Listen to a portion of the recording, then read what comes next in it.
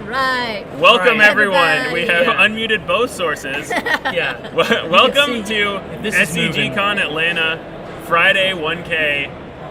This is very exciting. I am Jeff Creasy. I am here with the Courtney Blonde Sabine and Frank Hi, Myers. everybody. Hey guys. We just got the melee first round pairings, I believe. I So gotta I'm go going to then. get First round right? pairings are up. Frank So has I'm to go gonna play. Get the player 1 and 2's names in here real quick, and we will get started with some live play. Yeah. This is a field of around 80 people. 8 rounds, I believe, of Swiss, and then cut to top 8.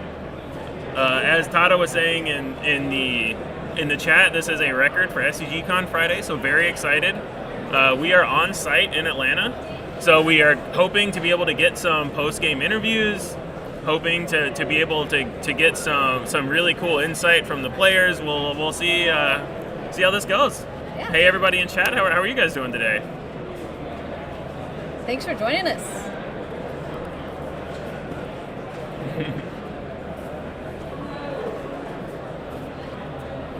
Thank So you, is this- Ian, for telling us how nice the jerseys are. So interesting. Okay, we've got is some that melee pairings. assigned to buy? Buys at the top. Yeah, Gotcha. buys on the top. All right, so we've got. I hope I got Trevor on the right side here. Is 1361 our table? I thought we were. Oh. Let me go check. Double checking, working out the round 1 kinks here.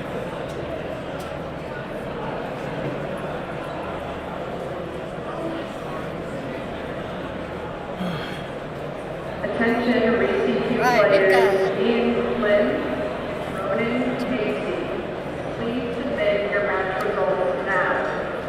Again, Here we are. Come on. Well, either way, we see we have a Ray. So is that Chris on there? It is Chris. Excellent. The Okay. Chris. So we know for round 1 of the players is Chris Schutz, aka Rodney Stubbs, a member of the Bothan competition team, known practitioner of Ray Tarkintown. So we're excited to get to see his round 1. Is it 93? It's SCHUTZ. So it must be on the next page. Yeah. Oh, okay, there we go. Yeah, there it is. Versus Chris Schutz versus Brandon Goldman. We know what Brandon's playing today. Not yet.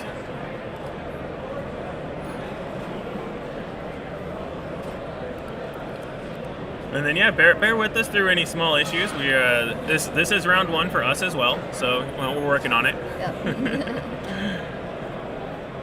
Charles Singleton. No, Brandon Goldman. Oh, yep, you got it. Thanks.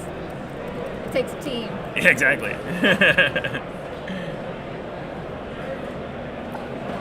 You know what they say, Rome wasn't built in 73 days. That's right. So. All right. All right, there we go. 0-0, and then. All right, we have Ray Tarkintown versus Quinlan Tarkintown. Now, I'm pretty excited about this matchup because I think we're going to see a lot of Quinlan Tarkintown this weekend. So, I'm really interested to see how this deck performs. I know that Loopy put out a video on his version, and there have been a few versions running around. So I think that this is going to be one of the more popular decks this whole weekend. So it's kind of nice to get it on stream round 1 and go ahead and see how it does. Yeah, Very true. Yeah. This Quinlan deck, Ray used to be the queen of discard, so to speak, where when you play against Ray, you know you're going to get pillaged, you know you're going to get force thrown. And Quinlan just takes that up a notch, where you also have Sparks in the main deck, so you have so much discard available with this Quinlan deck, and the math where you can do the math that you can do with Quinlan in terms of Plo Koons, in terms of Han unit ambush, is really messes up the matchups a lot more than you would think it would on paper when you play it and see, oh, you can ping off shields before you ambush. There's a lot of cool tricks that this Quinlan deck can do. So I'm pretty excited to see it round 1 and see how it does. I expect this to be the largest percentage meta share deck. We don't have those numbers yet, but Hopefully by round, sorry, back guys. Hopefully by round 2 or 3, we can have some more lists of the meta. yes. Just got out our pen and pad here so we can try to keep track of it here. Yes, I was going to do that as well, actually. I was supposed to do it before we started streaming, but you know, that would require foresight. Hey, we're up and running, so. Oh, yeah. Chat, feel free to let us know if for some reason our audio levels are off a little bit. We'll be happy to fix those. But we got KTOD Maddie in chat, too. Hey, a lot of that. KTOD repping in chat. That's cool. Love that. Thanks, guys, for joining us. And looks like they're still getting started, getting their opening hand set up. We're going over some rules. Yeah, yep. pre-game announcements before round one, so it'll be another minute. They're giving out the announcements right now. 67 players was the final word. There we go. 7 rounds of Swiss.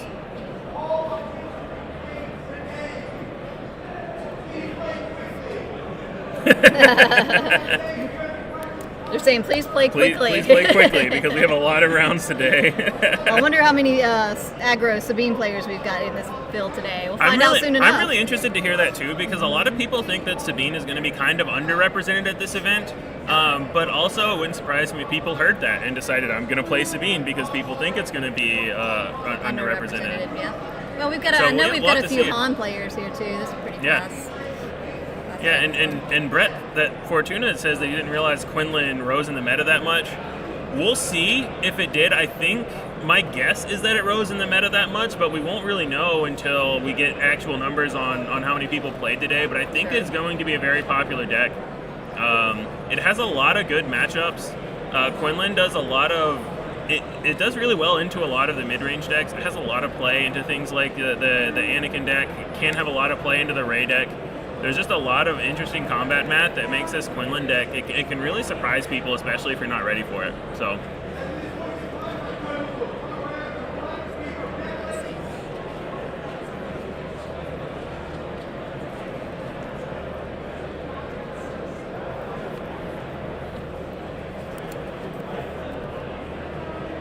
Excited to get into round one. I know. Let's get started. All the anticipation. Yeah, exactly. This big event right before the next set of PQ starts tomorrow. Yeah, exactly. So. PQ start tomorrow. Yeah. So I think a lot of people are using this kind of as their proving grounds. So I wouldn't be surprised if there are a lot of decks that people have tried to kind of keep under wraps, and this is the first time they're really gonna show them and really play their hand and see if the decks work in a big tournament. Yeah.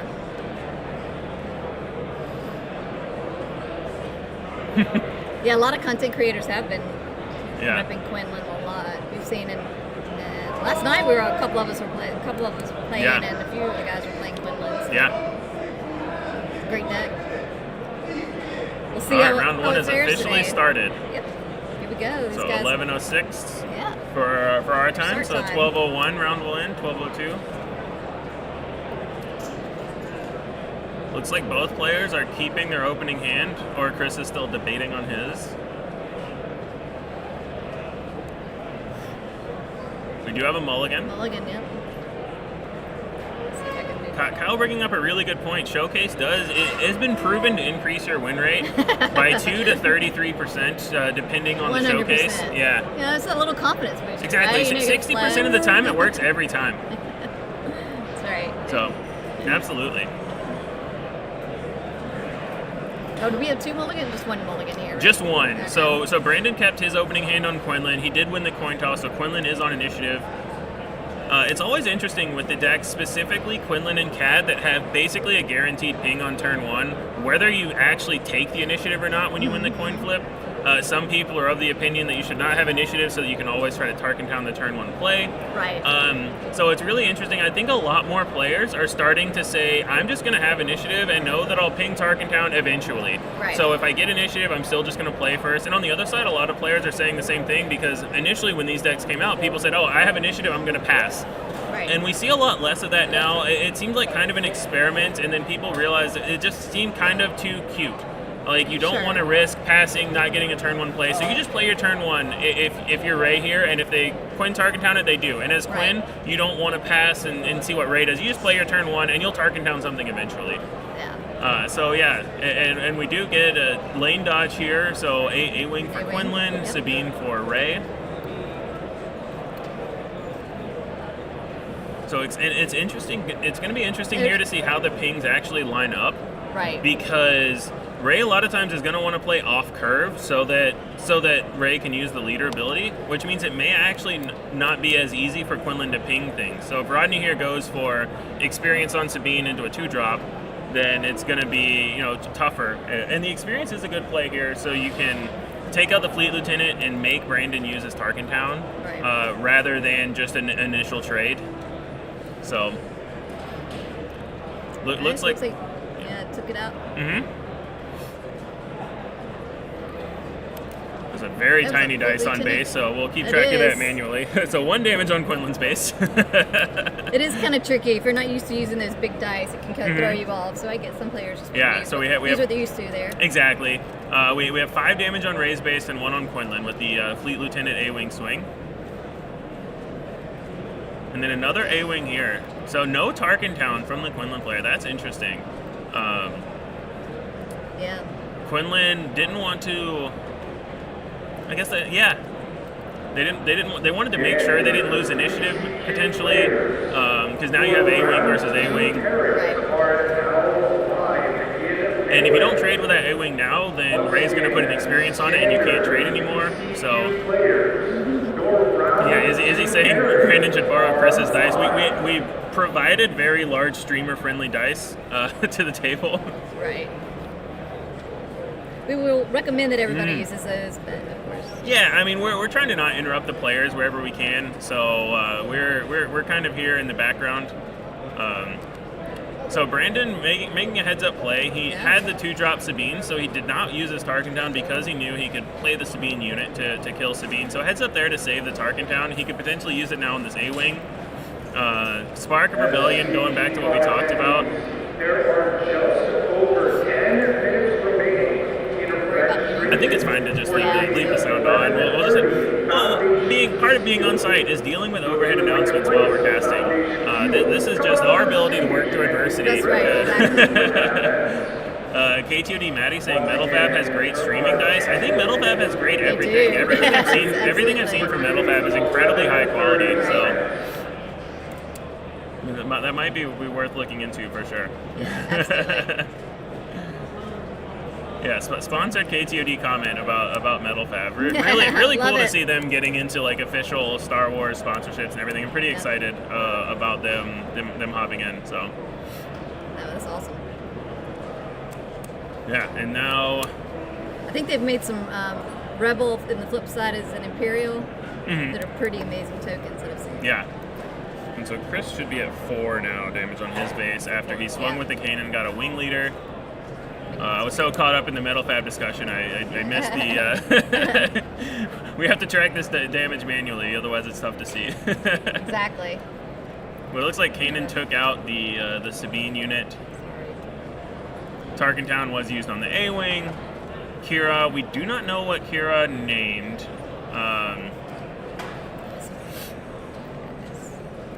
We can say it wasn't Yoda. Because Chris plays a Yoda. Well, force throw, discarding a takedown. So I believe that was Chris's last card in hand. So yeah, unfortunate there. It goes back to what we were saying. Spark into force throw is what this Quinlan deck wants to do. You leave the opponent top decking very early, and then you try to turn the corner with Quinlan. So I think Brandon here trying to decide if he wants to kill Sabine or go to base. He does kill the Sabine. Interesting, yeah. I think that's fair to do, especially against Rey, when Rey could buff up the Sabine, and then all of a sudden Quinlan and Kira can't take it out anymore. Since you've already used your Tarkintown, I think it makes sense to kill the Sabine, yeah. Yeah, to kill the Sabine there. Absolutely.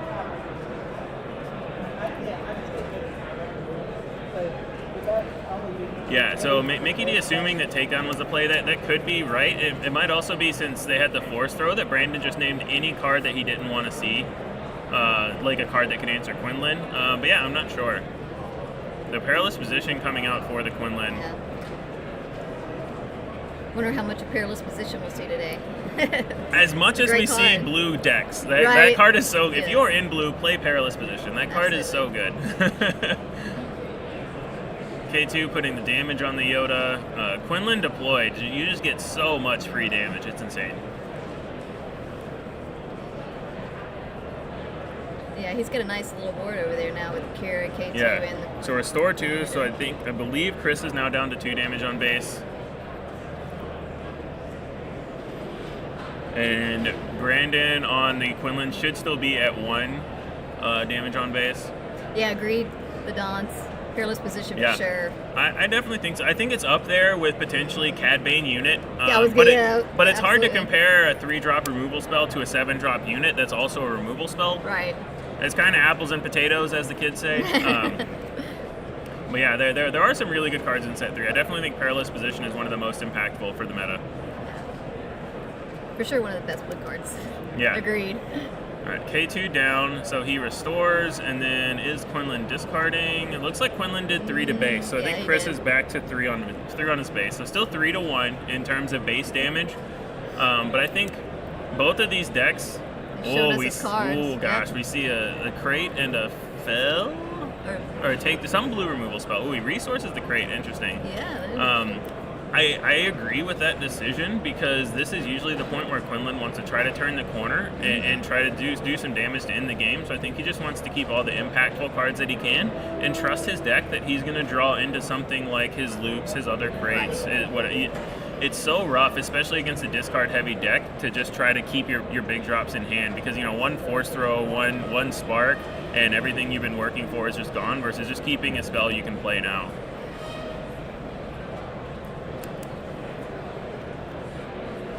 One thing we haven't seen yet from the Quinlan player is the 5-cost ambush. I may not have drawn it yet. Plo Koon. Plo Koon, yes. Sorry. Yeah. The name escaped me there for a minute, but yeah. Yeah, Plo Koon is really good, and it's interesting. I think Chris could make the read that there is no Plo Koon because Brandon is trading his units in first action. He's not trying to keep the coordinate on board. Right. Yeah, we'll have to see if Brandon has decided to play Jar Jar Binks out of aspect, as all the best players are. Yeah, that's spicy, yeah. Exactly. Because Jar Jar is actually a Force user, so you can put Jedi Lightsaber on him, get the -2/-2. It doesn't say it on the card, but you just have to convince your opponents that lore-wise that is what should happen. Right, so. that board state changed really quickly there, didn't it? It did. Everything removed, and then a Falcon dropped down. Right. So. Now we're at 7 resources, is that right? Yes. 4, 6, 7, yep. Yeah, 7 resources. Both players did go up to 7. Yeah, it definitely felt like Ray flipped and the board cleared. Yeah, Ray flipped. I think Quinlan also put a lot of work into clearing the board. The Cassian came out, made sure that Ray wasn't able to keep restoring 3, which is good. Like that, Quinlan cannot close the game out if Ray is just going to stay there. 3 more, so I believe Chris is up to 12 now. 12. Okay, 12. I can actually read that part. All right, so Chris is up to 12 damage on base. Plays another Yoda. Brandon is still at 1 damage on base. Another Kira. Ooh. Okay, so he named the Vanquish that's in hand. Yeah. It looked like he pointed at it, so I think he named it. Which I think is totally fair to name. Your leader's already down. That's the card that they have in hand. I don't see any reason why you would want to pick some random other card to name. Super worried about.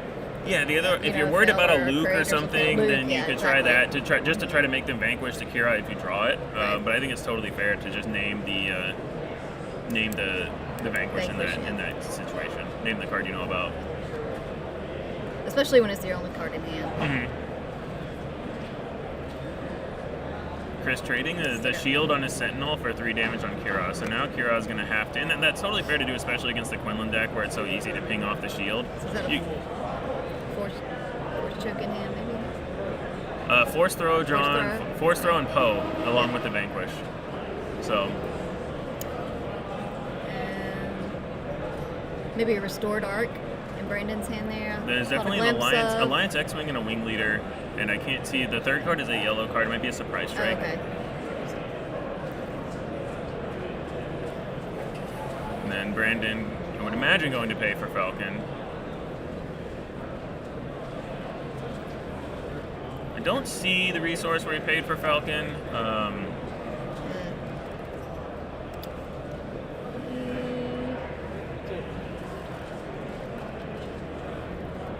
I didn't catch that. I'm not 100% on that, so I didn't say for sure.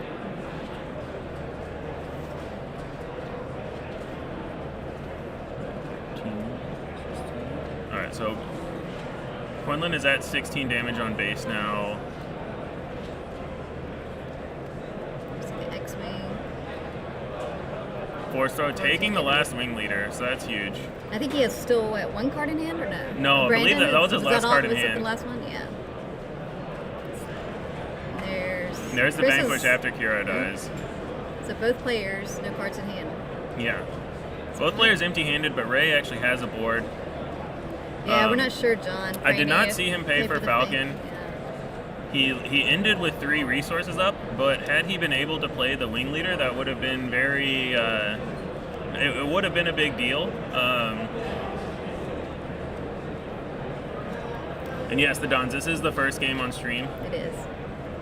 And we do have the giant dice for them, but we can't make them play them. So, but hopefully we can persuade some.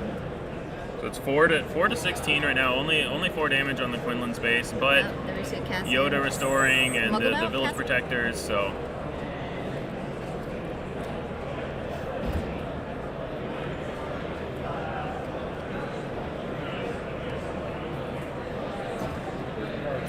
Definitely feels like Chris Quinlan is deciding what to ping with the Cassian. Pings the Yoda, so 1 health remaining on the Yoda, since it does have the XP from Rey.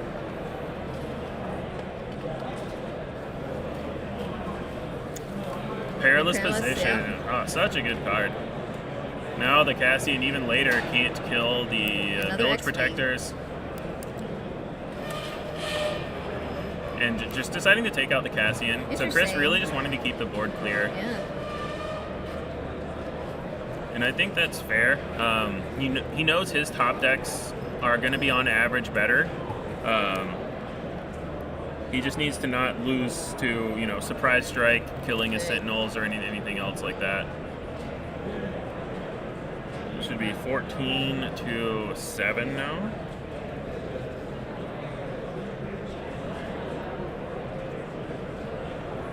We see another spark drawn for Kira. So that can be the key at a key moment. If you think they might have a Luke, you just have to see what he drew. If this was the turn that he top decked something, 2 pose and a redemption. That is interesting. That is not what Brandon wants to see right now. Yeah, it's looking pretty good for Chris here, but yeah, he takes the redemption, just wanting to. I mean, you might as well, right? Yeah, now there's 2 pose, so definitely can't play both of them right now. Yeah. And there's another restore 2, so Chris is down to 12 on base. And then Brandon is up to 10. R2 played, not exactly what you want to see, but it does help filter to the cards you want to see, so not the end of the world.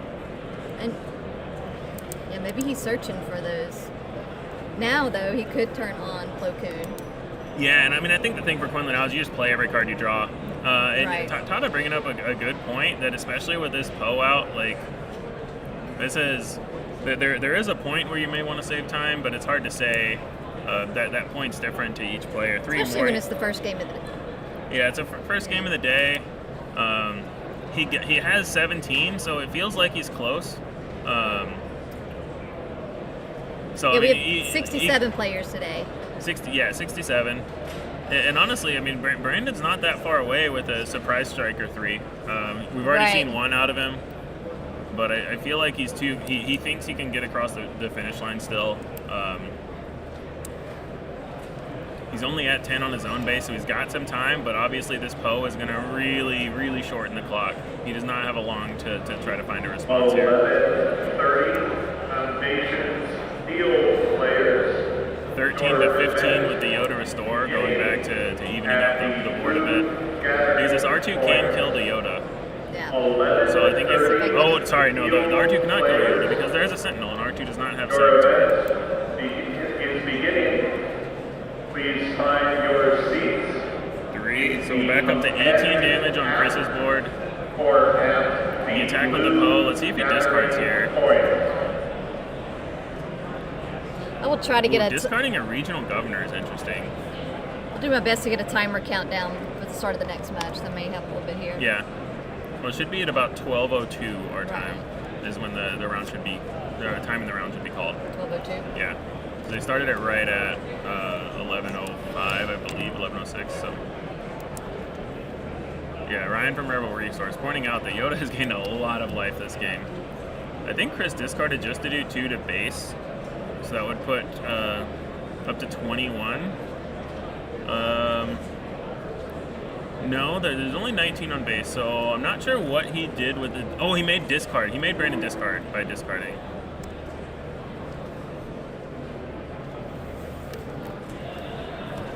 And then I will be right back. Sure.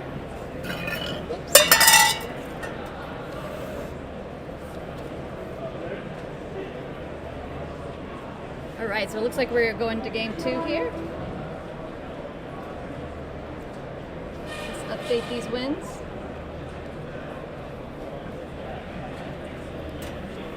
All right, I'm back.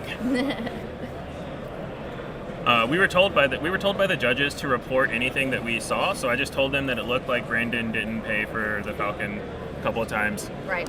Everything else, anything that they want to do with that is up to them. We are just trying to do as the judges told us and report anything that we've seen that looks like it may have been a mistrigger or a rules violation. So, yeah, JLo, we did. That was what I just went and did. And I'm not saying anything to the players. I'm just talking to the judges, and if the judge wants to, whatever the judge wants to do with that information, they can do. It's up to them. Yeah, we're trying to be unobtrusive and follow their guidelines with what they wanted us to say. Yeah, absolutely. But it looks like they're about to go into game 2.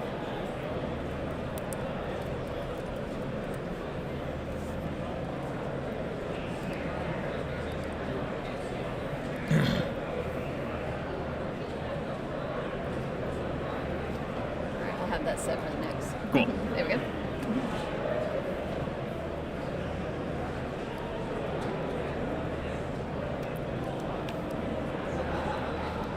Josh Doe wondering what the 1K in a 1K tournament means. That usually refers to the total amount of the prize pool that's usually split between the top 8 players.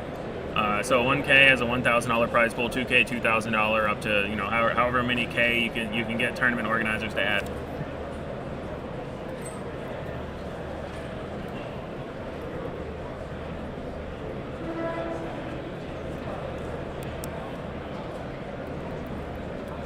So it's definitely more players signed up today than we expected. Yeah, I'm really curious how big tomorrow's event's going to be. I know there are more people coming in today, so it's pretty exciting to see these big events. And then X the Flash asking if I'm playing Anakin today. I am not. I am here to give you guys gameplay today. We're super thankful for that. Yeah, my drastically subpar gameplay will be on display tomorrow and Sunday. I haven't decided exactly what I'm going to play. I have a couple of Anakin decks. I brought a Palpatine deck. We'll see what I end up playing. But this round is about Chris versus Brandon, and they're about to get started into game 2. Chris won game 1. Yep. Oh, I didn't update. My bad. Yeah, we'll update the score now.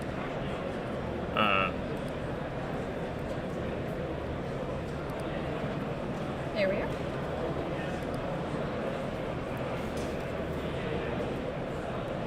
And Unlimited, we are not streaming all weekend. We are streaming only today. McClunky Gaming should be streaming the 2K tomorrow. I don't know who they have lined up for casters, but McClunky is streaming the 2K tomorrow, and I don't think there's currently going to be a stream for the Sunday 1K. We wanted to make sure to get the Friday one out because it's the day before PQ start. There's no other tournaments going on today, so I think Loopy is going to be streaming the Chicago PQ also tomorrow. So there'll be a lot of content. Yeah, there'll be a lot of streams tomorrow. We wanted to make sure there was something going out today as well. So, and we're already into game 2. So we have our R2 plus XP versus an A-Wing. So lane dodging again. Quinlan not able to ping on turn 1 again.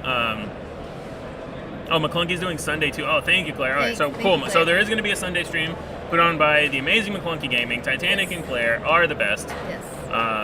So yeah, so look forward to streams all 3 days. So that's exciting. I believe those will both be on Twitch. They may be on Twitch and YouTube now, but for sure on Twitch. Yeah. We could probably find out here in a little bit. Make sure, send out the link for everybody. Make sure you go ahead and subscribe and hit their notifications so you can get notifications when they go live tomorrow. So 5 more, and the second XP on R2. The R2 becoming a 3/6 is just so good in this Ray deck. Just taking out Fleet Lieutenant, and then you have to Tarkintown the R2. Yeah. So, crazy.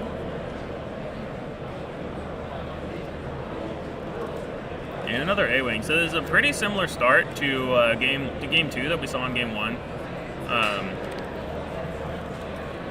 We'll see what goes different here. Once again, we see no Tarkintown on the R2. So interesting decisions.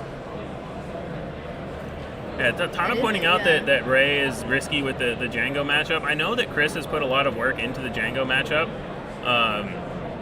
And I think he feels like it's not terrible like it is. But also Chris is just very adept with this deck. And if we get an interview with him, it's one of the questions we can ask him how he feels about the Jango matchup. So that's exciting. Absolutely. There may not be time after this match. Yeah. We'll see how this one goes, right? For sure. So we see again the A-Wing of Chris able to take out Brandon's A-Wing. It's the same thing that happened in game 1. Then he Tarkintowns the R2.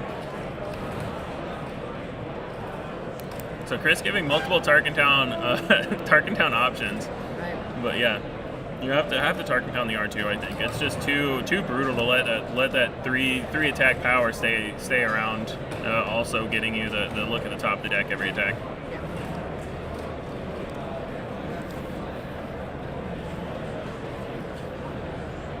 Oh, force throw with the Yoda out. This is critical here because if Brandon is able to discard a 1 cost, and then he can claim initiative, and his A-Wing can still kill Chris's A-Wing without dying.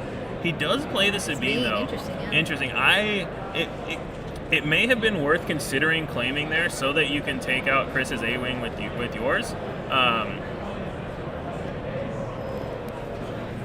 And yeah, Tata pointing out that it's possible that Brandon is not experienced. This is round 1, where the first table is a nebulous concept for round 1. Right. And we don't know how much he's played on camera. Exactly. Yeah, and that's a big thing too. A lot of people can get really nervous playing on camera, and a lot of the things are kind of more intermediate concepts that you don't think about if you're newer to SWU. About I have this card. What if I don't play this card? What if I claim initiative so that I can get a better trade versus letting my opponent get in a good trade? Sure, and also people are playing newer decks that they haven't had as many reps on. For sure, yeah, that's another aspect too. A lot of newer decks. But yeah, he might have wanted to get the Sabine down because he says, I have a 3-drop to be able to ping Yoda, so I want to try to kill Yoda, force Chris to use his Rey action early. Those could have been the thoughts going through his head. Sure. Hard to say. I'm interested where he sends his attack. Okay, so he does send the attack into Yoda. I think that's fair because this Yoda can be a beating if it gets going.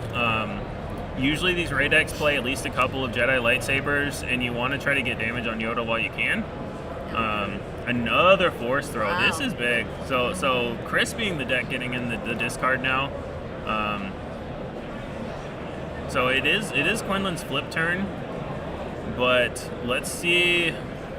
Wow, another 3-drop. So he still gets to kill the Yoda, but Chris still got off the force throw to kill the Sabine first. Yeah. So still really solid actions there, and the takedown for the Falcon. So that the Chris having takedown makes a lot more sense because another option he could have done was put an experience on Yoda so he doesn't die to the Quinlan ping. Exactly. But knowing that he probably wants to play takedown this turn, he didn't want to spend the resource to put the XP on Yoda. So we just got the Yoda value by playing the force throw instead of by attacking. His base is only at 10 damage, I believe, so he wasn't too worried about getting the restore trigger in. He was more worried about getting the force throw value. It's hard to see Brandon's. Can you tell over there? Brandon has no damage on his base right now. No damage? Okay. Yeah, Chris has been only clearing units so far. Right. Tempting to not kick our setup too much. And we will have some players on after matches when there's time and then around. I kick the setup. We've already talked to everybody, so hopefully we will have some player interviews between rounds. Yeah, that's the goal. It's one of the benefits of trying to do the live stream is to see how many players we can get in to talk about their decks and their decisions. Restored Arc in space for Chris. Brandon's got a much better ground presence this game than he had last game. So yeah, for sure. it feels like he's in a slightly better spot, but I think that Ray just has so many tools in this matchup between being able to pump up the small guys out of the Quinlan range, and yeah, the force throws were so good for Chris in this game too, as Gandor's pointing out in chat. They really helped. They really helped stabilize. Yeah.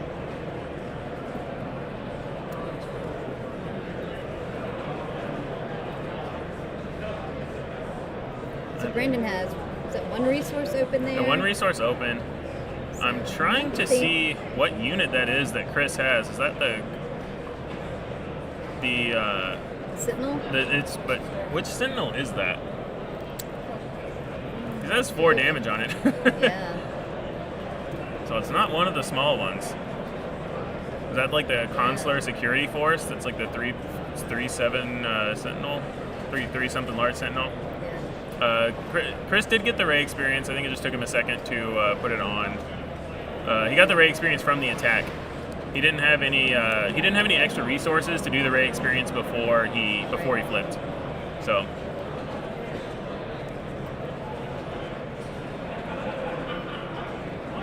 The 2-6 Sentinel. Thank you guys. Yeah, okay. So it's 2-6 Sentinel. That makes a lot of sense because Ray can still give it an XP. So yeah. The 2-6 Sentinel. Yes. Brandon with initiative here. Yeah. So Brandon has initiative. Chris still has a Sentinel out and still has a Ray going. I mean, it's possible that this K2 and this Quinlan put in work. Quinlan only has a couple of hit points left. But if Brandon has something like a Plo Koon would be okay here, but I would expect a K2 to attack first because you want to clear the Sentinel and then try to Plo Koon into Ray.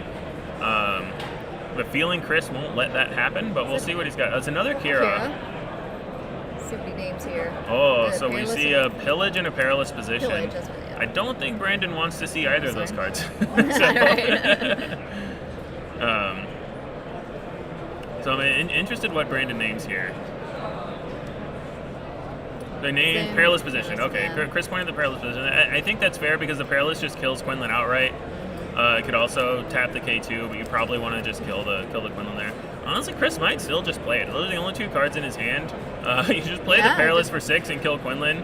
Honestly, I don't mind either play. Like, I think tapping down the K2 has a lot of merit here too because K2 kills the 2-6 Sentinel so easily.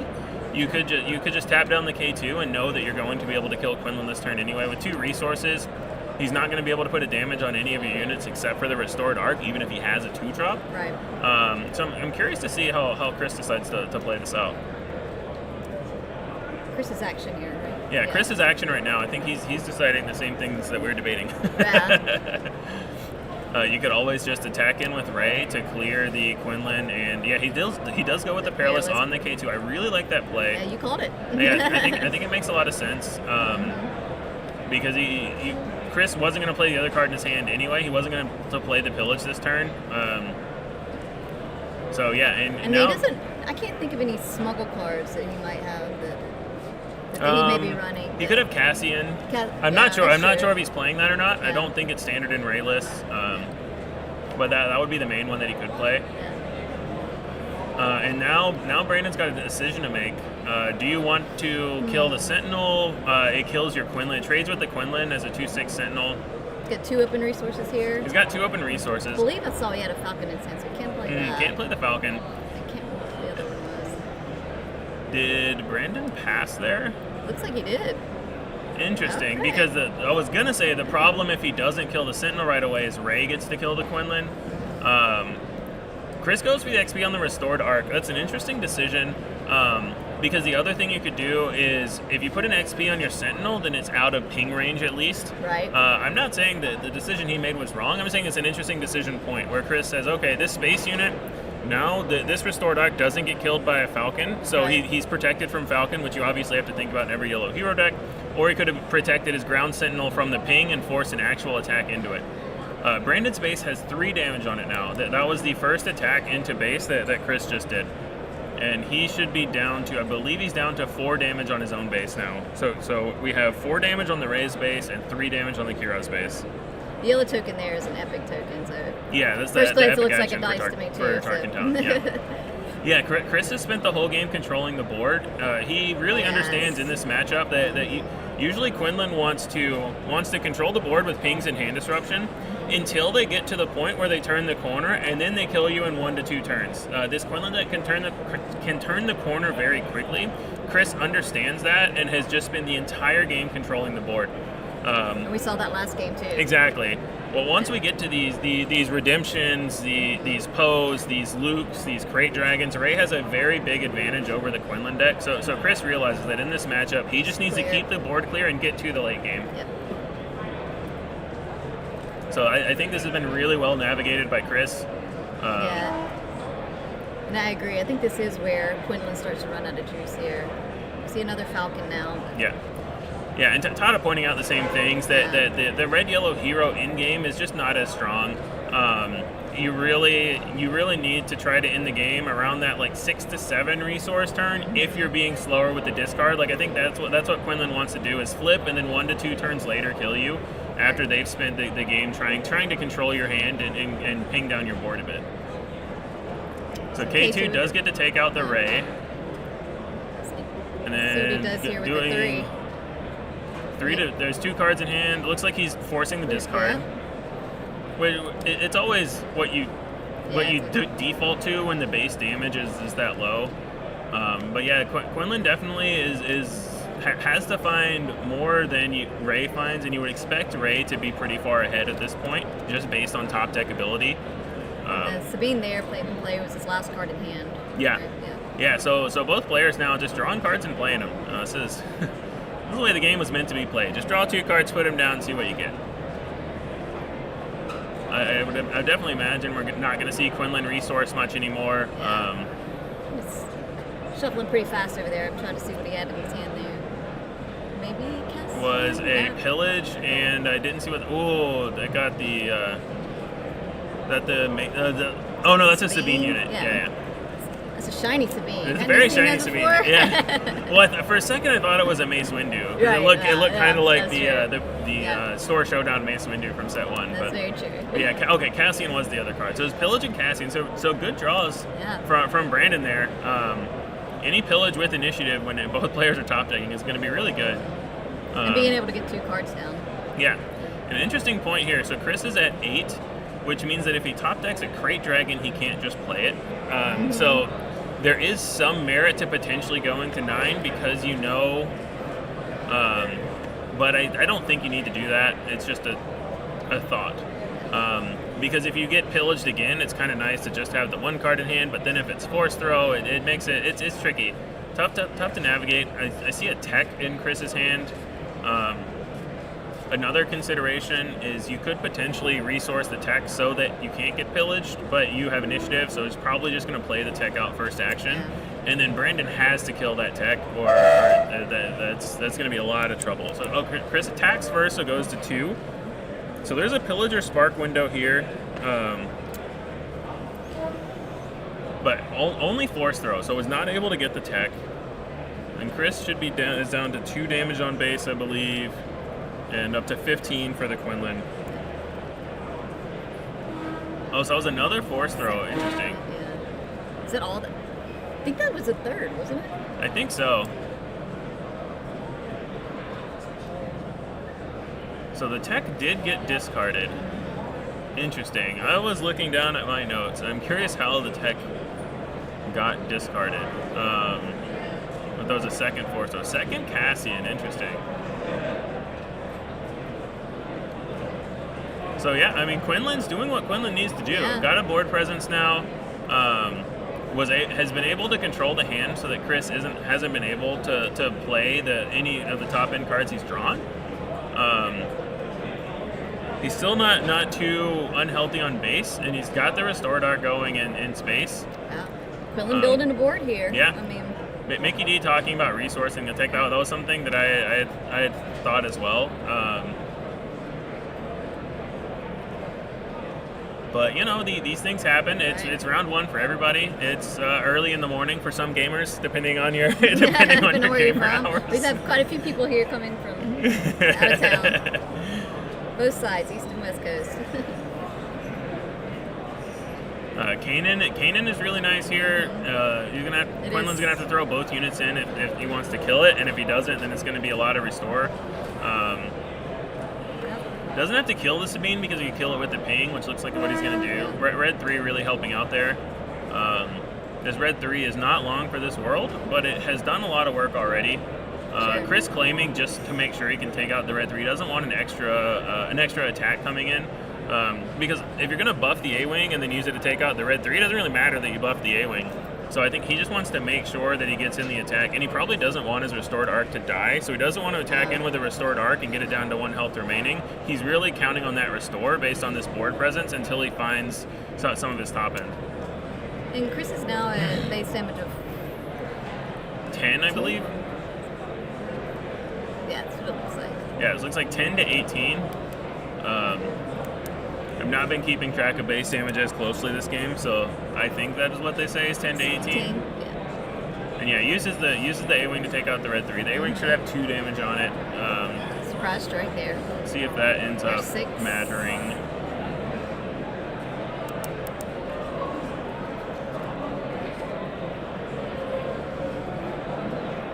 So he's at 16. Okay, so he does still have a tech to smuggle out. 16, 18. And then he gets his smuggled resource. Yeah, 2 damage should be on the A-Wing for sure. Can you tell him? Yeah. Courtney's just gonna go run tell him real quick. It is relevant for the Quinlan pings, and we're just sort of trying to make sure the board state gets correct. We'll see. It may. You tell him. All right, cool. Judge there. All right, cool. Yeah. It may affect where he wanted to put that Quinlan ping if the A-Wing only had 1 damage left. That's the only action they've taken, so.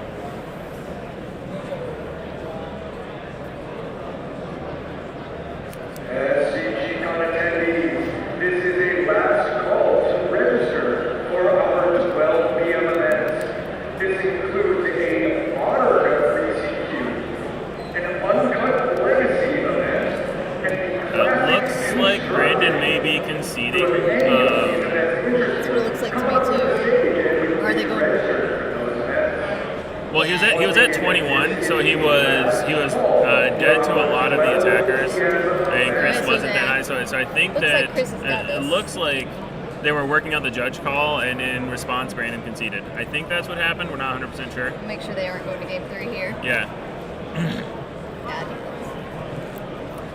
Yeah, so we're pretty sure that's the end of game 2. We're double checking now.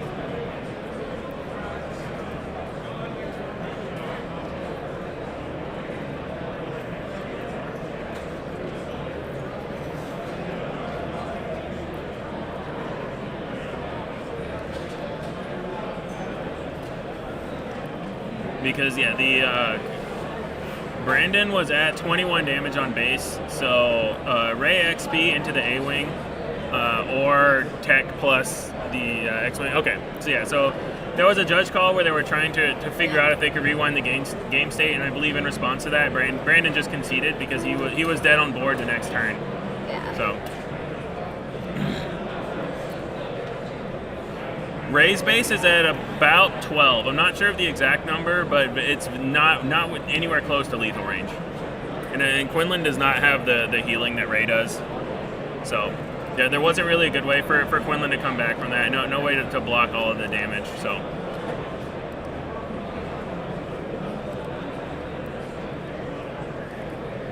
All right, so Chris on Red Ray here. Yeah. And yeah, Taking the Winston's first one? saying that the Quinlan ping could have killed the A-Wing, and but then he's still dead to the restored arc plus the tech. He couldn't kill both of them.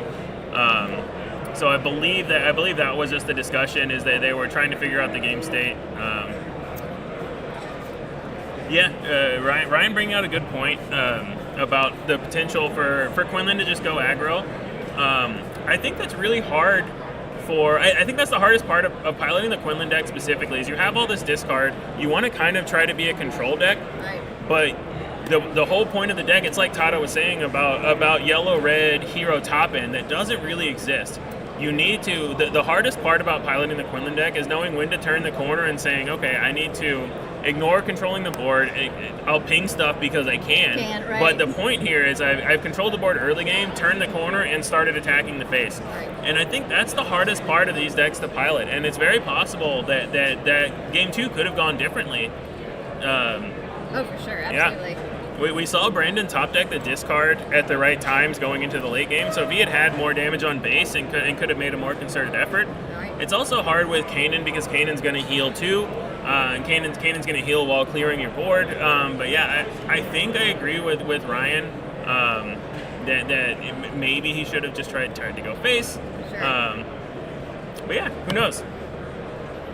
Oh wow, is that the Bucketheads in chat? Oh my Wait, goodness. What? We've got so many great people in chat. Thanks everybody for joining us. Yeah, thanks for showing up, Absolutely. everybody. Make sure to throw a like and subscribe to the Blonde Sabine YouTube channel. Yeah. We're trying to put out more content like this. We've got Frank here. Frank, what were you playing against today? We're trying to get a feel of the meta here today. That was one of the hardest matches I've ever played. Really? It's Sal the Gamer. Fantastic. Everybody should know nice. Sal. Yeah. He hangs out Sal on the our Gamer server. pal, yeah. He hangs out on the streams. Right. He's playing a fantastic Kira 30. Oh, nice. 30 green. He's not ACL. I snuck it out 2-1 on a top deck 4 cause. I'm playing my green Sabine Nice. today. I'm playing a quick green Sabine so I can come help you all with the stream. Oh, we appreciate Except it. for Kira 30. Yeah, that was. He won game 1. I was like, look at a submarine today. But there's so many of our friends here that it's going to be hard for us not to be So playing many. teammates and friends all day Oh, long. absolutely, for How'd sure. the first match go on stream? Chris got it 2-0. It was a Yeah, great matchup, it was a good match. He played really well against Here, Quinlan. have a seat for a second. No, I gotta go to the bathroom. Oh, okay, my bad. Yeah. Sorry, chat. I gotta go to the bathroom. I gotta take a bio. Just making sure. All right, Okay. I'll be back. Bye. But he did win, though. That's good. Yeah. Yep. Let us know if you get a feel for the meta and report back to It's us. a lot of control and a lot of blue-red hero. Interesting. like- A lot of control, a lot of blue-red hero. I didn't even see another. I didn't see another Sabine anywhere walking around. Oh, interesting. I might have missed it. Yeah. Okay. And then things will change tomorrow, right? Yeah. Everybody brought 3 decks. Yeah. So, yeah, we'll see. We're waiting to see if we get a winner's interview. Yes, we've got Chris on With- standing by to see if we can get Chris to interview real quick. The one, Yeah. the only. Come interview. Yeah. Chris Interview. Schutz, Chris Rodney Schutz. Stubbs is Yeah. here to join us after his amazing round 1 win with Make Ray sure you- Tarkintown against Quinlan Talk Tarkintown. about Howdy. his Patreon is great. Make sure you talk about Yeah. Oh, yeah, So Chris, how you doing? How you feeling about your deck after that round 1 win? It felt good. I was really nervous being on cam for round 1. I mainly just wanted to make sure I didn't make too many mistakes. I did make one really brutal mistake in game 2, where I had Yoda and a tech in my hand. Yeah. And I should have just resourced it. There's like no reason why I shouldn't have resourced tech there. Yeah. And like literally, there's no reason. And We may have discussed that point, yes. yeah, I figured I was gonna get roasted. So when he drops the second Forcer, I was like, I deserve that. Man. I deserve that.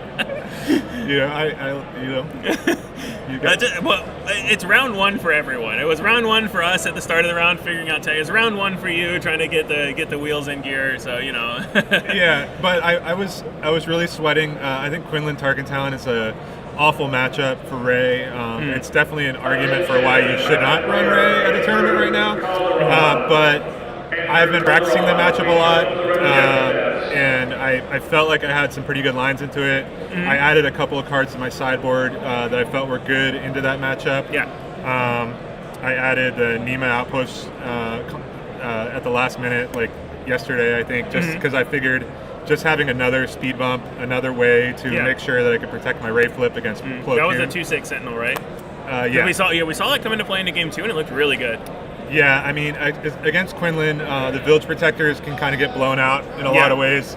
For sure. They're not really that effective either through Sabine unit or through just getting their shield pinged off, and then they just absolutely. They come in and they have like guys with like 6 health that go in them. They still have 4 health left. You can't Tarkintown them, so it's not really great. So at least with the 2/6, which can be a 3/7, it's a little sturdier. It's more likely to let me do 2 actions because I want to be able to play on my flip turn. I want to be able to play a Sentinel, and then I still need to flip and then still need to attack. So if I'm just playing a Sentinel that just dies in one action, it doesn't really do anything for me. It's doesn't save my board state at all.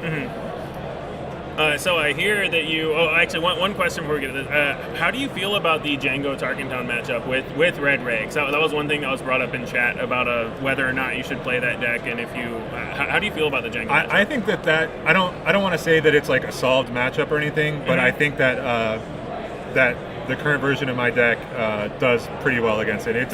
I think it does like a little bit better than 50-50, arguably. I mean, unlike other decks, like I have like, you know, a ton of turn 1 and 2 space units. Yeah. And like, Conquered Dawn dies to P38, but like, the P38 still has to like use its death trigger to kill the Conquered Dawn, and it can't, so that it means it's not pinging something else. So even though it's just trading 1 for 1, it's like, okay, I'm trading my 3-drop for your 3-drop, and you're not like pinging my Yoda or Kanan or Luke or whatever. So and then if I do have an opportunity to buff it, I can buff it up to a 3/6 that can stop that can trade with a Ruthless Raider. Buff's Concord Dawn is very impressive, that's for sure. The other main thing that I added that I think really helps that matchup is Regional Governor.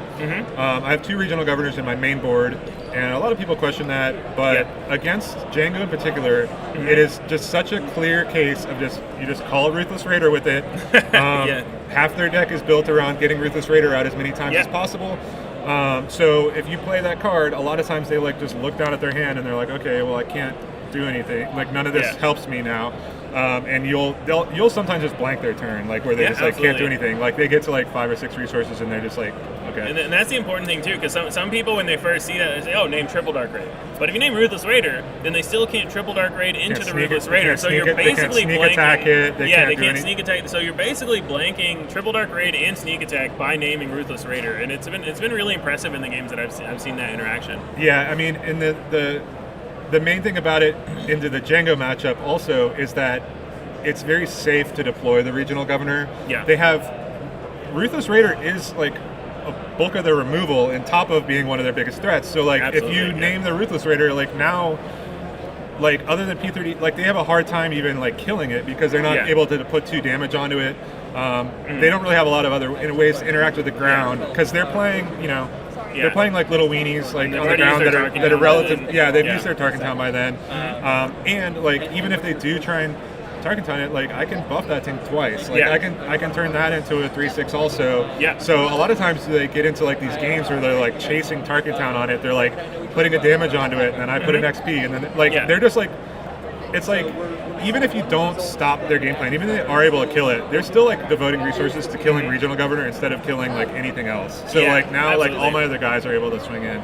And then Chris, if someone wanted to learn all these tricks that you're talking about with Raid Tarkintown and get more than just a quick interview with you, how would they go about doing that? Well, I do have a Patreon where we talk about this deck primarily, but we do talk about some other decks. But that's a good source. We have a private Discord where we are like every day like hammering away at this deck, trying to like find like any edge because it does have some pretty like not like really tough matchups, but it has like a lot of 50-50 matchups where you need knowledge, like you need reps to be able to get good at this deck. Like you cannot just pick up this deck. If you pick up this deck and go to locals without like knowing the lines, you will get smoked. So in there, I'm also posting daily gameplay every single day. All the changes I'm making, like you will see like see that process. And how would they find that Patreon? It's patreon.com/Chris Schutz, I believe. You know, we can type it in chat or something like that. But if you also on YouTube, it's at Chris Schutz on YouTube. So you can find it through there. Excellent. But any other mistakes you saw that I made other than the tech? That was the only one that I noticed. There were some that they weren't mistakes. I think that they were showing your experience with the deck, where you had decisions about which unit to put an XP on, or which things like that, or put an XP versus play like a different card from your hand. I think that there were a lot of scenarios like that. I'm sure that people were wondering why I wasn't playing Poe Dameron out, like when I had like 2 Poes in my hand. Yeah, that was like one where I was like, I didn't really see an advantage. Like, yeah, I could have put pressure, but I did need to focus more on like just healing right there. And I thought that was more important, was to get restore on the board and to just like get to a stabilization point. Because if I played Poe out at the time, I think he had like 2 or 3 threats. Yeah. And I thought it was more important to stabilize. Yeah, absolutely. And those, I'm not saying they're mistakes. I'm saying they're interesting turning points, where they're interesting decision points where, you know, players at different skill levels, different experience levels with a deck could have made a different play, and it could have made the entire game turn out differently. So it was more of pointing out that there were a lot of interesting decision points in that game that I thought were navigated very well. Yeah, it was an interesting game. It's like a very tough matchup because they have so much smuggle.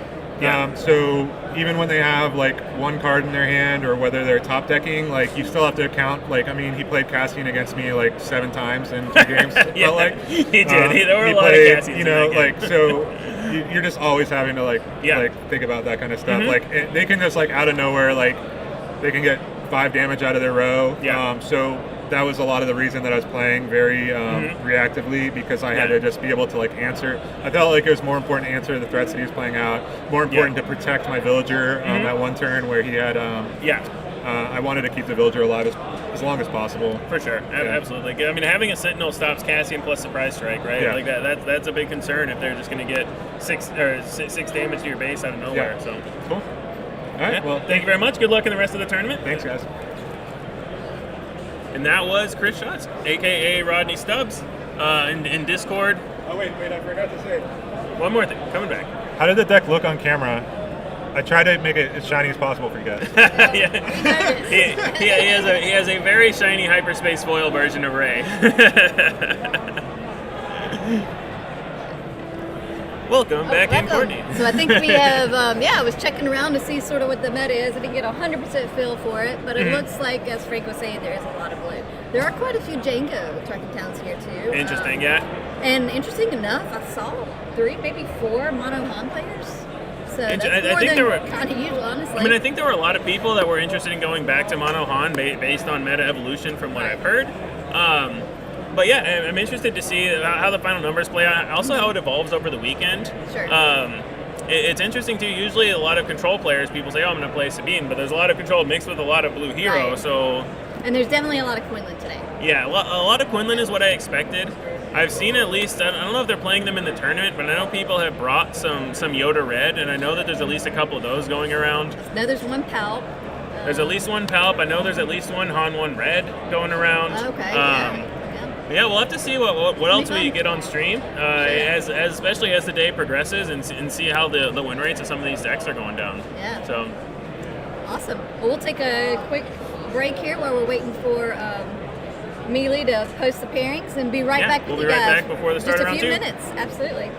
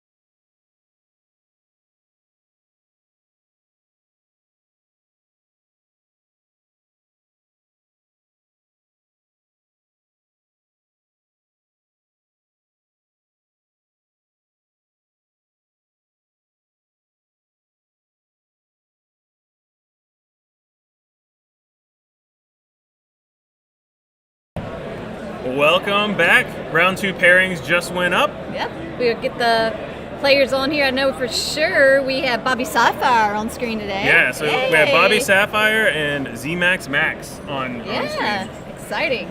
Oh, thank you very much. You're streaming the event? So I'm Max. I'm hey, Max. one of them on the next one. Okay. I'm very new, so just. Excellent. Hey, excellent. Good luck. Thanks for the heads up. Yeah. We'll make sure the YouTube comments are kind. Yeah, always, for sure. Thank you for being on camera. So Bobby Sapphire's opponent Max just informed us that he is very new to Star Wars Unlimited and asking everyone to be kind to him being on stream.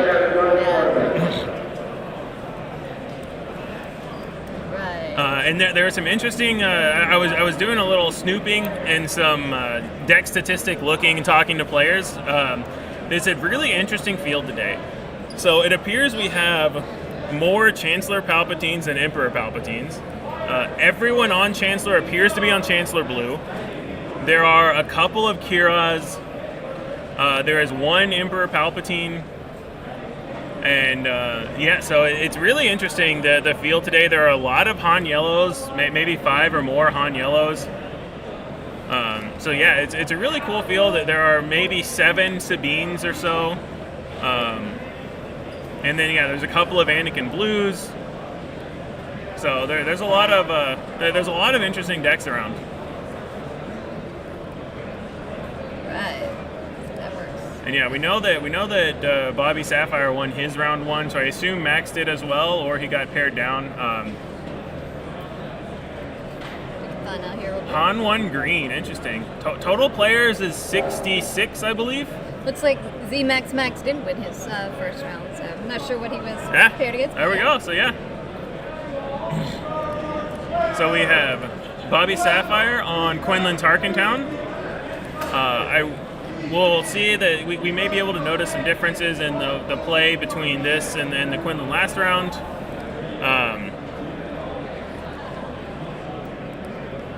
Round 2. So yeah, and new from another TCG is probably accurate, I would guess. But we'll see. He just wanted to make sure that all the YouTube comments were kind. Yeah, And I think it's the first time ever on screen too. Yeah, you just picked up a new game, and all of a sudden you're on stream Hey, we're against happy to against KTOD Bobby Sapphire. So. What luck. That's awesome.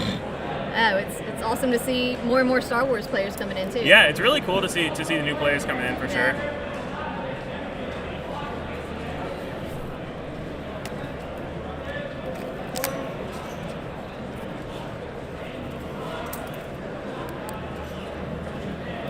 Did you need a water bottle, Jeff? Oh no, I got some. my Okay. water right here. I'm All good right, to go. Thank you very much. Absolutely. Okay, I have to say that Yoda mat is absolutely my favorite play mat. That is a really cool Unlimited mat, has yeah. come out yet. I love it. It's so pretty. Also, I'm ready shout for out the, to the for the card backs. yeah, the card backs we get. Also, shout out to the KTOD mat. I haven't seen that mat before. That absolutely. looks really nice. I really like the look of that mat. That's nice. Very nice. And then let's see what we've got here. That looks like a surprise strike heavy hand, unless I'm misreading what that card is. A couple of attacks, a red 3. Oh, Akira, sorry. Akira, red 3, a waylay. So Bobby is Zero's keeping. looking funny there. Real quick. Yeah, I got an O and a 0, I think.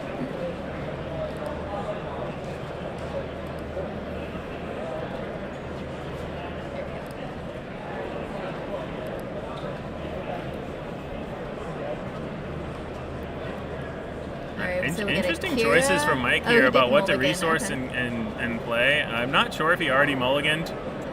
It's a surprise strike there. Both surprise strikes. Yeah, I think 2 surprise strikes, keeping the waylay. I don't see. Okay, so he has the L3 for the turn 1 play. Okay. I love that as a turn 1 play. I've It's been really nice, yeah. Debating on whether to put that in my Blonde Sabine deck, actually. Going back and forth. It's a very versatile card because there's a lot of Tarkintown decks around and it's got the shield. Yep. But the other thing is there's a lot of Cad Bane units around. Right. And so the quote-unquote flavor text of rescuing a unit can be turned on in the late game. So the Sure. fact that he's smuggled, he's not just a dead draw. You can always resource him in the mid game, and if someone plays a Cad Bane late game, bam, hey, I Yeah. rescued my guy. Yeah. So I think the L3 is a really, really cool card right now. Yeah. We see him going up against his droid compatriot and R2-D2. So, yeah, make you thinking that maybe Bobby should have kept a surprise. I think those resource decisions were really tough. That was super tough. He had a lot of the cards in there that you really wanted to keep. You have to keep your turn 1 and 2 play. Kira, I think, is also really good in this matchup because and also remember it's Han green, not Han yellow, so you're not worried about getting tech or getting DJ'd at 7 without a tech out. So there's a lot more. It's a little bit of a different matchup than against your standard mono yellow Hans.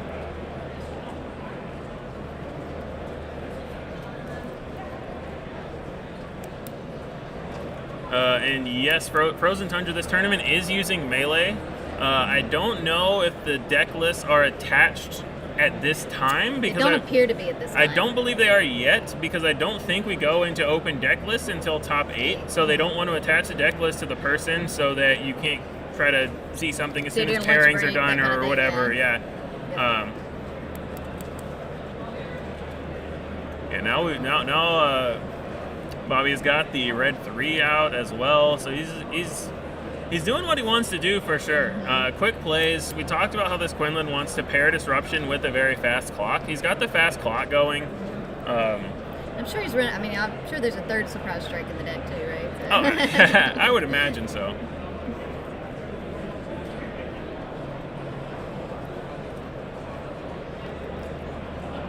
Let's see. Going into this turn, we see the Delphi patrol craft with initiative there, but the K2 still has a shield, or the L2 still has a shield. So, yeah, Ian talking about how melee doesn't have deck list registration. There was a really good video with Loopy and the people from Melee with Brad Nelson. That was a great video. Talking about the Melee late night adaptations that they're going to have in works, and so that's one of the things that they're working on, but they don't have yet. Yeah. We have Han activation to go up to 6. Yeah, I don't know if they mentioned it in the video too, but it'd be great on the Melee app if anybody happens to hear this to add the round countdown timer on it too. Yes. Oh, was that a Marauder in hand? I thought it was the Adelphi. Oh, I think that is a Marauder. You're right. Yeah. It is. So okay. So extra ramp, but Palp is already going to be able to flip now with Bobby on 4. So Palp Green doing Palp Green things with ramping even harder than, Han Green ramping even harder than Han normally can. Your pairings are now available on Melee and are making their way to the pairing board. Please find your seats. That's a good question, Eric. We're not sure if they have deck lists for the Magic and Flesh and Blood and Lorcana that are playing, but we can ask them between rounds. It's definitely a good showing here today. This convention hall is full. So tomorrow should definitely it'll be packed. Man, it's great. It's crazy to be on 7 resources when your opponent's on 4. That's the ultimate ramp right there. Ooh, and a Han unit in hand. I like this attack. I think you don't need to worry about the shield on the L2 right now. You just want to see if Bobby plays some kind of a K2 or some kind of 4-drop that you can ambush your Han into. Kira's a really good one though, because now you're not gonna Han unit in anything this turn. So what do you name here? You have to name the Han unit, I think. He could name the Marauder, but I feel I think you name the Han unit, and then you just give up the Marauder's going to hit your red 3. Sure. Which is what I assume is going to happen. We'll have to see. It's like he's still maybe thinking it. He's writing it down. Yeah, he's writing it down. So he called the Han unit. You can tell Max turned it upside down. Another sign that Max comes from other card games. So I have a feeling that Max is just getting a feel for specifically Star Wars Unlimited. He did come by and tell us that he's new. Yeah, he's been playing well. Yeah. He seems to understand what his deck wants to do, which is ramp early, keep ramping, and get a Han flip early. So yeah, Marauder into red 3. And then we'll have to see. I wouldn't be surprised if this R2 may attack into Kira so that Han can kill him with an attack next turn. Because you want to unlock your Han unit as quick, especially for Quinlan's flip turn. Han can't kill Quinlan in one attack, but still you want to be able to have the threat of that Han unit out there that Bobby just has to constantly think about. Yeah, and he did Tarkintown. Bobby did Tarkintown the Marauder. So much worse play than if he had been able to play the Han. So that Kira was really good. And a lot of it goes back to those turn 1 resource decisions. We were talking about, should he have had a surprise strike? If he'd had a surprise strike, he could have had the L3 kill Han with the red 3 out. Right. But what he had instead was a Kira. So what he did instead was, you can't play your Han unit. So I think it goes to show that these complex decisions, they both have really valid points. Yeah, absolutely.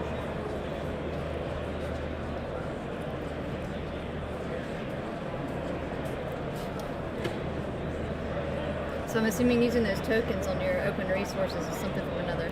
Well, so that's the Han reminder, because he used Han activation and the attack. So now it's a reminder that he has to destroy 2 resources after he puts his down. Gotcha. And if you're, especially if you're new That's to great Han, you're right. I was gonna say. If you have not played much Han, I highly recommend using those reminders, because it's hard to remember. Oh, I destroyed 1, and you need to destroy 2, whatever, and it really makes sure that you actually play the game correctly. So Sure. very, very, very helpful.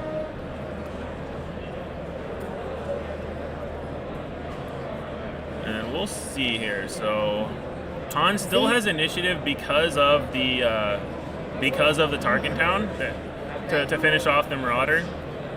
I like starting the attack with Han, because then you don't have to worry about any kind of Plo Koon or anything killing your Han, and you get back up to 7 resources. So I would not be surprised to see just Han into Kira here. Yeah, that's what he does. Because Bobby still needs something else, whether it's a ping or some damage, to kill the Han. Han should now have 3 damage on him.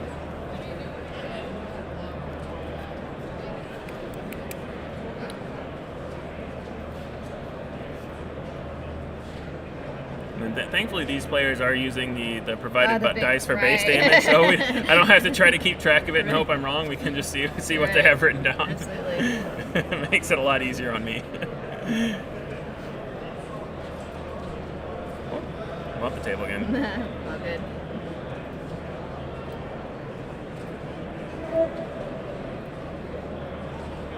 Oh, interesting. Killing the R2. Do you want to run over there real quick and just tell him to put 3 damage on Han? Yep, absolutely. Thank you. Just make sure that the damage gets marked onto Han.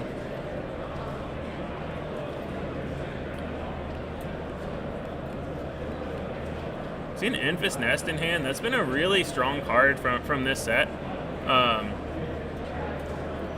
Dude, it's really impactful to be able to bounce a lot of things. That's what we'll see. Okay.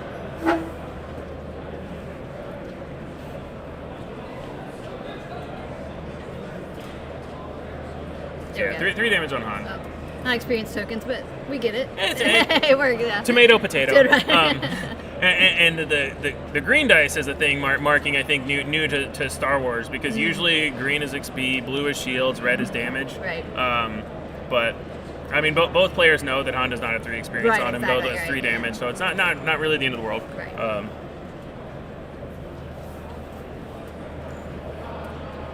Yeah, Enfys definitely feels good in this matchup. Yeah, it seems.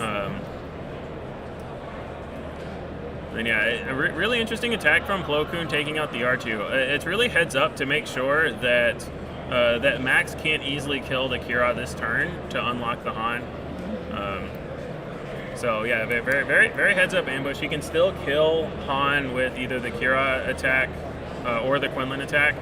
Looks like Max is claiming and Bobby's just going to base. And I think that this goes back to what we were talking about the last round that we saw Quinlan, where Quinlan against Ray spent so much time controlling the board, and then Ray just killed him with late game. You have to reach a point with this deck where you just turn the corner and go face. He knows that his Kira can die this turn, and that's just going to happen. So I think he's at the point where he's saying, okay, I'm at base race time.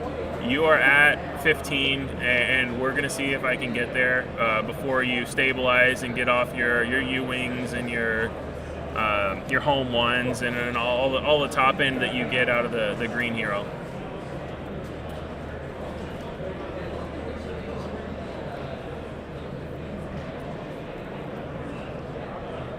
So currently 15-4. Tarkintown has been used. This Han has gotten a lot of work in though. There have been a lot of this Han has been doing some damage, both to units and with the extra resource cheating. But note with the Plo Koon ambush on the R2, there's not a clean kill on the Plo Koon here, and there's not an easy kill on the Kira either because it's only at 1 health left. So you'd be throwing a bunch of extra damage into it, and either killing your Han or putting 3 onto your Enfys Nest. So it's how much do you want to unlock your Han unit here?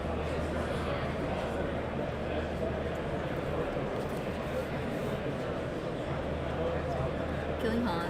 Killing Han, but getting up to 8. Right. And now we know that there is a Han unit in Max's hand that is now unlocked because Kira has been killed. So Han unit could kill the Plo Koon, cannot kill the Kira without some extra damage. So I'll be interested to see if Max values killing the Quinlan and tries to do something like attack his Enfys into the Quinlan first, versus playing your Han unit to just kill the Plo Koon.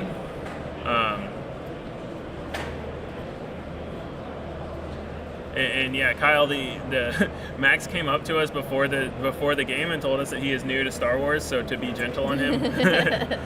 He definitely does not appear new to TCGs. He seems to be navigating his deck very well, but I think he's new to probably new to some of the Star Wars specific mechanics, like I would imagine things like initiative and maybe concepts about like you were talking about advanced Han tactics of I'm going to discard a heroic unit from my resource row so that when I play home 1, I get it back. Stuff like that. Sure. I know Han's not an easy deck to navigate either, so he's doing a great job. He has been playing very well in my opinion, and he won round 1. So this is obviously like not a. This is a very stacked field. So anybody winning round 1 is still something for sure.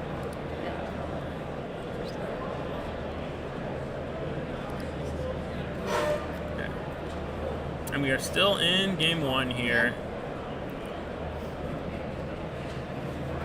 This first game moved pretty fast too, actually. Yeah. So Enfys Nest to kill the Plo Koon. Is Enfys Nest a 5/7? I believe so. Oh, I thought it was a 4/7. I'm crazy. I'm going crazy. Okay, so Enfys Nest does have the clean kill on Plo Koon. So Bobby knows that there is a Han unit in hand. So he's trying to figure out, I think, what he wants to play and how he wants to play around that Han just killing anything that he does. So he smuggles out the Hotshot Blaster to base. Nice. So 5 more. So 23 damage on base. So now within a surprise strike on Kira. And now the problem is this Han unit does not one-shot the Quinlan. So if he plays Han, Bobby can just claim and win with either another blaster or a surprise strike. Great. He is 1 damage off, or 2 damage off on board, so he would need a second blaster. What was that there? Tech. So smuggling out a tech. So not playing the Han unit, which makes sense because the Han unit doesn't actually kill Quinlan, but he could set it up. He could set it up where he tries to 2-shot Kira. We're not sure what else he has in the resource row, so he may have a 2-drop like a Spark of Rebellion that wouldn't do a ton. I'm thinking he may just be trying to flood the board here. There's a Force Throw. Oh, that is not what you want to see when he has a Sentinel in hand that I think he needs to play, but that means he's discarding either his Han or his home 1. So he does discard the Sentinel. So that's the only way to keep his units alive, but it means that he cannot play the Sentinel this turn. So that was a really good Force Throw. Yeah, Tech should be at 3 damage from the Force Throw, discarding an Echo-based Defender. Sure.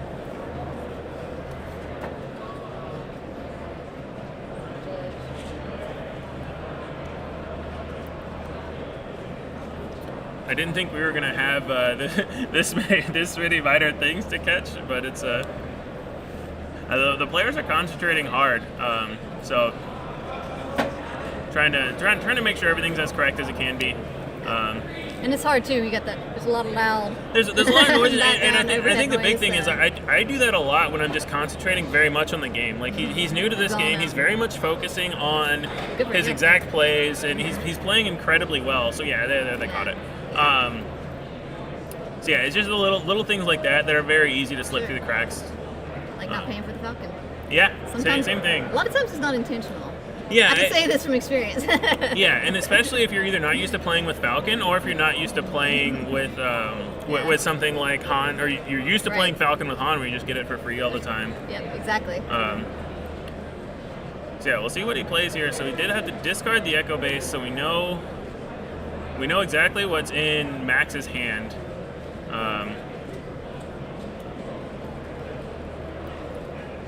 They're saying he didn't pay enough for the smuggled R2. Did he just pay it for one? I was looking at the damage, was not paying attention. Okay, Mike got it. All right, cool. We got there. That's good. Because what I really don't want to do is I really don't want to call a judgment I'm not sure about something. Because that's where we could be impacting the mind of the players when they're actually just playing their game normally. I really want to avoid doing that. But for something like, oh, that 2 damage should be 3, or I clearly saw something happen, that's when we'll make sure that a judge gets it fixed. So this is a really precarious state for Han. He had to discard his Sentinel. So unless he drew another one, he can't kill Quinlan in one shot, which puts him dead to either another blaster or a surprise strike. I was going to say, yeah, can't really tell what Bobby Sapphire drew here, but... Looks like he just attacked into base, so... Yeah. So he's 2 damage away from dead here, 28 damage on Han's base. He has to do something, you have to kill Quinlan here. The upside is you could do something like attack Quinlan for 1 with R2 and then have your Han unit kill it. But the problem is from this point out in the game, you're just in check by everything Bobby does. So you can't afford to... the home 1 is nice too because it gives everything restore. So you can home 1, get a Falcon back, and get the Echo Base Defender back. And now you're a lot more protected.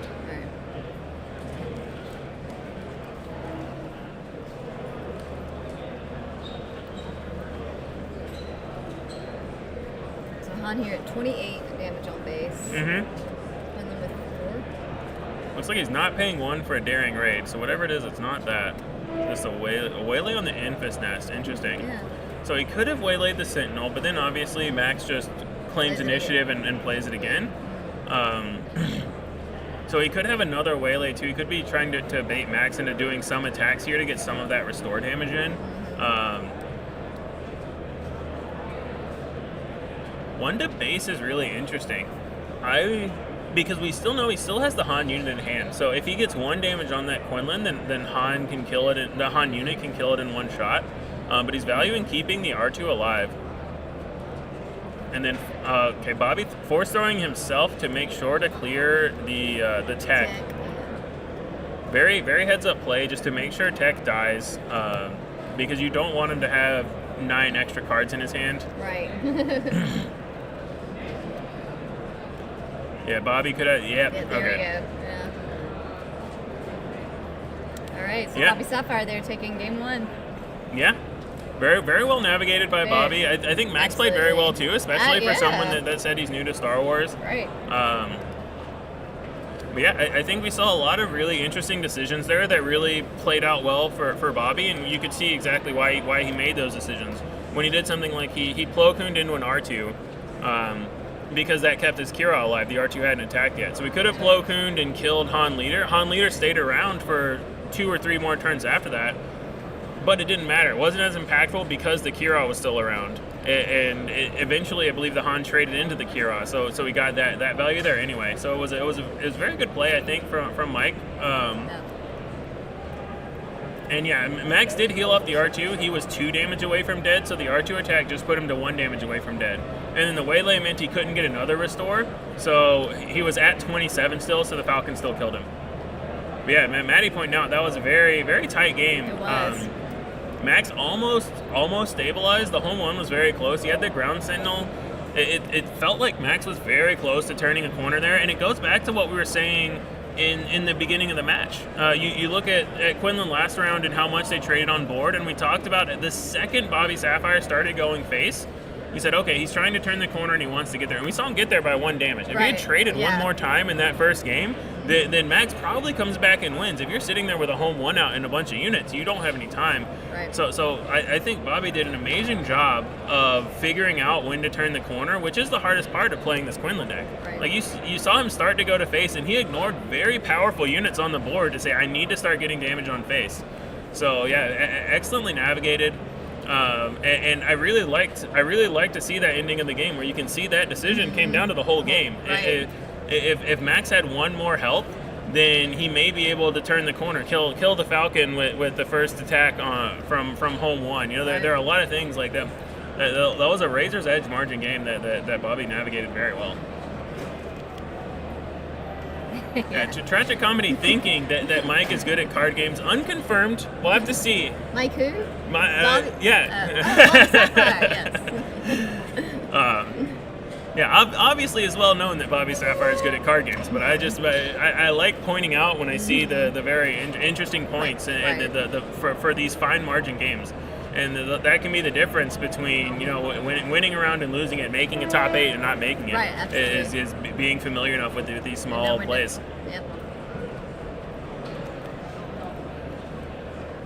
So shuffling up for game 2 here. We've still got a lot of time left in the round, so no concerns there. Let's see how we're doing on battery.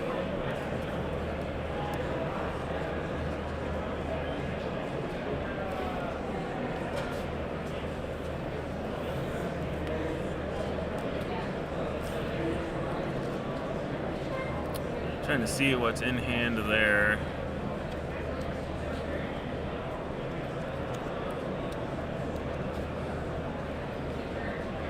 Looks like a tech getting resourced. Tech in hand for Max, so very, very tech happy game that we're gonna have here for sure. See a Cassie in there in hand, resourcing a Han unit and a tech. Okay.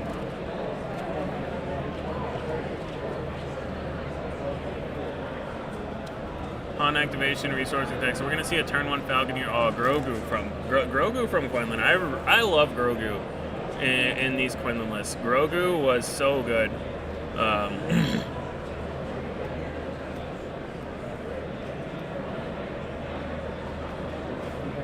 So yeah, he gets the 3 attack in, but now we're just gonna see Bobby switching to the red dice for red damage and red Tarkintown base. So really thematic. Love to see it. I'm interested to see how much work this Grogu puts in, because every time that I have tested against the Grogu and had to play against it, it has been the most annoying little card ever on the planet. I hate playing against that card so much, as Mickey D knows, because he has Grogu'd me so many times.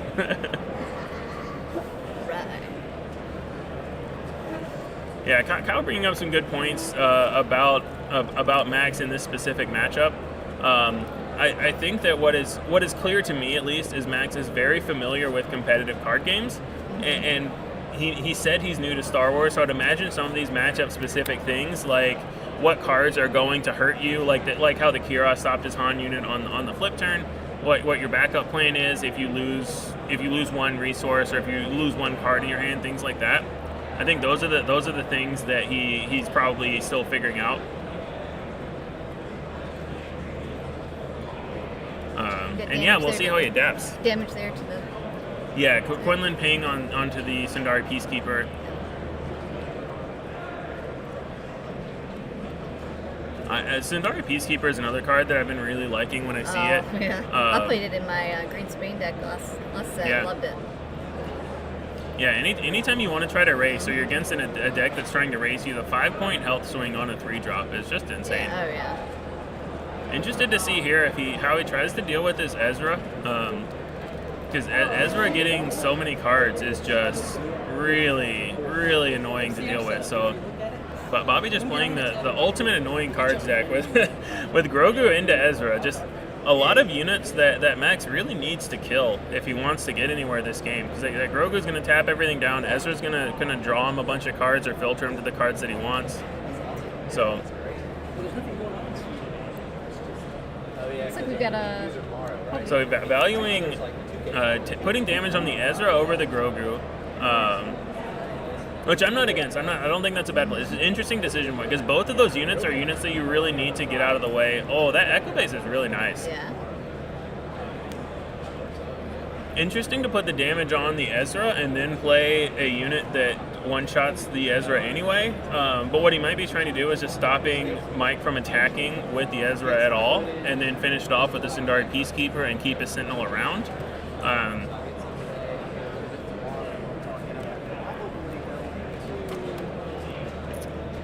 Oh yes, he did not pay for the Falcon. He did pay for the Falcon. Yeah, he did pay for the Falcon with the Han resource. So there was not a miss there. We have seen that miss in previous matches, but Max was good about it here. One of the benefits of playing Han with Falcon is with the ease with which you can pay for Falcon. So.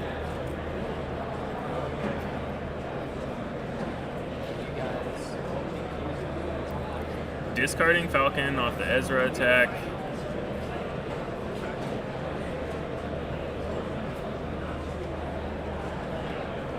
And Tarkintown and the Peacekeeper. So the ground board is now clear. Yeah, where did ground board go? Yeah. That is not good news for Han because those are 2 ground units you do not want to leave around.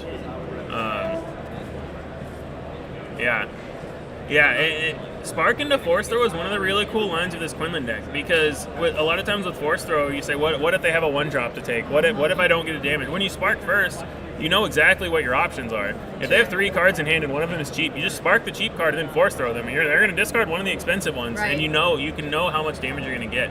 Sure. It's one of the really cool lines I like about this Quinlan deck, that you can have that Force Throw with more information. So you know when you need to Force Throw yourself, and you know when you can afford to Force Throw them, and it helps you plan your turn a lot better.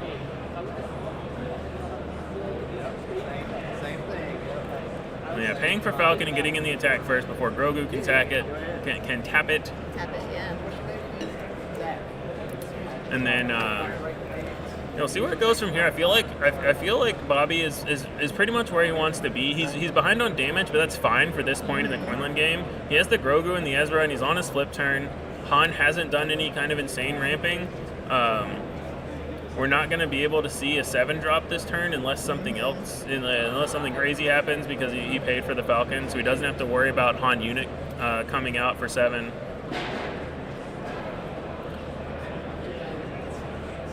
Looking back, maybe it would have been best if taking the time to take out Grogu instead of... Yeah, Grogu is one that you don't respect, and the more you play against it, the more you respect it. Sure, 100%. Interesting thought from Maddie that Bobby needs to wear giant plastic hands to cover up his tiny baby hands. That's the kind of thing that I'll leave for family to say. That's right. That's funny.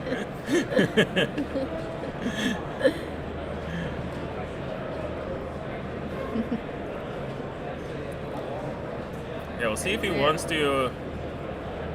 So he is going to deploy the Han this turn. He's obviously only going to have... He's probably only going to have 1 extra resource, so I would imagine this Grogu is just going to tap Han as soon as it deploys. That will let him deploy and then act first next round, so he'll get the first attack with Han next turn if he deploys now. Probably still worth it. I think all you want is you want it more next turn anyway because you don't have any free resources this turn anyway. So. I think this Han flip makes a lot of sense, and you just let it get tapped. Or hopefully that's what happens. Ooh, Plo Koon, really good here. So, yeah. Really worst case scenario for Max here. He was hoping to just get his Han tapped. Instead, he's getting his Han killed. So, yeah. But at the same time, it did look like, obviously Bobby's sitting here holding up all 5 resources. But this is one of those situations where, to me, I think you're close to the point where you're so far behind, you can't afford to play around it. Right? You can only play around what you can afford to play around. Sure. So if the board state was more even and the damage was more even, you could probably say, I don't need to deploy Han right now and throw it into this to this Plo Koon.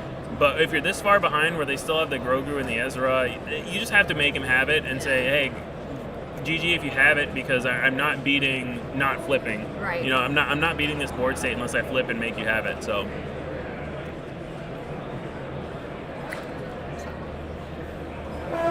So let's see. Looking to see if he has any resources there to smuggle out. Right? Yeah. So let's see how we can potentially come back from this. That was a brutal play. Where we just that was what we kind of expected, what it looked like he had, but still very rough for Han to have so much board to deal with. Just Plo Koon can just come and kill anything else you want to play. You have Quinlan out. You still have Grogu and Ezra. So you've got Falcon down. He does have the DJ to come out. This DJ will die. Now, let's see if Max uses the new rules where he can basically give Bobby back a tapped resource. Because they changed the rules where now you are allowed to switch which resources are exhausted and which resources are readied. So if Max wanted to, before his DJ died, he could switch Bobby's resource to be exhausted and one of his other ones to be ready. But yeah, I would expect this DJ is not surviving the turn. Yeah. It's still solid. Still puts him from 6 to 5, so he can't play 6-drop this turn. But I think Bobby's okay with this.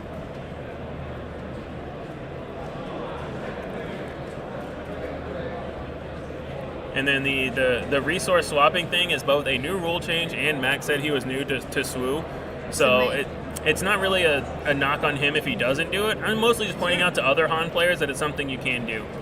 Yeah, it was a wild rule change that when you could change all that. So, and then that's true too. Mike just beats Gandor brings up a good point that Mike might not care about getting his resource back and just say I'm gonna hit you in the face a bunch. That's totally valid, and that was what he did last game to great effect. So.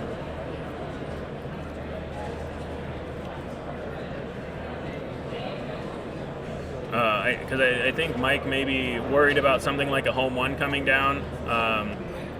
So he just may need to try to pile on the damage now if he can. And he does do that, so just attacking the base. So Avid Payne is asking about what the rule change is. So previous rules, so before set 3 came out, the rule was you were not allowed to change which resource you had exhausted and which resource you had ready. You had a pile of readied resources and a pile of exhausted resources, and they could not be shifted. Once you exhausted a resource to pay for something, that resource was exhausted. So that mattered a lot with tech, DJ, with scanning officer, and things like that. So the new rule is you are allowed to switch which resource is exhausted and which resource is readied whenever you want to. The only caveat is that you have to have the same number of resources readied and exhausted at the same time.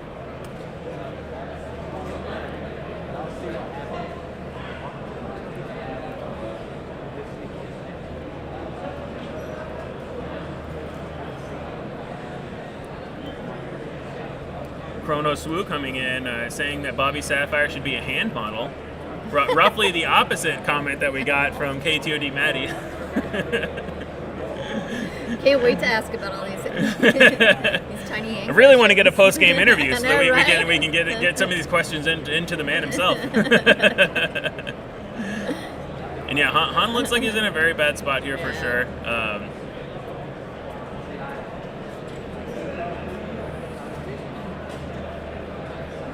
I think I did see a home 1. Was he still at 8 readied after paying for Falcon? So.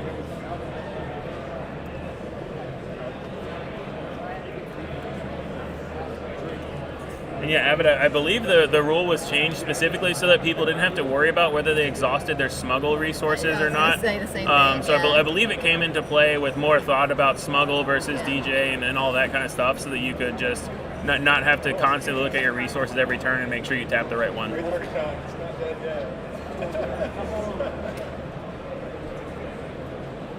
definitely was some strategy to that, though. Yeah, for sure. So okay, so he is at 7. So if he wants to play the home 1, he'd have to activate Han and then play it, which gives Bobby an action to either force throw or spark or whatever.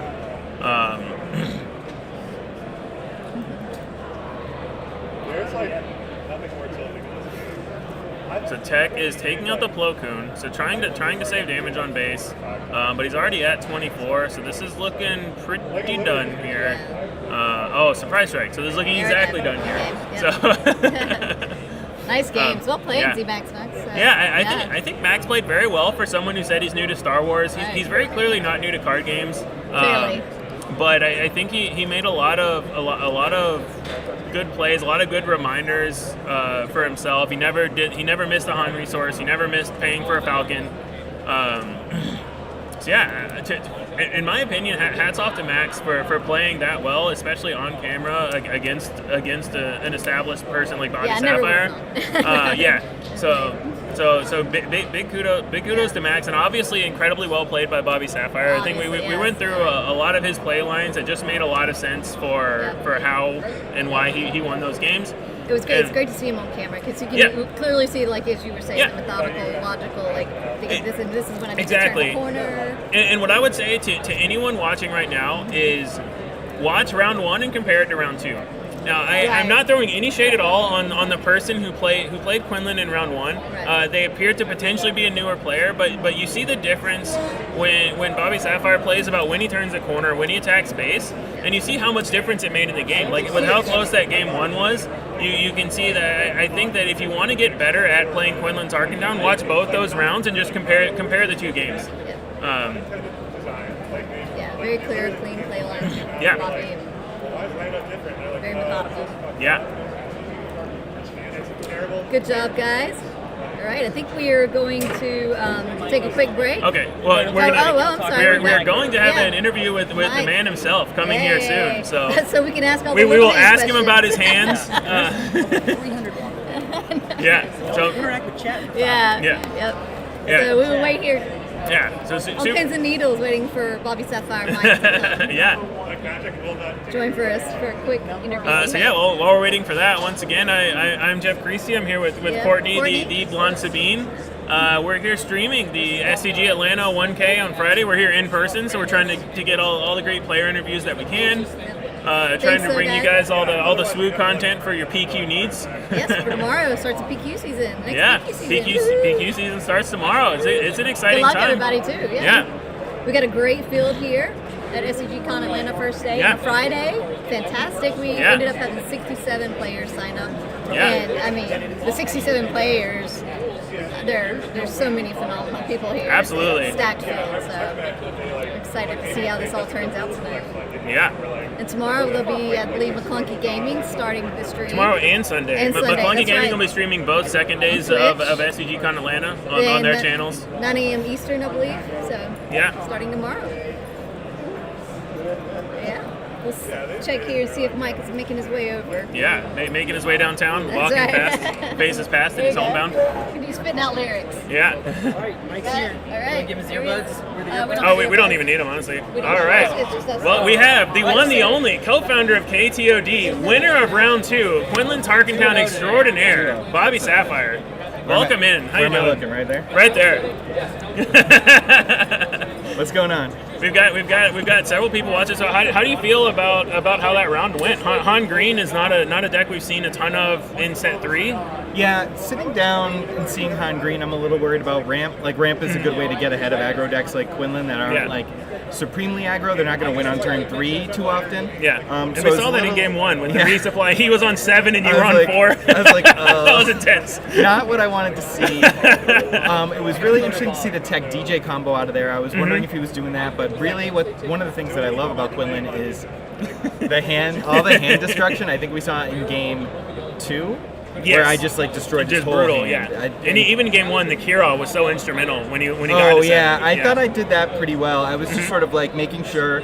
I knew he was going to attack before I got to Kira, so I wanted him to use all his actions so he couldn't kill my Kira. Yeah, fair, for sure. And then drop the Kira named Han. Of course, he had Enfys, and I was like, oh my god, she's even better than Han. So I definitely wish that I saw the Enfys. Yeah. But yeah, it went pretty well. The second game especially, just all the discard was great. Oh, absolutely. And Quinlan Tarkintown was a deck that I expected to be the most heavily represented deck. It's obviously the deck that you like because you're on it today. What are your thoughts on the deck in general? Yeah, I think it's really strong. I love yellow-red. I play a lot of yellow-red. For so sure. I love yellow-red. I love all the hand destruction. Even just looking through my sideboard, I'm like, ooh, do I want to put in even more discards, Senatorial Corvettes? So I really like that. And also, as we saw the aggro world, like, he stole my resource with DJ, and I was like, okay, Yeah, I'm just gonna go face. He's gonna die. You can keep Yeah. that thing. Absolutely. Yeah. So I just went face. I was holding the 2 surprise strikes. There was another one on top too, which was even Oh, crazier nice. that I Yeah. put down with the Cassian. Yeah, the game 2 was, to me, game 2 just showed the brutal efficiency of Quinlan, where you say Grogu into Ezra, and you just get all the cards. They don't get to attack. Who knew Grogu was so good? Anyone I that's just played played Grogu. against I just Grogu, felt so safe. I was like, yeah. you got me. The first time I played against Grogu, I said, "Why are you playing Grogu?" And the second time I played against Grogu, I said, "Why is that guy here? He's so annoying." I really love the Grogu into another 2-drop plus Force Throw. Oh yeah, It's so yeah. good. Force throw on turn Yeah, 2 is really good. It's really great. Absolutely. And one thing that I wanted to point out and ask you about, I noticed we saw Quinlan Tarkintown on round 1 as well. And you made a lot of interesting decisions in game 1 that led to the very narrow victory, where you said, okay, you have these big units, they're impactful units. Most people would say we should trade here, and you said, I need to go face. And so can you talk about how to make that decision point with Quinlan, where you turn the corner and you say, you've got this stuff, I need to kill you before I die? Yeah, the big thing for me was I knew I could get him to 28. I looked at the math. He had no way to do all 7 to my Quinlan. So as long as he couldn't kill Quinlan, Quinlan was going to attack for 5 more. Yeah. So I knew I could get him to 28, and then I have Daring Raids, Falcons, Cassians in the row. Yeah. And as long as I can outmaneuver his actions to make sure I can get that Cassian out or play the Falcon, which is what you saw me do that first game when I pitched my own guy to make sure he didn't heal to 4, so my Falcon killed him. So I was just doing math on what was going to kill my Quinlan, and as soon as I knew that he couldn't kill my Quinlan that turn, no matter what, I was going to hit him for 10. That makes a lot of sense. And then I want to answer Paul Ottaway's question. Yeah, and I don't think my opponent knew that you can shuffle the resources. So if I did kill the DJ, he'd give me an exhausted one back. And I didn't want to necessarily help my opponent out, so I just decided to not take the resource back at all. That's fair. And just attack face. I'll take the resource back after the game. Then we won't have to worry about it. So I hope I grabbed it. Yeah, I think I did. Then now you get deck check next round. May want to double check count after this interview. Yeah, seriously, sorry. And if anyone has been living under a swoo rock since the game came out, how would they find out more about you and your we team? mirrored KTOD. Mirror. KTOD. Swoo.KTOD at YouTube. Just type in KTOD. You'll find us. We do a bi-weekly podcast, competitive videos twice a week, and we have a Patreon Discord where we do live streams, Q&As, an extra podcast every Thursday, tons of meta reports. Oh, I did a meta primer in the living document. It's only for Patreon subscribers, so if you don't want to pay, we got plenty of cool free stuff. If you want to pay, we get a bunch of exclusive stuff. Nice. And one last question. So there was a random Shut up, user in Dan. chat named I believe his name was KTOD Maddie in chat. Don't know if you've heard of him. He mentioned that you needed large plastic hands because you have small baby hands. Oh, I'm like Robin, small babies? I don't know. I think my hands are pretty big. Yeah, I'm just excited. I need some more coffee. I need some water. I still have my hair, but the light's a little rough. Well, congrats on the round 2 win. Good luck in the rest of the rounds. We'll let you get back to the Thanks for short streaming. break before we're doing one of these? Oh yeah, we're doing that. I right gotta give there. you a handshake. Thanks, Bobby. Thank you. So yeah, that was Bobby Sapphire. Thank you. 2-0. We'll see if we get him on stream again. So we're. Oh, I'm sure we'll see him on Yeah. again. I'd be surprised. Oh if we yeah, didn't. absolutely. Fantastic. Well, do you want to take a quick break? Yeah, I Between think rounds? we've got a little bit of time left in the round, so we are going to we're going to take a short break, and we will be back before round 3 starts. Absolutely. Thanks for hanging out, everybody. Thank you, guys. Stay tuned. The handshake was amazing.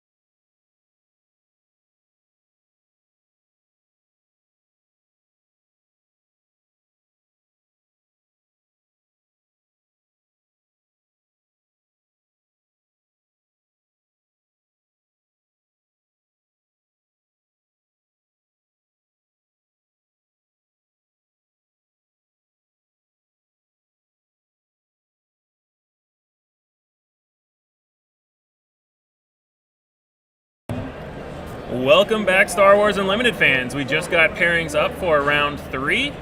We are going to try to get that updated. We should have Ian Klein in one of the seats, and we are figuring out who his opponent is.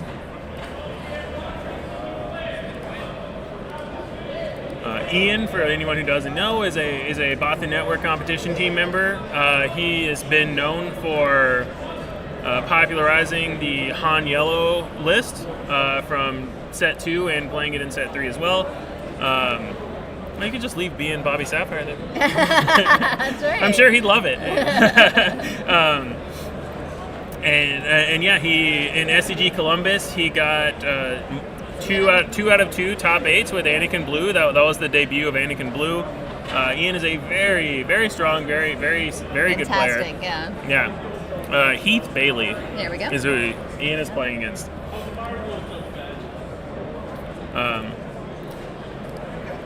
Okay. Let's see. We'll see what Ian has brought to the table in a second. But yeah, what Heath has brought to the table. Ian is on his red Han list.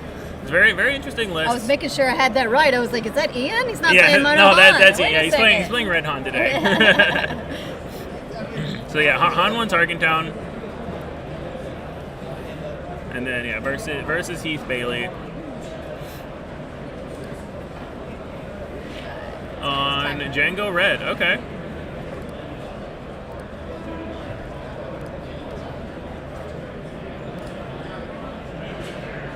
And then we are attempting to add in a round timer. If that completely blows up everything, we'll be back in a second. We'll see how it goes though. But yeah, Han Red against Jango Red. So multiple Tarkintowns matching up against each other.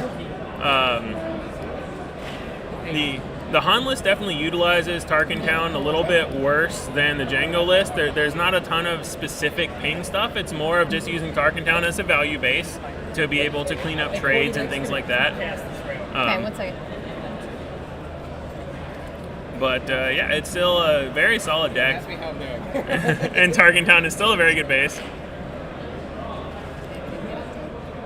I wonder why. Okay, Ian's asking if he's good to go. If the judges are good, yeah, we're good. The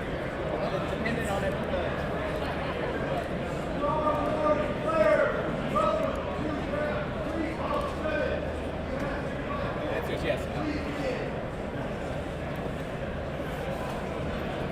Heath Bailey. Thank you. Oh, wow, I was trying to do Ewa. Yeah, EY. All right, we got it. All right, we we'll got worry that. about the timer another day. Yeah. Timer for next round. We're going to have Carl from the Bothan Network team join us here for casting for a minute, for a little while. Hopefully for the whole round. I'll be off camera running some stuff. Welcome in, Craw. Do I need a headset? Nah. You just need to be able to hear me, which anyone can do Yep, within a good 10-foot action. radius. How you doing? Next question. Did you get a buy? Well, see, Of sorts? Of sorts? Of sorts this round? what I did was I decided to O2 drop before the tournament started. So I just started here, you know. I kind of did that with more work. I'm not dead. I'm still in the event, but Oh, gotcha. What are your thoughts on this Han Tarkintown list? I gotta be honest. I can't quite see what we're playing against yet. Against Jango Tarkintown. So we've got the This is Ian versus Ian versus Heath Bailey. So we got a turn 1 Cassian from Ian and a crafty smuggler from the that's from way the Jango. better. To be honest, I'm not particularly familiar with Han Red. I bet I could guess I think most people of the aren't. list. I could probably guess most of the Yeah, list. exactly. I think most people just haven't seen it play out as much, right? So it's not something that you're going to be as familiar with, which I think is a big benefit of playing lists like this. Yeah, it is definitely. I think the benefit here of Cassian being a rebel, which is really nice that you don't get in a lot of the other lists because Sabine can't turn 1 a Cassian. Right. So one of the benefits of this Han list, you turn 1 a 3/5 and then turn it into a 5/7, and what's your Tarkintown doing there? So Tied up forever. yeah. See how it play. I don't have any commentary right now. What we have What's underneath? Oh, that's a shield token. Yeah, shield token on the Crafty Smuggler. Really nice turn 2 Crafty Smuggler just to tap down the Cassian. Was really that's nice. great. Like, Jango can power through that, and the wing leader's not long for this world. Yeah. So, I guess it depends on how much gas Han has in the. Oh, that's pretty good. I mean, 7 to base going right to the tank right now. That helps with the race. Okay, don't crucify me if I'm wrong. I would assume Jango would be the better controlling deck. This might be contingent on whether or not Han's running Cunning, maybe. I would imagine no Cunning. But yeah, I mean, I think the general thing for Han is that it's easier, or for Jango is that it's kind of easier to control Han on the flip turn if you just keep a tap effect in hand or a P38 or whatever. So Ruthless Raider came down. Do you like Ruthless Raider shooting the 2-1? Or would you rather set up a Tarkintown? It's an interesting point. I feel like you have to get this Cassian off the board eventually, and if you... I wouldn't have done that personally. But. He's got 7 health. So if you shoot him with the Ruthless Raider down to 5, attack him with the Crafty Smuggler Shield down to 3, then you could Tarkintown. I probably would have done that just to get Cassian off the board. But I'm not as familiar with with playing Jango, so maybe Heath knows things that we don't. Maybe Heath is just trying to make sure his space is cleared. So 7. So Cassian's got 7 health. So a ping plus a Crafty Smuggler swing plus Tarkintown kills it? Ruthless Raider, Smuggler, Tarkintown would have killed it. That's a line I like. I feel slightly vindicated that TD Tada agreed, so that makes me feel more confident in my line. He is a massively better Jango Tarkintown player than I am. So, what did Tada say? He just said that he didn't like how Jango played this turn. I'm a control player. I'm not really these are tempo decks. Not really. I understand tempo, but I kind of look at board states from a controlling way. So there are many. Tapping down the Fleet Lieutenant. Okay. Many Fleet Lieutenants. Yeah, I mean that's a lot. That's a lot of damage. Maybe Jango has a couple of no good to me deads. I mean, this could be the Han flip turn if Ian wants it to be. Cassian needs to be dead like yesterday. Yeah, Tada's saying that the Jango deck doesn't recognize he's not the aggro. I think that's one of the interesting things about Jango Tarkintown in general. Like, it's generally considered an aggro deck, but there are a lot of these kind of matchups where you have to use your leader ability to be the more controlling player.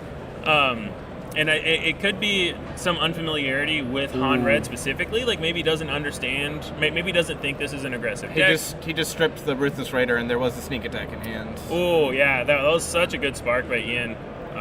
Pretty good. For sure. Go next.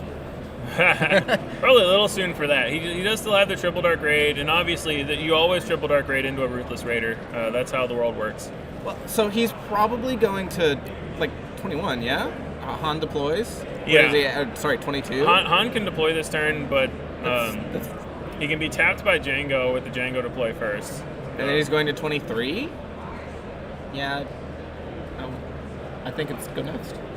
I don't think you can stop all that. Well, can you think of a way to tap 2 things at once? Yeah, I mean, it looks like the Jango player is getting there. I imagine Han swings put him to 18 going to 23, and then tap both my guys or die. I mean, Ian's the one at 20. Ian is at 20. Kind of hyper-focused on the other one. Okay, so sneak attack. Is Hot Shot Blaster? Does Jango run Hot Shot Blaster would do it. They probably. What? I don't know. I would imagine so. So Hot Shot Blaster would kill him. Yeah, the second TDR into second Raider was very instrumental. It's one of the things. I mean, one of the reasons that a lot of people play this Jango deck, right, is you have the ability to do that. 18. So if Ian had a. I'm not sure what they're discussing here, but there is a lot of hand motion going on, so something very critical. Are they discussing they may resources? Be discussing resources. Or... I think they're discussing resources because Ian did not attack with his Han last turn, so he should not have a resource to destroy because Jango tapped the Han. and I do not believe I he don't- activated No, I Han don't think so before he either. flipped. I mean, what would he activate it for? It's just been like Rebel. I mean, we can see his whole board. And we know he didn't do this. Even if he played like Fleet Lieutenant, you still don't need a resource to do that. And we know he didn't do that, so.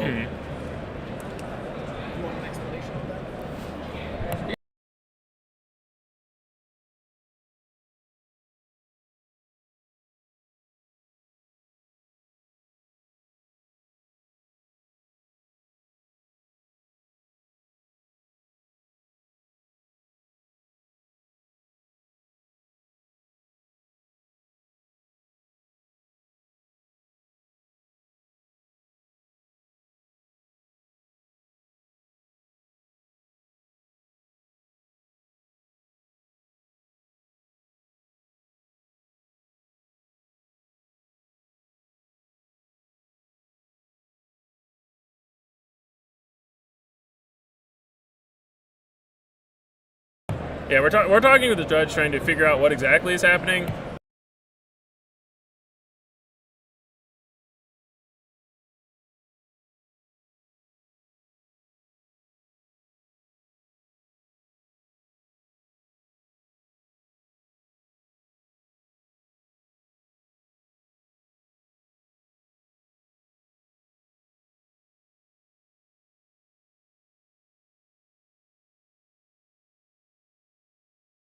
Who won though?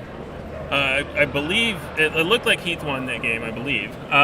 So the discussion was about, was there a Han activation, and then did Han? I think that they were thinking when they went to destroy the resources that Han attacked and had to destroy a second resource, but that second resource never got put from the deck. The second resource never got put from the deck because Han didn't actually attack, because Han was tapped down by Jango. So I think that was That's what it looked like, at least. so that's what it looked like. So we think that they were trying to. I think that what the players thought happened is Han attacked, and then Ian didn't put a resource on the top of his deck, so he didn't have the correct number of resources to destroy 2. The reason he didn't have the correct number of resources to destroy 2 is because Han didn't actually attack. So I think that there was just a lot of confusion about that, about the Han activation, Han attack, and all that. But I believe Heath won that game, and so it didn't end up affecting the game, but they were trying to... I wish I had seen what did it in. I'm assuming it was a surprise strike or something. Chat, I mean, I think what did it in was double, triple Dark Raid and a double Ruthless Raider, right? what was the lethal swing, though? Because he didn't have a single lethal... Chat, what killed Ian? Yeah, we were talking to the judge. I need you commentate for us. There's also a delay, so we'll be able to answer our question for a bit. Okay. Oh, and Jango had damage on him? Yeah. Okay, so Jango hit Han. Han was the only untapped unit, so Yeah. whatever. Ian win. You know, I don't- things I get don't lost think in the so. mix during tournaments. Heath won. I believe Heath won. We don't know. Did the Might be worth double checking. I can ask. All right. Yeah. All right. Courtney won. Because we were in the midst of talking to the head judge when that game ended. So, surprise strike on Spacer. Okay. So surprise strike. So I Heath figured it won was- game 1. So, all right. So Heath won game 1. Spacer. But Jango hits harder. We haven't had that tiebreaker rule yet, where the more damage you do over, Yeah, determines the winner. The more Maybe health one remaining day. on base. Okay. Oh, changed to round 3. Yeah. Thank you very much. It Courtney. used to be damage done, and I'm really glad they changed it to HP remaining, because that was giving in my opinion, that was giving an unfair advantage to ECL and Tarkintown. Yeah. They should pay the penalty for being lower. They shouldn't. Your base is extra Yeah. good. You shouldn't Yeah. pay the premium. JLo's bringing up a good point. It's crazy that they didn't kill the Cassian and won the game. And I mean, it goes to the discussion that we were having about, how much is Jango the aggressor in this matchup? And if you go into the things like that, if you get into the double TDR Raider, then you're the aggressor against pretty much everyone. Yeah, Ruthless so Raider, good card. those draws make you want to always be the aggressor. So Okay, I like taking Falcon there. yeah, There was a Poe. There was a looked like a spark. Kira and. And I don't want to sound like we're just saying that this Jango player misplayed. It's just in pointing out the intricacies between when you think you should go face, when you know what your outs are, and things like that. Right. What you think you're playing against. There's a lot of decision points that go into that. I mean, I'm not a Jango player. I would have played it differently, but that doesn't mean I'm right by any means. And you can also do the wrong thing and get lucky. But no commentary on what happened really there. Yeah, I mean, you certainly can be, but I don't want to just sit here and say, oh, you know, one person got lucky and it wasn't a good play. I mean, you know. No, I'm not saying that at all. Yeah.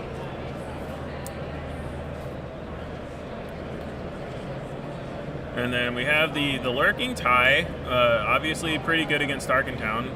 We see TDRs. So he must have snap named something. I'm sure he named Triple Dark Raid. I would imagine he named Triple Dark Raid. He has sneak attack, I believe, and fire spray. Sneak attack, fire spray, and Triple Dark Raid. So solid hand. Yeah. From Jango.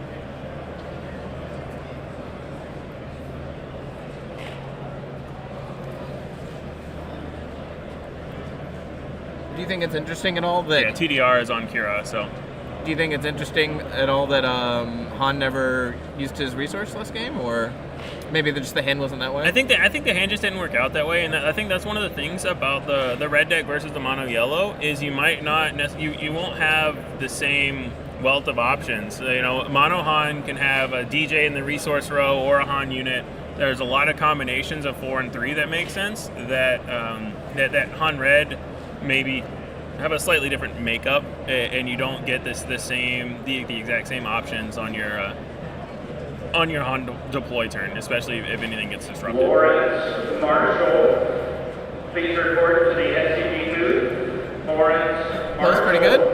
please report. Good card, hits hard. Start to the game. Died to it more than I wish.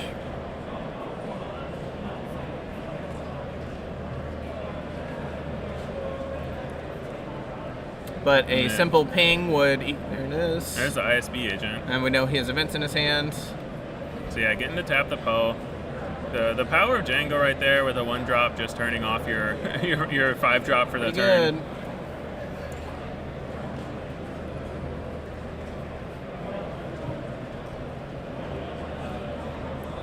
And this is Jango's deploy turn. And I believe so Jango showed a no good to me dead.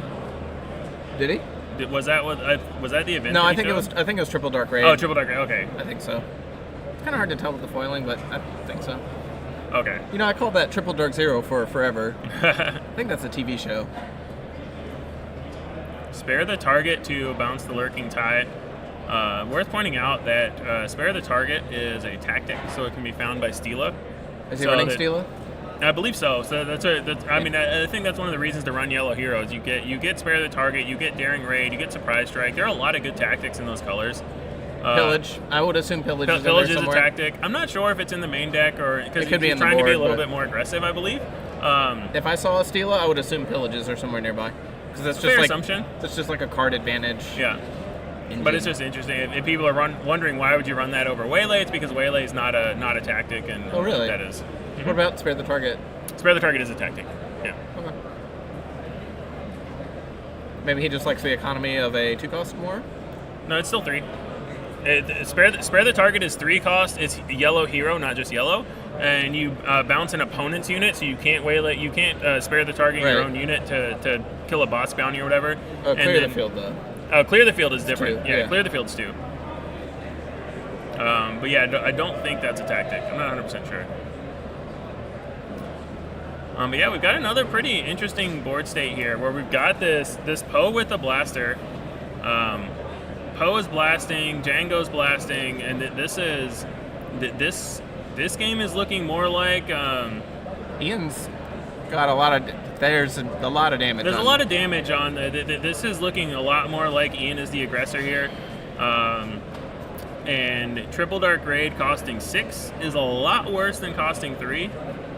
So it's quite a big difference.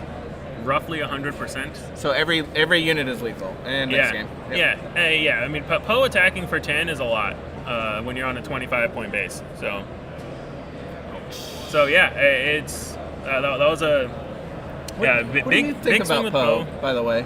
I hear people say they don't like him. They do like him. He only needs ECL. He doesn't need ECL. I think it really depends on your deck. If you're looking at a very aggressive deck, like your Sabine decks, whether it's green or yellow, I think that you only want a 5 or 6 drop if you're using that to end the game, which would be what you're kind of trying to do with something like an ECL, which is why you don't see Poe in a lot of Sabine yellow decks.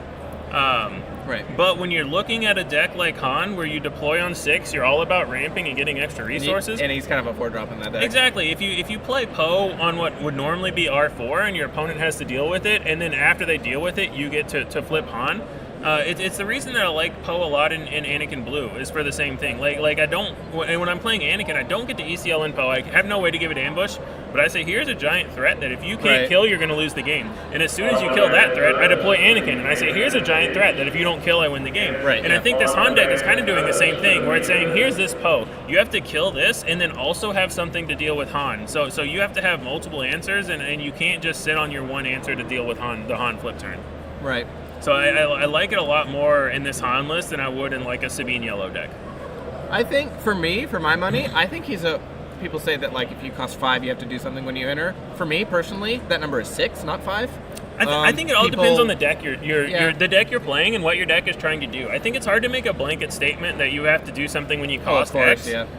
Because there are going to be decks that can be built around playing whatever at some point. Even if those decks don't exist now, it's possible that other cards make it where this deck really needs this 6-drop that doesn't do anything when it's played. We're in game 2. We're in game 3. Game 3, sorry. How do I update this? I don't know. I'm not going to mess with the stream because I'm going to break everything. But it is 1-1. We are in game 3 right now. Yep. We see an A-Wing from Ian. Kylo's ties. Okay. There's the... So we're going to get to see the Tarkintown here. Oh, never mind. Tarkin don't. 2 extra XP, taking the A-Wing out of Tarkintown range. Heath is now figuring out what to do. I mean, you can He could have Tarkintowned it when the turn you play, yeah? Oh, no, he played the P-38, and Ian responded with Wing Leader. So, there was no window to Tarkintown. Heath did claim initiative, so now we'll see... Triple Dark Raid He has Triple Dark Raid in hand. It's coming. You can just throw the P-38 to trade with the A-Wing. You probably have to do that, otherwise the Wing Leader just kills the P-38, and you want to kill it, not tap. Oh, wow, interesting. So he goes... I think that's fine. I think it's fine, too. It's reducing the damage on his base now. 2 Triple Darks, yes? I think the bottom one was also I think the bottom one was another Triple Dark. So two Triple Darks, one gets discarded. Relentless, or Ruthless Raider would be backbreaking here. Yeah, Ruthless Raider would be insane. I see it. They always have it. Yeah. So. Mine always have it. Yeah. Not just me. My opponents always have Ruthless Raider off of it. So it was an interesting play line to leave the A-Wing up. If he didn't get the Ruthless Raider there, he could have been basically just forced to use his Tarkintown. They've got like a feng shui. They know what they're going to hit. Yeah. But another A-Wing, and then the Ruthless Raider returning to hand. To be fair, though, if he like whiffed and he hit a P-38, that also would have killed the A-Wing, right? So he had like a lot of... He had a lot of chances. Hits. Yeah. But all of those hits would have also killed the Wing Leader. So is it worth it to risk it for saving 2 damage on your base? I don't know. Maybe it could be. Maybe he's worried because he got attacked by Poe for 10 last game, and he's thinking about that and just trying to save damage on his base. Yeah. I guess it depends on when he thinks he can close the gap and how much damage he can take early. And yeah. Math that's beyond me because I don't play Jango, but I'm sure he knows it. Yeah, and we will know if Jango plays more than one more Triple Dark Raid. That is too many. We've already seen 2 this game. Right. I'm more worried personally. If I'm suspicious of a card, I'm always suspicious of the amount of Ruthless Raiders because they're always hit. Fair. Well, Ruthless Raider is the one you see 3 times because they Triple Dark Raid it and then bounce it and then sneak attack it. Yeah. Another A-Wing into Wing Leader. I've seen this before. Yeah, we've seen this movie before. There is still Tarkintown up, so the Ruthless Raider plus Tarkintown can kill the Wing Leader next turn. The A-Wing?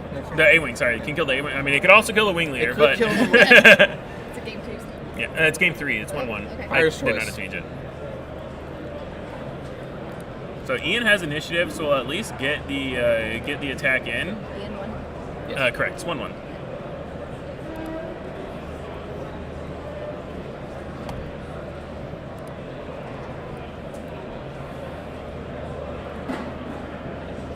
So I said this was a tempo error. I think I lied. I believe Jango is tempo. I don't think Han is tempoing anything.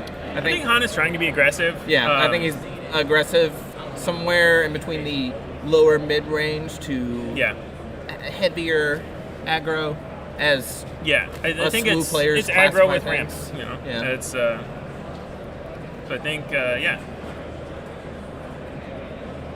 there is the Ruthless Raider that we knew was coming. I have yet to see anything really be rimped out. I mean, there's a Poe, but well, I think like this a is where Han we or might something? see. So if this Han attacks into Jango, then it might mean that there's a Han unit in hand. we've got 6 resources for Ian. So he just deployed Han. Han will get to attack. Blasting. So anyway, he started blasting. He did. And then he did do the Han correctly there. Another wing leader. Wing leader on the wing leader. Okay. And then this time he did not Han activate before he flipped, because obviously he didn't need to, so he only has the one resource to destroy. So it's 14 Call to us the 13. hefty judge call in game 1 to figure that out. Right. And he did get Han off the top of his deck. Yeah, so just destroying 1. Excellent. This looks like a very tight game. Ooh, no good to be dead is brutal there. It's very good at just clamping down on aggro. Yeah, Tried and true versus Sabine. Why not Han with a blaster? yeah. So we're at 17 damage on Jango's base to 14 on Han's. Another tap for 2. Not as brutal as the no good to be dead on Han, obviously, but Is he in on 6 or 7? Ian is on 6, I believe. I don't think he resourced this turn, and then Han did not attack. It's hard to tell with the glare. Okay. Well, the difference between 6 and 7. Does he play Infeast? No, he is on 7. Cassian smuggled out. Okay, Cassian's pretty good there. Cassian's good. Just trying to shove damage. Cassian is tapped. P38's also good there. Yeah, the Jango staying around has been really impactful.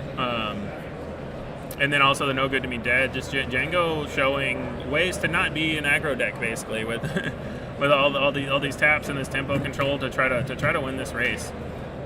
He's still got the Ruthless Raider ready to attack. So Ian's going to be going to 21 this game if both those people hit home, right? My math Yes. right? That's an unfortunate number to be at with a Ruthless Raider in the air. Yeah. So you need something here. You need someone real good right here. I can't think of a card. Out of aspect, Bright Hope, for sure. Honestly, he'd probably still die, I'm sure. Yeah, I'm I mean, sure there could be there's something like a surprise strike on his buffed wing leader, but that's not really a play that wins you the game. I think he's contemplating his options, seeing if he missed anything. He does have a surprise strike. Who does? Ian, it looked like he just showed up. No, I think that was a waylay. Oh, was that a melee? So there is a card here that maybe could help. Cunning, maybe? Can Cunning bounce Ruthless? Yes. Cunning can bounce Ruthless, but then he just plays it again, he takes 2 more, so. He's at 21? Yeah. So then you go to 23 and everything would be lethal. I don't think he's on Cunning. No, probably not. But yeah, I think Ian recognizing that he could kill the Raider, but he still just dies. So Crazy games. crazy games. Crazy yeah. games. The pendulum just swung like who was going there. Very swingy. I think we saw in that game 3 the power of how Jango can win a race. Because they were very even until you see a no good to be dead into a cartel spacer, into a P38, and all of a sudden Ian just could not get any more damage onto the base. Yeah, Jango's really good at winning those races because it's kind of only Jango's units attacking. Yeah, I think it also in game 1 we saw one of the reasons that a lot of people like this deck. You just triple dark raid into a Ruthless Raider, and then what do you do after that? You do it again. Tried and true. Yeah. He didn't even need the sneak attack. He never used the sneak attack. Yeah. I think he had it like 2 of the 3 games. Didn't need it. Why not? So yeah, I think Heath really showcased the power of this Jango deck to win races as well. Is that Pillage right or is that Daring Raid? Daring Raid. That's Daring Raid. Yeah, Daring Raid. I would hope you don't bring in Pillage against Jango. Discard is good against Jango, but I think if Not you're in that- not also in an that aggro deck, fist fight, yeah, exactly, yeah. not in that shell, I think is the thing. In those games, if he pillages, he's just taking Yeah, exactly. 6 or something instead. Jango does hate to play against discard, but I think as a Han Red aggressive deck, you just can't afford to play Right. that. Heath did. He's won. 2-1. Heath got it 2-1.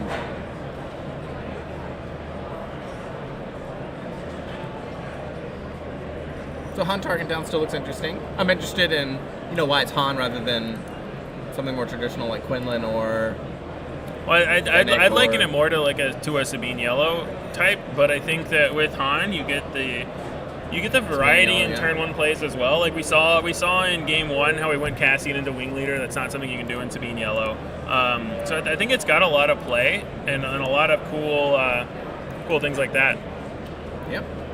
Do you want to do an interview? No, I lost. Yeah, let's do it. All right, we have All right, the I'm man, the 2-1 legend, Ian Lego Pizza Klein, coming in to talk about that last round. Oh, that last game was really frustrating. Oh, honestly, all those games look kind of frustrating. I'm not gonna lie. The second game was fine. Yeah, the one where you swung for 10 with Poe, that was Yeah, good. I mean, I knew once I had the Poe, I felt really good. Yeah, Just that card's just really good against Jango. yeah, Game 3 though, I set up I know he has the triple dark. They always Yeah. have the triple dark, and I set up the spark that I could spark and play an A-wing and try to get some board presence. he And sparked just- one of his triple darks. Yeah, and then of course he has the second triple dark, which sucked. And I almost clawed back. I actually, Yeah. at the end there, I was 1 damage off because he Oh, was yeah. at 17. I had the 4 power from the wing leader, and I had the surprise strike. So Yeah. I had 7 damage to put him to 24. But Yeah. I was just 1 off, and it just that last turn he literally had 3 tap effects. Yeah, when you see the No Good to Me Dead into the Cartel Spacer into the B-38, yeah. I was just so I could have maybe held off on the Andor or the Cassian Andor, but if I give him initiative, he just wins anyways because he'll Yeah. get to 21 that turn. Yeah, So exactly. I don't think the there was Raider, really the Raider anything- was already lethal, so. Yeah, I don't think there was anything I could have done except maybe a turn earlier. There was a weird decision point on I didn't flip on the Han flip turn usually. I delayed it because I didn't have that many cards. Yeah. Because I was using them as resources a lot. Yeah. So I ended up just going A-wing into wing leader to try to just build up a 5/5 presence just to Yeah. push the damage. Tarkintown proof presence. Yeah, which ended up not even mattering because he had the triple dark. So he just gets the kill anyways. But at least I get the 5 damage in. Yeah. Yeah, I don't know. That game was really frustrating because Yeah, I think it looked like a tough one for one sure. little thing could have gone my direction. Yeah. I think I would have been fine. Yeah. I think game 1 I just misplayed because I could have. I was too focused on pushing damage with the Cassian that was wing leadered. Yeah. And I should have just held off and not cared if he attacked with the 2/2 because it doesn't kill the Cassian. Yeah. Even with Tarkintown. Yeah. So I should have just sparked him first to get rid of the triple dark raid. Yeah. And I think that kind of just went downhill from there. Yeah. So I think that was a misplay game 1. But I mean, this round aside, how are you feeling about this Han 1 red deck? It's not a deck we've seen a ton of in set 3. Yeah, I mean, this deck, I had brewed at the beginning of set 3 reveal when I saw Steela. I love that card. Yeah. So the whole concept of this deck is you're playing C-3PO, a bunch of 3s, just like my Rebel Han yellow list does. Yeah. Except you get better 3s. You get Cassian, you get Red 3. Yeah. You get some really cool cards there. And then Steela can get all of the surprise strikes, the breaking ins, the hero version of Waylay, spare the target. Yep. So she can grab a bunch of good tactics that you want to be playing in this kind of deck anyways. And it fuels your Han activations. Yeah. So the whole point is you get to activate Han every turn, which you kind of saw in game 2. I just activated it every turn, and C-3PO kind of just drew me cards, so it didn't matter. Yeah. And I was able to get a Poe out on turn 4, which is just insane, right? Yeah. And it's better than when Han 2 does it, because when Han 2 does it, it's a 6/4. It's a 6/4 that's ping Tarkintown away. Right, exactly. Yeah. So having a 6/6 on turn 4 that has a crazy on attack is really great. This deck kind of feels like if Mono Han and Sabine Yellow had a baby. Yep. Yeah, basically. Definitely has the velocity of Sabine. You don't get cunning, unfortunately. Like, maybe you could sideboard it. That's not how I built it. But Yeah. if cunning was a tactic, let me tell you, I would be playing that. Yeah, for sure. Yeah, disappointing loss, but played to our outs. It was close matches. We moved. Got to move forward. Yeah. How are you feeling about your odds into what you've seen of the field so far? So the first 2 rounds, I played a Jango Tarkintown, beat that 2-0, and then played a Quinlan Tarkintown in round 2, beat that. I went turn 1 Cassian, turn 2 Wing Leader, he can't kill it, and then turn 3 Poe, can't kill that. So that's a start not a lot of decks can do. And by not a lot, I mean literally no other deck. Yeah. So that's kind of like, that's the power of the deck, but that's obviously a high roll, so you're not always getting that every game. And we had a debate about during the cast about how a lot of people don't like Poe outside of ECL. And to me, this feels like the kind of situation where there are 2 things you can do. One is you can say, here's Poe a turn early, deal with it. And the other thing you can do is you can say, here's Poe that you have to kill, and then as soon as you do that, now there's Han that you have to deal with. Exactly, yeah. Having Poe untapped on the Han flip turn makes your opponent have such a crazy decision point, because they're just like, what card do I care about more? Do I care about you getting to 7? Do I care about you having the Poe? Yeah. And so it really ties the deck together. My original list didn't have Poe. Yeah. And actually what made me put Poe in was seeing how good Poe was in Anakin Blue. That was what I like having in it too. ECL. Yeah, and I was like, all right, maybe this card is just like such a threat that it just makes your opponent have to play badly, or like maneuver in a way that like makes your other plays way better. So then you just put it into a Han deck, and it's just like, all right, choose your poison. Yeah, absolutely. So. Yeah, I mean, this is crazy. This is a 1K that has 67 people. Yeah, this is that's the a lot of most that people. any of these SCGs have had for a 1K, which is crazy. So it'll be interesting to see what happens tomorrow in the 2K too. Yeah. And see how many people we get and see if like the meta changes. I know I've seen a lot of Quinlan Tarkintowns out there, a lot of Jangos, a lot of Han Yellows. Yeah. Not a crazy amount of Sabines, like maybe like 6 or 7 Sabines. Yeah. So it's only like 10% of the field. Usually Sabines like over 20, at least from last set. So it's really interesting to see what's going to end up topping today, because I mean, this is a stacked field. Yeah, stacked field competition-wise for sure. Yeah, a lot of good players, and everybody's coming out bringing their best. So. Yeah, absolutely. Well, thank you for your time. Good luck in the next rounds. Thank you. Have fun. And then we're going to try to get a second interview in before round 4. That's right.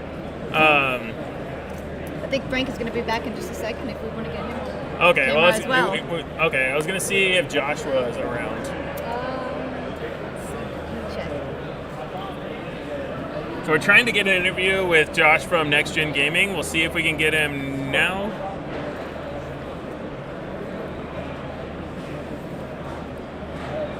Oh man.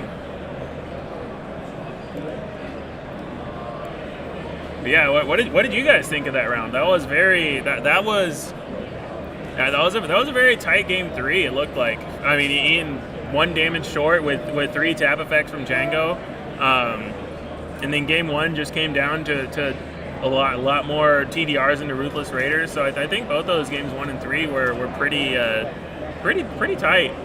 And then game 2, I think we saw exactly what this Han deck wants to do, right? Power out a Poe, buff it, no one can kill it, I'm going to kill you with it. So.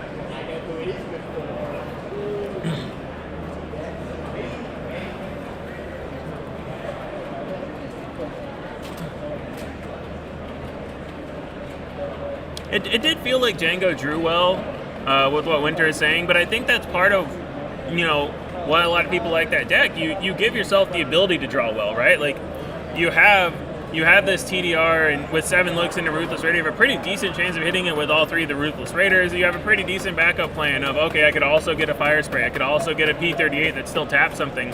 So I mean, I think that's just the point of the Jango deck, is that it can do that. I think that's one of the reasons a lot of people like it.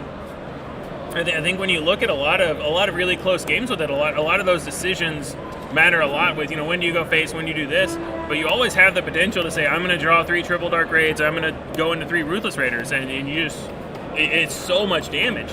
I mean, it's one of the good things about the deck. So. He's setting up his right now. Okay. Yep. His table set up. Welcome back, Courtney. How are you doing? Thanks. Hey, everybody.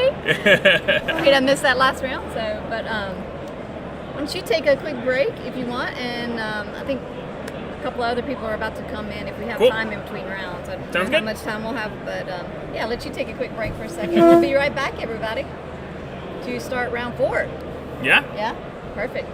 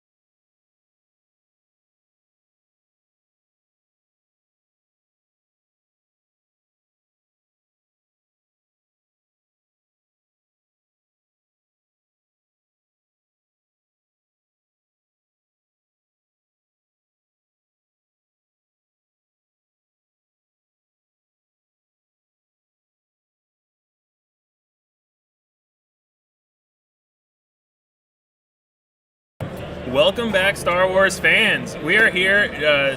A quick explanation: the pairing that got deck checked in this round is going to their 15-minute extension time, so that's why this round is still ongoing. They just started a game 3 and they have about 8 minutes left, maybe closer to 5. So we're going to do another quick interview first. I am here with Josh from Next Gen Gaming. Josh, how you doing today? Good.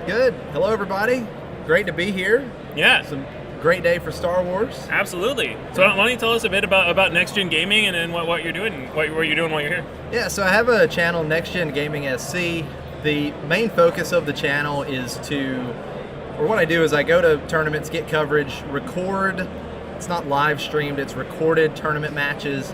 And then I go back and edit those matches and then do commentary, play-by-play commentary as if it were live. Nice. And so that's kind of the goal there, because I want the viewer to feel when they watch the videos that you're watching a live match. I want that feel, and so that's the goal with the main goal of the channel. Nice. Play-by-play commentary is my passion, so I love doing play-by-play for Star Wars. It's been a lot of fun. Nice. Yeah, I'm the same way. I really enjoy doing commentary for this game. How long have you been doing that? So, started with Star Wars Unlimited, I guess, back in March, I think, of 2024. I've done some play-by-play commentary on a couple other channels as well, but Star Wars just last year. Nice. So, but I think the one thing that really excites me about play-by-play with Star Wars Unlimited is the back-and-forth actions. I think it makes it a lot of fun to do play-by-play versus some of the other card games that, you're taking a whole turn and doing, each player is doing multiple actions a turn. I think the back and forth of Star Wars Unlimited it's a lot of fun. It's really interesting because when I first started playing this game, when it first came out, I said, my thought was, back and forth actions, that makes the game simpler. You don't have instant speed interact, and then the more you play this game, the more you're like, wait, what order do I do this in? When do I play my unit? When do I attack? What do I play first? How do I, the number of things you have to play around and how you play around them and the action economy of this game makes it really a lot more intricate than I first realized when I started playing, like when the game first came out. I think a lot of people have realized that by now, but it's just a really interesting thing that I used to think it made the game simpler. Now I think it makes it a little more complicated than a lot of those other games. I don't think it necessarily makes things simpler. I think the multitude of lines that you can take in the vast majority of matchups, it's not super easy most of the time, right? I mean, it can be pretty complex, but just from the commentary side of things, I think the action by action, taking turns doing the actions just makes it a lot of fun to do the play-by-play. Absolutely. How many of these tournaments do you get to come out to? So this will be the third Star City Games event that I've come to. I was at SCGcon Richmond and SCGcon Baltimore last year. Nice. And I do hope to do multiple SCG events this year as well. I'm here getting footage, so I'll be releasing some matches from today and tomorrow on the channel as well over the next several weeks. Yeah. No spoilers, but there was just a banger this last round that we saw that you guys at home are gonna want to see. The one that just got recorded. It was I will tell you who it was. So it was actually Bobby Sapphire from KTOD versus Frank from Bothan Network. So it was a fireworks show, great match, and look forward to doing some commentary on that. I can't wait. I can't wait to see that one get uploaded. I'm excited. I'm excited to see that.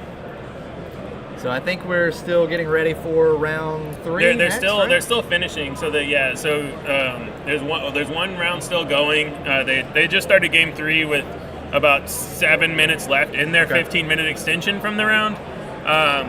So we should be getting last call time in the round really shortly, and then we'll probably be able to get in the next round pretty quickly because they're the only match left now. Great. It's great. Appreciate you having me on, and if you bought the network, top-notch stuff here, and if you get a chance to check out Next Gen Gaming SC, feel free to do so. Love to have you over there as well. Yeah, absolutely. Go check out Next Gen. It's really, really cool stuff you guys are doing. I appreciate it. Thanks for having me on. I'm going to step away for just a second, but appreciate the interview, and let's have some more fun Star Wars Unlimited today. Thank you very much. Thank you. Good talking to you. And then, while we're here, for everybody else, we are at the Blonde Sabine YouTube channel. Last I checked, we were 49 subscribers away from 500, which is a really big number for YouTube. So if you could please, if you're watching and you haven't subscribed yet, just like the video and subscribe to the channel. It really does a lot to help Frank and Courtney and all the work that we're all putting in to try to get you this content. It would really mean a lot.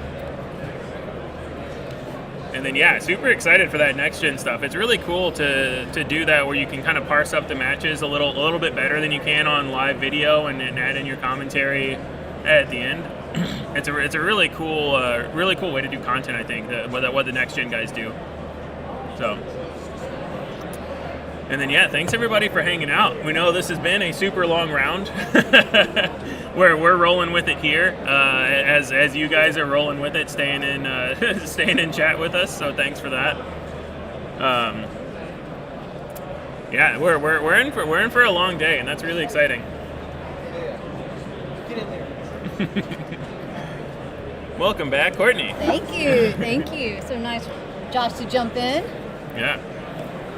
Maybe we can have him cast a round or two. That'd be fantastic. Yeah, we'll have to see. I don't want to push him too hard. I know, right, exactly. He's so doing his good, own work recording it. Yeah, it's absolutely.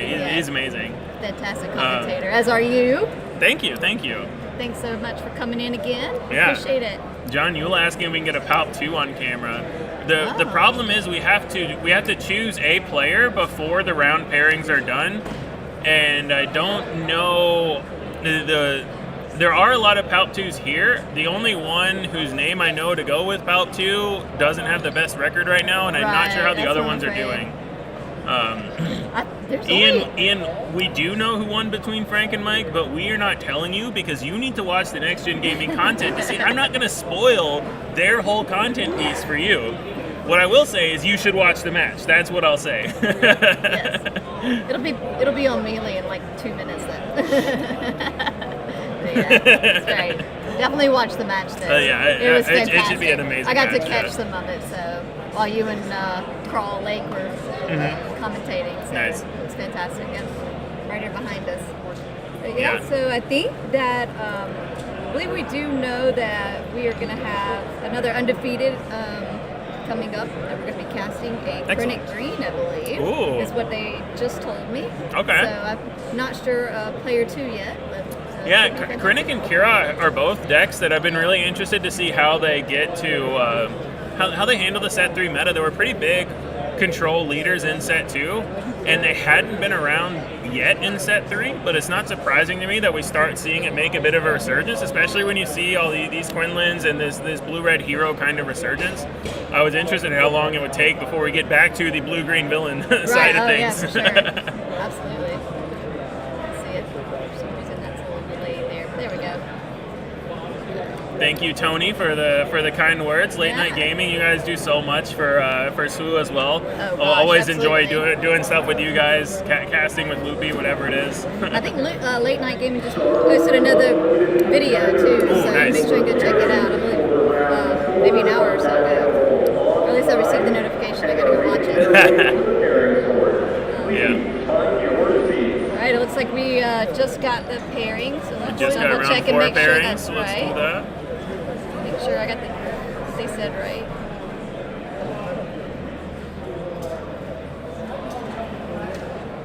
All right.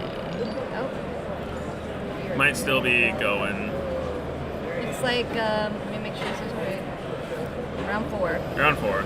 All right, we have GrandMoffTom and Symbiode. Nice. Yeah, perfect. All right, let's switch over to the live scene here. Let's switch to the boards. That's right.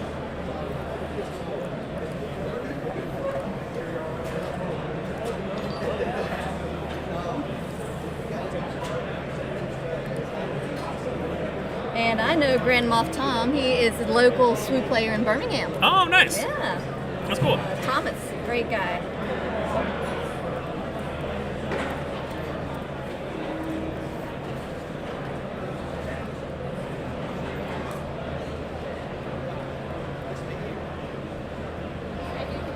Yeah, a statement that I never thought I would hear myself say, but I'm excited to see what blue-green villain does. Yeah, right. Right. Well, we are about to find out.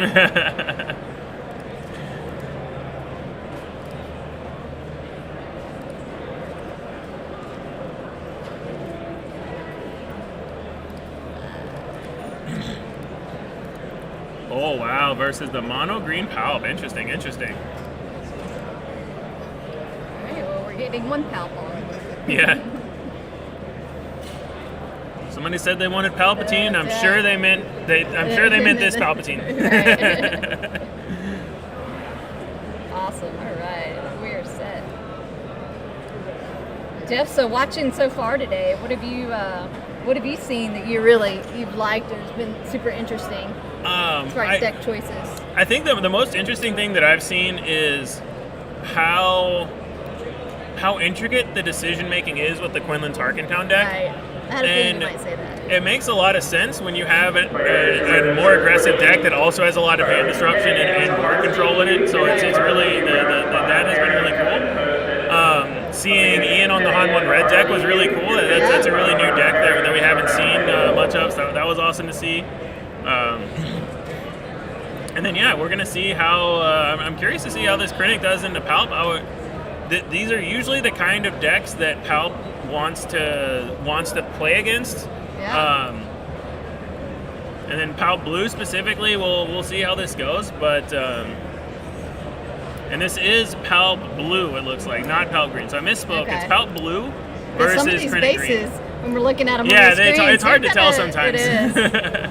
But it is a blue base, so it is Palp Blue on the Dagobah Swamp. So perilous position in aspect. Rolled a 2, classic. Yep.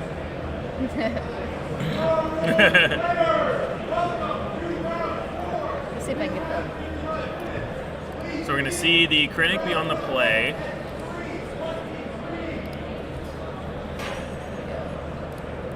See if I can get that on the screen. Seeing if we can get a timer set up. We'll see how this goes. We're working it live. Yep. Timer has started. Yeah.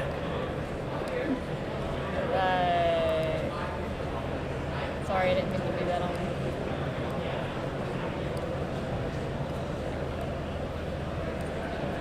It's not live, is it? Nope. Calls. Interesting. And the timer has moved past that. Weird. I don't know why it's not doing it. Oh well, I guess we won't have the timer. Yeah. We tried. Yep, we tried.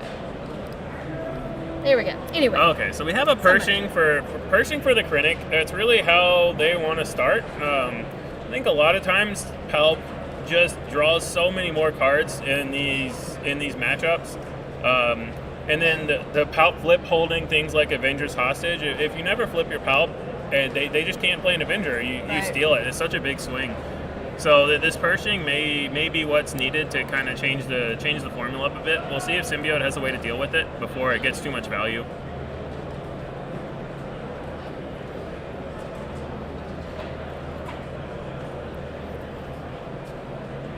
And it's kind of interesting to me too. All the different flavors of Palp, on the surface they look pretty similar. But when you look at mono green and the fact that it has 9 ramp spells instead of 6, you have the ability to play a lot more top end. Right. When you look at Palp Blue, you have access to Vanquish, Fell the Dragon, Rival's Fall, Takedown, whatever you want. So your actual removal spells and your ways to kill leaders can be a lot higher. And you look at Palp Yellow and you have things like Change of Heart. You have P38s, Lurking Ties. So you can fight for space better than the other Palp variants. Right. And you can also steal units more easily with also having Change of Heart. So it's really cool to me that each different flavor of Palp really has its own unique identity, and you can really tell the difference between the different varieties. I know we have a couple of local players that play Palp Yellow, well, including Frank, obviously, but he's rubbed off on some other people, so we've seen quite a bit of it recently, believe it or not. Here's seeing the classic. Oh, well, that's one way to deal with Pershing is to take it. Is he going to take the Star Viper or is he going to take the Pershing? What would you do? I would take the Pershing because you just don't want a Krennic to draw that many cards, and then also you can start drawing cards. Yeah. The Star Viper gets a free hit into your Inferno 4 if you want it to, but you can also just throw something later and kill it. It's not going to be the end of the world. Sure. This game is not going to come down to 1 damage on a base that happens on turn 3. It's going to come down to who drew their top end faster, who ramped better, and stealing a Pershing is a really good way to get that train rolling. Yeah, I was going to say, how do you think that? I mean, stealing that early game really affects the Krennic. I think Krennic was really relying on that card draw because that's what lets him try to keep up with the Palp in terms of how do you get to all your stuff. So now Tom is in the spot Symbiode was in before. We were saying how does Symbiode deal with this Pershing, and now Tom is in the same boat. He has to spend all of his resources to stop Symbiode from drawing cards, so that Symbiode can go back to doing what his leader does, which is draw cards. Right, exactly. Death Trooper's a good start. I would imagine we're going to see this Pershing die this turn, but will it draw one more card first, or will he force Tom to attack into it? I would imagine you just want to draw the card, and what he can do is he can just use Palp's ability to throw it if he has the extra resource available. Right. So it really depends on if he wants to use all the resources in hand or not. It looks like he's just tapping it to draw a card, which leads me to believe he has a 6-drop that he wants to play, or has 6 other resources that he wants to spend. Maybe it's a super laser technical resupply, whatever. But he doesn't want to spend the one resource to kill the Consortium Star Viper while he draws a card. Yes, Frank playing blonde Palp, believe it or not. He does a lot locally. Yeah. We know Frank is playing green Sabine today, yes, but we'll see if he plays blonde Palp one of the other days. Yeah.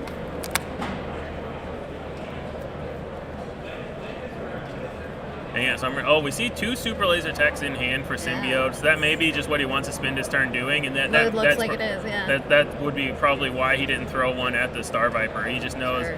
And this is going to be huge if Tom doesn't have an answer, because you can just throw one into something now, and then you play the other one, and then you throw that next turn. Now we're already on Palp flip, and this Tarkin needs to find something. And Palp is doing exactly what Palp wants to do in this matchup, which is draw cards and ramp and just be ready.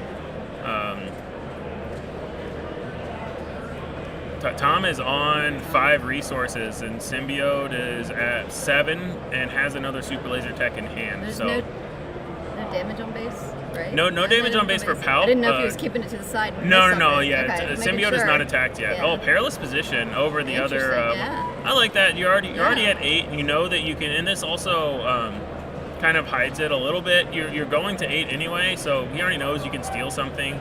But it's kind of nice to just get the damage out there, and now you can already play your Vaders or Mauls or whatever you want your top end to be. At 8, you could play a Snoke. So, really, I like the play there. Ramping to 8 when you're not going to steal anything doesn't matter as much. So I like the perilous position over getting on those super laser check down. Yeah, it's never fun to see a perilous position either. On the other side of the board. Yeah, I was going to say unless it's the one in your hand, then right, it's great. Exactly. Yeah. Then I'll take 3, please. Yeah. Thanks everybody for joining us today, for joining the stream. If you get a chance, please go and gotta pump it a little bit, right? Like and subscribe. Well, only because we're like 40 subscribers short of monetizing. Less than that now, because I brought it up after the interview with Josh. So yeah. Okay, I'm sorry, I missed that. Oh no, you're good. We can just keep asking them. That's the secret to content is you have to constantly ask to like and subscribe. Yeah, but if you get a chance, do it if you haven't. There is the Vader. Vader into the Royal Guard. Yeah. I'm curious to see when Symbiode flips Palp, because I feel like that's a big part of these matchups. In my opinion, I would say if he thinks he can end the game with the Palp damage, then he'll do it now. If he's worried about is there going to be a Snoke or an Avenger or something from this Krennic that I need to steal, then he may hold it. So. Yeah. Thanks, Loopy. We appreciate it.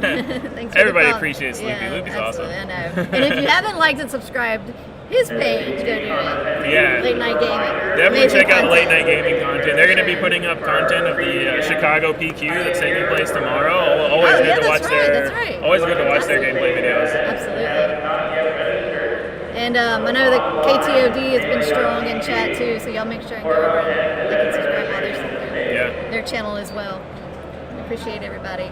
And interesting choices here again. So Symbiode could do something like, you could always just throw the Royal Guard at the Death Trooper. Mm-hmm. It's inefficient in that you lose your unit on board, but sometimes the card draw is just so important. Looks like he has a Vigilance in hand, so he's probably just going to use that. And I'm curious if he just goes for the mill. Looks like he's saying modes. It's definitely killed the Death Trooper. And what are we doing with the second mode here? I think he's debating the second mode. Oh, he is doing the mill. I like that a lot. You're not that close on base damage.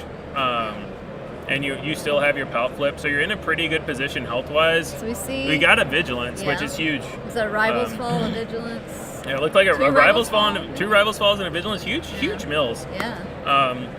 Now, obviously, you can't count on that. You're just as likely to mill their good cards as you are to mill them closer to their good cards. But it's still information that you have now. You either know, hey, that's 1 less Vigilance, or you know, hey, that's 6 cards closer to a Vigilance and I didn't hit one. So either way, you at least have more information that you can use to inform your decisions. But yeah, I think Palp is exactly where he wants to be right now. He is holding his flip, so he's waiting until some Avenger an Avenger level threat comes down, as they say in the Marvel universe.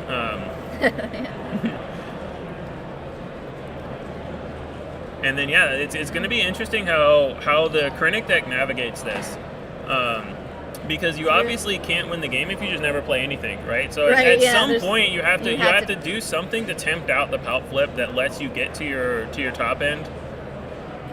I'm trying to see what's in hand here. Look like he pop up another super laser tag. Is that what that was? He's had a super laser. I see 2 Avengers. 2 Avengers. But I think he want to start with the Crumb so that you're isolated from Power of the Dark Side and things like that. So. He had it, yep. Yeah, so he's obviously going to do that, and then now he can play the Avenger freely, and all he has to worry about is actual Super Laser Blast. Really heads-up play by Tom here, knowing that that's what Crumb is doing. So ambushing into the Crumb and getting 2 units on board. He's tempting Symbiode, saying, here's a Vader you can steal. Don't worry about these Avengers I've got in my hand. Yeah. And even if Symbiode does steal the Vader, he'll then have to also kill whatever second unit comes out if Symbiode's Avengers are going to kill something. Oh, gosh, so his Vader's really good by Tom. Really helpful. And if Tom can get 2 units here, it would be insane. I don't know how many 1-drops he plays. Does have quite the hand there. But. Well, he's looking at his options from Vader. I don't know if there are any 1-drops that he plays that he could get. He's just getting an Inferno 4, where that's still... And Inferno 4 is actually better because Palp can't kill that. So now Symbiode can't steal Vader and then deal with Tom's Avenger because he has to deal with the Inferno 4 first. So really heads up play by Tom there. Actually, I think a lot of people wouldn't necessarily Vader into the Crumb. But yeah, that was very, very heads up. And also heads up by Tom to get a space unit. I'm sure he had multiple ground unit options, but this prevents Palp from flipping and just killing the Inferno 4. So we'll see if Symbiode goes for it here and goes for the Vader. If he doesn't have anything else in hand, he might just have to. And I believe we saw 2 Avengers in his hand. So he is going to do that and then trust to the multiple Avengers in his hand that he can get back now that he knows he's not going to steal an Avenger or anything. Because Tom has no damage on this base, so he can take this damage from Vader for a while before it becomes a real problem.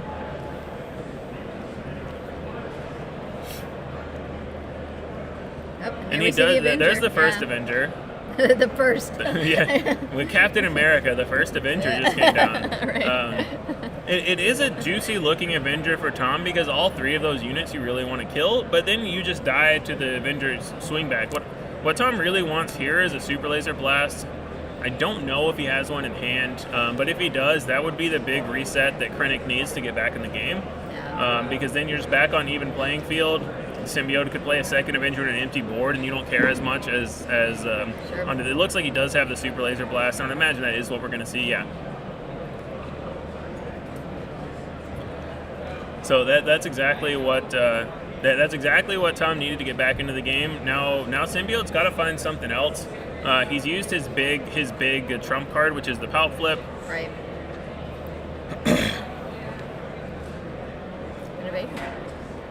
Yeah, a new Vader coming down, and Vader is really good in this matchup in general because it's just Avenger protection. You get 2 units on the board. You can play your Avenger in relative safety, barring something like it makes them have to spin their Super Laser Blast. They can't. Nothing feels worse than playing an Avenger on an empty board and your opponent counters with their Avenger. Sure. So this is really the way Symbiode wanted to restock is with 2 units. Unless he didn't hit a unit, or he has to be thinking that. Yeah, he's got to be. Is it possible for him to have missed? I mean, I guess it's possible, right? It's always. Oh, he did miss. Oh. Wow, that is unfortunate. I'm curious how many units he has. But yeah, missing on Vader there is huge because now he's not as isolated from the Avenger. Is just going to kill the Vader if there is one more power of the dark side to kill the Vader. Right. So that is really unfortunate for Symbiode there. I'm curious what the percentages are. We do not have deck lists, so I have no idea how likely he is to hit, or if this is a much more event-heavy version. Palp Blue is always a little bit more event-heavy, so you're always going to have a lower percentage. But when you look at 10 cards with Vader, you're looking at a fifth of your normal deck, so your odds to hit are really high, even if you don't have, the most 2 and 3 drops in your deck. Yeah. And we already saw one Salacious Crumb, so I would imagine he got incredibly unlucky there, but we don't know the exact numbers. On the bright side, it did bait him into playing the second Avenger. I know Captain America was the first. I don't know who was the second Avenger, but we've now seen the second Avenger come and go, and it killed the Vader. But I think you will happily trade a Vader for an Avenger and a power of the dark side. And he played another Vader. This time I see a Crumb, so he didn't whiff. Oh, good. Does he have a second? It'd be bad odds Rune if he Hacko did. and Crumb. Okay, so now he's got a lot of unit protection. Okay, yeah. So now he's totally fine against Avengers, and I believe Symbiode milled a Super Laser Blast with his first Vigilance, and Tom has already played one, so there can only be at least one, or at most one more Super Laser Blast in Tom's deck, and that's the main answer to this kind of unit flood that he has, because Snoke kills the Rune but doesn't kill the Crumb or the Vader, so Snoke doesn't help you get to your Avenger lock. Oh, sorry to hear that, Robbie Jandro.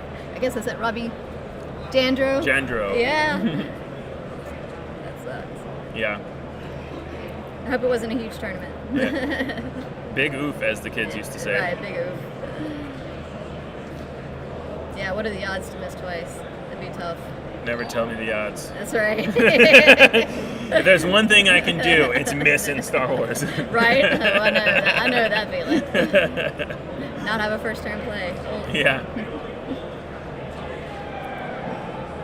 All right, well, Symbiote's looking pretty good here, I gotta say. Timely intervention. What is he? That? Oh, okay. He's smuggling out a timely intervention. I'm not sure what he's timelying in. Could be something like a reinforcement walker.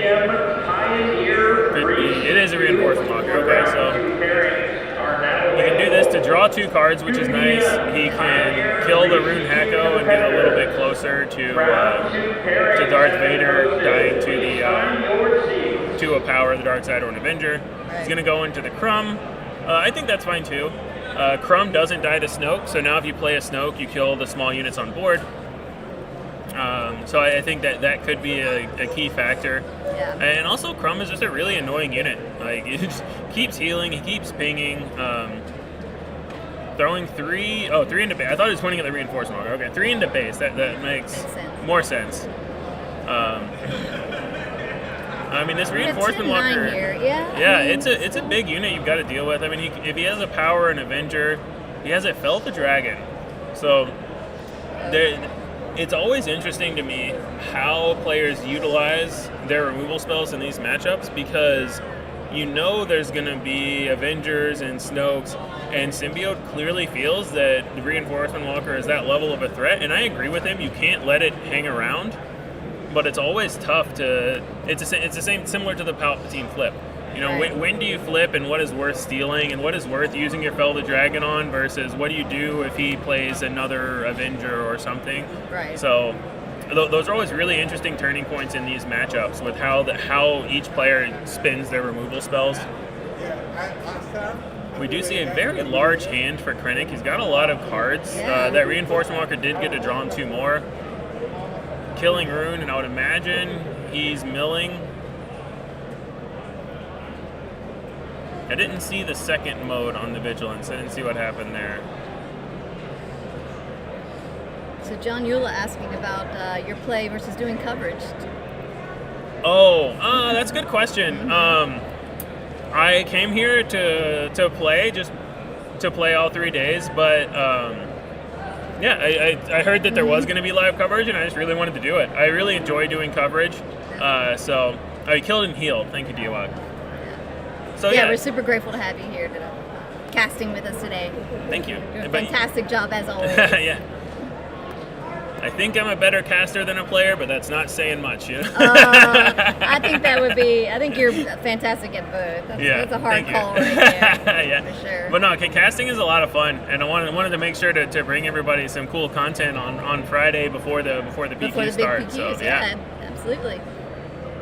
So there is the Snoke.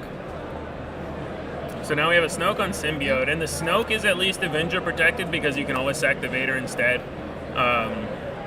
So Tom really wants his third Super Laser Blast here. For sure. He has a large hand and not a lot of deck left, so he might have it. I was you about never to say, I know. wonder how much deck left. How many cards are left in the deck right now? Anyways, can't be that many. 3, 6, 9. All right, 13 resources for Krennic.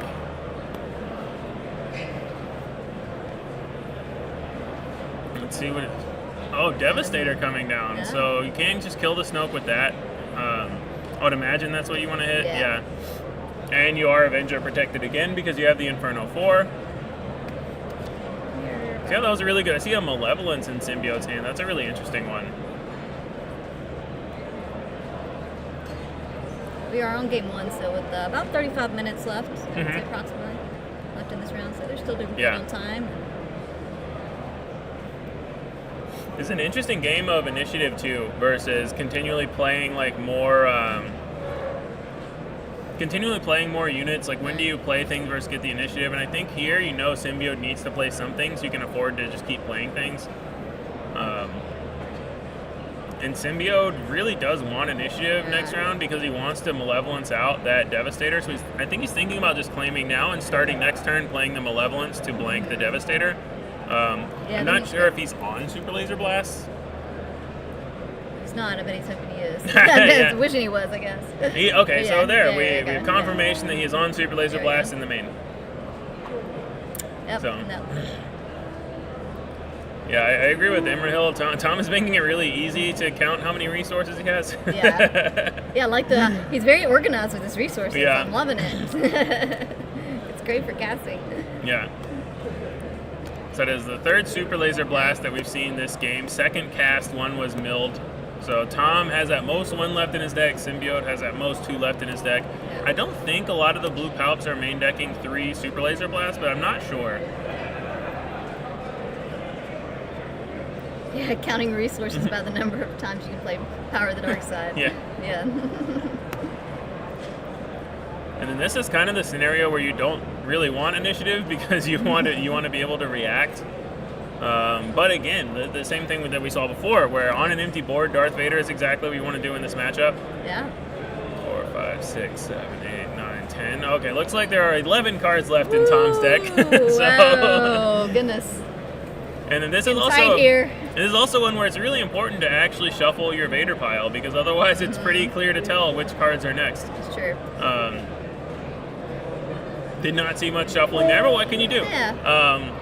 Anyone in control mirrors, it's very important to make sure your opponent shuffles their Vader pile and to cut it for them, especially when you're down to the 10 to 11 cards in deck range, because now it's a very good you know what the next cards are. You know what's coming up. And I don't think the players are thinking about that. I think the players are just thinking, I do this, I put it on the bottom. Yep. So it's probably not in their minds, but it's something to think about. Yep. For sure.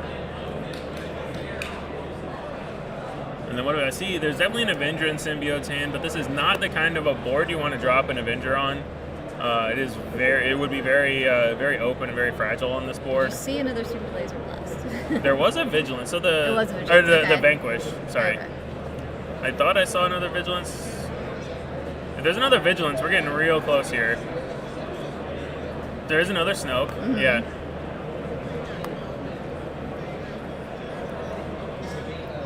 So yeah, there's a lot of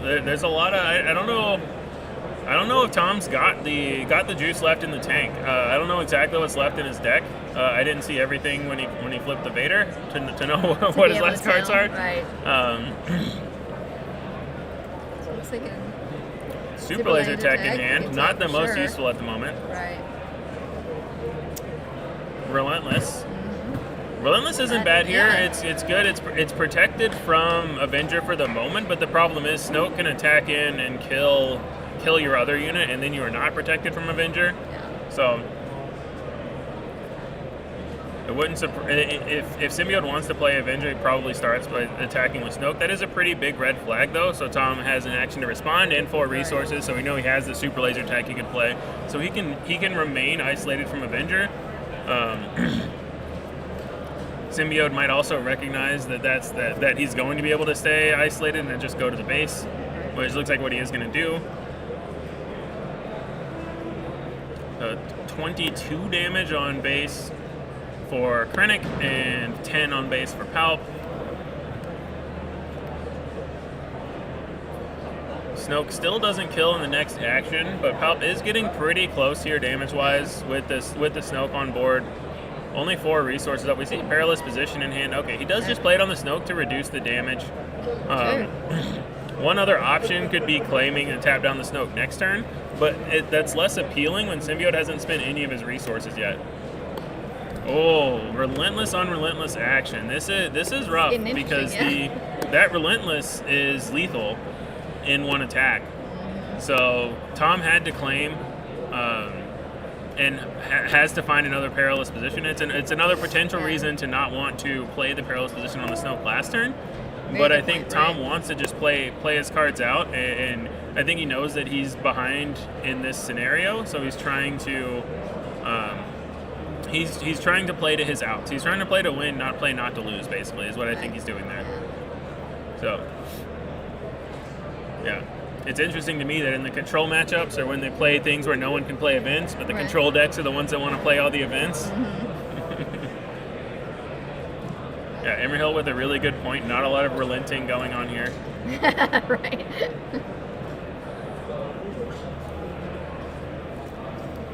Let's see what they have left here. That should be game unless I'm miscounting things. You sacrifice a Snoke and attacks for 8 with Relentless for the last 8. So unless I can't count, I think we're going to a game 2 here. Yep. Yeah, going to game 2. Yep. So Symbiode gets game 1 with the Palp deck. And I think especially game 1, you expect Palp to do well in that matchup. It's one of the reasons people like to play Palp. But that was very well. I feel like that was very well navigated by both players. Both players played to their outs. They understood the matchup and they understood what their role was. They were really good at trying to protect their big threats where they could. Things like playing Vaders onto an empty board to protect yourself from Power and Avenger. So no slow play there at all either. They're playing really fast, for sure. So nice to see. And they still got about 30 minutes left, so plenty of time. Yeah, 30 minutes for 2 more games. Yeah. So I'm interested to see what Tom might bring in from the board to try to shore this up a bit. Maybe they'll give us a sneak peek of their sideboard. We'll see. Yeah. Here we go. Restored Arc, is that what it is? It's probably not coming in. Oh, interesting. Was Krennic not on full Avengers? It looked like he put an Avenger in from his sideboard. I think that makes a lot more sense in blue-green villain because we saw him have a Devastator main deck. Right. So I would imagine he's just kind of like diversifying his large threats in game 1, and then he just has more to bring in for game 2.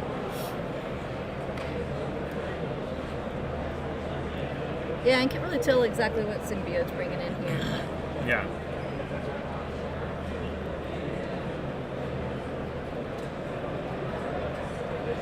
Let's see what Tom is taking out here. Yeah, Bryce coming up with the best play. So what you really need to do is, so when a Relentless is out, you have to play an event first so that the event you want to resolve has an effect. So what you've got to do is you've got to spend 16 resources for Endless Legions so that your out of aspect force throw happens. Right. I think that's the key. That's the key to winning this matchup. Is you just get to 19 and then go 16 into 3 and just back to back, just rapid fire. Crazy. Yeah.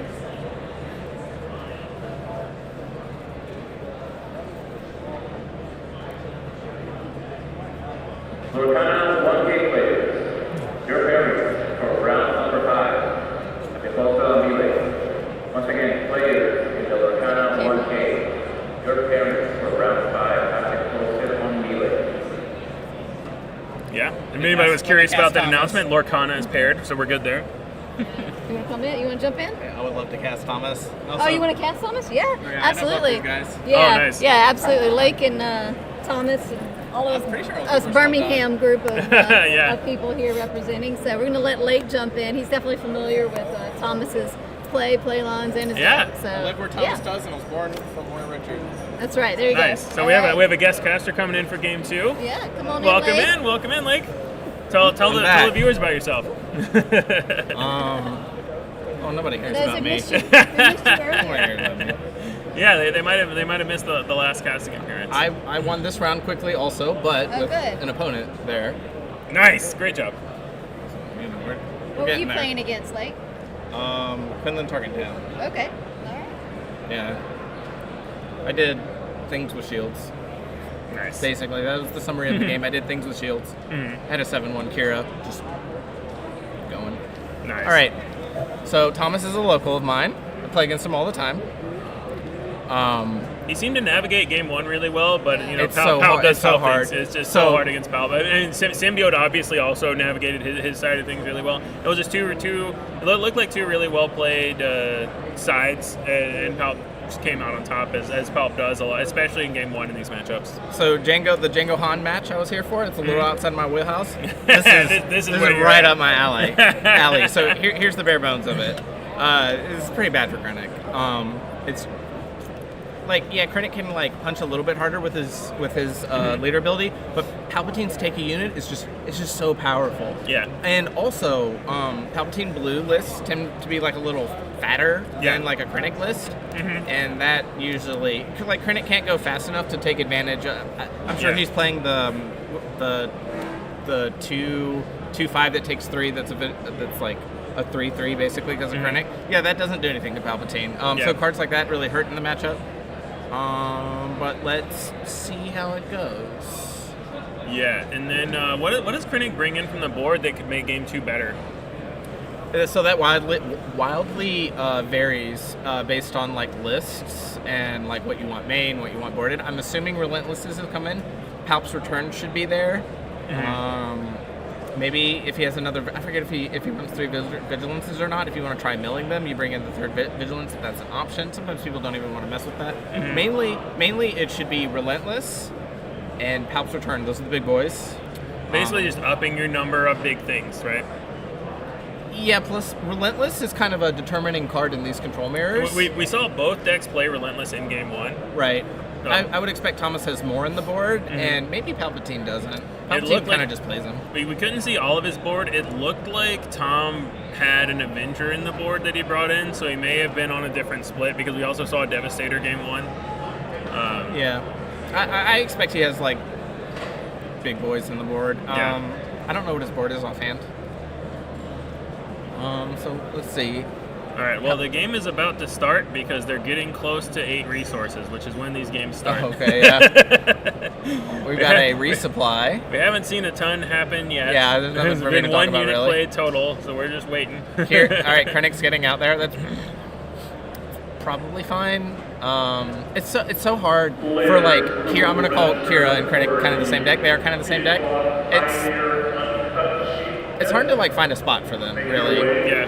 Palpatine's so far away, and like how many times Krennic has to hit Palpatine like 4 times or something. Yeah. Like even Kira has to do it twice, but she can't. Yeah. So I guess he's just trying to just like aggro Palp down, maybe like ideally land some Devastators when they die, either play another one or Palp's return them, and then just shove damage through and hope to get there because Krennic just cannot match Palpatine's late game. Yeah. I don't know what their mill packages look like. That can be a determining factor. If someone's got like restocks and 3 vigilances, that's the way to do it. We saw at least a couple of vigilances from Symbiode in game 1, so he's on the main on the blue Palp. As he should be, Yeah. But it just kind of determines, or not determines, it just, I can't like tell as a spectator. I would need to be one of the players to be like, okay, this is a millable game because I need to see their hands. Absolutely, yeah. And I need to know like, does Thomas have enough beaters that he's like, I don't need to mill him, or does Palpatine like, I've got like 3 super laser blasts and walkers. We're not milling him. probably hold on to him though. Okay, so I really like that. Vader pulling the super laser tech because we have to play Avenger games. I don't know what the resource count is, but we're getting there. 7-ish, I believe. Yeah. I believe 7 for Symbiode and 6 for Tom. Because both of these players have been really good at isolating themselves from Avengers and Power of the Dark Side, and not just throwing their big threats out there unless they absolutely had to. Take down Vader after he ambushed Krennic. So, Pershing's Pershing's a really big deal in this matchup. Yeah. Game 1, we saw a Pershing that Tom played get traitorous by Symbiode. Right. It completely escaped me. Another thing that Palp has on Krennic is Palpatine has card draw stapled to his leader. Card draw is good, and it's like 3 times as good in a control mirror. Yeah. So, one thing you're supposed to do is you're supposed to try to deny your opponent units anyways. Mm-hmm. But you need to try a little bit harder. Yeah. Because did he use Palpatine's ability? No, he did not. He just attacked the super laser in. I like that. Yeah. So he's at 9 now. So it makes me think that he wants to use all his resources. He attacked super laser in.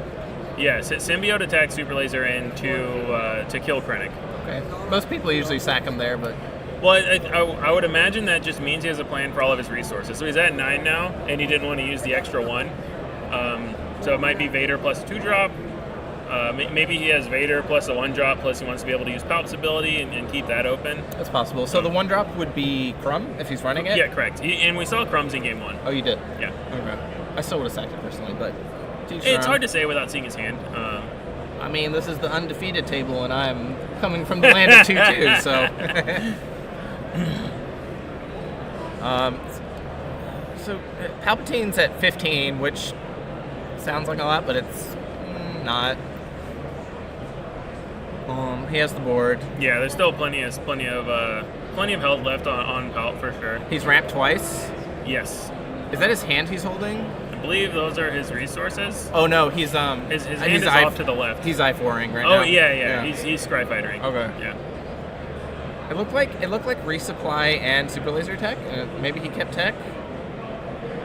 I could see keeping tech just as more power insulation if that's what you want, but I think you're at the point where you want to start drawing your big stuff. Okay, so Thomas, I would expect this from Thomas because when I play Thomas in our locals, I usually just mill him out. So let's see what he hits here. Hitting Palp is big. And I think a big point here is he Inferno forward something to the top. Okay, hitting Vader. And then Thomas replied by Vigilance milling. Yeah. So he knew what was the first card? Palp's return. Okay, yeah. So heads up play from Tom that he saw Symbiode had a card he wanted and said, let's get rid of that card. Yeah, definitely. So cards of note hitting there was the return and the Vader, and I think everything else was whatever. Yeah. Fells seem good, and they are good, but removal is not as important as the big hitters in this matchup, usually. The big removal card is super laser, and that's nice because it kills all the things. Yeah. Thomas is on 8? 9. I'd be curious what hand size is. Looks like Richard's about got 4 a or grip. 5 for Symbiode. Okay, and Thomas has a large grip as well. At least 6 cards, could be more. So both players, I think, have kind of what they want, which is a lot of cards in hand and a lot of resources. Right. So Thomas is in he's 1 resource short, or 1 resource short, but all right. First Relentless is down. I think the main thing. Can we power through it? Did you pay 9 for that Relentless? I think so. I think he's ramped twice. No, Relentless was 8 for my crazy. You're crazy. I'm crazy. It's 9. Cool. It's an 8/8. Yeah, that's what it is.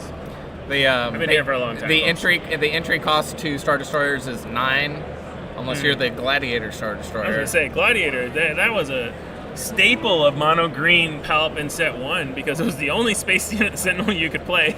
It's still fine, actually. Yeah, that's not bad. With Jango, yeah. That's okay. We have the Relentless, and he has the Vader as power. Well, he already has power protection. The Vader has Avenger protection for his Relentless. Thomas really wanted to hit Death Trooper there. Yeah. To kill off Vader cleanly, to threaten an Avenger killing Relentless. Because that's we're in the late game. It's the Star Destroyers are playing, and then You know, Vader's a 5/7. 5/7s don't matter anymore here. We're playing 5/7s to protect our Star Destroyers, basically. Is there any value? This is the question. Is there any value in doing something like baiting out an Avenger so that you can steal it with Palp? Like giving him a more juicy looking Avenger so that you can take it? Easier said than done. Yes. When I'm playing, I usually try to make them take a Vader. Beat Jango Tarkintown. Get the 4-0. Richard is Frank just derailed me. Where was I? There's a vendor. I'm sorry, I don't know what I was saying. Well, I mean, I like the Avenger is good there anyway because the Relentless can't just kill it right away. Oh, you're talking about Palpatine baiting. Yeah, Palpatine baiting. Because now you could do something, especially if you have like a 2-drop, that would be ideal, right? He has 4 restores, so you could play a super laser tech or something. He could also start taking out units. If he attacks Vader into Pershing and Relentless into Inferno 4, then he could play his own Power of the Dark Side. It's really hard. Palpatine is healthy enough. He's at, 17 or even 19? He's healthy enough 19. that you can't really bait him out. He's probably going to get what he wants, which likely is the Avenger, but there's Devastator also. Yeah. Chick-fil-A sandwich combo. Whatever. Anything to drink? Now,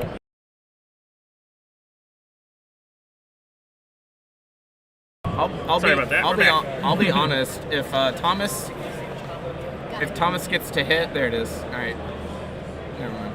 I was gonna say if Thomas gets to hit with the Avenger, then.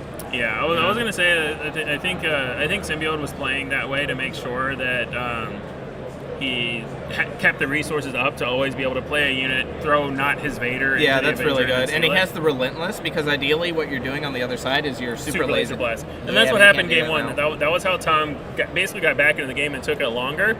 Was he was able to super laser blast after Palp flipped. Yeah, that's just current state of affairs. That's just how you do it. And so now Tom needs to have a cheap event into a super laser blast. And eat 8 to the face to do so. 404 error, nothing found. Yeah. There's no cheap event he's running. Oh, no, I'm lying. He can have a timely. Actually, Krennic's run timely. He did play a timely in game 1. Yep. Is that what looks like might be a confiscate or a restock in his hand? There's a neutral card. He's at 22? Oh, I think he's dead, actually. If he's at 22, then he's very dead, yeah. So we'll see. We'll see if he has a way out of this. Yeah. Looks like his way out of it is a handshake. Not with a Relentless. Yeah. You could play Devastator and then just die a slow, miserable death. Yeah. So huge congrats to Symbiode for taking that round 2-0. This is the kind of matchup Palp wants to see, but you still had to see both players navigate that incredibly well. I think Tom played to his outs, and Symbiode just did not give him those outs. He didn't give him a chance to get back into the game, and he was patient. He was at 15. 15's not like the danger zone's in the 20s or something like that. So he's like, I'll wait for an Avenger, and then it was lights out.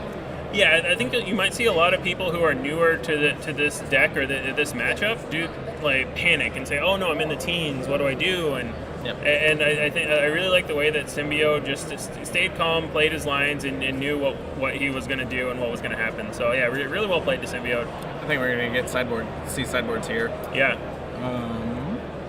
Okay.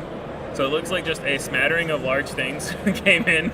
Yeah, big toys. Palpatine likes his big toys. Yeah, absolutely. That's the fun thing about the deck, though, especially with Palp Blue. You have so many options for what toys you want. There's Avenger, Relentless, Devastator. Palp's Return can bring anything back. It's a lot of fun. You can play Snoke, you can play Vader, you can play Maul, you get your choice of whatever But you know want what's to play. not fun, though?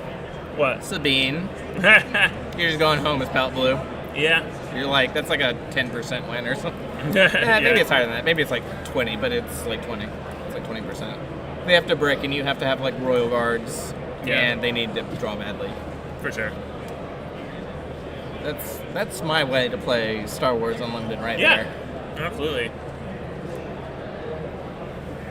How much time do you think we got left in the rounds? There might be a timer up here. Nope, maybe not. I was the first person done. So, but I'm looking around and I didn't catch what time they said the round started, so I'm not sure exactly how much time's left in the round. That is quite the deck box cover for Symbiode. The classic Tata deck box sticker. Yeah. Well, you should. I wish Thomas would put his like behemoth of a deck carrier on. It's huge. Yeah. It's like the size of a gallon of milk or something. And it's just got like the world in it. That's awesome. I'm really happy for Thomas though. I mean, he lost that round, but 3-1. Yeah, 3-1 for Tom. Great. Played well on camera. This is his first card game. Oh wow, that's impressive. I think we've seen a lot of people successfully transition to Star Wars from other card games because but having this be your first TCG and playing this competitively is really cool.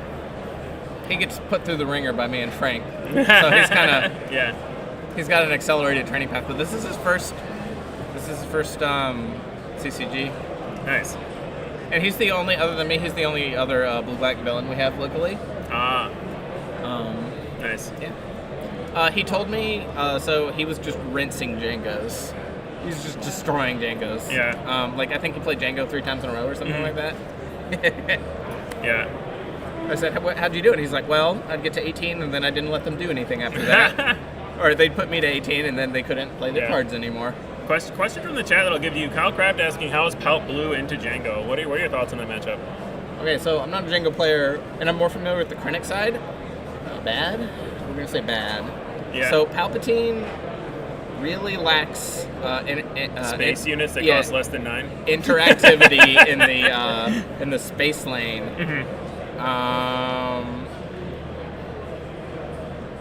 I would venture to say the person off camera just lost their game. Yeah, probably not good. It's not going to be as bad as Sabine. The whole like pinging and Darksaber's rough. Darksaber's really rough. You're just going to get on Richard did. Yeah. And I think Tata is saying a sentiment that we all know and we've all heard ever since set 1, that Sabine Green is pretty much a dead deck as a serious deck, as far as I can tell. So it's trash, and on behalf of all green-blue villain players, leave it at home. Leave it at home. Why bother? Yeah, I mean, I've heard that since set 1, so it's got to be true by now.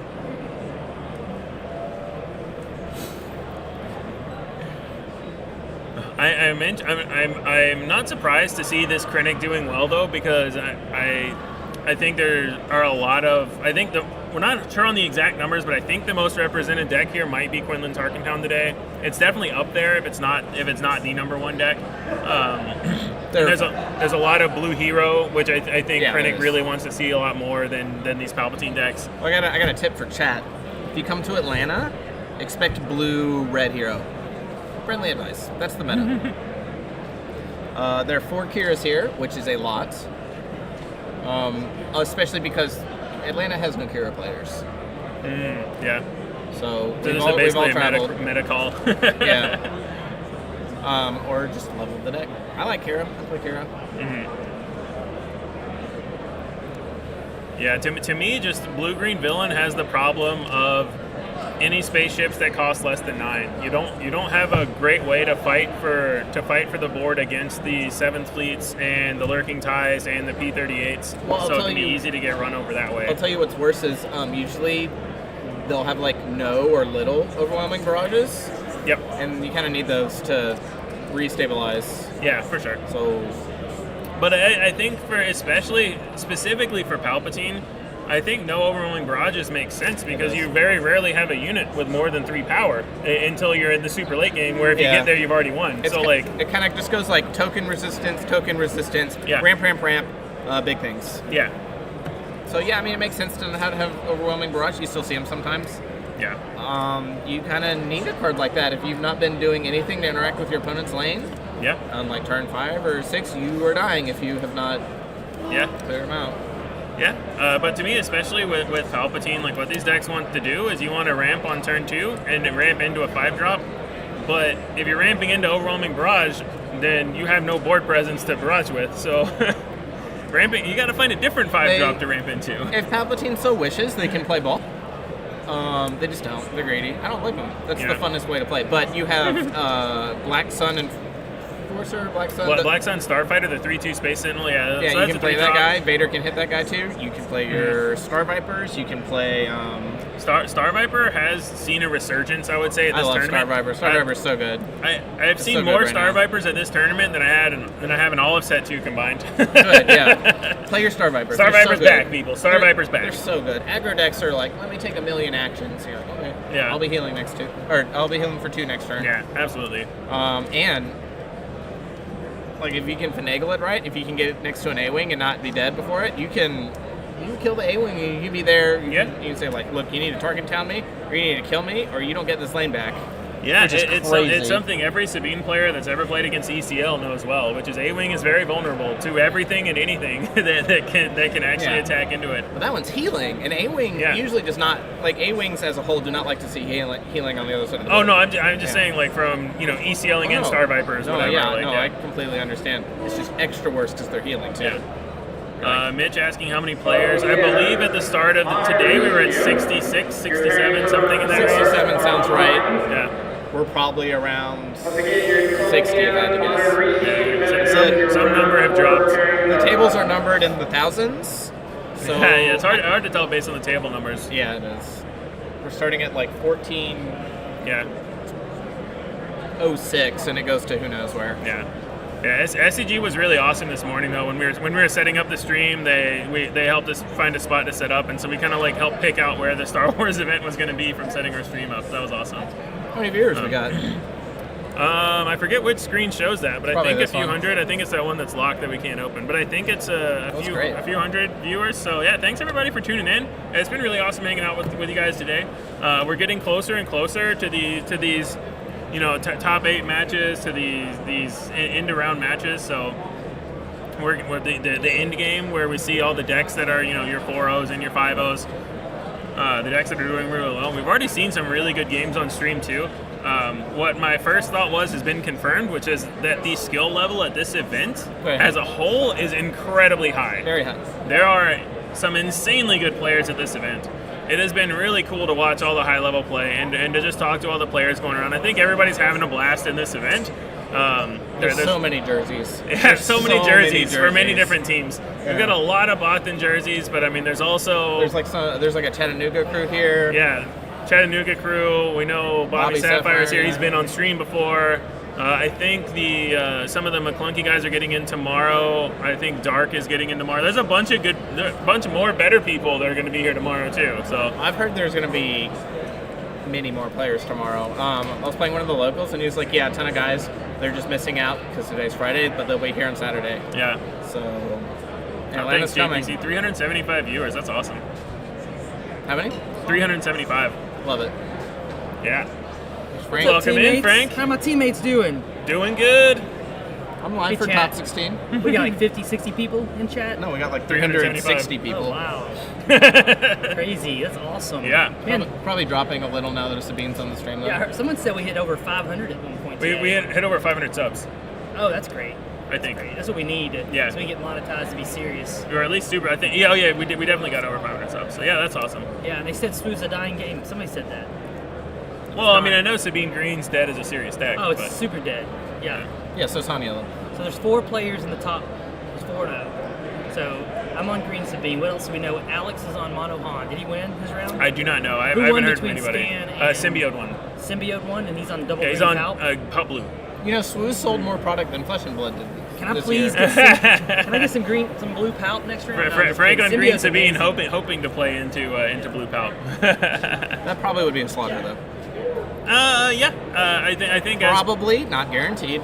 I mean, I think usually as Palp, you're saying, hey, I expect to run into mid-range and control, and usually have good matchups into both of those, and I just hope to dodge Sabine. Take one loss. Tata says Maybe. Alex won, so now we know 3 of the 4 4-0 players. I'm not sure who the 4th one is. So we might get a spicy matchup. We could get something like a Green Sabine versus Mono Han. Little Alex versus Frank action could be potentially on stream next round. I'm excited for whatever's on next round. Because at least 3 of the Chris Todd asking, Alex is on Mono Han. Han 1 yellow. Good deck. Yeah, it's a very good deck. Good deck. Cunning, for my money. I'm gonna get resistance. I don't care. I think Cunning's the best card in the game. I can't think of a card like it's if you get 3 very Cunnings, versatile. if you get just like off of the rule like it's so hard to lose drawing 3 cunnings. I can't think of another card where if you like draw all 3, it's like winning is so guaranteed. Like cunning is such a powerful card at 4. Yeah. At 4. I'm really interested to see. I don't know Alex's list. I would like to see him on stream because I know a lot of different versions of Mono Han were running around where they were playing more 5 health units to dodge a Tarkintown. Some people were still on the more Rebel package. So I'm really curious to see what kind of Mono Han list. I think there's 3 different. I think there's 3 different versions of Mono Yellow Han. There's like a Rebel package, a no Rebel package, and a in between that. So I don't know what he's on. I don't even know if like one of those has fallen out of favor. But I know that all of them can show up to your local tournaments. They're popular enough for any one of those varieties to be played. Loopy asking what Bobby Sapphire is on. Loopy, Bobby was on round 2 of our coverage. If you go back and watch round 2, he played his Quinlan deck against Quinlan Tarkintown. Yeah, Bobby played his Quinlan Tarkintown deck against. Oh my goodness, what was he against in that matchup? He was against a Han 1 green, and it was and I highly recommend going back to watch that round 2 matchup. It was some very, very cool games with Quinlan versus Han 1 green. I like Han 2 green. I want to see some Han 2 green. I don't know if there are any here, but I haven't seen it. It just spews out units. It's hilarious.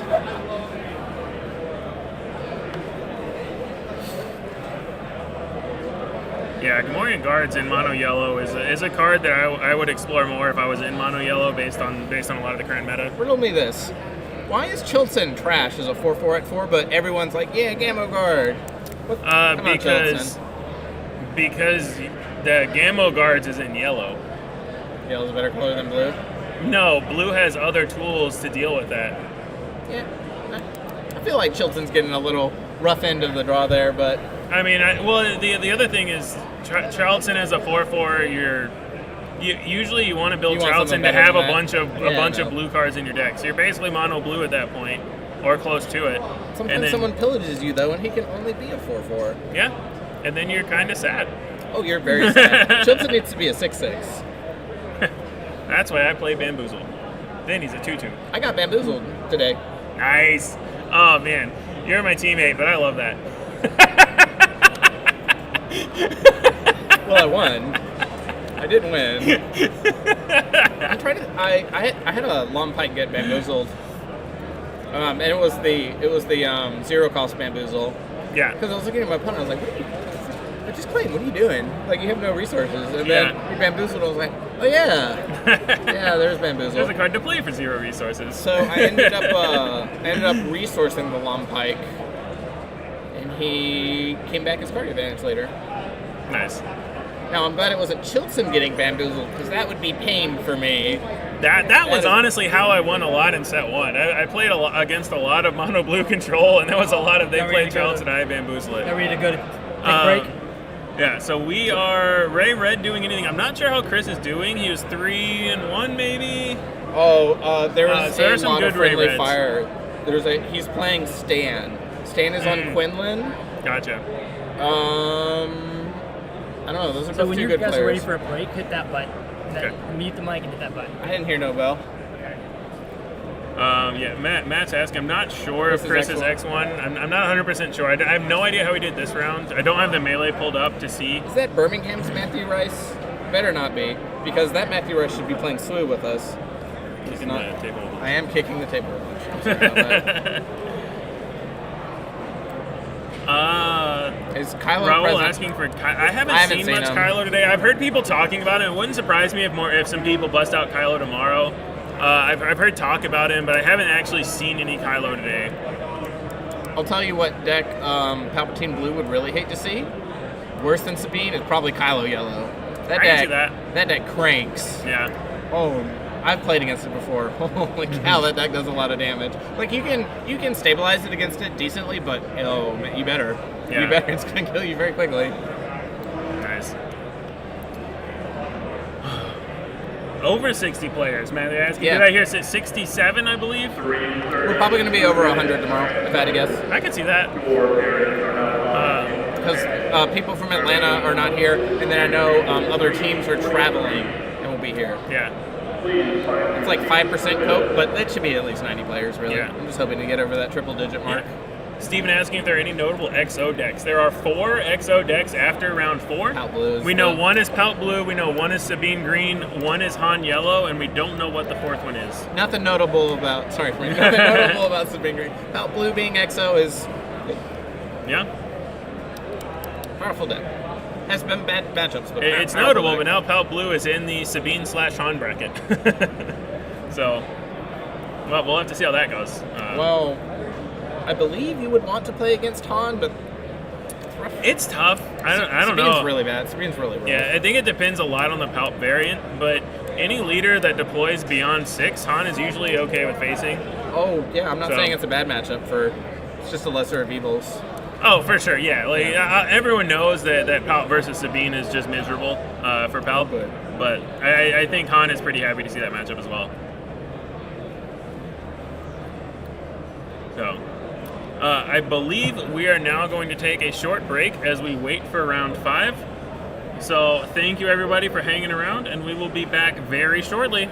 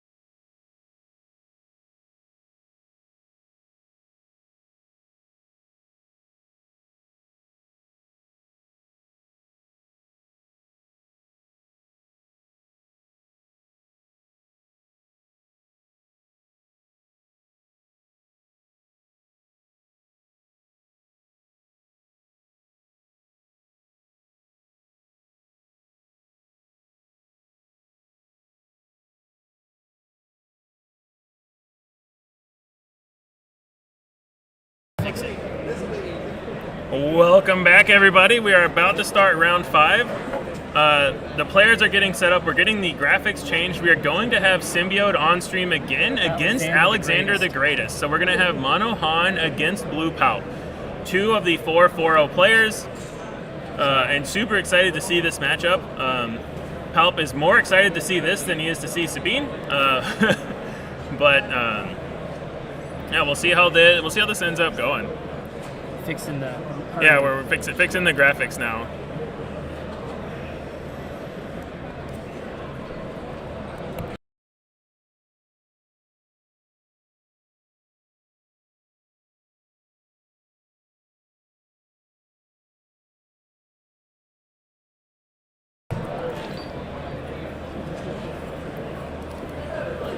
Alexander the Greatest, notably greater than Alexander the Great. Alexander the Great probably should have changed his name to the Greater, who knows, Greatest, but yeah. recording will be back, I think. But if it's not, what you have to do is you click on this, it says wins, loss. You click the properties button, and you change it right in here. Got it. And then Cool. hit done. All right, have a good round. Have fun. I gotta go play. Yeah. Good luck, Frank. Thanks for friendly fire helping. against my teammate. Yeah. Well, we're at the point of the tournament where friendly fire is going to happen. It just means multiple people on the team are playing well, but it's not time for some friendly fire. Oh.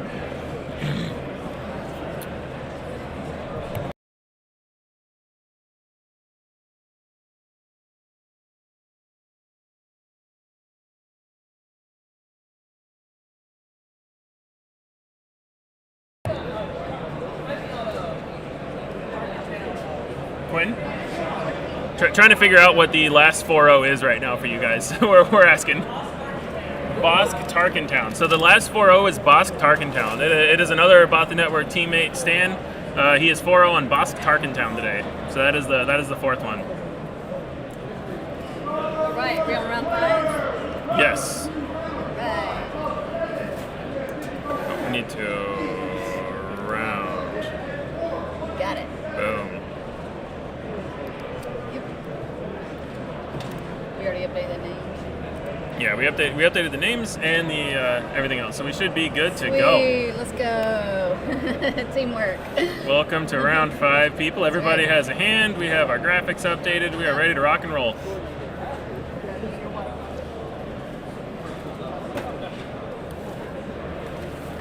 Yeah, exciting to get to see Symbiode again. We saw him really navigate incredibly well, in my opinion, the Krennic matchup. So now we get to see how he does against a more aggressive deck.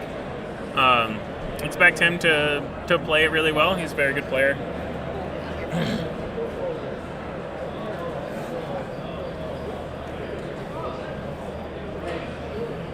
All right, round 5. We're over halfway there. Yeah. Mickey D saying Stan is on Quinn Tarkintown. I got told he's on Bosk Tarkintown. That would be way spicier than on Quinn. Oh, yeah. But all right, L3 and then a Scry Fighter. So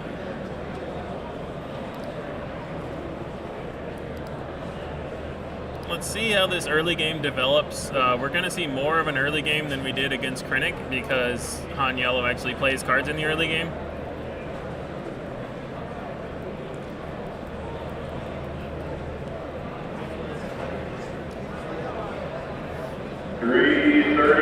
Two-headed giant players. Your event is beginning. Please find your seats at the blue carrying points. 3:30 two-headed giant players.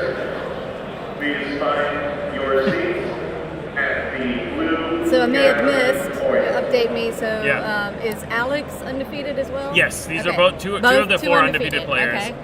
Palp undefeated. I like And it. Maddie having to deal with the existential crisis of platonic life mate versus teammate. We've all been there. So, you know, but I think when you're at the 4-0 table in round 5 as 2 of the last undefeateds, you're okay with a little bit of friendly fire. It just means you both did well. So, you know, Right. all of your favorite players playing well. So that's exciting. Yeah.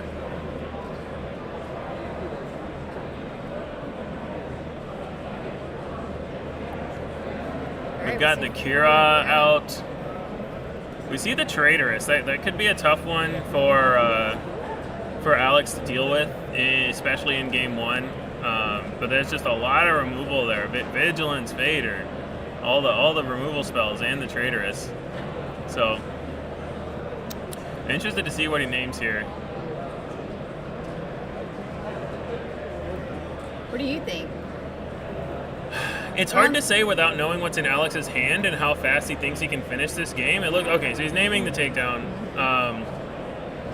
So I think it's between takedown and Traitorous, depending on if you what you want to do. The other thing is takedown he can play this turn, and Traitorous he can't. Right. So I think that can be a pretty solid tiebreaker if you're just taking away his turn this turn. When you really don't want to see either card, but I mean Palp's gonna have something in his hand. Right. So, with all of its 4 resources up, that's what I was. Yeah. Thinking too. So I think it makes the most sense in this situation to name the takedown. Yeah, and I mean, that's what Todd is saying too. If Symbiode was on 5, I think you name Traitorous, and since he's on 4, you name Takedown. It just gives Alex a whole other turn. If only. And Elizabeth asking, you're allowed to write down any information that you are given. So when you reveal someone's hand, you can write down every card that's in their hand if you want to. And we've seen that on camera today, actually. Yeah. People doing that. So, yeah. I think that's a good practice. Actually. It's a very good practice, especially it's really big in games like Magic where the cards always stay in your hand. So whenever you reveal someone's hand at a high-level tournament, everyone will always write down every card that they see. You can do the same thing here. You just have to keep in mind that some of them could be resource. You don't know that it's necessarily in their hand. Right. To answer your question, Stephen, there's actually quite a bit of control running around today. So I would say it's a large majority of the field, to be honest. I believe Symbiode is the only Emperor Palpatine. Oh, just Palpatine. Well, I was going to say that there are multiple Kiras and Krennics around. And then there has been some Chancellor Blue as well, like a decent number of Chancellor Blue, like maybe 5 or 6. But for sure it can be a time killer. Yeah, you got to write quickly. Right. Yeah. Sorry, I don't mean to kick you. Oh, you're good. And so, so there does come the Traitorous, but not nearly as much of an impact as the Takedown would have had. So even with everything, like taking a 3-5 isn't really the end of the world. I think when you see Traitorous shine the most is in matchups like against Sabine, where you wing lead or something, and then or you put whatever kind of upgrade on something and then steal it. Great. And Alex doesn't really have that issue right now. So yeah. We see the DJ come out after the Han flip, so that's huge. This is exactly what Han wants to be doing, is just telling Palp you never get to flip. And he has attacked with Han this turn, so he will get to destroy the resource straight away, even if Symbiode can kill the DJ next turn, he has to kill it this turn, and he's tapped out, so he can't. And it's one of the advantages for Han in this matchup is it's hard for Palp to have anything exactly for the flip turn. You have to be playing something like Perilous Position. And you see Alex there waiting until he tapped his resources for the Traitorous to bring out the Han. Yeah. So that's a very, very backbreaking DJ. Agreeing with Tragic Comedy there. Very, very good DJ for Alex. Speaking of practices, it's also another good practice, even though it is also a time killer, but writing down damage on base. Yeah. Yeah, absolutely. And I've had people ask me that are newer to TCGs what the benefit is of writing damage down versus just having the dice. The biggest advantage is that when you see a discrepancy, you can go back and say, oh, I see here where I added 1, added 3, and you can say, oh, this 3 was from this. You can look back through the damage to see where there might be a discrepancy between what you see and what they see. I've had to do that several times during tournaments, so it's definitely helped for people. Yeah. And we see a good spark here. Yeah. So there's a lot of really expensive cards that Symbiode can't play yet. Palp really needs to ramp, and this game Palp has done the opposite of ramping. So. I may have missed it, but he hasn't ramped yet, has he? He is not ramped, and he's had a resource stolen by DJ. So it's been rough going for Palp in game 1. So far, this game has gone exactly how Alex wants it to go. Palp doesn't have the most damage on his base yet, but that number can ramp up pretty quickly, and Palp is nowhere near flipping or playing any of the cards that were in his hand. He had a handful of expensive cards, and he's at 5 resources. So Palp needs to find something quick. I'll say, I know Palp's control here, but it does certainly feel like Alex is in control. Right? Yeah. There's a Royal Guard with no official. Royal Guard's an interesting one. A lot of Palp lists have started dropping it because it's the best thing you usually want to do on an old Palp is play a turn 1 official and a turn 2 Royal Guard. But with how many Tarkintown decks are running around, they can kill every turn 1 official with ping plus Tarkintown. So then all these aggro matchups, your Royal Guard isn't that good anymore anyway. Right. So it's really interesting to see which lists are still on Royal Guard and which ones aren't, and how easily it's turned on. Because now if Symbiode plays an official, it's not as bad for him. He can block both the attackers this turn, barring some kind of pump spell. But if he doesn't have an official, the Royal Guard's just kind of sitting there. This includes a standard Creasy cube, as well as a Legacy Plus event. Whoa, smuggling out the Big Falcon is another big game because that speeds up the clock a lot. Symbiode already has 19 damage on his base, and Big Falcon hitting in space for 5 a turn that's a lot to get through. Really speeds up the clock. And what does Palpatine have to answer that really right now? The problem is he's got to answer everything, right? So he's got to play an official, and then, I think the best thing he could do is have some kind of there we go. Yeah. So he has the Rival's Fall. The Rival's Fall isn't bad. I think the best thing he possibly could have had there was if he had Takedown into a 2-drop official to try to stabilize. But yeah, it's tough. So I don't know if Mono Han is running 3 Falcons. My guess is 2, but I'm not sure what the most recent most of the lists that I've seen are 3 of the 3-cost Falcons and 2 of the 5 2 of the costs. big, yeah. I'm not 100% sure. I don't know exactly what's in Alex's list. There are several people in chat that know better than I do what's in Alex's list. I'm just guessing. Enfys Nest has been a really good card.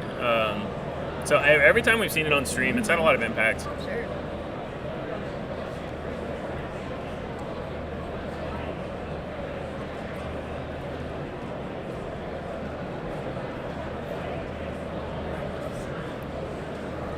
So up to 26, 25, and then 26 damage on Palp's base. So now 1 Han attack, 1 Enfys attack away. Needs to find a Sentinel in the ground. Do not believe he's got enough resources to Super Laser Blast. We did not see an OB, did we? We haven't seen one yet. We haven't. I don't love OB in most Palp lists except Mono Green because it's so hard to have the high cost units around. Yeah. Looks like we're going to game 2 here. Game 2, yep. So Alex got game 1. Yep. Yeah. Just doing exactly what Monohan wants to do. Navigated it really well, and got the. It's what we said before the matchup. Han wants to see any leader that deploys 6 or more, and then their goal is to never let that leader deploy. Right. And you saw there he deramped Palp down, and Palp just never recovered from that. It was a fairly even game, and then Palp couldn't answer the Han flip turn. Right. Han was able to attack, and when Han attacked, he got in he got the DJ out. So. Well played. Yeah. I'm curious what Palp might bring in from his sideboard to try to make this a little bit better. Maybe the players can get a little sneak peek here of what they because we see a lot of top end in Symbiode's main list of 8, 9+ drops. But you can't count on those in this matchup. You could leave a couple in if you want, probably because you don't have enough cards to board in to remove them all. Yeah. But yeah, you just need to survive the early game, and any way to kill or tap down a DJ is good. This is where if you have perilous positions or takedowns or anything like that, because you have to kill DJ the turn he comes out to get your resource back. Oh, that's right. Ground Signal wouldn't have mattered because Enfys has... I forget that Enfys has Saboteur. Oh, that's right. Yeah, that Enfys is really good. Yeah.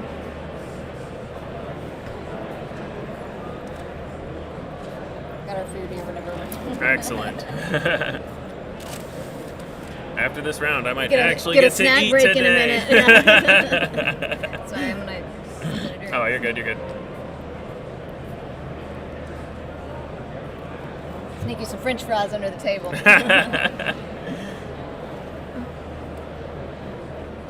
So yeah, going into game 2 here, sideboarding is done. So who else did we say was? Did I hear y'all say it was undefeated right now? Frank and Stan. Oh, it's just Frank plus and Stan? these two. Yeah, there's only 4 undefeateds right now. Okay, fantastic. All right. Yeah. And yeah, basically, I agree with Todd. This matchup is Palp needs to multiple ramp and needs to not get DJ'd, and it's hard to have both of those things happen. It's not as bad of a matchup as Sabine Green is, so this could be worse for Symbiode. Right. But this is still not a great matchup for Palp. And then a lot of it, I'm not sure what removal suite Symbiode is running, but takedown is really the sweet spot you need to be on, because he's going to take you from 6 to 5 or from 5 to 4, and takedown is the only one that you can still play on 4 to get your resource back immediately before it gets destroyed. So it's tough for Palp to have any other way to kill DJ the turn it takes it on the Han flip turn.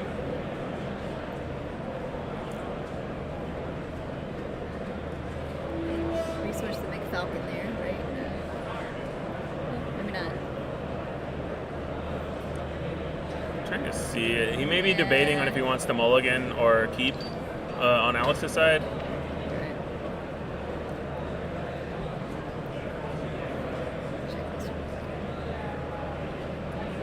We have a keep from Palp for sure.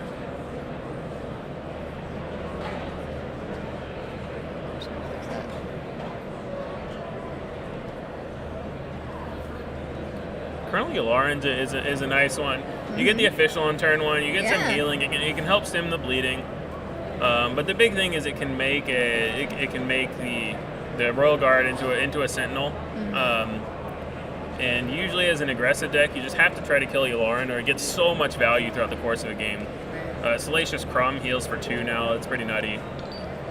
So.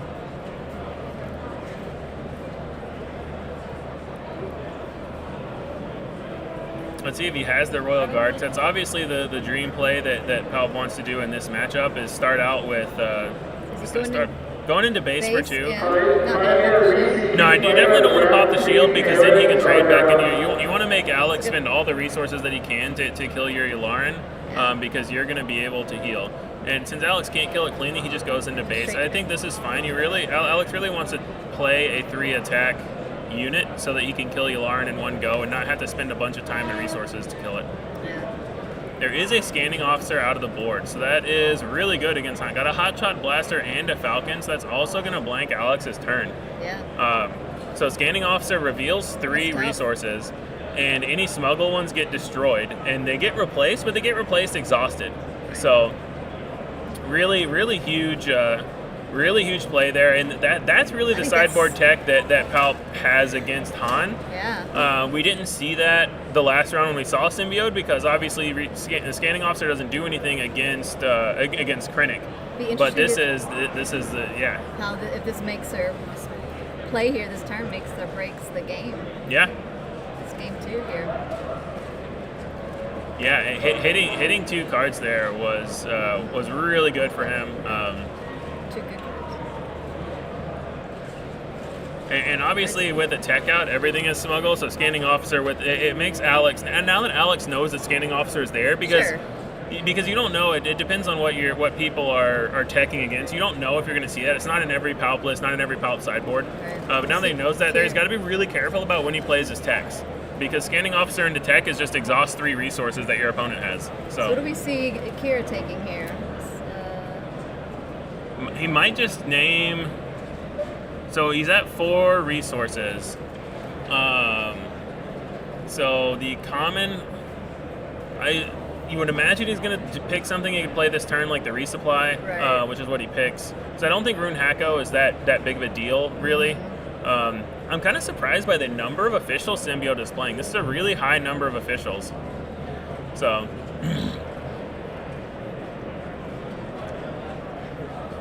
So yeah, he really wants his Royal Guards to be on all the time.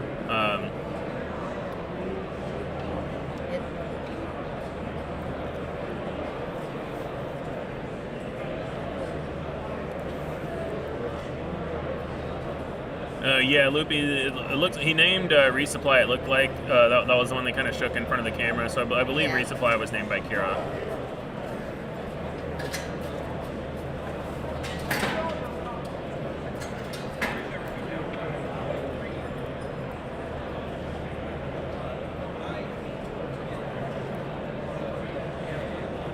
So yeah, interesting how Alex is gonna come back from this. He got scanning officered, and that was very brutal. The Kira helps prevent the ramp.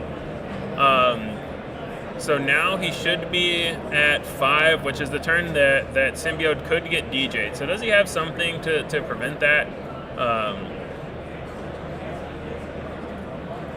does Alex even have the DJ? We don't know Yeah, if he might that's not have it. So yeah, and it looks like Alex is taking some time with this turn too. Yeah, It's a very critical turn in this game. He does have an Infest Nest in hand, which is also another nice 7 resource play if Han does get to attack. I like the attack first. You want to try to make Palp do something, but Palp does have 2 units that he can just attack with to kind of soft pass back and make sure that Alex has to act first. So some discussion going on here. I'm not sure. Yeah. I see a super laser and a crumb in hand. So Symbiode has some healing and some. I don't see anything that the vigilance. Okay, so he doesn't have anything in his hand that can deal with DJ. He's got 2 vigilances, crumb, super laser, traitorous. Traitorous does not. He would have to traitorous and then sacrifice to Palp, I believe, to get the resource back. He doesn't have the resources to do that. Huh. And I mean, if he gets DJ'd, he can't traitorous anyway. Yeah. So. Really taking some time here to think over these play lines.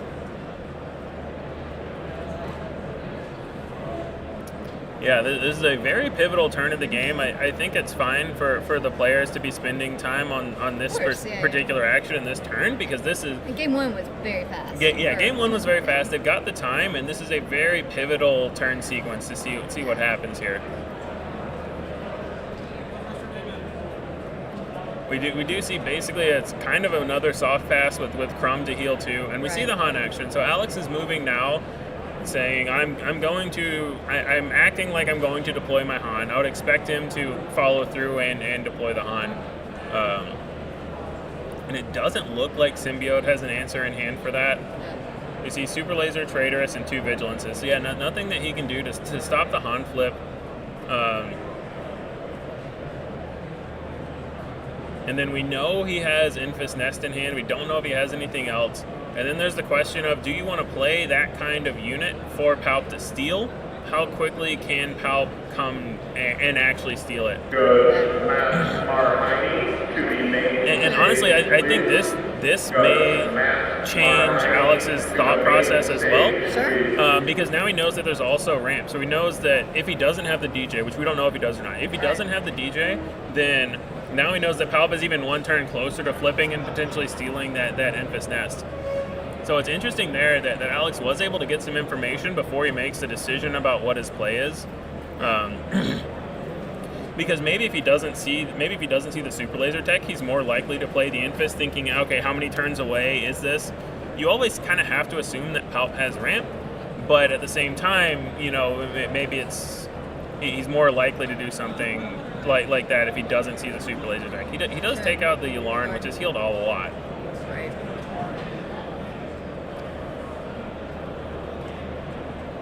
So Palp is where he wants to be here. He does. Okay, plays the Infest, bounces the super laser tech. I like that. So if you want to ramp, you have to pay for it again. And Han is now down. But he did already play a 7 drop, so Han kind of did his work. At the blue gathering point.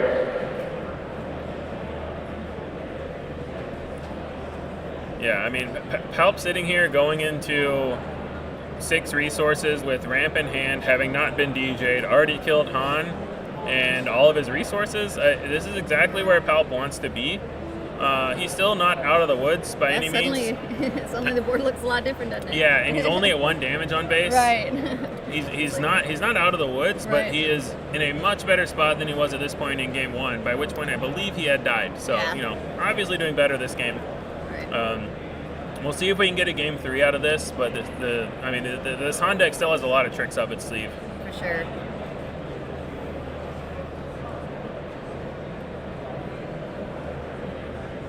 Oh, we see a perilous position. That would have been great against the Han flip turn. Yeah.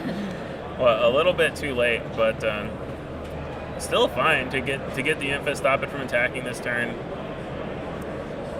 We'll see what Alex has to play. Han activation. So going up more, and the avid pain enjoyer there with a great point. When you don't die, the game usually is going better. That's right. Palpatine is the kind of deck that I describe as just don't lose for long enough and then you win. Right. And so far, Symbiode has done a great job this game of not losing. Yep. So there is the DJ. It happened after the Super Laser Tech came down, so he is going to get to ramp back at least. So it's not as backbreaking as it was in Game 1. Still obviously not good for Symbiode. You don't want to see that. But he will get to go back up to 7. This Kira is still naming resupply, so that is not an option. But, okay, so Kira down. So now he could play resupply if he wanted to. So he could resupply into flip. If he super laser techs into something. Oh, sorry, he killed the Infus, not the Kira. Yeah. Wow, bouncing the super laser. Alex Again, really not second letting. time. Yeah, second time the super laser He does tech has not been want him- bounced. Yeah.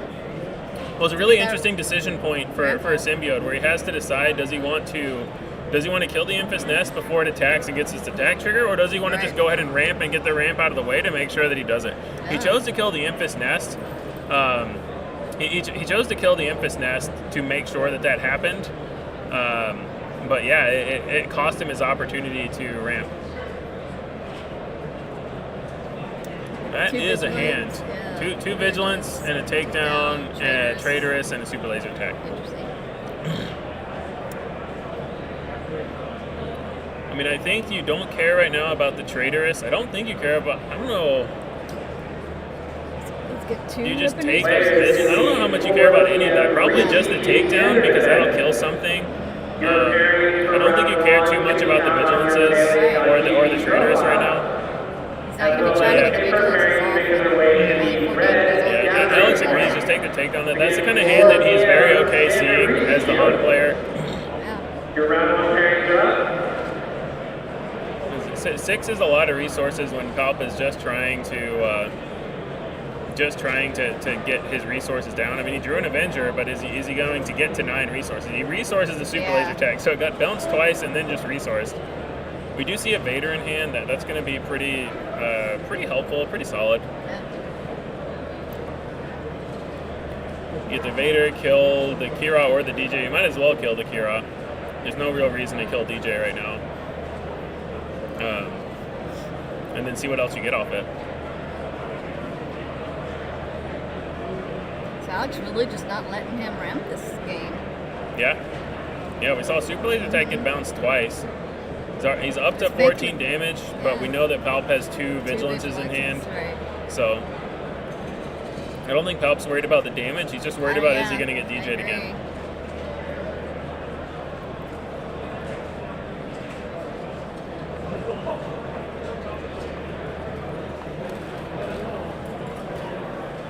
Symbiote's action here, right?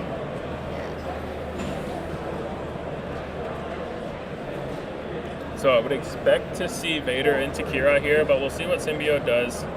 For BN Legacy Plus Because we also know he has 2 vigilances, and vigilance can kill the Bodhi. And you don't care about killing DJ because if he wants a DJ, he has to kill that one at first anyway. blue gathering point. For BN Legacy. Well, no, it's the Vader Abrams. That's Abrams. Yeah. Your event is beginning at the blue. And then the Royal Guard is not a Sentinel right now. Vader is not an official, but if Palp flips in the near future, then he would become a Sentinel because Palp himself is an official. Yep. So we'll see. Alex can get 6 damage on board here easy if he wants to take up to 20. See if he has anything he would rather do. He may care about clearing this Vader. I don't know. Cunning, interesting. I believe there's going to be a pump, and I think it's just bounce the Royal Guard. Yeah, because now if he flips Palpatine, it's still not a Sentinel, so you're guaranteed to get 1 hit in, and I believe Palp just claimed. Oh, that's a lot of damage. Oh my goodness. So he's at 25. He had 6 damage into a Cunning Pump plus Falcons. He's 27 now, so he's 1 resource off. That was. Yeah. Yeah, I mean, not much Palp could do there. Again, Right. the DJ coming into Palpatine would have been at 8 this turn. Vader would have come out last turn. Even though it was later in the game, the DJ still coming in here and letting Alex take this game in one where Palp looked a lot better. Yeah, when we saw that scanning officer action, we thought, Yeah. maybe this was going to be Symbiode's game, but now. Yeah, very heads up Alex play by coming back, very heads up play by Alex here, where it's the play I would expect him to make, but realizing that the main way Palp comes back here is with a super laser blast, so he picks up the Falcon. Yep. So that even if Symbiode has a super laser blast, he still dies. Right. He has the vigilance, so he can heal 5, but 5 is not going to be enough because he vigilances Bodhi and heals 5. You just attack with DJ and then can play the Falcon. Yeah, WX Man talking about the lighting. That is very. We actually had to change tables because the first table that we got, we could not see the cards at all because we were right under a light. And the lights in this convention center are just like crazy bright. Crazy fluorescent. So. It is better than it was. Yeah, and this is not SCG's lighting. This is the convention center lighting. Sure. So we have no control over any of that. We just tried to pick a table where it was the best we could get it. Yeah, absolutely. So.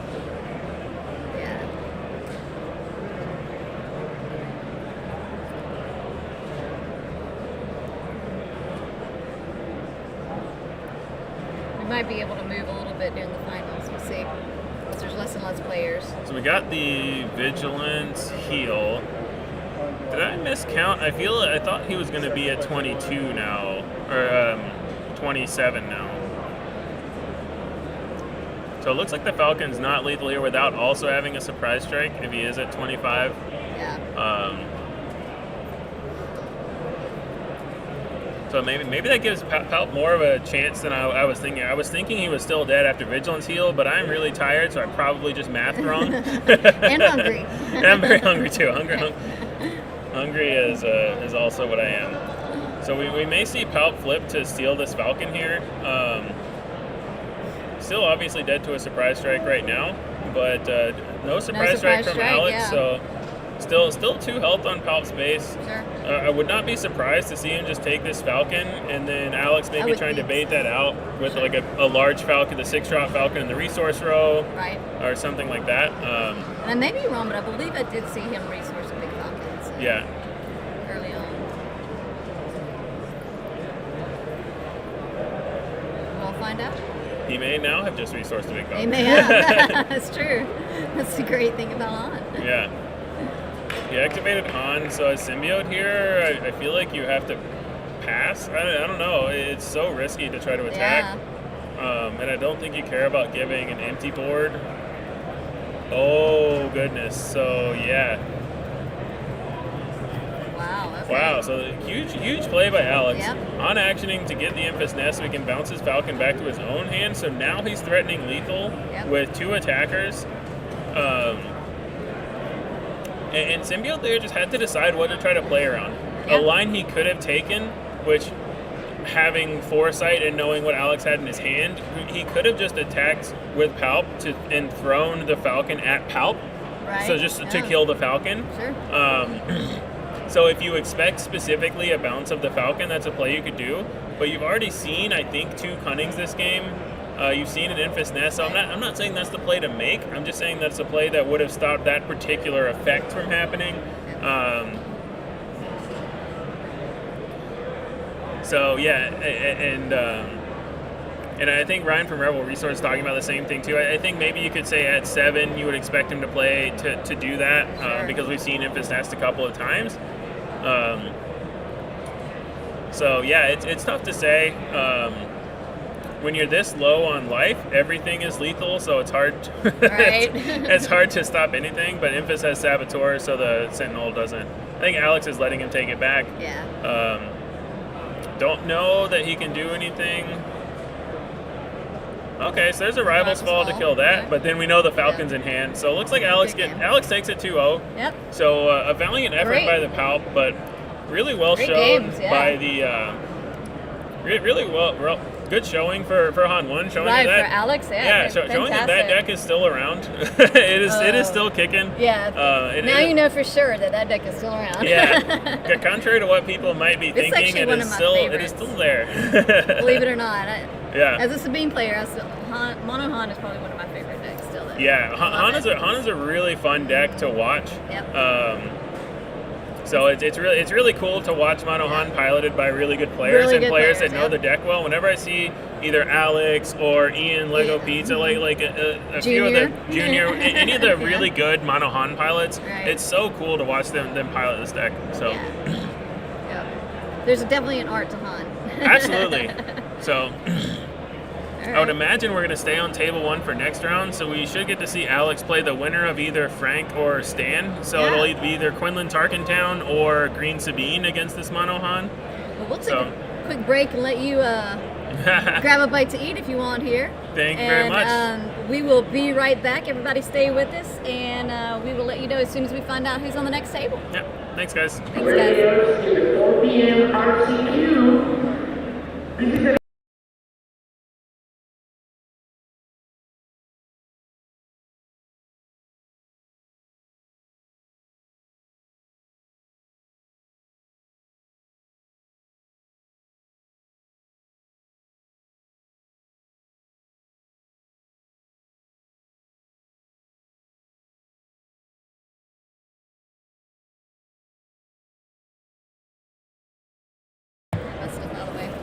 We're back very quickly because we actually have an interview with Alex the Greatest. I wasn't sure we were going to get this, but Alex, come on in.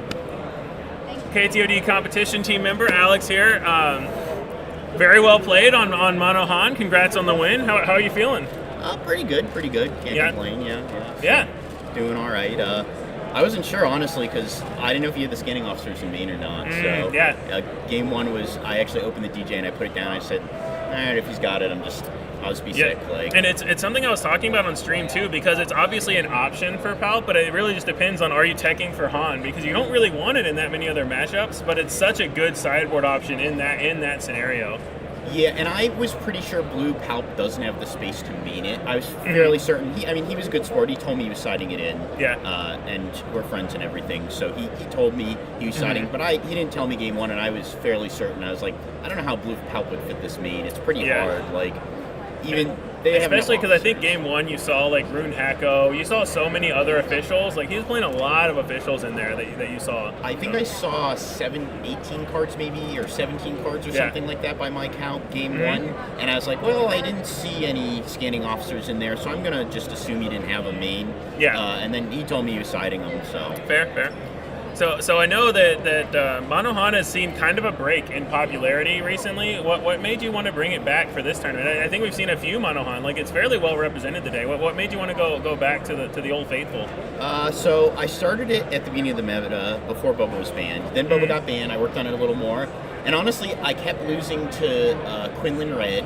And Quinlan Red wasn't being really played at the time. Yeah. And I kind of was just like, well, if someone plays this, I can't beat it. So I fell off of it for a bit. I tried, messed around with pretty much every deck you've seen in the meta right now. Yeah.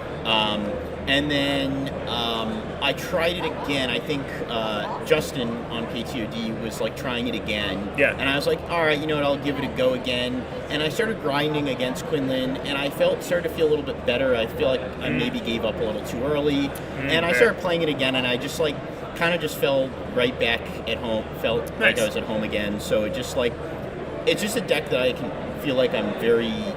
It feels very natural. It's the kind of deck too for me. Mono Han is where mastery of it is very rewarding. Like once you understand all the play lines, there's so many different options you can take, both in the deck building and in the play lines. And once you get confident with those, like we saw you in that round, it feels like anyone who's really comfortable in the deck, it's just a different experience. kind of. I actually so. You guys might have noticed, I think I did this. I didn't notice when I did it, but I counted after. We counted, there was a mana discrepancy. I think I forgot to mana one of the turns because I defeated his land, but I didn't put my own land down. Yeah. That was not me trying to hold all the cards in my hand. That was I just literally forgot to mana. Oh, yeah. Although it actually did work out because I needed, it just so turned out that I actually would have maned a card I was going to use that turn, so it actually kind of worked in my tough. favor. But I did make a mistake there. I got think I was doing life or something. I got distracted and just. It's a big thing, especially in the tournaments where in the more competitive events where you're okay, I'm gonna track down my life total. I'm gonna track every card I see off Spark here. I write everything down. Then all of a sudden you got a million things going on. And so I think one of the big things too is some of the cards I wrote off in my initial testing, like Enfys Nest, have really been playing well here. Yeah, Enfys Nest has been amazing today. Every time we've seen it on stream. Yours isn't the first one we've seen, but yeah, the Saboteur came in handy. You bounced Super Laser Tech twice. Like I think the biggest upside is Jango. One thing I realized, it was so good into Jango, and there are matchups where I do prefer Big Han. Cad and Quinlan, I actually prefer Big Han to Enfys Nest because just it's better to deal with their creatures instead of bouncing them a lot of the time. Yeah. Also, Cad has some big creatures that you actually can't bounce with Enfys Nest too, which is a huge thing. But versus Jango and versus a lot of these like Sentinel decks that I seem to be playing so many of today, I play a lot of blue hero decks that are just Sentinel. Oh yeah. When you play Village Protectors are everywhere here today. Yeah, and I think a lot of people forget. Actually, my opponent forgot it has Saboteur. So it I saw that at the end. Yeah. Yeah. So it's you and Alex? So it's really nice too when you can just shred right through the Sentinel, hit the face, absolutely. or hit another guy and bounce the Sentinel back, make them replay it. So that's my favorite thing about Saboteurs. You can say, oh, I'm actually just going to kill your Village Protectors, or you can say, I'm going to ignore your Village. You get the choice. You get all the options in the world. Right. It's really nice. I think too, a big thing about adding Enfys Nest is when your opponent is thinking about flip turn, if they don't have a way to stop Han, the leader from attacking, they have to think about, all right, do I want to play around DJ? Can I play around DJ? Can I play around Han? Now you've thrown a third party in the mix of, all right, well, I can't play around Han, Enfys, and DJ a lot of the time. Are they going to steal my resource? Are they going to kill my six health unit for free? Are they going to bounce my ramp? Like that's one of the things that I like about Yellow Hero in general, whether it's Mono Han or whatever. There are so many options in the cards, and the way you play around them is the opposite. So, like, you have to choose what to play around whenever you're playing against the Yellow Hero. Do I play around Spark, or do I play around Waylay, or Han, or DJ, and just, like, even, like, a few examples. One is, like, Cad wants to play Zuckuss on 5 sometimes. But if they play Zuckuss and I Han, that's really bad for them. But if I play Enfys or DJ, it's actually kind of okay because he runs over my leader or DJ next turn. But if I have Han, that's bad. But if he plays the 4 and I have Enfys or DJ, that doesn't work. So, like, you have all these scenarios. You get this recurring loop going so on. I saw one player told me today that I played against, he said, man, I played around Big Han and DJ. I did not know you were playing Enfys. I didn't know Enfys was in this deck now, so I just happened to have the Enfys there. So I wanted to talk a bit more about the Quinlan matchup. You were talking about that and how you feel more comfortable with it now. Did you change the deck to feel more comfortable, or was it just learning the play lines to do against Quinlan that helped?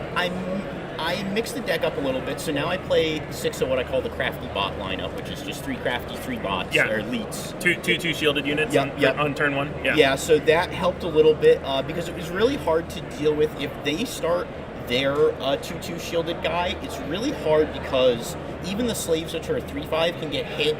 Hit in Tarkintown. So you're trading your 3/5 for Tarkintown plus a shield, which is not as good of a deal. Right, and it's also, I mean, even against Jango, it's even worse because if they start the smuggler and you start the slaves, they can go hit it, tap it down. Now I can't trade back on the smuggler, and they just Tarkin me, and I lose it. So the smugglers, the bots do a really good job of matching the bots. And some things change, like for example, Quinlan turn 1, I always pass. I don't ever run my thing. I'll put a mana down if I'm going to play a 3, but I don't typically. You don't just run a 2 out. Yeah, I don't just run a 2 out. I didn't change much in the deck other than the more shielded guys. I added a few more smuggles. I got Zori Bliss in there now, so I can contest the ground a little bit better, which I think helps me keep the tempo up. But really, just play style, understanding. Like, I get in this mindset where I felt I had to be the grind out, not the beat down.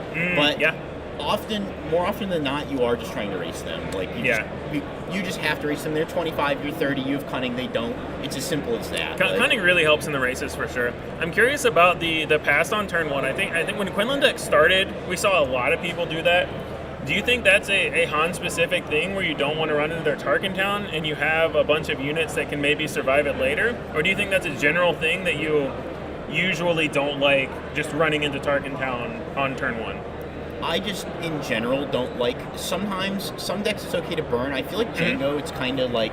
You have so many weenies that it's often okay to burn Tarkintown on turn 1. I prefer they do it on turn 2 or turn 3, or sometimes it lines up where they go the whole game, they don't get to use Tarkintown. I've had one of those games. Definitely. No, wait, I'm confusing. Sorry, they're switching. That wasn't today. That was a different. Oh, day. yeah, but I mean, still, it's melding together. It happens in my mind. sometimes. But no, it does happen. But yeah, I mean, I think I prefer them not to do it to me on turn 1 if I can help it. The one exception is the one place I do play into it is when I open the Bozo combo, which is, for those who don't know, that's Tech on 2 and DJ on 3 to steal the resource. So I will try to bait. I'll actually even throw like a Falcon or like I'll make a bad trade with my slaves to just incentivize them to use. Just please do this. Give me initiative, use your Tarkintown, and we're going to do this. Right, is exactly what I want to have happen. So a lot of times I will try to bait if it's a deck that I think can't deal with the Tech, the Bozo combo, the Tech DJ. Especially early. Yeah, but that's the only time I really want it to happen right away. Sometimes I'm okay with, if Falcon takes a trade, then I'm okay. Like, they play in the space, I'll play Falcon, I'll hit their guy, they Tarkintown. That's great because we're at equilibrium right now, and they're out of Tarkintown, so now we're pretty much playing the same game except I have 5 more HP, and I'm okay with that. Them using Tarkintown to make a trade even is much better than them using Tarkintown to accentuate a ping and they still have a unit. Which I think is one of the things about Quinlan. Right. Makes that tougher. Get a chair back here. Yep. So we're about to play, Alex. Oh, are we? Yeah, we have the highlight here of the next round of the last 2 undefeateds. We're going now. Hey, you talking about tumbler? I'm thirsty. Are you ready for some green Sabine, baby? Honestly, that's my favorite matchup. Let's go. I know. I'm a huge underdog, and that's fine. This is the official pre-match trash talk that we get to see exclusively here on the Blonde Sabine YouTube channel. I can lose that one, actually. If I don't see a cunning, it's actually sometimes it's a little sketchy. I can see that. Cunning is very critical in a lot of aggro matchups. I'll take out my 4 causes. You take out your cunnings. No, you can you can put. I'll let you actually put in 3 more 4 causes. I'll let you play a deck of 50. Yeah, you can play a whole deck of 4 causes. That's fine. I think I can outpiece that. We had a discussion last night where I think every Sabine deck should be allowed to run 4 copies of For a Cause because it's not called 3 a Cause. Oh, yeah, listen, it's not called. That's the leader I wish I could play this set. I wish Maul was good. I've tried. He probably is, and I just haven't built him correctly. I've tried, but Maul sounds so fun and so good on paper, and every time I try him, he's just not. Like, I want him to be. I'm going to keep trying because I think he's a really cool idea, but I have not cracked the code yet. There was a 3-day period on Karabast where every single deck was Maul red. And I could not figure, is Maul green or red, leader? Maul is red. Yeah, so Maul with ECL. Yeah, Maul with ECL for 3 days. I was like, some content creator put this out because I have no idea why every single person on this platform is playing this deck. And it's funny that you say Han kind of fell off because I think Wednesday of this week, I played more Han mirrors in like my 8-hour span playing on Karabast than I have in any whole week since I started playing Karabast. I played a ton of Han I felt like he was going to be coming back for this weekend, but like if you look at SCG Columbus, there weren't a lot of mono Hans, and you look at, and then we've had a pretty big gap, so it kind of felt like it was coming back over that gap, like for this weekend. So yeah, it's interesting. So also interesting is Alex fell from an espionage mission last night because Alex and Mike came to stay at the Bothan house with us, right? Having a great time last night. For about 2.5 hours, I sat next to him and watched him play his Mono Han deck until about 1:30 this morning. I know every card in it. I know every card in your sideboard. I watched you play it, and I'm still a huge underdog. Am I allowed to say for $5 you could also have had that just at the cost of $5? Start a Patreon. Yeah. It's in the KTOD one already. Oh, I'm a sub. Look, I even wear my KTOD shirt. For just $5, you too can have my list. KTOD for life. Anyone asking in these YouTube comments what Alex is running in his list, go to the KTOD, subscribe to their Patreon, and you can find out exactly what's in his list. And the updates. I'm going to look in my servers for a minute. Not related to that, probably. Someone asked how many Emphas I was playing, and I played 2 main, and I put one in the side as of last night, I side an extra Han and I side an extra Emphas for matchups where Emphas feels better. So Jango Emphas feels better. Hero decks with a lot of taunts, Emphas feels better. Yeah. Quinlan and Cad, Han feels a little bit better. So I actually Are you on side up. 2 Emphas, 1 CAD main then? Han, you mean? Han units. 2 Emphas, 1 Han unit. No, I'm 2 and 2. 2 and 2. Okay. And then I go interesting. up to So the the third. extra. So you're on counting the 3 DJs, and you're on 7 drops. Main. Yes, and I'll actually go up to. A lot of the time, I'll actually go up to 8. I won't cut the other one. The only exception is versus Jango. I do cut the Hans, and I go up to the 3rd. Han just does nothing versus Jango. Yeah. It's makes sense. Hans It doesn't kill Jango leader unless it already has a damage on him. You don't really care about the rest of their ground Yeah, units. it just doesn't. Like, it doesn't do anything for me, so I just don't. Makes sense. Noticing Tata in chat is started up a double agent. Why didn't you come? We need you here, John. It was such a good weekend All with right, John my, here. my boy Zuhair Galaxy said, "Give me a shout out, Alex." There you go, Zuhair. Shout out my boy Zuhair Galaxy. There you go, bud. I see Rebel Resource. Ryan Rebel, he's one of my favorite guys. He's in there. And then Ando is from Spain, he says. Hi, Ando. Yeah, and Tata, we needed you to come to Atlanta to keep an eye on Frank. Loopy's in there? Yeah, Loopy's been in chat too. There's been a lot of cool people in chat. One thing I want to do, and how many viewers do we have right now? Do we have 300, 400? All right, It's been a decent number. For our 300 or 400. Almost 400. Yeah, all right. So for our 400 viewers, and I am a lifelong Han 1 yellow player, and I can tell you this. This card has the Han interaction with DJ that should not exist. That should be gone. Right. Please 100%. FFG get rid of that interaction. Just change it's Han awful. leader to say destroy a resource you own. Yeah, it should just read like the same. Lando. Yep, just like Lando. Exactly. It's that fixes it. It's clearly an oversight. Like, just get rid of this. This shouldn't exist. It's just so unfair. It's unfun in a game where everything is very watered down. Like, I would call this game like almost standard Magic level, power level. Like, that's what they're aiming for. The board wipe costs 8. Right. You look at how much everything costs in this game versus how much it costs in Magic. Everything here is more expensive. And we have a card that steals a land, not destroys a land, steals it. Yeah. And you can play it on a turn, 2 turns sooner than intended. Like, I mean, in Magic, that can't happen before costing 7. Yeah. That I can think of anyway. Is you can steal land like Agent of Treachery on 7. Hunter's in chat. Yeah. Jango mentioned in 2025. Yeah. Yes, just as an example of how to make a leader fair. Yeah. So yeah, I mean, Yeah. I think getting rid of, I think just errata Han is the simplest thing. If they don't want to errata ban DJ, I'm going to tell you right now, I don't think that card is going to see any. Yeah, I think if you errata Han, DJ's kind of done anyway. Honestly, I'm going to go rest for this epic battle coming up. I'm going to find 6 or 7 deities and religions to pray to, since I'm such a huge underdog. And I'll see you at the table. I'll see you at the table. Any more questions for me? I think that about covers it. Anything else you wanted to shout out? I mean, shout out KTOD. I have the shirt. I should put it on for the interview, but I have my classic trophy husband shirt. Sorry guys, like Bobby Sapphire will come to slap you on the back of the head for not wearing the KTOD shirt. I am actually on their team. I'm not just a patron. Like, I am on their team. I have a team shirt. I've been on the team. I just I don't want to wear the same shirt 3 days in a row, so I was just That's like, fair, yeah. That's why we have 2 different shirt jerseys. We have another jersey for Bothan for tomorrow. It's but yeah. But yeah, good luck in the next round. I wish you the second best of luck against Frank. No, I'm excited to watch a good matchup. I have one more person. I gotta shout out my 2 number 1. Screen just died. It's still on. It's just this monitor turned off for whatever shout reason. out my 2 number 1 testing partners, my buddy Ophir, aka Woo, with 5 O's. Go check out his YouTube, guys, if you haven't already. Yeah. And my boy Phil of McClunky Gaming. They've been testing with me the absolute nice. most. So I've seen Phil play some games online. He's a beast. Phil's great. He's PhD math guy, like real. Oh, interesting. I didn't know that. That's cool. Yeah. So he's a real smart guy. I test with him, and then Ophir Woo.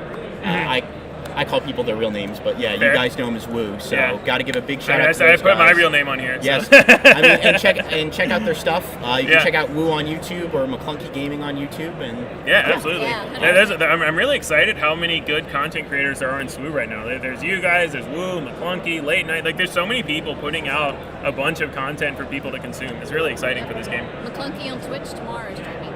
Yeah. Everybody And Sunday. Subscribe, get the notifications. Love those guys. But great Sunday. guys. So, anyways, but I'm out of here, man. So. Yeah, thanks for the interview. Good luck in the next round. Thanks, I'm excited to watch it.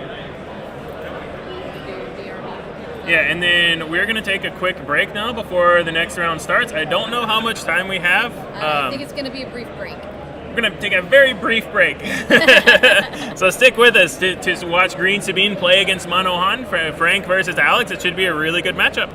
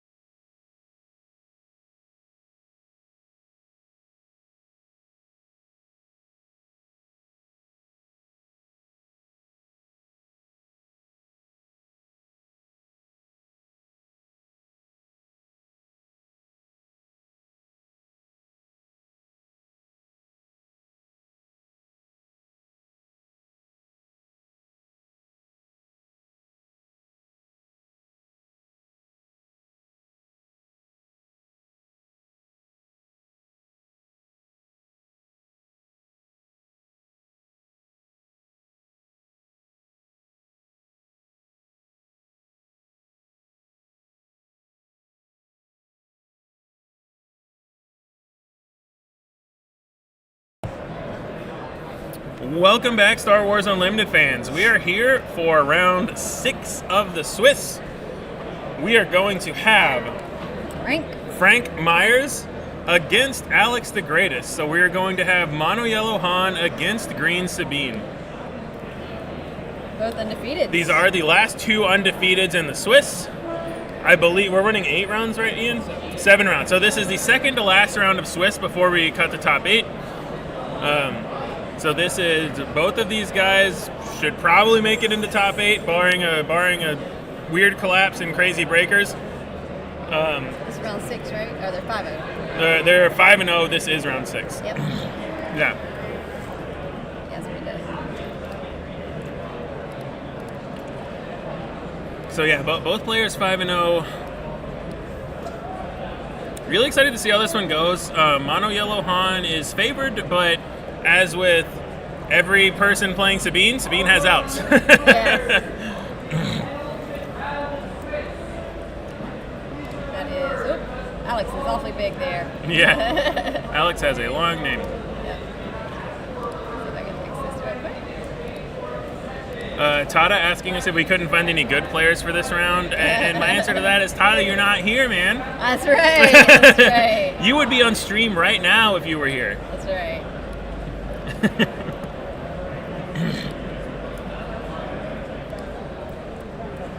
Ian want to cat? Is Ian playing? I would imagine he's playing. We can see. It'll be interesting once we cut to top 8. What kind of guest casters we can get in here know, for a right? round or 2. Oh, we may have a whole panel here. Yeah. All right. I think it's all set now. Great. Welcome to round 6, everybody. Yeah, it was really cool getting to talk to Alex right before this. Oh, He was yeah. telling us about how he likes the 6 shielded 2-drops. Mm-hmm. And while that's not made for this matchup, it's probably pretty interesting into here, because a lot of he might want to either do a lot of trading early or make sure that certain stats line up. He still has units on the board.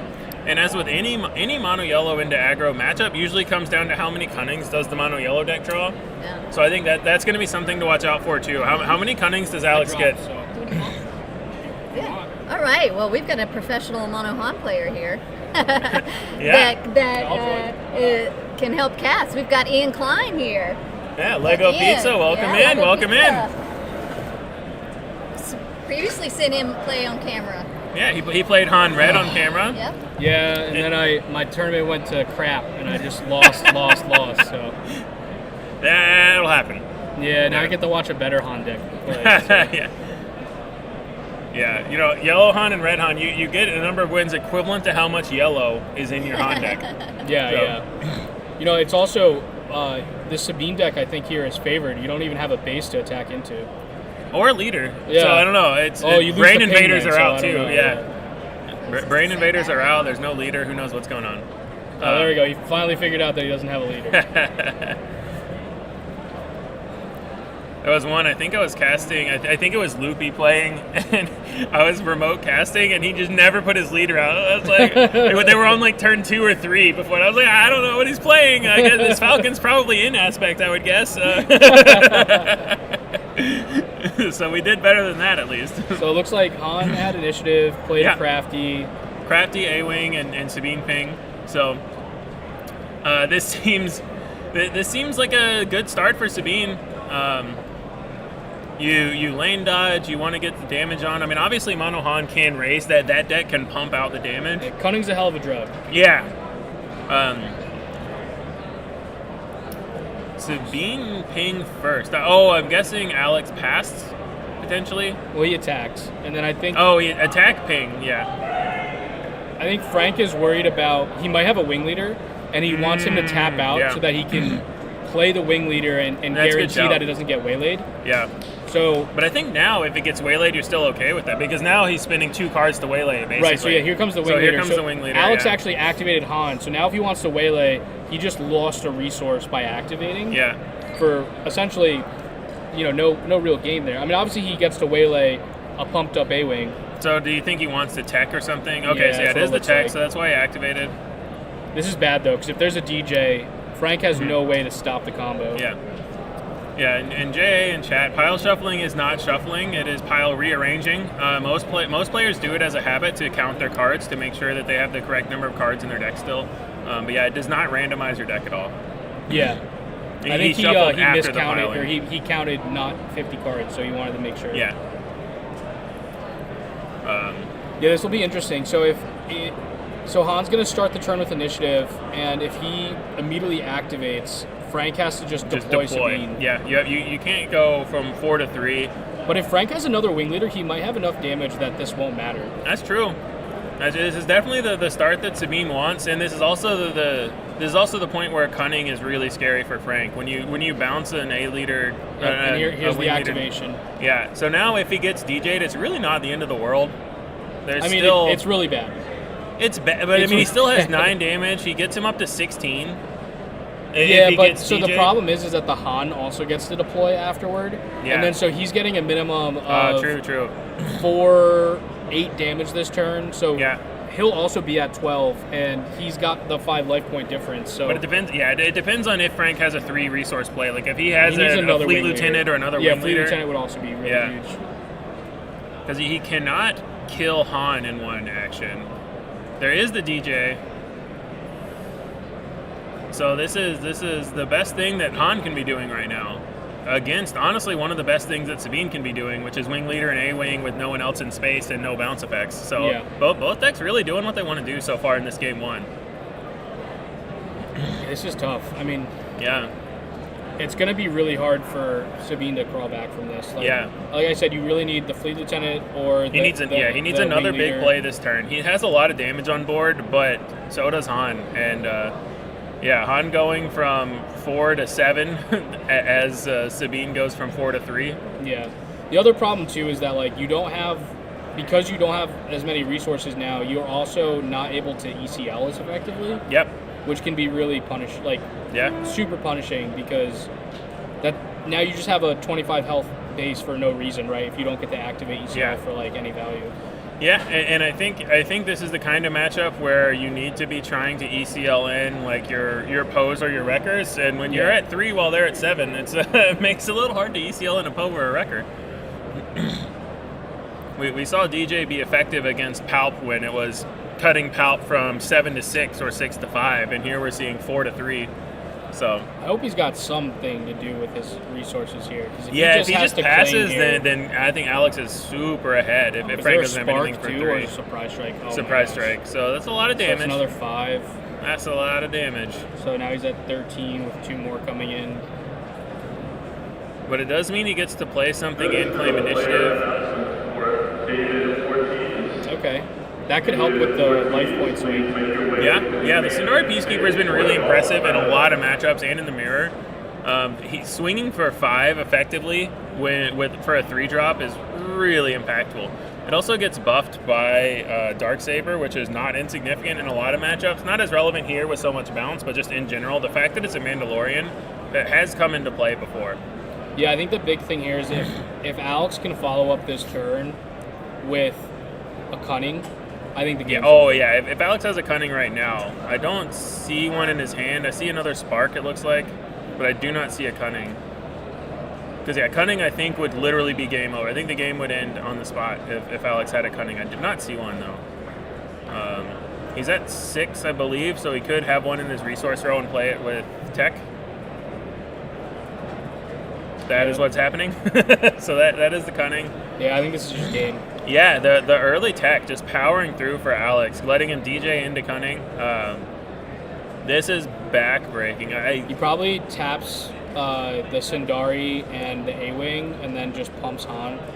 That's what I would think. You tap the restore and their most damage, like their biggest life point swings, and then you just pump and go, because he can't ECL in a K2 or anything for 4 that would kill Han before he attacks. Yeah. Really hard to do to hit for 6 with 4 resources. So cunning is a hell of a drug, as Alex said in his post-game interview after last round. Yeah. Looks like he's still deciding what to do. I mean, this is a big decision, because you could tap bounce, You could. Yeah. I think tap buff is the one that makes the most sense. Buffing the shield. But sure. that if he ECLs a Sabine unit, you can still kill it. That is, yeah, that's a weird one. I don't think that was correct. I think that at 4 resources, there's nothing that can deal 6 damage to Han, so you're supposed to just put it on Han. It also lets you swing with the most amount of damage in one action, which you're kind of incentivized to do. You can just do that next. So there's some banned DJs in the chat. I don't think that you really need to do that. You just need to errata Han to say that you can't defeat a resource that you don't own. Well, the thing is, that's kind of the same thing, because then no one would play DJ. I mean, it's still like a 3-5, and like, I don't know, against like Super Laser Blast decks, I could see it be like a niche sideboard card. For sure. Which is fine. I think it would become more of what it was intended to be and less of an aggro card. Right now, it's a card that like reinforces aggro, not a card that like helps you ramp into late game shenanigans. Yeah, I mean, it gives these tempo decks like a mana advantage, which is like something that you traditionally try to avoid, right? Because tempo decks are really good when they are fighting on an axis where they can, you know, kind of 1-for-1 you with resources. But once they have a mana advantage over, or a resource advantage over you, you know, that tempo just keeps swinging and swinging. Yeah, but I also think that the errata on Han to be a resource that you own is such a small thing that would never come up unless with you're trying to DJ casual people. players. Yeah. That like I don't think it would really be like, oh, now you have to like print a new version of this card. It's really only going to come up in competitive play. There is an ECL. I see a Fleet Lieutenant as well. Oh, he does have the Sabine, so super punished for pumping the crafty. Wow. There was also an interesting line because he could have killed Han as well because he had a Fleet Lieutenant in his hand. So he could have ECL'd the Fleet Lieutenant, attacked Sabine for 3, and then pumped Sabine, attacked Han for 3, and then pumped Sabine to attack Han for 5. So he could have dealt with either one there. Yeah. So we're worth pointing out the ECL Fleet Lieutenant would also have been able to kill Han. So Frank hanging in here. So yeah, 17 damage with 5 more coming through. 5 more coming. He's going to be able to put he can go to Alex 20. to 20. He would need Rebel Assault to win. I think Rebel Assault would actually win here. Yeah, because you can Rebel Assault for 10 or for 6 on the A-Wing exactly. and then 4 on the Sabine. So Yeah, Rebel that would be Assault lethal. for 10, yeah. Because Alex should be up to if he has 20. the Rebel Assault and wins this game, That that would is be like the most insane. impressive thing I've ever seen the Sabine deck do. Because Alex should be Alex, I think, didn't take the 3 from Sabine yet. Yeah. That damage will come. So he's eventually. at 20. Well, Sabine's already tapped. I think they're writing it down. Yeah, they're writing it down. It's just not marked on base. So Alex is at 20, and Rebel Assault does deal 10. So the other thing Frank needs to do is just claim here. He's checking looking. Because there are so many things that kill him. He's not dead on board technically, but I think you die to so much and need the Rebel Assault. I don't think that 2 damage from Wing Leader helps. Is worth No, it doesn't do initiative. anything unless you have something like Rebel Assault anyways. But the other thing is, even if he doesn't have Rebel Assault, he gets to attack with Sundari first. So he gets to heal 2. He's still dead to Surprise Strike, but he's not dead to Blaster in one action. Yeah, because right now at this deals point, 3. if he attacks with the Wing Leader, Alex could claim. He's at 20. It's 22 to 20, and he just needs any pump spell to deal the last bit of damage. So I think Frank has to just claim here. Yeah. He's already ECL'd, so something like ECLing Poe is not going to come into play next turn. It Rebel Assault or bust, really. All right, now they're pointing out the damage. So yeah, again, they're Alex is writing down his life totals. You can see it on the pad. So they had the right number. The dice are just for our benefit. So he did claim. Yeah. Let's so see, Rebel Assault off the top.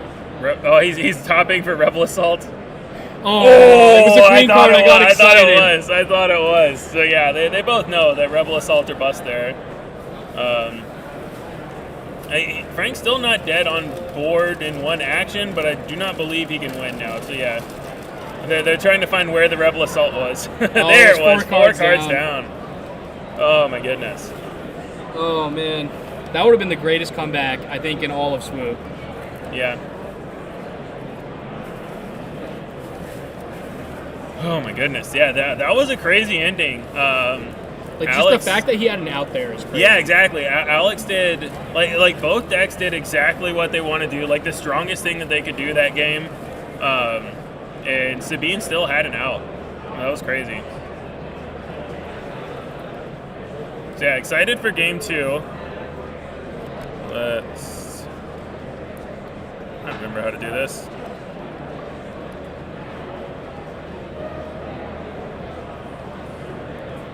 Maybe I remember how to do this. No. I just gotta find the somewhere in here. What's it called? It's round score. Oh, it might be wins losses actually. Hold on. Ba-boom.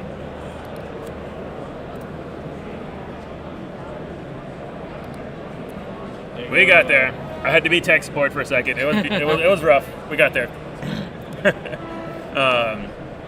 Let's make the chat a little bit bigger. Yeah.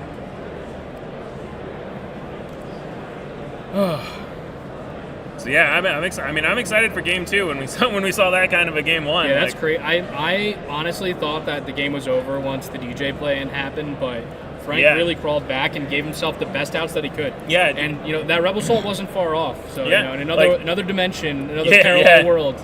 Yeah, we won that game. We saw DJ give Alex a big lead, and then Cunning, we thought, just ended the game. And the fact that there was still an out was crazy. But yeah, I mean, I think the also big just thing for that the was that he power had to on, Cunning too. from the resources, so it was 6. He was on 7 resources that turn, so he effectively didn't get to do anything else. Yeah. And obviously that's a really good play, but Frank was able to get rid of it, like you had said, with the ECL Sabine unit into the 2/2 shielded. So yeah.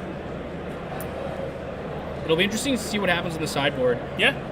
I think that You there saw might Big be Falcon come in from some mono, 2/2 looks like. shieldeds get sideboarded out because of Sabine unit, but I'm not sure. I don't really like playing the 2/2 shieldeds on myself in my builds. Like I like really running the Rebel version. So we'll see what happens. Yeah. A lot of the times it's if Frank goes like A-Wing and the Han has the Falcon, like that could just be game over too. So yeah, there's a lot of really good play options from the Han deck. Yeah. A quick reminder to Rebel Resource and KTOD Maddie in chat. This is a Star Wars stream. I don't know what that magical game is you guys are talking about, but if you could stay on topic, please, that would be great. And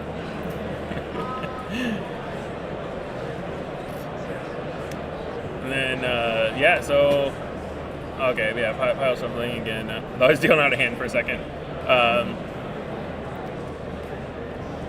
So what does Sabine have in their sideboard for this matchup, do you think? Yeah, that's a good question. I don't know exactly what Frank's running in the sideboard. I know that he had he probably has some like upgrade removal stuff, which doesn't really come into play in this matchup. He might have I don't know if he's playing the Bright Hope's main. He has those in the sideboard probably. Those could be good just because of Falcon. But I don't really know if Sabine wants to play on that access. They really want to be able to be aggressive here. So if they're too control-y, it could kind of bite them in the butt. Yeah. And Tada bringing up a good point here. We talked about it with Alex after the last round that Cunning is huge here. I mean, we saw coming back from the DJ almost and everything, but Cunning is just such a backbreaker into any aggro deck. Yeah, it kind of feels like the way Jango can sometimes win races with no good to me dead plus pings. Yeah, you just get all of that in one card with Han, where you can either get rid of 3 units or or tap 2 and buff your guy. It can be such a huge board swing. Yeah, no, that's definitely the card in this matchup that matters most. Yeah. It'll be, the Han deck can win without Cunning. It just makes it a lot harder. And if they ever draw 2 Cunnings and can play both of them, it's almost impossible for the Sabine deck to come back. Yeah. Because it's just so much actions in one that you get to squeeze out of the card. Yeah. And it also pumps more damage, so it's pretty backbreaking. Yeah, absolutely. Question from chat before we get in here that I want to swing to you from Caleb. Has there ever been any consideration to enticing reward to try and locate Cunning in Mono Han, or is it not worth the action? So I played a version from a gentleman in the UK. His name's Joshua. I don't remember his last name. Sorry, Joshua. He's in the Bothan Discord. He's in the Mono Han Cabal. Nice. He plays a really cool version of it. He played it in set 2. I think he got second at a like 2K or some big tournament in the UK. Nice. And he was playing a McClunky Underworld Enticing Reward version. Interesting. Which was really cool. But as the Europeans like to do, I think it was like 52 cards, 54 yeah, cards. So. They're allergic to 50 cards. That's fine. You know, like they all play control, and they all play more than 50 cards. But what can you do? So yeah, we see Han starting with the Falcon this time. So it's gonna be a lot of damage. Yeah, there's a lot of damage coming in. The Sundari can help. The Peacekeeper is really good. Yeah. The Saboteur is also really good against these 2/2 shieldeds that he likes to play. Yeah. Yeah, the Rebel Pathfinder against the triple crafty and triple L2 is really huge. Yeah, so he's playing the Liberated Slaves, just the 3/5 vanilla, playing it just because of those Tarkintown decks that have been really popular so far. He made an interesting point though, like those are played to play into the Tarkintown decks, but it still just dies to Crafty Smuggler attack plus Tarkintown and doesn't necessarily, against Jango, it doesn't get to trade back. Yeah. So I'm really interested if that has staying power in the deck, or if it ends up switching to different options on turn 1 or turn 2. Yeah.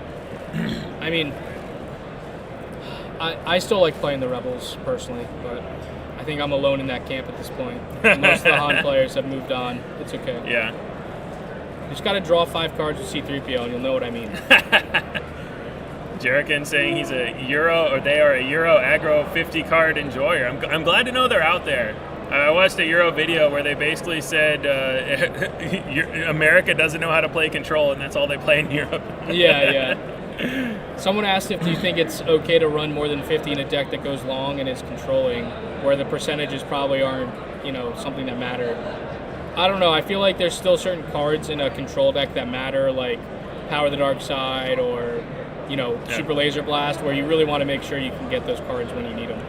Yeah, I think a lot of it might come down to what the card pool and meta look like as well. If I can talk quickly about a different game called Magic the Gathering, we haven't been talking about that game yet, but in that game, everyone was convinced that minimum deck size was critical, and then they released a companion who said if you have 20 extra cards in your deck, you can run this free extra card. And it was so good, people had to ban it because people just ran these 80 card decks that were still amazing. Like, you have to change your ratios of card types to card types and a lot of things, but it's possible. It's not as bad as I thought it was, 5+ years ago. Stevie, you're right. I apologize. I got to stay on topic. We're here for SWU. And yes, Noah, I played Han Red Tarkintown. I went 2-0 and then proceeded to get the crap beaten out of me, and I am now commentating, so I dropped. I went 2-3. So not my day, as Todd has said. Yeah, we saw it on stream. Have some really close games against Jango.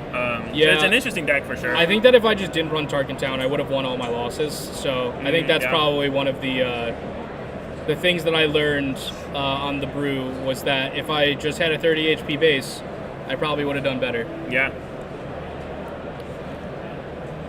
Yeah, it was great meeting you too, Guda. Going back to this game that we have, we see we should probably talk about what's in front of us. We saw the blaster. So interesting, the blaster on the slaves went face instead of killing the Peacekeeper, so he's not worried about the 5 health point swing from that. So I've talked to Alex at length about the Han deck and specifically this matchup. He really, really, really, really loves going to face and race in the Sabine matchup.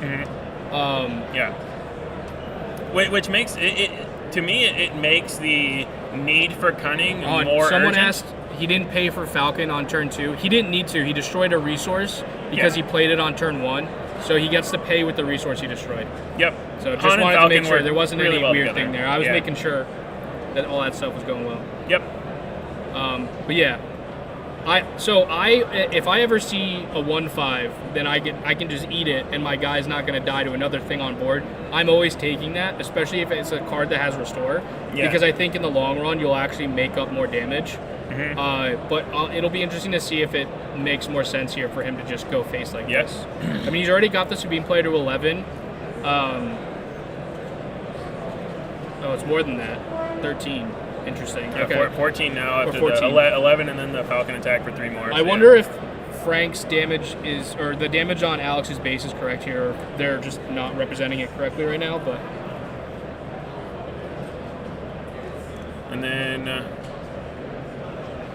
I see a wing leader in play, but what did it buff? I think his Sabine got bamboozled. Oh, there was the bamboo. God, I love bamboozle so much. Okay, yeah. Yeah, bamboozle's a really good card. Yeah. And then if it was just bamboozle, Sabine should be untapped now, right? Yeah. Am I crazy? It was not no good to be deaded. Yeah, 14 damage for Sabine, only 7 at the moment from what we can see for Han. That number may not be accurate. There comes the Poe. Yeah. Looks like an ECL with Poe. Wonder if he discards. Yeah, I'm curious if he discards to either, because you could also discard to hit the Falcon for 2 and then trade with Wing Leader. And then discard as well. Oh, and discard as well. The full 3. That's actually really good because it's the Han flip turn. He's only got 2 cards in hand. Yeah, so now he has to rely on his smuggle row. Yeah. So now it's DJ or bust. When we're talking about playing around Han and what all you have to play around, there's now only one thing. And he has a tapped resource. We can't go to 7 anyway. Yeah. So yeah. I'm pretty sure that Sabine shouldn't be tapped. I believe it should be ready. Yeah. Yeah. Go ahead. Or at the blue gathering point. 5 p.m. Mystery Booster players. Your event is beginning. Cunning. There's the cunning. Now this is good. Oh, tap buff. Okay, so Yeah. he doesn't want to trade. He loves to just get racing. damage. Yeah.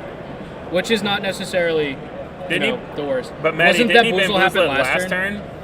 I thought he bamboozled it last turn. So it should. I think it should be ready now. I could be wrong. Could totally be wrong. Okay. Yeah. So they basically Frank was playing it like a no good to be dead, but it was just bamboozle. So his tap last turn should be ready now. Very good. Yeah, I mean this cunning is still really good though. Yeah.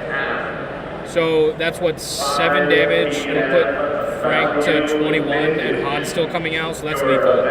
Yeah, so Frank needs something with no resources out. He needs to be able to deal with Han, but he can't, so this is just GG, I think. Yeah, seems like it. The blaster on the...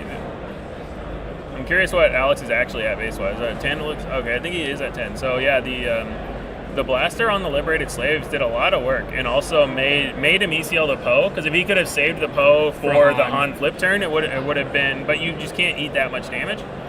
So yeah, the blaster on the Liberated Slaves coming in clutch. Oh, he used the cunning from hand, so he didn't have the ability to play Han out. Oh, he was out of cards in hand. Yeah. Well, that means that Frank gets to attack and heal, so he's not... He can also kill the Falcon with Poe attack. That is true.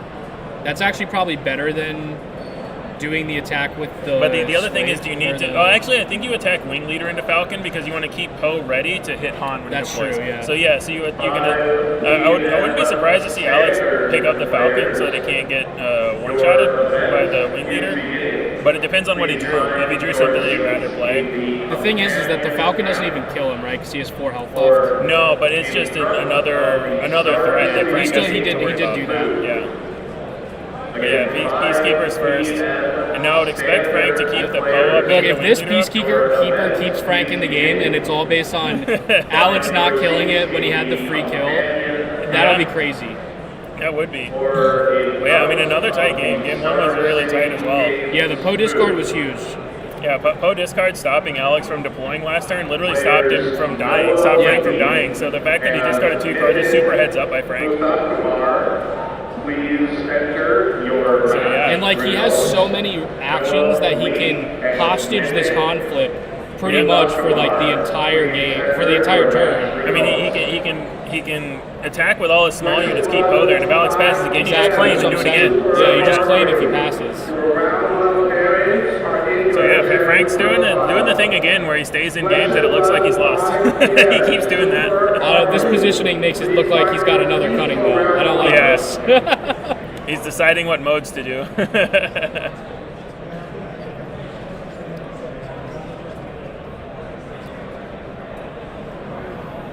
Yeah.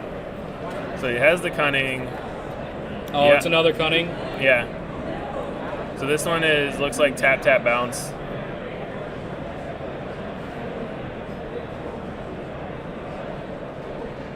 And then Alex has 2 resources left, so I think it's hard to tell which resources He'll be are able to ready. flip Han, attack with Han, and then then play the Falcon. Yeah. and then that should be GG, because he's at 19 and that's 7 damage. Yeah.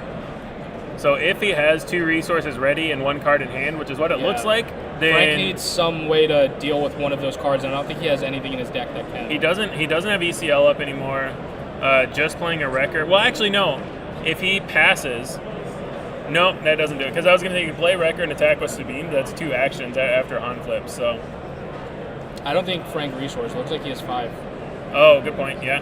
Also would stop him from doing that. 5 p.m. Star Wars Unlimited. Your parents are unwilling.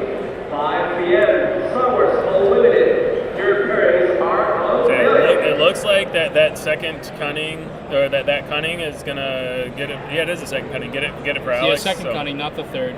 Yeah, was it two cunnings still in this ridiculous. game? I believe two cunnings each game. Did he only No, play one one last the game? first one. It just was last the game. DJ Yeah, combo it was basically DJ felt like a cunning. second cunning. Yeah, exactly. So game 1 it was tech DJ cunning, and then game 2 it was double cunning. But yeah. Frank contemplating if he has any outs. Oh, he discarded a cunning too? Oh, interesting. Did that happen?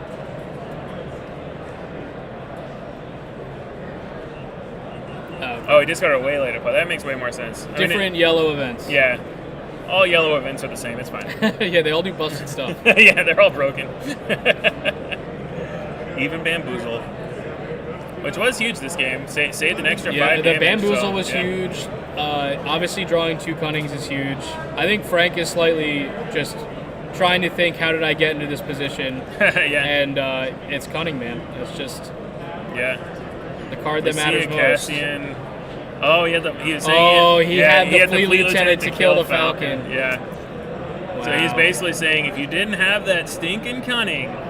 Yeah, it looks like Frank conceded. I think this is the post-mortem here. So yeah, it looks like Alex is going to take it 2-0. So Alex goes to the only 6-0 going into the last round of Swiss. Frank drops to 5-1. We will probably see both of these guys in the top 8 either way.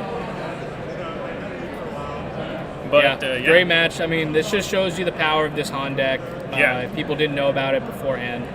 Yeah, absolutely. Han, DJ, Cunning, Tech, some of the best cards in the game. And without the natural predator of Boba to kind of rein that deck in, we're going to see a lot of it. There was a lot of it in the field today, specifically the yellow version. I think I was the only person playing red, which was probably not the correct choice. But yeah, there was a lot of Han Yellow today. There was a lot at the top tables, and Alex is probably one of, if not the best pilot of Mono Yellow Han right now. So, not surprising to see him go 6-0. He plays really well. Yeah. And by playing really well, I mean he draws a lot of cunnings. No, I'm kidding. He played really well. That's how you win those aggro matchups. As a reminder, if you are playing the spotlight, It'll be interesting to see if they replay each other in the top cut, if Frank can get his revenge.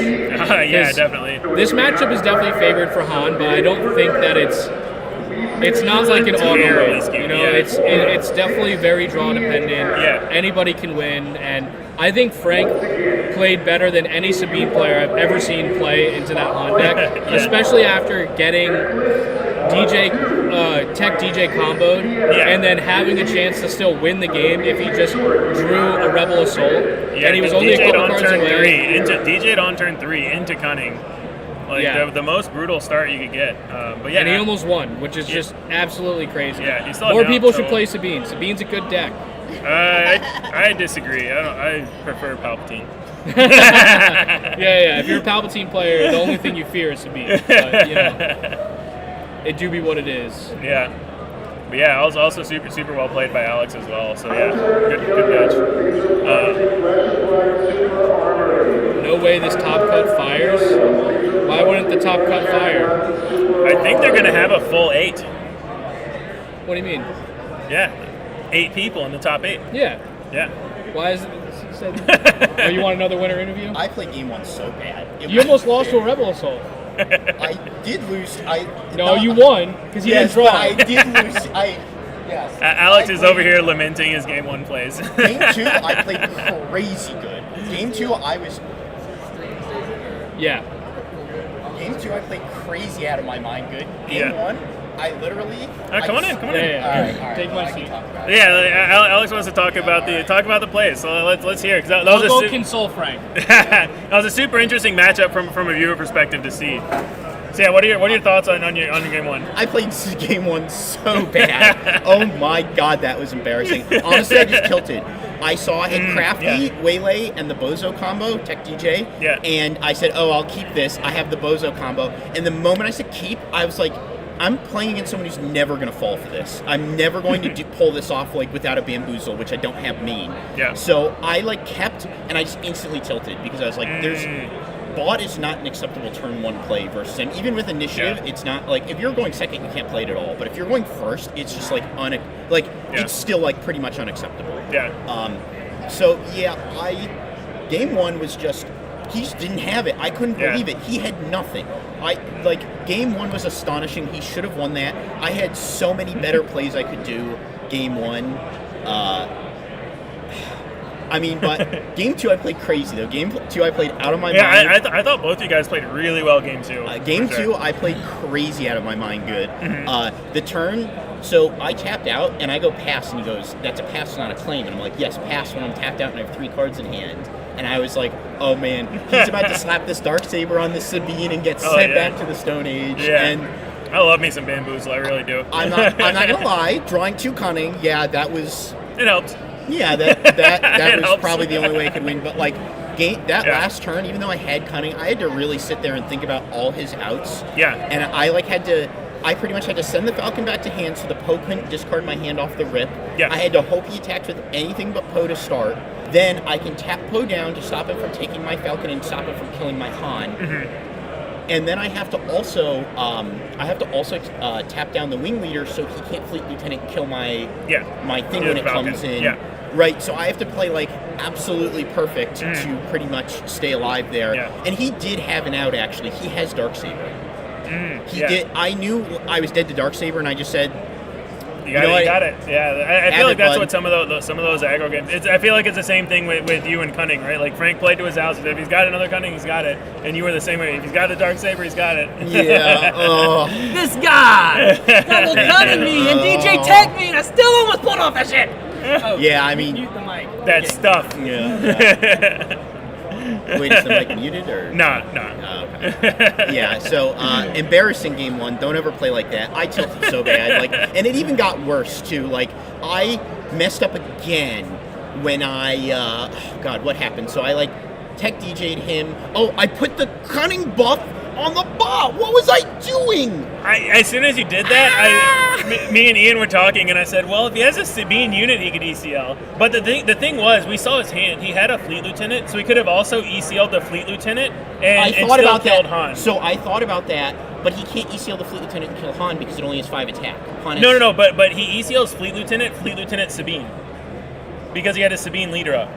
So he ECLs the Fleet Lieutenant attacks for 3, and the Fleet Lieutenant, when played, onto Sabine for 4. So he could have killed Han too. Oh, that's true. Okay, so yeah. So you were so he I didn't even think about that line. So I did it, and I was like, he had Sabine. I thought about singular Fleet Lieutenant into one of the 5 health guys, and I was like, oh, if he is singular Fleet Lieutenant. I also, the moment I was locked into the Bozo combo, I thought about it that turn, because I put the mana down, I go, he's got 3 mana, and I go, if he is exactly Fleet Lieutenant, he ECLs the Fleet Lieutenant. But you can't ECL Fleet for 5 by itself, because it can only, that only works with sneak attack. Because Fleet Lieutenant the ambush and the other wind play don't trigger together. You can't do both. Oh, so you can't I ECL didn't a even fleet know that's lieutenant for how it 5. Yeah, works. because they're both wind play triggers, and they're both part of an attack action. So it works with sneak attack, because sneak attack, the fleet enters ready, and then it can target itself. He could still have ECL'd it though and put it on Sabine. If he had another unit ready, then you could ECL fleet and you get 2 attacks. I knew the ECL. turn I bozo comboed him, like the turn I flipped the DJ up, I was like, if he has the fleet lieutenant, I literally lose the game on the spot. Yeah. I was so tilted though, I had no other line. I was just like, I didn't play. Because I let him hit me for 10 with the ship, I said, I have Gamma Guards and Kira. I had actually had a fine curve to just play normally, and I was just like, no, I got a bozo combo him. And then, as soon as I kept my hand, I just said, I shouldn't have. What did I do? And then I committed. I should have just switched. I should have said, I'll play the bot turn 1, but when I'll wait for him to fleet lieutenant his wing leader, and I'll waylay it, and then I'll play my Gamorrean guards. Next turn, I'll just play like a regular human being. Just play normal stuff. Yes, I'll just play a regular human being game of Han versus Sabine, and then he did it, and I was like, wow, he went all space. I can easily do that. It was embarrassing. Not to add on more pressure, but Maddie said in chat he'll buy you mezcal if you win. Yes, great, excellent. I'm going to take a break next round. I'm 6-0 now, so whoever plays me next round is probably going to be the lucky. Get the buy, the extra buy. He's going to get the. I believe they call that the Alex or 6-0 or XO. Just scoop it up. 6-0 scoop. It's not the first time I've done it. It certainly won't be the last. I mean, you basically earned your last round buy, or you earned your playoff buy into round 1 of the playoffs, right? So I get it. It makes sense. Yep. Let's see. Reading some of the chat here, man. You need to trophy husband merch, paper space foil bamboozle. Telling his chat. Chat's giving me crap because Maddie and Rebel Resource were talking about Magic, and I made a joke and told them to stay on topic. So now everybody keeps saying stay on topic. No, sorry, guys. It's just mana. Resources is just sorry. I've never even played Magic. I played 2 locals of Magic in my entire life, and I still call it mana. I don't know what to tell you, man. I still refer to cards by Magic cards names, and I've literally never played the game. That's awesome. I don't know. I don't know. I know what else to say. So, but yeah, I mean, I say edict. I say edict when my opponent plays. You got the edict. You got the power. The edict. You got the edict. Sure. I've never played that card in my life. So see, now I want to go back to play Magic, and they play an edict. I'm like, oh, you got the power of the dark side. What? Oh, he's sitting there playing a Magic game. Don't DJ me, bro. But yeah, it was. We had a good time. I think Frank knew going in there. He was the underdog. Yeah, for sure. And I still somehow managed to give it to him. Very, very close games. Yeah. Normally I blow that matchup out, and it's not even close. Frank played really well. The game 1 was really interesting. The game 1 to me felt like both of you guys doing exactly what you wanted to do. You did tech DJ Cunning, and Frank did A-Wing wing leader with no bounce or space unit. So just everyone's racing, doing what they want to do. Is what it felt like to me. Again, I just tilted real bad. Something I know I got to get better about. I just I was sweating. Game 1 I was sweating and he actually told me after I explained to him the line, and he actually did have a line to kill my DJ. He didn't think to just ECL one of his 2s in with it, he had a Sabine or whatever. He didn't think to just kill it over 2 actions because he was oh, he'll still get the Han flip off. But if he gets the land back, I'm in trouble because he's at 5. He gets to play on 5 now, and I'm down he gets 1. To deploy. Yeah, he already deployed his Sabine, but then he gets to go to 5 next turn. So absolutely. I lose a mana, and if my Han doesn't get its attack off, I actually can't play Cunning from the row, which was how I won. That was the big thing. You were at 6 then to get the I got to play the Cunning from the row. Sure. So I don't ever recommend somebody try to do the Bozo combo against Sabine game 1. Game 2 is fine if you have Bamboozle. It's actually a really high success rate when you have Bamboozle. But I can see that because they just can't. You just get the free backup. Right. And you get that force of will backup, as the kids say. Yes, force of will. Is there a Bamboozle equivalent in Magic? Force of will is a free counterspell in Magic. I know what that. Yeah. But that's the closest I could think of off the top of my head. So, any questions for me? No, I mean, congrats on the win, though. That was an awesome, awesome talk through the games, and I'm sure we'll see you in the top cut. So congrats on the top, man. Yep. And Ryan Severin needs his shout out. All right, Ryan, shout out my boy Ryan Severin. There you go. And so, guys, thank you very much, Alex. Guys, we have one more round of Swiss. I have no idea how much time is left in the round. We are going to go on a short break, and we'll be back in a bit with the last round of Swiss. So please hang with us.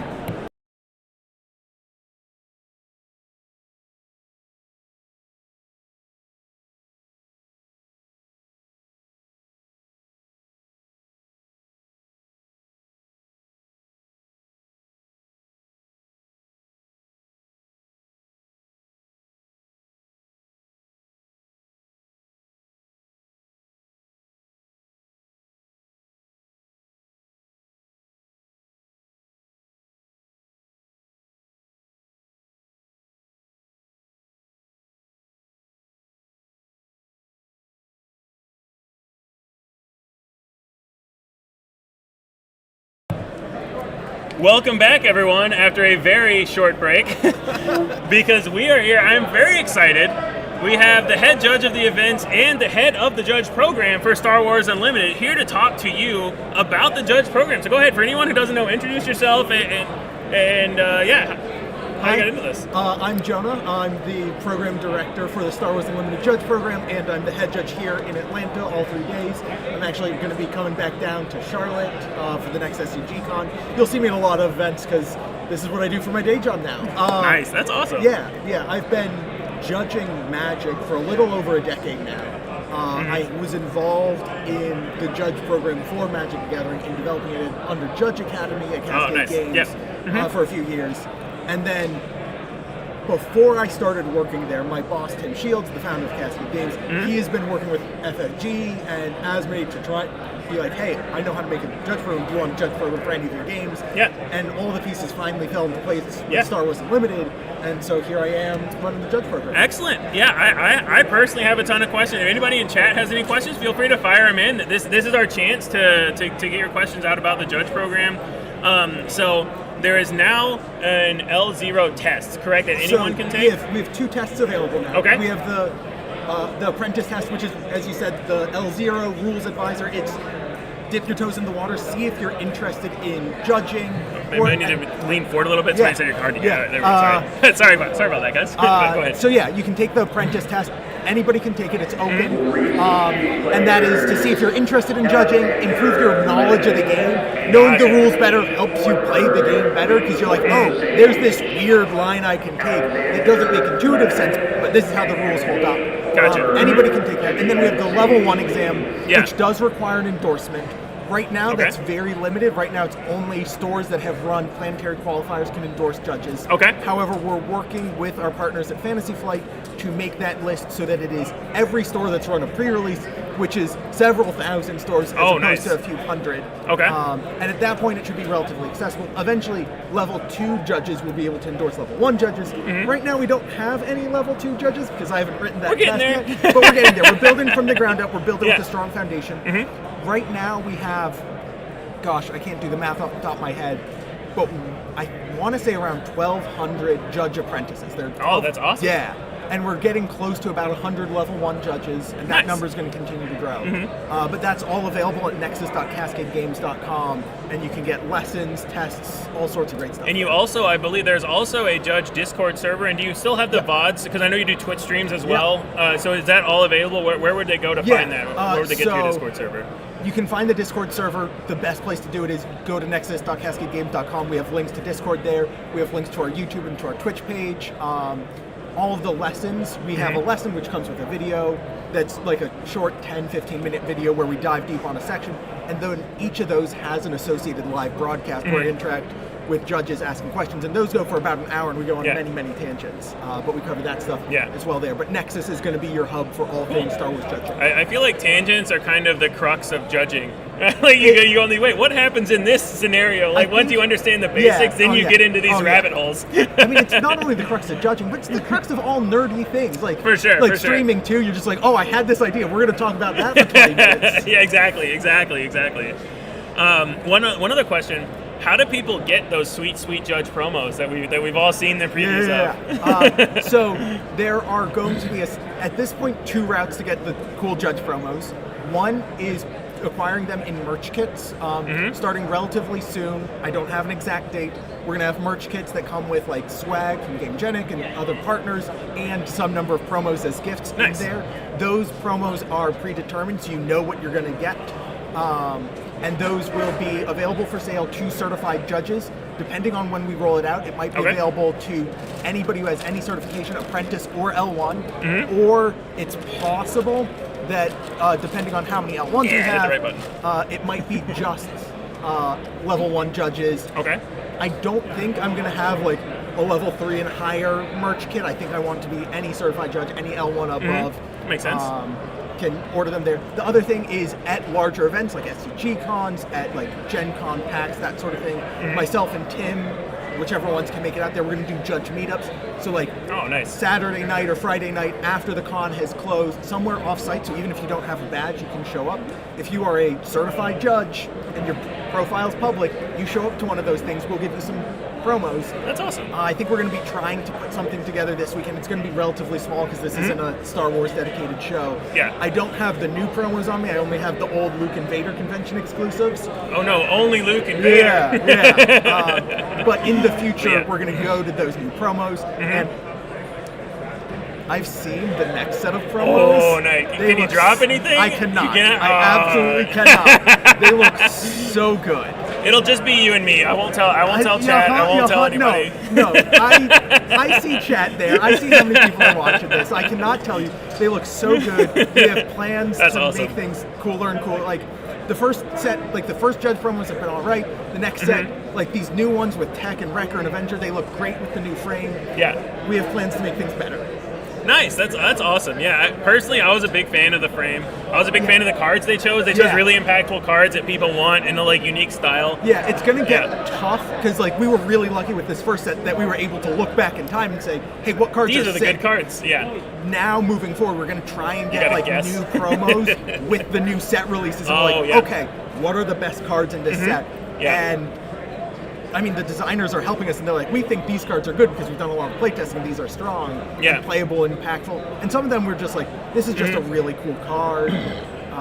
Like, this is a cool character that we really want to see in that tour. Yeah. There were a couple of questions from chat. Someone asked, what's the toughest judge call you've had today? Today, the players have been great today. They have not made many errors.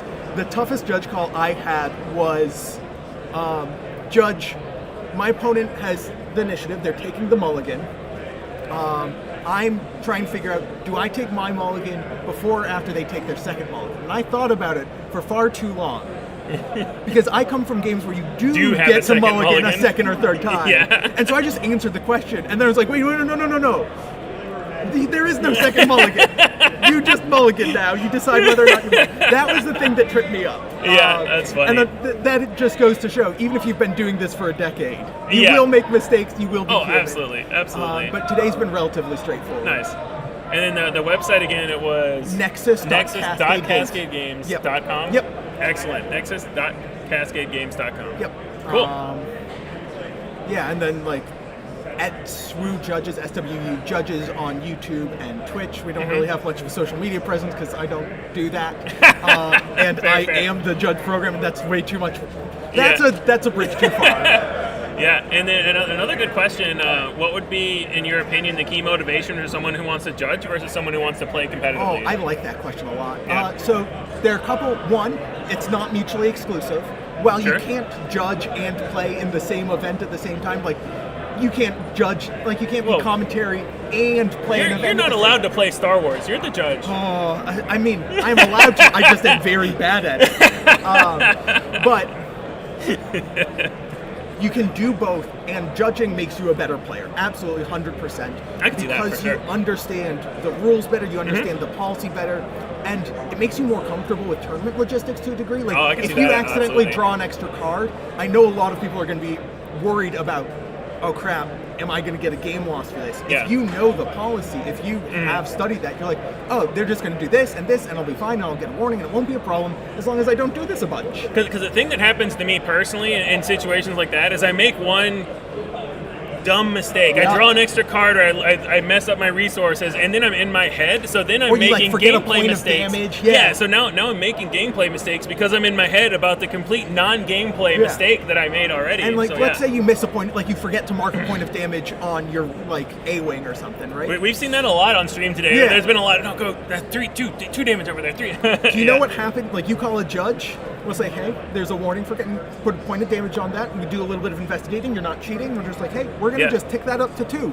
and you keep on playing. Most of the time, the vast majority of the calls is, we fix the game, make it as fair for both players as possible, and then we keep on playing the game. Yeah. That's what we're here to do. Our job is to make sure that you play the game. So, but motivation for judging, to get off this tangent. Sorry. Like we were said about judges going on tangents. That, like, case in point, we just did that. There you go. Anyway. Beyond the skills, 1, cool promos. Yeah. And 2, it's so much fun. Frankly, I think I have higher fun EV and real EV than most of the players in this event. Because if you're working for any major tournament organizer and even working at your local game store, you should be compensated for work that you do because you are providing value to somebody who's making profit off of you, so you should get paid. And so my EV isn't crazy. I'm never going to win a couple $1,000s on a weekend, but I get paid to be here. And so it makes travel, like I'm from Massachusetts, I'm down here in Atlanta, Georgia.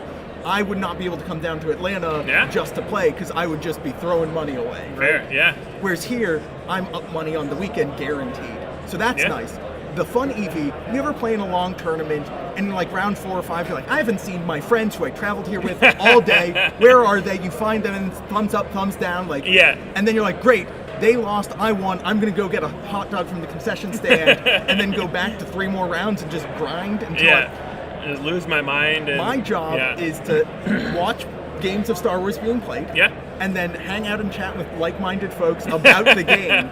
And like part of the job is customer service, right? If there's a player in my event who like doesn't have an opponent, I'll sit down and chat with them for a moment because they're bored and want some entertainment, and I can give that to them while they're waiting for their opponent to show up. I can chat with players about new decks. If somebody's running some crazy brew, I can be like, what made you do this? Like, let's talk about it. And so I have a lot of freedom to sit down and chat with players, chat with other judges, and it's just a lot of fun. Yeah, I've been a judge in another game before, and it really was a decent. There was a lot of it felt kind of like customer service because you also have to like have those conversations, and the whole thing you're trying to figure out what's happening too, right? So you need the 5-second decision and just like make everyone be like, hey guys, not like the police are here or anything, but we're just trying to figure out what's going on, make sure everyone is like it's a lot of fun. And it's just really I mean, my job is to make sure people have fun, and that is nice and rewarding. The number of people who come up and say thanks for running a smooth event, it's great and feels very rewarding. I can't do it without the players, but I really enjoy that.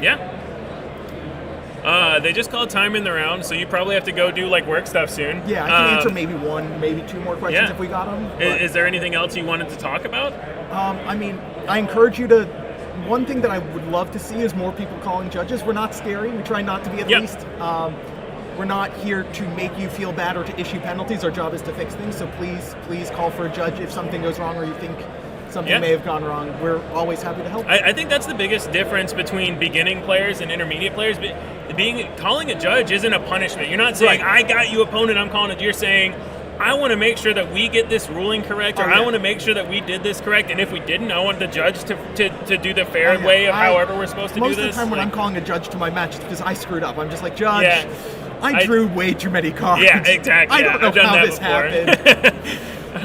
I was at a Magic event one time, and I did a fetch land. I somehow shuffled my hand into my deck after I fetched, and I was... so we've all been there with the, I don't know what happened, but this is wrong now. It is round 8 and there's nothing going on. My brain is dead. I'm about to pass out, and this happened. So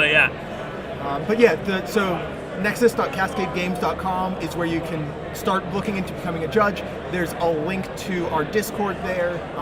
We don't have a custom URL for that at the moment. I want to get one. It's on my list of many I'm sure very short list. But you can join that Discord even if you have no interest in being a judge.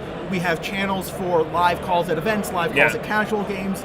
Just hey, I want to know how this works. We have channels on speculation, so when new cards come out, we're like, hey, how does indirect damage work with Lurking TIE Phantom? We don't have an answer on that one yet. I cannot recommend the live calls enough, because a lot of times if you're at locals, you might not have a registered judge there. So that you can just go to their Discord, and in minutes, someone will answer your question while you're at locals. So it's very, very helpful, the live call section. So that's a super cool idea. Love that. Yeah, and I'd love to see more people in there, tournament organizers, players. Yeah. It is not just a place for judges. We are trying to build out a larger community here. Yeah, awesome. Yeah. Thanks for having me. Thank you very much for coming on. It was good talking to you. So I'll let you do whatever you need to oh, well, I was about to go on a short break, but I guess we're going to the 7th and final round. Maybe we'll get a break before top 8. Who knows? Thank you, John. Have a good one. So that pairings just went up for round 7, so that was good timing. Hey. Yeah. You need a water? I've got some water. I'll sneak some water in. Oh, I got There's water. some extra over here. All right. Well. Good luck. Who we got on the lucky table? And table 1 now. Stan, I think, our teammate. Oh, Stan, nice. Oh, awesome. Excellent, because we haven't seen Stan on stream yet. Yeah, that's awesome. Let's see who Right, he's let's playing. Is he? So he is 5-1 then? Yeah. Okay. 3 of the Bothans are 5-1. Nice. Chris, Stan, and me. And Okay. then Colt Barkal's 4-2. That's a slim, because those tiebreakers are bad. Chance to win and get in. So yeah, we're going to the last round. It looks like we're going to have another Bothan Network player, Stan. Alex. Oh, Stan got. So we wanted to have Stan on stream because he was the other undefeated at 4-0. He was the 4th undefeated and hasn't played on stream yet. He got paired up into Alex the Greatest.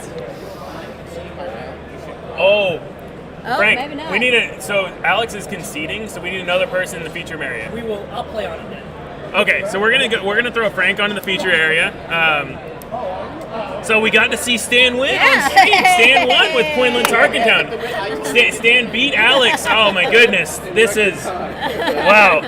And everyone said that matchup was bad. And man, just Stan really showing how to take down Alex. Have him be 6-0 when you're paired into him. All right. Well, we can't have Frank with 5-0 by his name anymore. So. Yeah, we got to change Frank's record. All good though. Glad he's playing on stream again. Yeah. Another Green Sabine local of ours, Louis, is actually 5-1 also. So yeah. See how that turns out for him next round. Not sure who he's going to get paired in with, but. So do we know who Frank is against yet? I don't have the melee I up. don't have the melee up either. But I can quickly. My other laptop was dying. So. Oh, gotcha, yeah. Yep. All right, we are in round 7. Yes. Hey, my opponent is on this McClunky Gaming. Oh, nice. I put McClunky up there. Okay, what's his name? It's Tyler. Look at the. We're looking on melee now. Yep. Yeah. 1393. Tyler. Okay, Tyler Mersing from McClunky Gaming. Oh, nice. Yeah. So we get an old Bothan versus McClunky matchup. All right, That's nice. we've had Bothan KTOD. Yeah, we've had Bothan KTOD, Bothan McClunky. Yep. Where's our late night gaming people? Yeah, they're all they're playing at their own tomorrow. PQ. Yeah, that's right. That's right. Those are at, so Alex conceded because he is 6-0 undefeated, so he's guaranteed to be top 8. So he's basically he's conceding his last round, so he doesn't have to play it, and so he can just kind of hang out before the last round. Put MCG. MCG is what they're doing. Okay. That's what they usually do. I just want to make sure. Yeah, no worries. Yep. That's what I've seen him do before. Okay. Perfect. Thanks for the correction. And then Tyler. Carol with a really good question in chat about is the judge program just for the U.S.? I believe it is worldwide. I'm gonna double. That is a great question. I'm gonna double check because that's a really good question. I would assume it's before they start. worldwide. I would assume it's worldwide. Yeah. But I'm gonna go double check before the round starts. Yeah.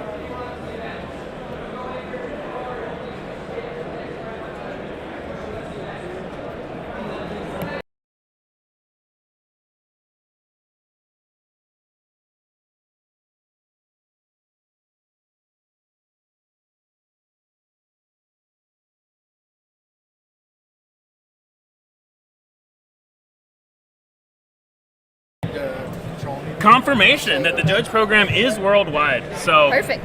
Yeah. All right, I think we got input round 7 here. Man, I should have just waited. I didn't have to get up. Chat answered it for me. I There just you go. went running around like a dummy. You're just stretching your legs. Yeah, that is also very needed. Oh, I've been sitting here a lot. So, yeah, so Tyler from McClunky Gaming versus Frank Myers from the Bothan Network. Tyler Jango Tarkintown versus Sabine Green. Classic matchup. And we have another one of our great Bothan content creators here, Jonathan R. Fisher. Absolutely, Jonathan R. Fisher. I heard you have an amazing video on your channel about Anakin Blue. Yeah.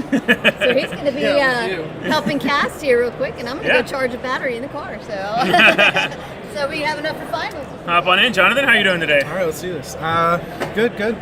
I played Chancellor earlier. Got kind of wiped. It wasn't. I think a lot of the Chancellor players did that from what I've heard today.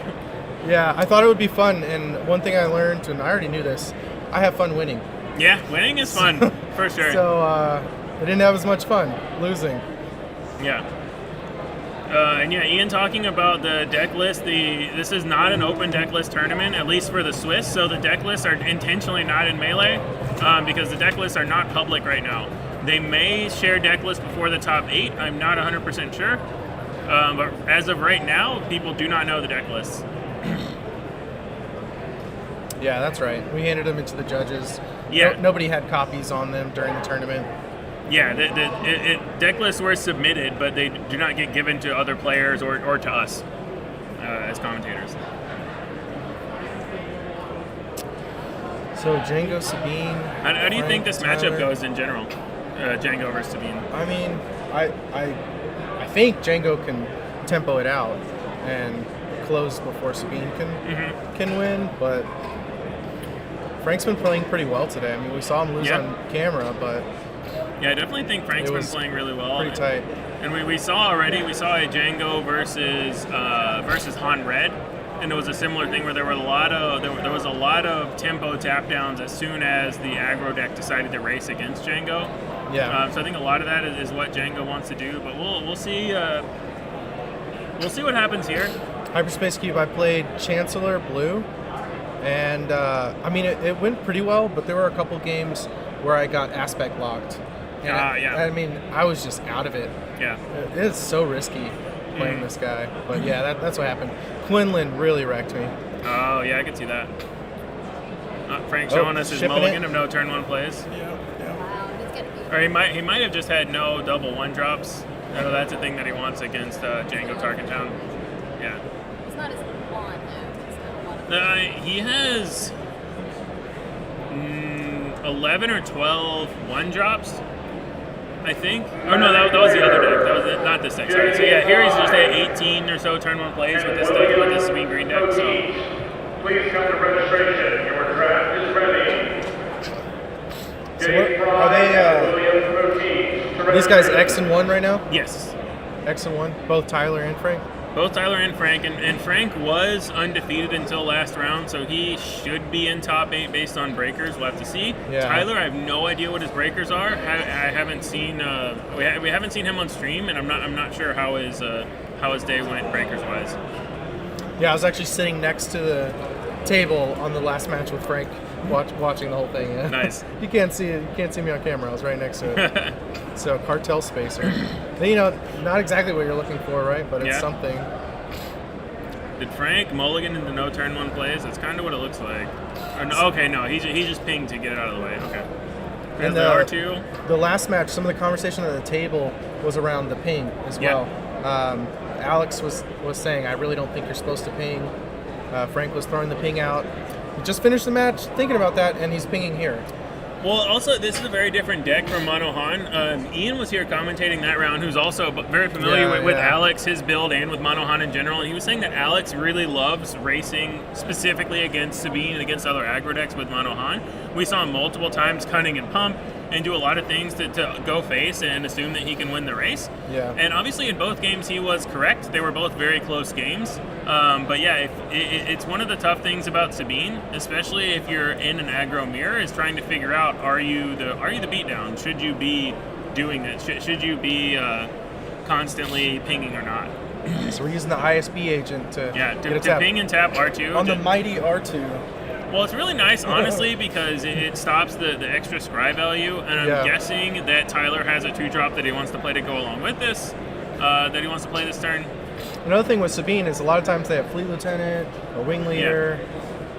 Yeah. You can't just wait on Fleet Lieutenant. Yeah. And so we knew that he had a Daring Raid. So that was so he ISB agent revealed Daring Raid. Yep. And now he gets to Daring Raid Tarkintown the Cassian. Yep. So this seems like a solid opening for Tyler. Frank doesn't have much damage going yet. I think next turn will be really pivotal for can Tyler stave off the damage that's going to happen on the Sabine flip turn.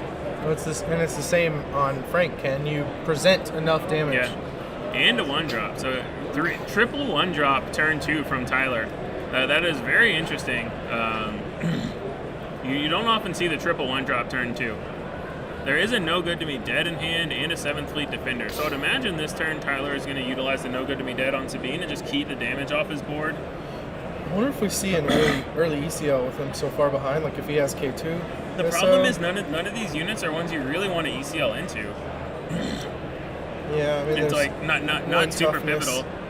Yeah, you're not taking out something important. But I would imagine my question is going to be: is Tyler going to wait and try to bait out the Sabine flip? And is he going to wait to see if Frank plays a Darksaber, or is he going to immediately No Good to Me Dead? I would assume he's going to attack without playing the 7th Fleet Defender, which is the other card in hand. Can't he just hold back the ISB agent to exhaust the Sabine as soon as it flips? Yes. True. So I think he's looking to do that. Oh, smuggling out armed to the teeth. So we racing. And yeah, just Jango thinks that he can hold Sabine hostage anyway because I think he's not going to attack with the ISB agent. Yeah, no, you're totally right. And now that he's got the trigger, now it also attacks for 3. It could have been interesting for Frank to flip before the Cartel Spacer attacked, because then if he wants to tap Sabine without attacking, he'd have to do it before the ISB agent gets the buff. Yeah. So that could have been a consideration. We also might see an ECL here before Sabine flips. That's kind of what I was thinking earlier. With the K2, that's exactly. Did he do it? Tyler goes to base. And he didn't ECL. Tyler just wants to get that. Tyler just wants to damage. get to base. I mean, he's already at 12. He's halfway there. Frank has done 3 damage this game. So I think Tyler realizing that, especially with his arm to the teeth and Frank with no space presence, he can just win the race. Yeah, he just doesn't care. So yeah. What does Frank have for that Cartel Spacer? Nothing, right? Nothing that we've seen. I mean, he still has ECL, and he could ECL in any number of his ships to kill it. Yeah. I don't think he's on Bright Hope's main. That arm to the teeth is gross. Yeah, it's a good card when it goes unanswered for sure. Just the fact that it can go on ships. Yeah. Is overlooked, I think. Not by Tyler. And Tyler gets the initiative here, so he can either tap something down or just get the buff to ISB agent again. Josh Gardner asking if Arm to the Teeth is a good card. Arm to the Teeth, in my opinion, is specifically a good card when your opponent doesn't answer it.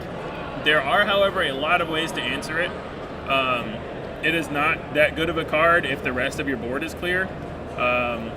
But in this case, even just the ISB agent getting to attack in for 3 extra, Arm to the Teeth buffing for 4 is really good. Well, so a lot of space race decks like to do it. One thing about Arm to the Teeth is you can smuggle it. So any card, if your baseline is this card can be smuggled, you got to look at it. Absolutely. It might be a great card. And it's also one of the few upgrades that can go on vehicles. So a lot of space heavy decks like to use it because you just have 2 Cartel Spacers instead of attacking for 4 per turn, you're attacking for 8 a turn. So a lot of decks can no longer afford to just ignore the space arena if you have 2 space units and an Arm to the Teeth. So took out the agent, didn't we? Rebel Assault. So Rebel Assault. It lets Sabine cleanly kill the agent and K2 attack base for 5. So that was good for Frank. So he stopped the Arm to the Teeth value there. So we'll see what Tyler plays here. He's also on his Jango flip turn, so he can always just flip and kill Sabine if he wants to. He's still got No Good to Me Dead and 7th Fleet Defender. Tyler's got some good options. Yeah. Frank still has 4 resources and his ECL up. So there's nothing he can do for 4 that can kill this Jango that I can think of. So he might save his ECL for next turn and want to try to ECL in a Wrecker or something. But even then, you're just ECLing the Wrecker to kill the Jango. To kill the Jango and do, 4 Overwhelm to base? He's got 6, he's almost dead. He is. He needs to deal with his Cartel Spacer for sure, eventually. Darksaber on K2, let's go. Huh. But we still have, he still has no good to me dead. He could even proactively no good to me dead because Frank's so close to being dead. I wouldn't be surprised if Tyler just says 7th Fleet Defender, no good to be dead on the K2. Yeah, just pop it off. Yeah, and just so you don't get the untap. Yeah, there we go. Yeah. There we go with that. So now Frank only has the Sabine. You're kind of locked out here. He still has the ECL. So there's a 19, but those 6 is enough to kill him. Yeah. So even if he ECLs into the Cartel Spacer, he's still dead in 2 actions. Yeah. He could, if he ECLs in a Poe, he could discard 2 cards to kill Jango and kill the Armed to the Teeth. Yeah. But he would have to have both the Poe and 3 But cards does he in hand. survive still? I believe he is deciding to go to game 2. Yeah. Which is a valid assessment of the situation. So. Yeah.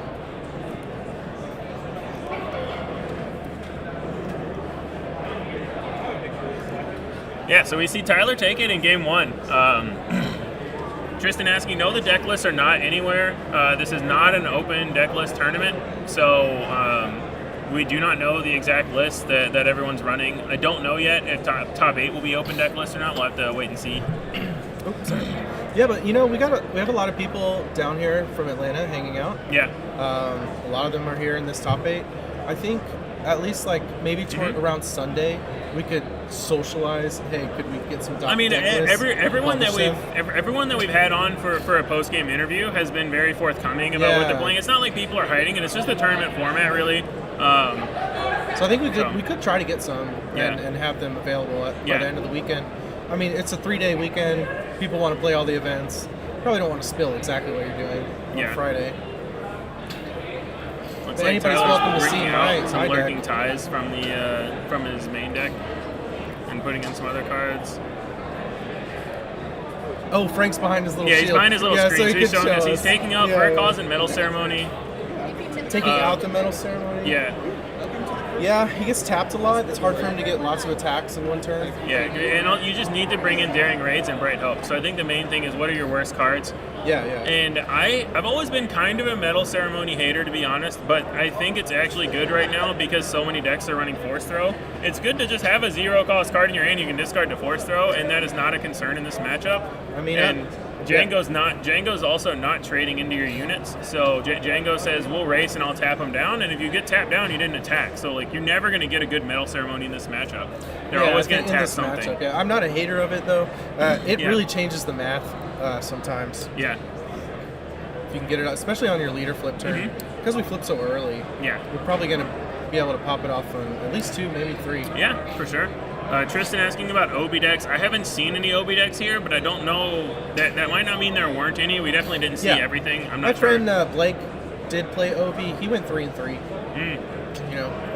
He's always grinding that heroic green blue stuff. He hangs out with Phil every now and then when we're at events. Yeah, and 3-3 in this field is not bad. This is a stacks field. This is a very competitive event with a lot of top tier players at it. And for a Friday. Yeah. 67 players on a Friday. How much did you guys talk about that today? A lot. Pretty exciting. Yeah, that's crazy. Walking around the SCGcon, Lorcana was much smaller. I'm not hating on other games. I'm just saying, Star Wars here in Atlanta is doing really well. Mm-hmm. Yeah. All right, going into game 2. Both players have a hand that they are keeping. Battlefield Marine. ISB and Daring Raid. I'm curious if he'll do the Daring Raid to be resource efficient or do the Tarkintown. Oh, Daring Raid. Yeah. Save the Tarkintown for later. I think I like... Okay, he does use the Tarkintown. You like that? No, I was gonna say I think I would like to do the daring raid, but he does have a Greedo, so that makes a lot more sense. Okay. Yeah. Pags, S-Pags, I don't know how to say that. Saying it's Green Sabine, a lot of players are off of Metal Ceremony. I understand. A lot of cunning decks out there. You're going to see a lot of waylays. Yeah, there's a lot of. I mean, Jango is a big reason too. Yeah, a lot of time. So yeah, I would not be playing Metal Ceremony personally, but I wonder how many times Frank's been boarding it out during today's event. If it's been pretty often that Metal Ceremony is coming out. Yeah. It's usually a sign to maybe make a change to your deck. Yeah. Modern Plus players, your event is beginning. You can find your pairings in the. Let's see what we've got here, Frank. Tyler keeping up the Greedo, potentially traded to whatever Frank wants to play for 3. Maybe threatening to take his shot off the top. Yeah. On whatever I love this unit. So this is the 4/5 Saboteur with Exploit 1. Oh, wow. Yeah, so you attack with ISB and then get a 4/5 out for 2. I've been wanting to find a deck for this card. I really like it. It's really interesting to see in this list. I haven't seen that in any other Jango lists, but I do like this card a lot. Even without Exploit, it's reasonably costed. Yeah, exactly. A 4-mana 4/5 Saboteur is not the end of the world. And a 2-mana 4/5 Saboteur is amazing. So it's to me, it's the most intriguing of the exploit cards that they made. And I think this is the kind of exploit card that could potentially see a lot of play. And we've already talked about how many shields and how many sentinels there are around. So it's kind of nice having a beefy Saboteur out there. Yeah. Oh, Greedo always hits. No, did Frank concede? Oh my gosh, Frank's tilted. Oh, he was done. Oh, Greedo hit. We're done here. I mean, to some degree, I'm already in the top 8 tilt. Like, I don't need this. I don't need this. Yeah. Well, we've got about 48 minutes left in the round. Oh, y'all got it? Yeah. Look at you.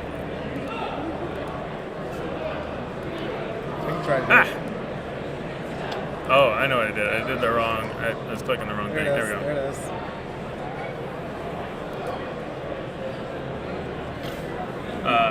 So yeah, Tyler takes it 2-0. It turns out when Greedo hits, he just kills the opponent. So yeah. Yeah. I think Frank wants a break. Yeah. Right? Yeah. Before playing top 8. You know what? It's time for a break. Yeah, and that's true. We didn't know that Tyler had the daring raid. Yeah, the 4/5 Saboteur with Jango out was the fact that he can save the daring raid for Sabine flip, so you can just 4/5 plus daring raid to kill Sabine too. That was a rough beating. The Jango requires your units to exhaust. So. No, but not for the exhaust. I'm just saying he attacks in with the 4/5 into Sabine and then finishes with daring raid. Yeah. Yeah. He just had the ability to kill it on flip, but yeah, I think the Tarkintown was more about having another 1-drop. Yeah, for sure. Tower agreeing with what we're saying that I think that Infiltrating Demolisher is one of the better exploit cards because you don't mind playing it for 4. It's not terrible. It's fine. It's not exactly what you want to be doing. But that's the problem that you have with the cards like the Gore and Malevolence is you don't want to pay 12 for a Gore. You're never going to do that. You don't really want to pay 9 for a Malevolence. Like you don't want to do that. So is it easier to have a decently costed guy with Exploit 1 that you can pay for 2 less and it's insane? I think that's more stable than saying I'm going to try to exploit 3 or 4 this giant guy out. So it wouldn't surprise me if the Demolisher stays around a little bit longer than some of those other cards, unless they're in specific lists designed to just crank out puny units to sack. It lets you double spell a lot easier. Yeah. A little unexpectedly. Yeah. So yeah, big congrats to Tyler. So he should be 6-1 now and locked for the top 8. Frank will have to see on breakers, but he should be in because his breakers should be pretty good. I'm not sure how many X2s are going to get in. I haven't looked at the numbers with how many people we have today. I think it's usually like 1 or 2. Yeah. And Star since we can't split You our can't way. you can't intentional draw. Yeah, you can't ID into it. Usually 1 or 2 X2s. Yeah. So he might not make it, but Yeah, we'll have to see. But it was Alex and Tyler. He should have amazing breakers. Yeah. His 2 losses were to 2 people in the top 8. So Frank's breaker should be good. Tyler should be in for sure. Alex is obviously in for sure. Stan should be in since he technically beat Alex in the last round. Yeah, Stan's so in. we should Stan's know. X1. Yeah. So we know for sure 3 of the top 8. And then I don't know that there were a few. There were obviously a few other X1s going into this round, so I don't know. We don't know any of the results of those yet. Was Mike doing well enough to make it? I saw him sure. at the top tables. I'm not sure how Mike was doing after we saw him on stream. But what we are gonna do is we are gonna take a short break, and we'll come back in a few minutes once we know more about how the top 8 is shaping up. And then after this round, stay tuned for the top 8. Let me hit the right button. That's not the right button. We got there, folks. It's been a long day.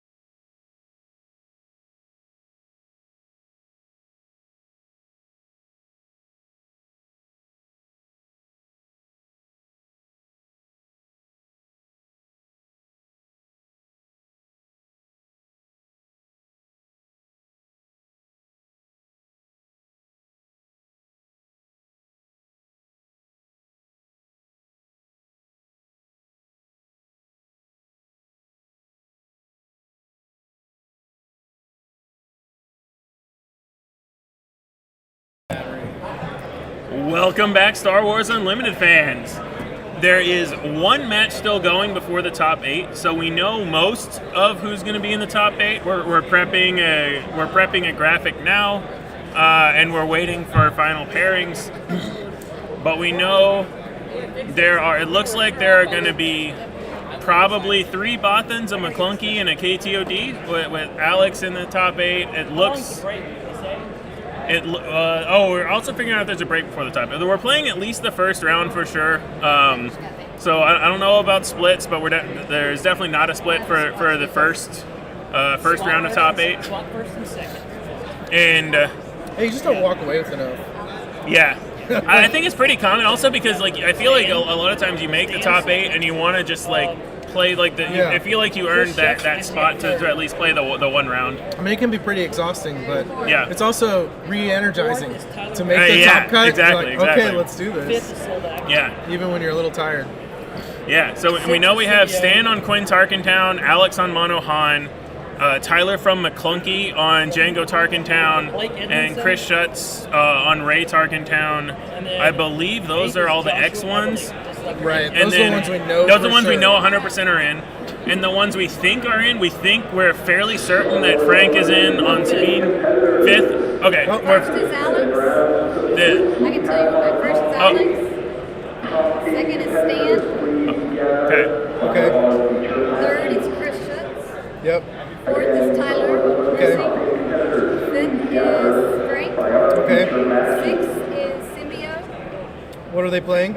Symbiode's playing Palpatine. Okay. 7 is Blake Edwards playing Sabine. 8 is Josh Everly playing Palpatine. No, sorry, Anakin Blue. Excellent. Anakin Blue, that was Josh Everly. Josh Everly, yeah. And okay, what was so 7? going live now. We just got the actual top 8, and we're about to say it to you. Now we'll get the graphic to you. What was 7? Yeah, we got it. We've got a graphic coming on too. Blake Edwards, Sabine. Blake? Okay. Jonathan, you want to read out who we got? Yeah, sure. So, first place we've got Alex on Mono Han. Second place was Stan Quinlan Tarkintown. He's one of our Bothans. Third place, Chris Ray Tarkintown, also one of our Bothans. Fourth place was Tyler on Jango Tarkintown. Fifth place, Frank Sabine ECL, another Bothan. Symbiode in sixth place on Palp Blue. I need to see that. And then Blake Edwards in 7th on Sabine ECL, and Josh Everly on Anakin Blue. Yeah, and so we've seen Symbiode on stream twice with his Palp Blue. Sounds like they're doing the top 8 photo now, so I don't know how much of a break that we're going to have before the top 8 starts, but we've got our top 8 finalized now. I need to borrow a jersey from somebody for Stan to wear a Bothan jersey for the team top 8 photo. You have an undershirt? Yeah. All right, things you got to do for the team. Oh, is that on the camera? Yeah. All right, off camera, Jeff is taking his shirt off. Sometimes you got to take one for the team, you know? There we go. So sometimes your teammates don't bring the jersey to competition and then make the top 8. So they've got to put a jersey on for the photo. Yeah. Everything's publicity these days, you know? Our BN is our team Bothan Network. So we're like 15 or so people that play regularly, a dozen or so players. So yeah,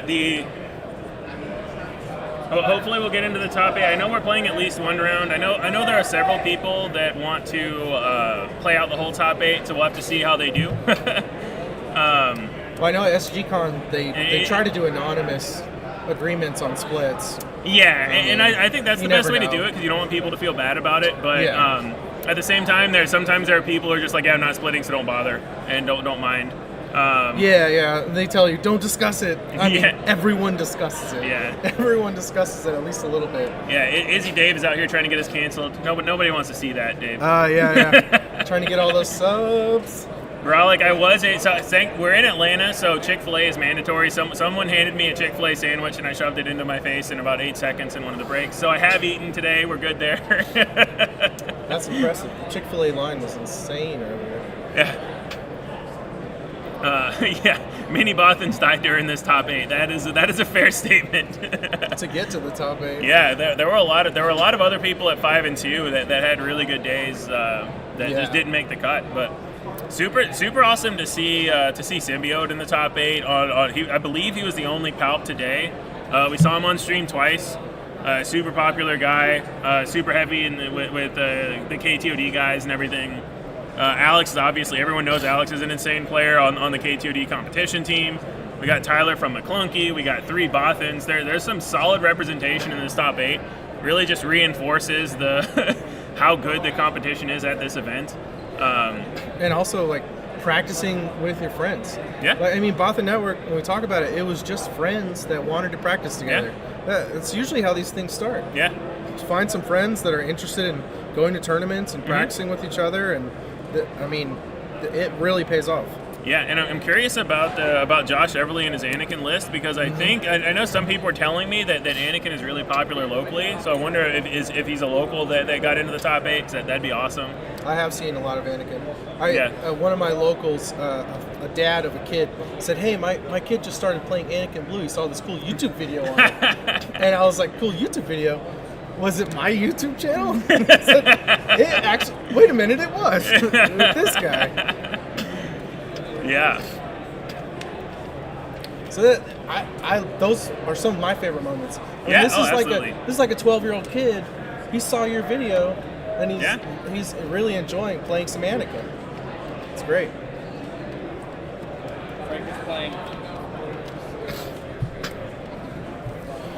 So, okay, so then, would we see first and it'll eight it'll be first and 8. So we're gonna see Alex play. So we'll see Mono Han into Anakin Blue, which is really, because that is not a great matchup for Han. That's probably the one on here that Alex least wanted to see out of all the possibilities. It's obviously not unwinnable for Han, and in my opinion, nothing's unwinnable for Alex. That dude's an amazing player. That deck is so good. Yeah. Someone asked me. Oh no, it was Courtney. Courtney asked me, "What's Mono Han's bad matchup?" I don't know. I think. Does it really have a bad matchup? I think it can have. I think its worst matchups are matchups that can very easily deal with the Han flip turn and can very easily kill DJ. Yeah. Anakin can do both of those things depending on the build. But another thing is, a lot of these players in Atlanta, they're on the R2 and C3PO plan, which, while that does help you draw cards and trade into normal turn 1 plays, you need something like a Sabine unit to be able to trade up into a DJ. So they might be lacking on the 3-power units that can really power into the DJs. And then I'm not sure about the 4-power units that would power into the Han. And then obviously they'll also have like perilous position for the Han flip as well. I played Alex in the Swiss, and he's got the Bodhies, he's got the Sparks. Yeah. And before, like, my deck had Plo Koon, it had privilege position, it had ways to handle the Han flip. Mm-hmm. But he's looking at my hand. Yeah. He's sparking me, he's boating me before he flips it, and he knows it's safe. Yeah. Like, he's being very careful. And I got to play him today, right? And he takes his time. Oh, absolutely. He recognizes the moments in the game where he needs to sit down and calculate and figure out, okay, what is the best thing to do here? But I'm just saying, to me, Anakin is the deck that can most easily kill Han on board, because all you need is a 4-power unit to kill Han or a 3-power unit to kill DJ with the Anakin leader activation, and it can be hard to race him if you don't have exactly the right amount of damage. And it's not a complete trash matchup. It's not like Palp versus Sabine or anything like that. It's just I think it's one of Han's lesser favored matchups. One of my litmus tests for Han is my opponent on a 6 or more leader deploy? Yeah. If they are, I feel pretty good. Mm-hmm. I mean, if I DJ them, what are they going to do? And we'll see. I kind of hope to get that one on stream, just because we haven't seen any Anakin on stream yet. The other matchups look like they'll be Quinn Tarkintown versus Sabine ECL. So that's a matchup that Quinlan's certainly okay with seeing. We'll see Ray Tarkintown versus Palp Blue, Rip Ray. And then we will see Sabine I got the Jango. numbers all jumbled up on this paper. Oh, that's good. I can still read them. Just like, but they're not in order. They're not in order, yeah. Because we knew roughly who was going to be in the top 8, but just got the ordering. So I'm kind of reading out of order here. But yeah, and then we've got Jango into Sabine, which is always a super tight matchup. Yeah, Izzy Dave, we do have a complete breakdown of the top 8 decks. Number 1 seed, we're going to have a visual on stream soon that is getting created. John, you're not allowed to watch. You're supposed to be here. What are you doing? You're supposed to be watching in person.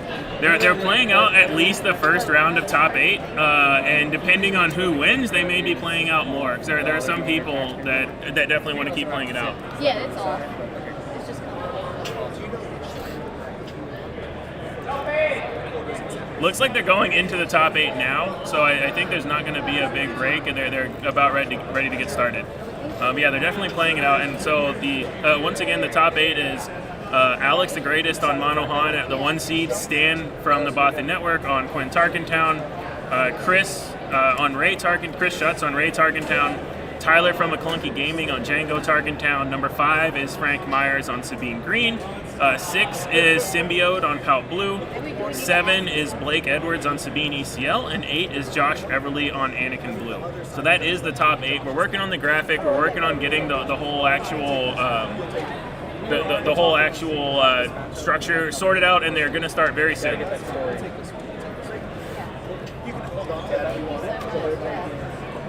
Okay, so confirmed, we're going to get Alex versus Josh Everly. Excellent. We had the choice. Yeah. We could have taken either half of the bracket, but, we've been digging into this Monohan versus Anakin. Yeah, we've seen Alex play a couple of times, and he's played really well into different matchups, so it'll be exciting to see Alex navigate a new matchup. We also haven't seen any Anakin Blue on stream. There were a few Anakin Blues here. Most of them got just outside the top cut. This one snuck in at number 8, so... I'm excited to see the kind of flavor that they bring to it. I understand that they seem to play like the R2 and C3PO package, which we don't see in some other Anakin Blues. But yeah. Do you want Alex and Josh on the camera first? Yes, please. Yeah. Thank you. Thank you. So, John Eula, talking about being a deck specialist and committing versus just playing the best deck. I mean, for me, a lot of times I just circle back to what I have the most practice on. It just kind of ends up that way. For sure. It just happens naturally. I'll be right back in 1 second. Getting your shirt back? I'm trying to. Yeah. I mean, I brought an off-the-wall deck today and went 2 and 3. And honestly, it wasn't very fun. I like winning. Winning is fun. Losing's not fun. So it's tough to decide what to bring. I'm gonna bring one of my standbys tomorrow. See how it goes.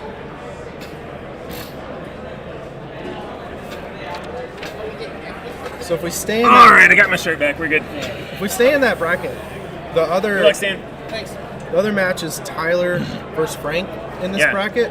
So we'll either whoever wins what we're about to watch. Oh, Tyler Frank was the last round of Swiss that lasted about 8 minutes. So. Oh yeah. Oh, that's true. But Frank will probably be trying a bit harder on. Yeah, that was like one of those moments where you're asking about the EV of playing out a match that doesn't matter. You're still gonna make top cut. Yeah, Frank felt pretty locked for top cut, I think. With his breakers, the fact that he started 4-0, so I think he would have obviously played a little longer in those games. But you have the freedom to take a mental break. And, I mean, we saw Alex do the same thing. He still ended up the 1 seed. He had the liberty of going into the last round 6-0 and said, "I'm not playing the last round." That's the best thing to do. I'm taking a break. Who cares about double loss ties? Like Magic players have to deal with intentional drawing X number of rounds at the end. We just go XO and concede. It's great. Yeah. So we have. So anyway, So this match we're watching, if they continue to play it out, they'll either face Sabine or Jango Tarkintown. And we did, like you just said, we saw Jango Tarkintown take Frank out pretty handily. Yeah. See if Frank can pull it out this time. When Blake is on Sabine again. Yeah, so we have 2 Sabines in the top 8. We have 1 Ray. We have 1 Emperor Palp Blue, 1 Quinn, 1 Jango, 1 Anakin, 1 Monohan. So it's a very diverse top 8. Sabine is the only repeat deck with two entries in the top 8. See, if I was being really greedy, I would have just made us put Palpatine on camera so I can watch that. Now, well, we've seen him on camera twice. He's played really well on camera. Okay, I'll go back and watch it. I'll go back and watch it. Yeah. So he's playing Chris. Symbiode has played really well. Playing Chris Schutz on Chris Ray. just played him in the Swiss, and Chris won. Oh, interesting. And Chris and I play a lot. Yeah. He told me afterwards, he was like, that helped. Yeah. How much we play with each other helped him a lot. So he might be able to pull that out. Yeah. Advance down through the bracket. Yeah, and again, our bracket should be up shortly. We're working on the graphic now. We have a very talented graphic artist. Yeah. Just to my Amazing. left off camera. Super professional, Putting this amazing stuff graphic together artist. For you. Oh, Yeah. I mean, of course, Courtney, who you've seen all day. This is not on. Yeah. Yeah, you're good. So we're working to get you some visuals. Yeah. But everyone like jumps in the stream and says, "Hey, what's the top cut? What's the brackets? What's the brackets?" Yeah, just putting the Having bracket that up visual, will be nice. it's Yeah, worth oh, 1,000 for sure. words. Yeah. And the match that will be on camera is Han Yellow versus Anakin Blue, Alex Blandon versus Joshua Everly. So we're waiting on them to start that, and it should be starting shortly. I know as they were discussing Top Cut, Joshua, he was saying, "I'm definitely gonna bubble. I've been doing this forever. I always bubble."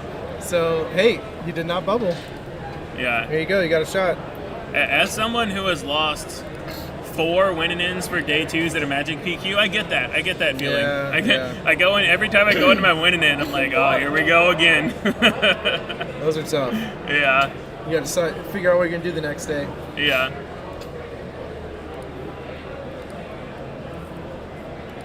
Here we go. Hey, is that one of these buttons? That is actually just on live right now. Okay. Do you want to talk about it real quick? Yeah, so like we've gone through, this is a visual representation of the graph. So we are going to be seeing what you see as the left side of the stream. So we're going to watch Alex the Greatest versus Josh Everly. And then we are going to see the winner of that match play the winner of Tyler versus Frank. And then we're going to see the winner of that play whoever survives the other side of the bracket. So you can see here the path. It's an interesting path. I could see... I kind of feel good for either the winner of Chris Schutz or Symbiode making to the final. I feel like both of those, if Quinlan takes out the Sabine, I feel like Palp could take out the Quinlan. Okay, hold on. Commit. What's your bracket? Let's hear Cool, it. my bracket. I'll do it. I think we are going to have a final of... I think our final is going to be Tyler versus Symbiode. Tyler versus Symbiode. I can see it. I think Alex is going to win the left bracket. Sorry, Frank. he's played. Like I said, I played him today. He is playing very well. Mm-hmm. And then I would love to see Stan take the right bracket, but that is a lot of bias because I drove him here today. Fair. I want to see him win it. We can talk about it on the way back. Yeah. But yeah, I hang out with Chris all the time, and I play Palpatine. But I'll say Chris is going to win his... It's a tight one. Chris just beat Symbiode in the Swiss. I do think it's a Palp favored matchup, but I think Chris is really good at that matchup specifically. He's got a lot of play, and I think if it was just your average players playing Ray into Palp wins that 80% of the time. But Chris specifically is, in my opinion, really good at that matchup, and has some really good lines. So I could definitely see that happening. I would expect Quinlan to beat Sabine. Yeah, I think Stan's going to come out of this bracket and be in the finals. That's what I'm going to call. I feel confident in Quinlan versus Sabine, and then I'm not sure about Quinlan versus Ray or Quinlan versus Palp. I think either of those. Stan did beat Chris in the Swiss. Interesting. Yep. I would think that would be Ray favored, but I'm not 100% sure. And I think Quinlan's also one of the decks that can just do a lot of things, a lot of crazy things with the right draws. It's similar to what we've seen with some of the Jango decks.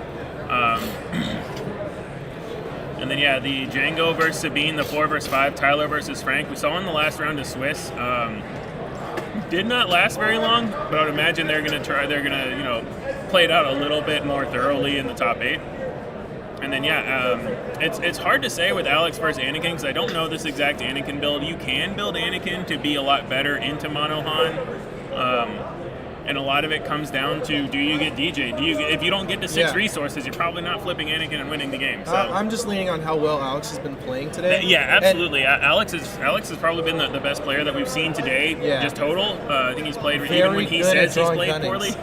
Very good at drawing cunning. Yeah. And that's what it takes. I mean, you've got to draw well to win any tournament. Any card player will tell you that. Like, you obviously need to play well too, but if you don't draw well, you're not winning anything. So he's done that part, and he's also played really well. So yeah, you do the best with what you draw. Yeah. So skill is still going to win out oftentimes, but sometimes it's all you got. Yeah. So players are sitting down. It seems like they're gonna do announcements shortly. They're shuffling up, getting ready. I'm gonna switch to the live view, Courtney. Oh yeah, sorry. You're distracted making the top 4 cut now. All right, so we're back here to the live view. They're doing some announcements, so they're not actually playing yet. They're and then who's? Oh, I can. Player name. Who's this one? Yeah, do we know which player that's on the left? The left is Alex. Alex the Great. So KTOD, Alex the Greatest. You can do it if you like. Yeah. Now we're getting these all right, updated. We'll get this all updated. Yeah. Is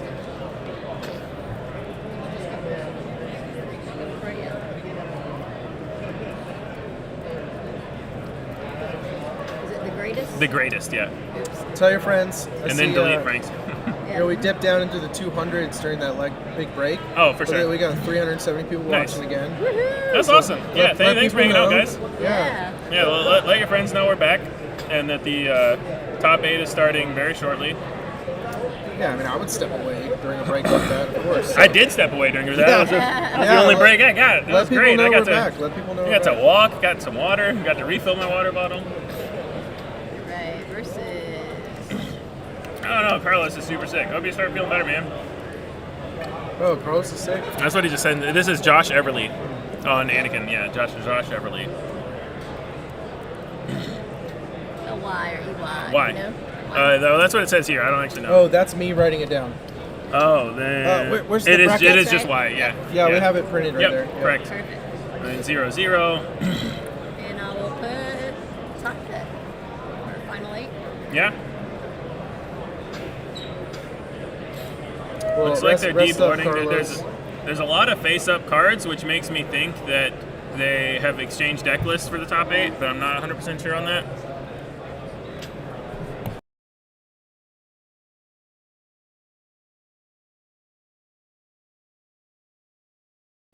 All right, just verify. No deck list exchange. Well, there's. Well, we see a deck list sitting in front of Alex, so they're deck list exchanging for sure. No. I think they didn't want us to. They want us to be on commentator mode. Thank you, Relic, for the congrats on over 500 subs. That's a huge mark for the channel. Okay, go ahead, switch it. All right. We're respecting the player's privacy for now during this part and not putting it on screen because it shows the deck list. It shows the actual details of the deck list. Sure. So we're going to switch that off until they're ready to play. Oh, I'm sorry. I had to put it back. Let me blank this out, guys. There we go. Okay. Too neat. Lots of moving parts. So yeah, a lot of times with these, the deck list will be public after the event, so likely we'll get the exact list. And Alex has already said if you want his exact list, subscribe to the KTOD Patreon, and you get the list and his updates there. So well, there you go.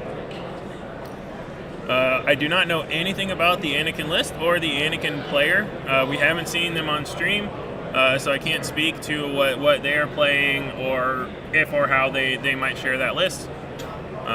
Everyone loves deck lists. They do. Everyone loves looking through a list. Oh, what kind of ideas are in here? What did they bring to this tournament? Well, to me, going through a deck list has a lot of it has a lot of layers to it. There's the obvious one of I want to copy this deck list and play it and see how it plays, but there's also the fun figuring out of the puzzle. Why would they play this card or that card, or why didn't they play this card? Why is this a 2-up? I kind of enjoy looking through deck lists just to kind of funnel through to that. Yeah.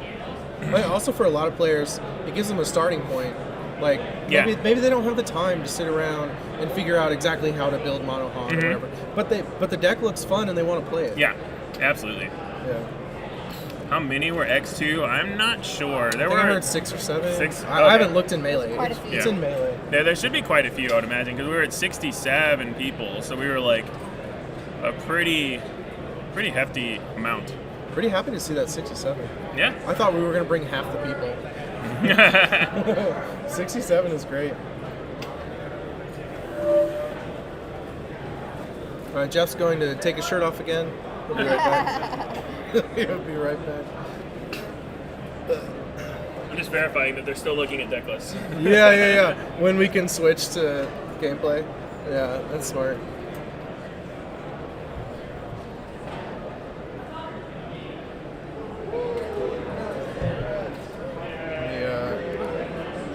Just going to show this again. What did he say? He said his daughter just got engaged. Oh, are you serious? Yeah, that's what he said. He showed up. Reagan just got engaged? We knew it was happening soon. It's not a shock. He asked for permission like 3 days ago, so. I just put it back you up did? for a Okay, minute. thank you. Yeah, I did As on long as you purpose. knew. Okay. Yeah. I mean, what's the bracket is the most common question anyway. Right now, that's So we right. can, Are we they ready? put the list away, yeah. They're All right, about to cool. start. All All right. Just verified that they're about to start, and lists are away. Right. So we're going to switch back to the gameplay. So Ian in chat said all the way down to 15th was Oh, wow. 5 and 2. So yeah, about That's 7, awesome. 5 2s. Yeah, that's a lot of X2s. Got George the Hulk just off screen. Hello. What's Hi, up, George. George? Step in here. Hop in the back. I'll hop in the back. Oh, goodness. Yeah. Okay. Here, you want to? Let me scoot a forward. chair? We're waiting on them to We're start. waiting on them to start the Oh, topic okay, match. okay. Anakin Blue versus Han Yellow. To get on Just camera. the aggro ramp things you love. Aggro and ramp, well, that's me. Yeah. I mean, Han's like ramp, right? Exactly. I'm infamous for never playing ramp in my green deck, so. Yes, it's a meme that took that George could never get here because he wouldn't take the off ramp to get off the interstate because he never ramps. No, I never ramp. Still against ramp. So, okay. So I think we're Anakin, about to actually get started. I would imagine Alex has the initiative because You got a chair, George? we've got a chair. I don't know this room for me, but okay. It's a tight fit. Okay.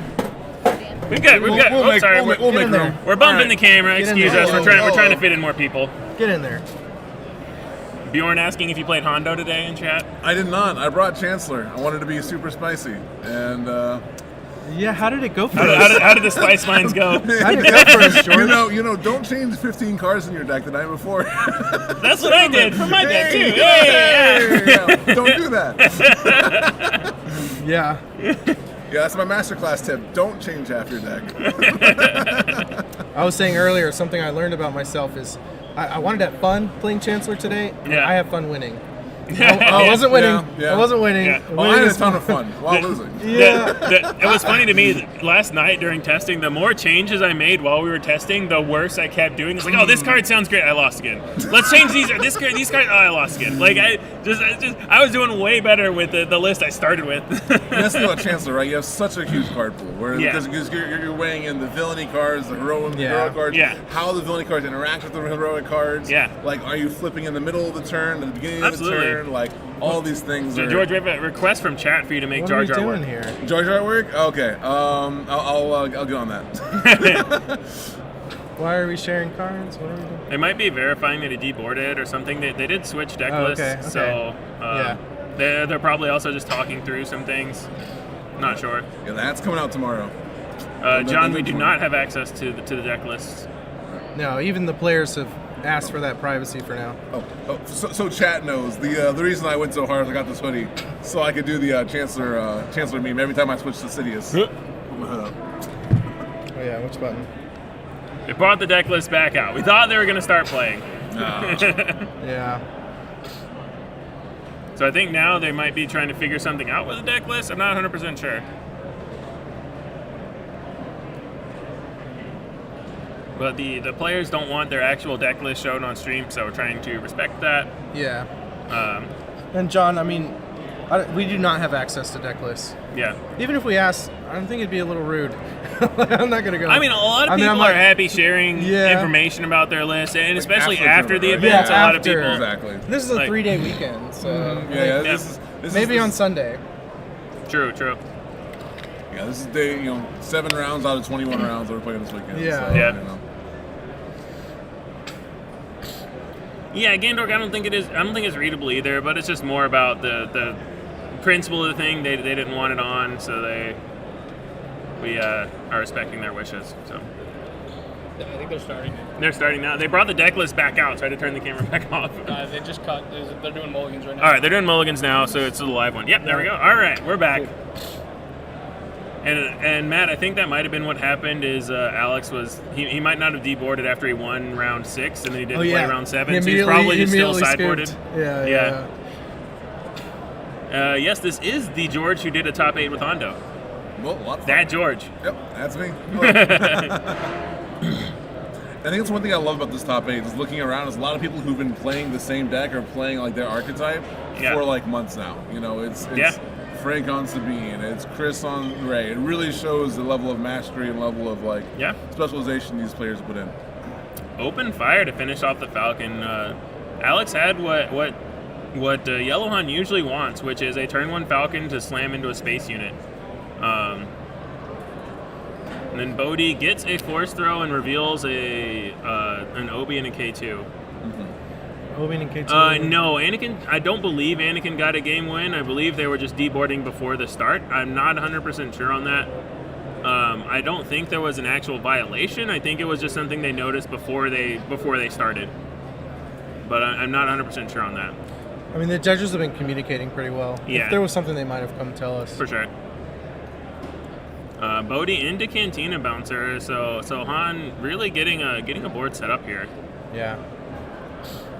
Alex not afraid to go down to 0 cards. That is true. To get that tempo. There is the advantage. K2 we saw.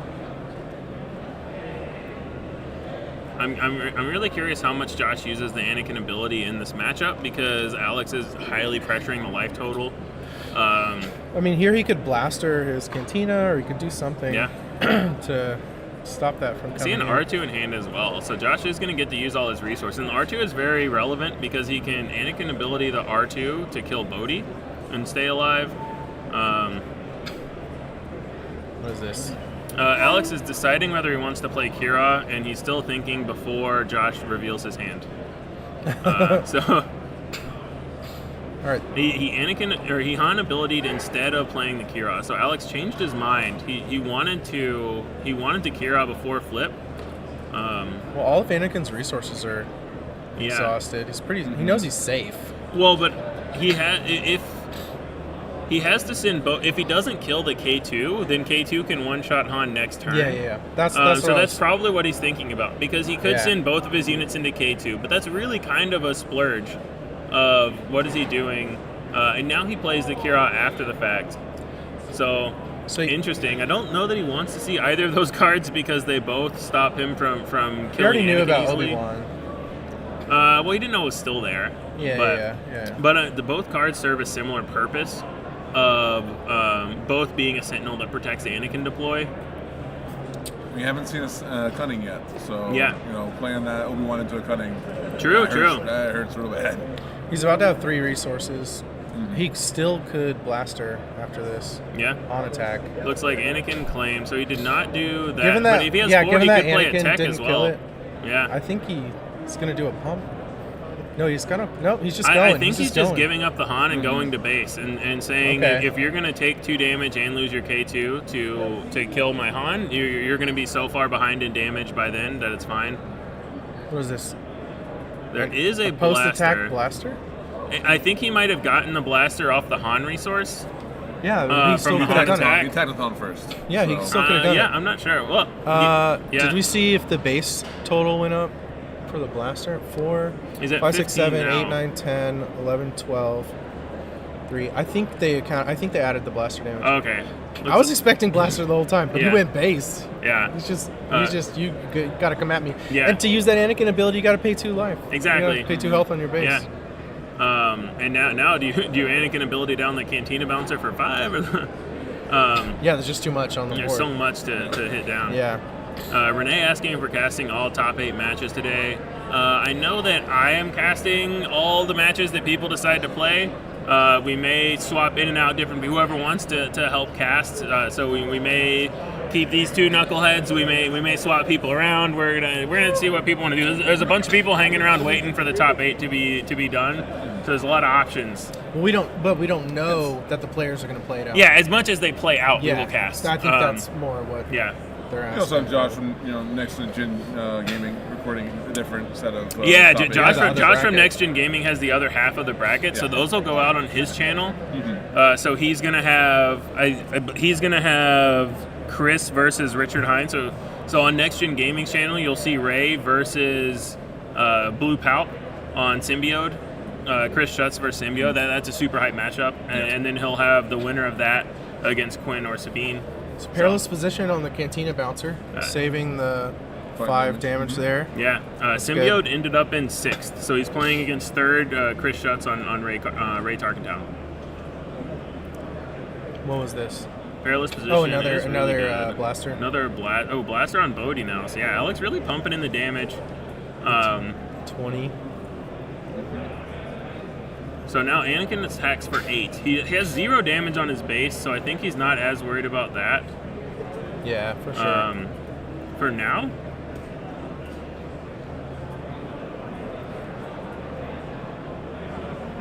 Okay. This is a really tough spot for Anakin to thread the needle of not dying. The fact that he has 0 damage on the base, it's going to be hard to race, even though Anakin swings for 8. He's up against a 30-point base, so that makes it rough. And yes, Noah, Alex is a member of the KTOD competition team. So yeah, he's on the team. Yeah, you can join their Discord and interact with them. He gave a post-match interview and talked about how he posts his lists in there and his updates as content in the KTOD Patreon. So absolutely check them out if you want to get some Han Yellow tips. Yeah, there's a lot of great communities in Star Wars Unlimited. KTOD is one of them. Absolutely.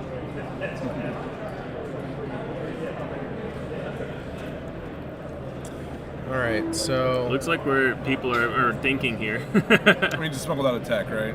He was probably debating if he wanted to bait out the Anakin attack and then tech to give him more value options the following turn, or play the tech out and then encourage Anakin to attack and the tech. Yep. Yeah, and that is he goes into the boat because I think he's just worried about his life total. I think he has to reduce damage. Yeah. I think it's correct. Yeah. Yeah, and Slab, that is a Zori. I believe Alex said he's on one Zori main. I know a lot of Han Yellow lists have been on a Zori main. And there we go. Maddie can answer better than me about who's in KTOD. But yeah, he's absolutely in the KTOD team.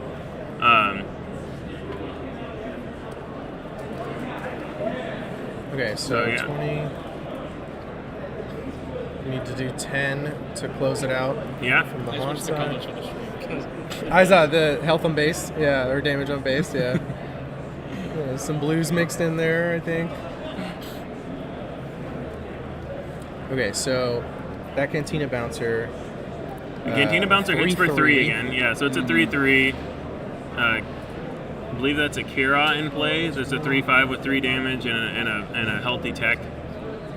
We don't know what Kira named, but Obi was in hand, right? Obi was in hand. There was an Obi and a Village Protectors, and we haven't seen either one. So I named one of them, presumably, but I don't know which one. Yeah. Or did we see the Village? Yeah. I don't believe we saw the Village Protectors. Because there's no Saboteur or anything. Would have taken some extra damage back, so. Yeah. There's the cunning. I told you, he knows how to draw this card. He's very good at drawing. Yeah. With Star Wars happened in the game. This looks like he's trying to end the game right here. Josh has 7 resources up. I'm just saying that is the Village Predators did come and die. That's what I thought. Thank you for that. We were. Yeah, it's easy to get distracted out here. So he probably named Obi-Wan. Yeah, so I guess he named Obi-Wan, and there was a tap buff into a Vanquish, so negating the buff from Cunning helps a lot. Into a fell, is it? Tapped 1, 2, 3, 4. Yeah. 3 for the Yoda, okay. JA, yes, BN does have a Discord. It is linked at the bottom, discord.gg/Bothan Network will get you there. It's fully free, fully public Discord. Anybody can join. We have specific deck threads for Anakin Blue and Mono Han, actually, this entire matchup. You can go to our deck threads for that. Yeah. This whole matchup, yeah. Yeah. And yeah, takedown came in.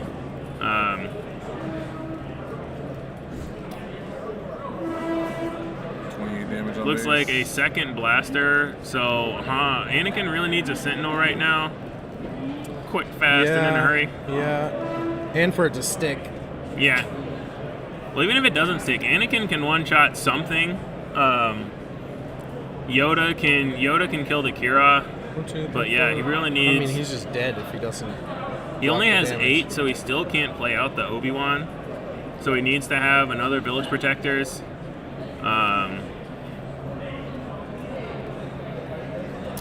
It's not a 3PO game for Hans. Very limited options. We don't know what's in a smuggle row. For the cunning? Huh? You forgot the smuggle for the cunning. They were just talking about that. Oh, I did not see. Was it he used tech to play it? I don't know. I wasn't watching. I wasn't sure. I didn't see. They just self-fixed, so I wasn't. Oh, okay. Yeah. I thought it was from hand. I thought it was from hand, but yeah. Guess not. I am slightly tired and slightly delirious, but he does have another Village Protector. So now Alex has to have something else. He doesn't have Josh Dead on board anymore. And we don't have tech anymore, right? Like tech. There is no tech. That's Kira. Kira and a Cantina Bouncer with Perilous Position and 2 Hotshot Blasters on him. So he's double blasting from a rooftop corner hanging off the ledge. We bouncing. Yeah.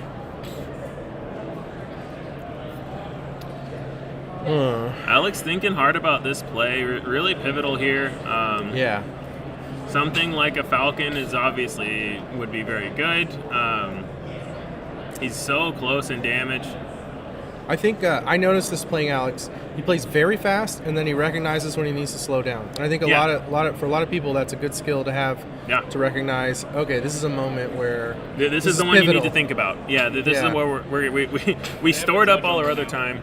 Oh, the judge. Okay, so there's a judge over here now because there's a question. They're arguing about did he use an extra resource last turn? Yeah. That's what I'm telling them. I didn't. We didn't notice. We didn't notice him use an extra resource. Anybody in chat? Nobody in chat. Is this stream on YouTube? Yeah, this is stream on YouTube. No one in chat noticed him use an extra resource. Oh, it's on YouTube. Somebody back up. Yeah. That's what George is just saying. We may be utilizing our YouTube stream to back up and see if there was an extra resource used. We'll see how the judges want to handle that. But there's a question of if Han used an extra resource at one point. I didn't see anything, but I might have missed it. So they're trying to count resources and figure out if there was an extra resource used at one point or a smuggle missed from playing the cunning. I was just talking about how fast he plays and then to slow down and know when to slow down. Sometimes it's dangerous to play too fast. Smuggle's tricky, coming from the number one. Yeah, so someone in stream said he used Han to place the third resource for the blaster. And that was at one point in the game for sure. He might have not destroyed the resource after that. Is a question. All right, here's the cunning. Yeah, it is kind of hard to tell with the white sleeves for sure. Yeah. So we're checking now. Okay, his opponent is on 7. He's got on tap. He had 8, used 6 on cunning, and then played to a 9th resource to smuggle the blaster. Interesting.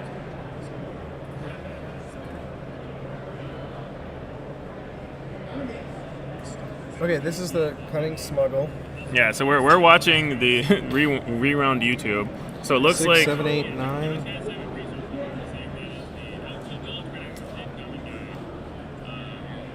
And then cunning just sits there.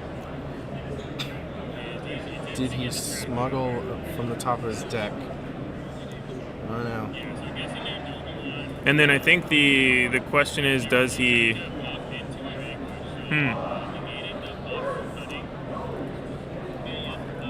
I don't know, man. Yeah. I don't know. It is hard to tell with the sleeves and everything. Yeah. So...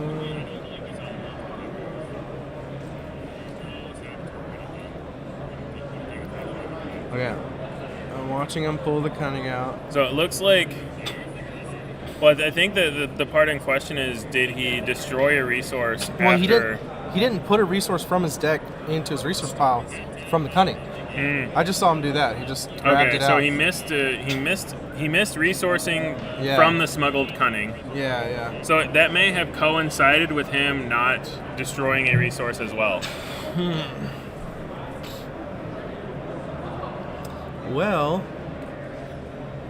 it's completely up to these judges how they want to handle this. These judges have been great today. I know they want good games. They want good games. They want to encourage everyone to have good games. But they still have a responsibility to maintain the integrity. So can we double check? So what we think happened is, before he played the cunning, he should have destroyed a resource and didn't. But then he smuggled a cunning with tech and didn't play a resource from the top. So that's what I saw. If that's what happened, his total resource count is correct, even though he got there in a slightly incorrect way. But I'm not 100% sure if that's what happened. Yeah. Because when he played the cunning for 6, he didn't play a blaster that turn. He'd already played both the blasters. Did you get anything from the stream going back? What we think might have happened is, he might have. It's hard to see on the stream because he has the white sleeves, but we think it seemed like it might have been a combo of he didn't destroy a Han resource, then he smuggled a cunning and didn't resource the top of his deck back again. We definitely saw him not resource after he smuggled the cunning. I'm trying to figure out here what has happened. So when we played the hotshot blast.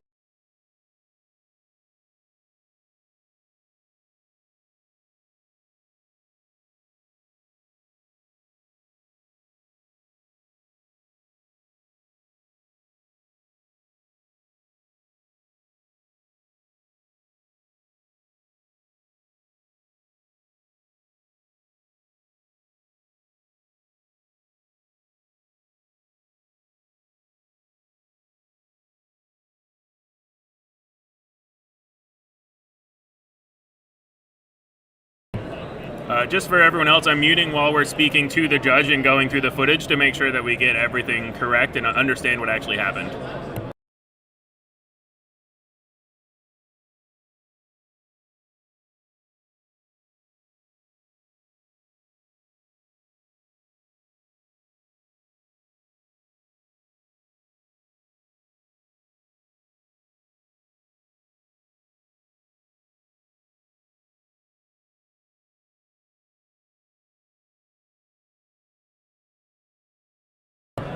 Okay, it looks like we figured it out, and it looks like there was no nefarious activity. What happened was he didn't smuggle the resource when he smuggled in cunning, and so from that happening, it looks like he Han activated to get the third resource for the blaster.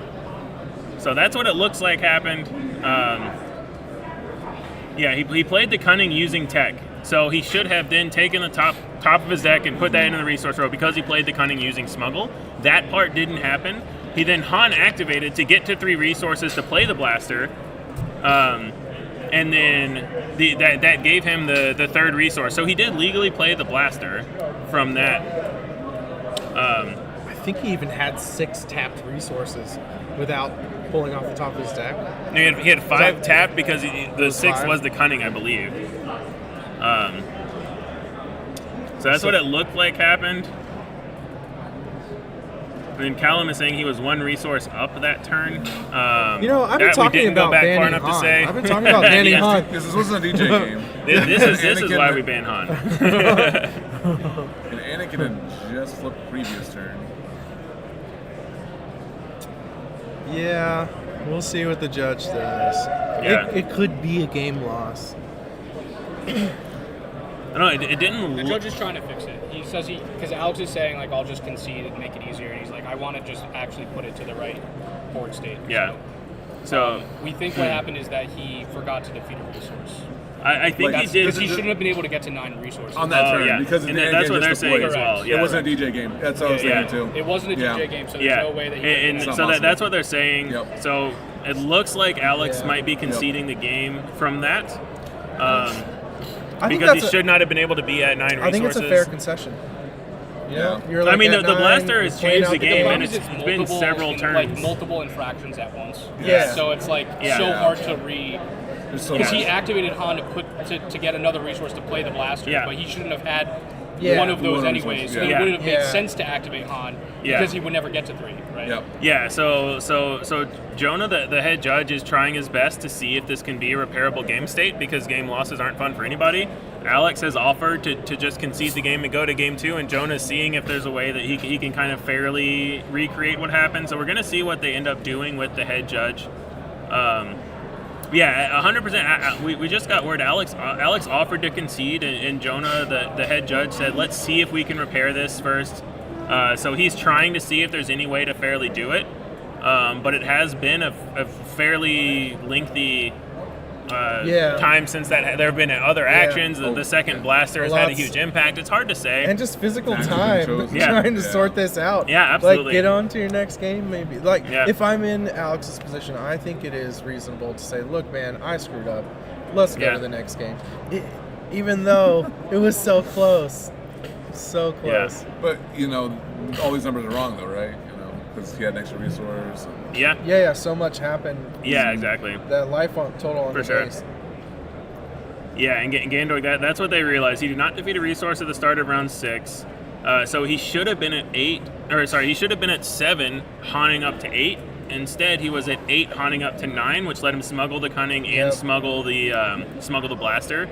So that is the crux of the issue that Jonah is trying to figure out if there is a way to kind of recreate that board state. And we're basically waiting for final resolution on that.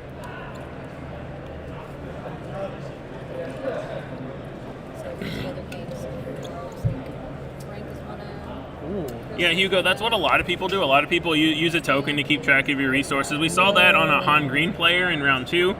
I think that's what a lot of people do. And it makes it more convenient. It's just everyone doesn't do it that way. You know, there's no rule that you have to do it that way. Some people are comfortable with the deck, and now you can see the downside of not doing something like that. I'm not using the token reminders. Mm-hmm. So it looks like we are going to go to game 2. So I believe Josh got game 1. So yeah, unfortunate ending to game 1. It looked like Anakin was on the back foot, but crawling back. But Alex had a lot of outs to just win the game for sure. We do have some updates on the other matches. Oh, excellent. Stan's down a game. Okay, so against Blake. Stan playing Quinlan Tarkintown. So Quinlan is down a game against Sabine. Yep, and then Chris Schutz on Ray is up a game against Palpatine against Palp Blue. So Symbiode is a game down to Chris. And Chris won that match in the Swiss. Mm-hmm. Frank is up a game. That's the revenge match. Yeah, that is we just saw Frank versus Tyler is the revenge match. So Frank's up a game against Tyler. Yep, and then the other games are in progress. So that's our update. Yep. So it went to Josh, right, for game 1. Yeah, Alex conceded. Okay. Yeah, so we ended up with Alex conceding. Also, just make it clear that the judge didn't say that he... I know, I did. I made that clear, for sure. Yeah. And so, yeah, just to be abundantly clear, that was Alex's decision to concede, that the judge was attempting to recreate the board state, and Alex decided that the easiest and best way to deal with that was to just go to game 2. So big props to Jonah for trying his best. Nobody wants a concession. Everybody wants to try to recreate the board state when a mistake like that happens. But big props to Alex for just recognizing that it was pretty difficult to repair, and just deciding to go to game 2 here. Yeah, you hate stuff like that when it really is an honest mistake, but just own it, get on to the next game.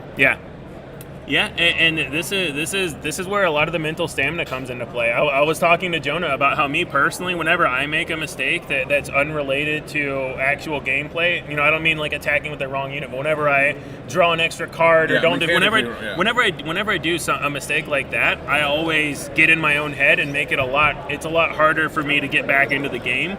So this is a good chance for Alex to show if he can get back in the game. For sure. It's always tough when stuff like that happens to hang out, to come back. Yeah, it's easy to feel bad about it. Let your emotional state get to you. Yeah, absolutely. Especially when this is the eighth round that these guys have been in. So it's been a long day. It's been a tiring day. Brains are fried. And a lot of the situations in this game come down to heuristics and like things you see over repetition. So like you'll notice like he missed a smuggle after cunning. Well, cunning's not normally a card you smuggle. Exactly. Exactly. Yeah. You know, so like there's we have an update on this game. So although the judge was trying to fix the game state, as you guys correctly said, Alex decided he wanted to go ahead and concede game 1. Josh did not feel comfortable with that, knowing that Alex had the waylay in hand. He conceded game 2, so they're going to game 3. Oh, interesting. Okay, interesting. So what we have here is so Alex conceded because of the game state. Josh was not comfortable with that because he knew Alex had the waylay in hand to win game 1. So Josh conceded game 2. So we are going straight to game 3. We are going to game 3 at a 1-1. We are in everybody's favorite SWU format, best of 1, baby. All right, that's drama right there. These guys slapping each other in the face with gloves, trying to prove who's more honorable. Yeah. I have more honor than you, sir. What a classy group. I love it. So Josh conceding game 2, and we are going straight into game 3. This is how you know that Tada is not at this event. No, I'm just I just see him in chat. I'm just messing with you, John. So yeah, good sportsmanship all around. Everybody knows that these mistakes happen. It wasn't anything nefarious. Everybody's just trying to get the games in. So yeah. So then, who has initiative? Good. Well, I would guess Josh has initiative because he lost game 2. Yeah. So he has initiative going into this best of 1. Yeah. Here we go. That's a story.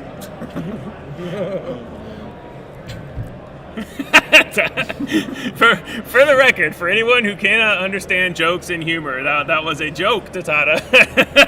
That was not a slight on his character. He did, in fact, take a stray, though. That is accurate. Super laser blast.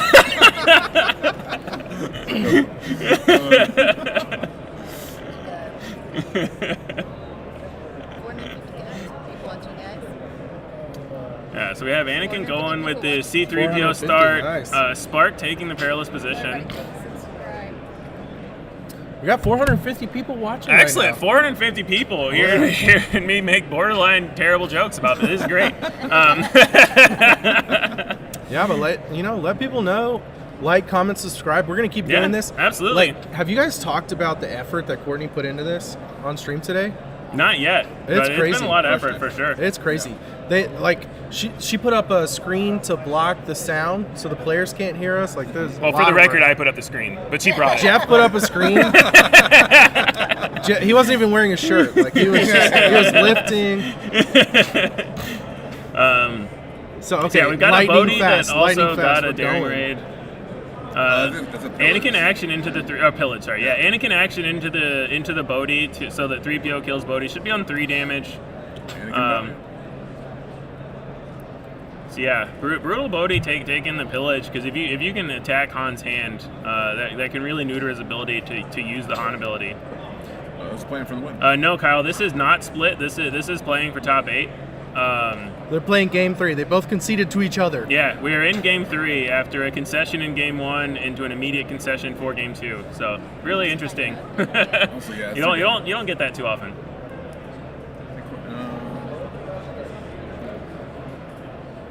And then yeah, we have a Cantina bouncer.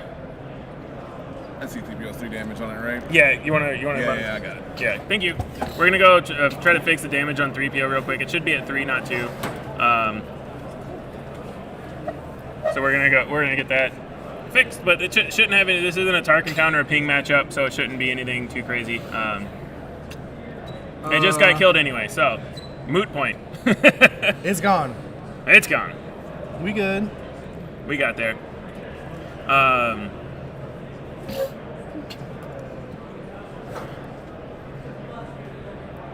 Let's see, now R2. R2 after the 3PO.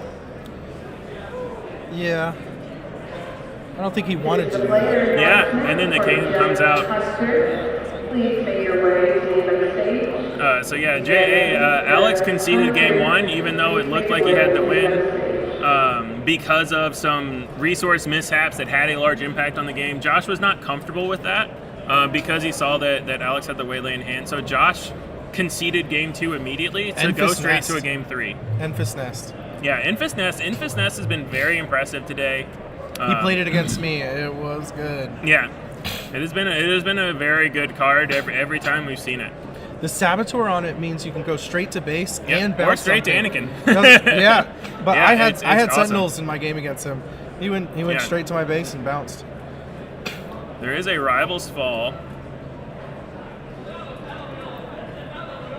Okay. It's tough to have to rival spawn leave the Enfys Nest chilling there. Yeah, that feels is bad, but you've just got to kill Han. Well, that's a lot of resources. Yeah. So is he? Anakin's going to be 5 right now. Enfys has 7 toughness. Yeah. Anakin can't kill the Enfys. Ooh, there's a blaster on the Enfys, so that one shots the Anakin. Wow. So this is looking good for Alex. Anytime you can one shot Anakin without getting any damage from him on your base, you're feeling pretty good. And look how dangerous that Enfys is going to be now. Yeah. Bounce anything you want. Yeah. We're at really low life totals, or really low damage on base here, but I think that Han is okay with this, with Anakin and Han down. Like, I think Han would take this board state. So I'm really curious how much top end Anakin has in, because a lot of them will run, things like crate dragons in the sideboard, and you can run the Lukes in the bigger units. So there is a Luke. So the Enfys is down. So that was step 1 of kill the Enfys. Yeah, this is pretty big, but he only has 5 damage on his base. Yeah. So the question I was gonna ask is how much top end does Josh still have in his deck? Because if the answer is a lot, he's okay with this board state. Yeah. The immediate Luke makes me think that he's okay with this board state. I agree. So now we're back to Alex needing to have something. He has a Bodhi. Oh, two options here. Fell in perilous position. I found Fell wasn't very good in this matchup. There's not a lot of targets. I agree. The main target is your Enfys. And it's already gone. You just killed one. So that Fell's just going to rot in his hand. Yeah, I agree. Yeah. And the fact that he takes the perilous shows that he doesn't have another Enfys in hand.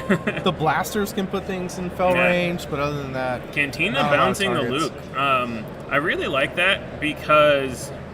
At the moment, Luke's not going to be turned on for the -6, -6, so you're saving the attack, you're saving the restore 3 and the 6 damage on base, and I think I like it a lot. It's a path for Alex here. Yeah, I mean, generally you don't like bouncing Luke because he has a very powerful enter effect, but just killing the Bodhi, not killing a 3/5, not getting the restore, not getting 6 on your base, there's a lot of value in bouncing Luke there. Yeah.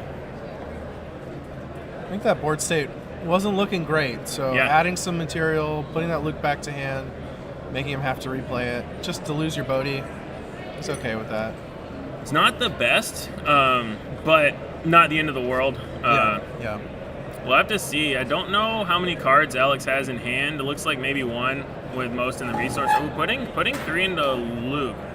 So maybe he's going to use a blaster to kill Luke. It seems like he would do that if he's gonna try to be able to kill Luke this turn. It's a lot of resources to invest. Got updates on the other 2. Oh, Han unit. That makes way more sense. Okay. Nice. So a lot of times we are confused by plays because we don't know what's in the player's hands. So Han unit makes that play make a ton of sense. Soften him up. Yeah, make it so that he dies to Han without having anything else. And now we're back to Josh needing something. Another Luke would be amazing here. He could just sacrifice his R2 to turn Luke back on pretty easily if he wanted to. Another Fell the Dragon. There it is. There's his target. Han the Dragon going down. That's right. We knew. Oh, that's right. We knew he had. It was sitting in his hand.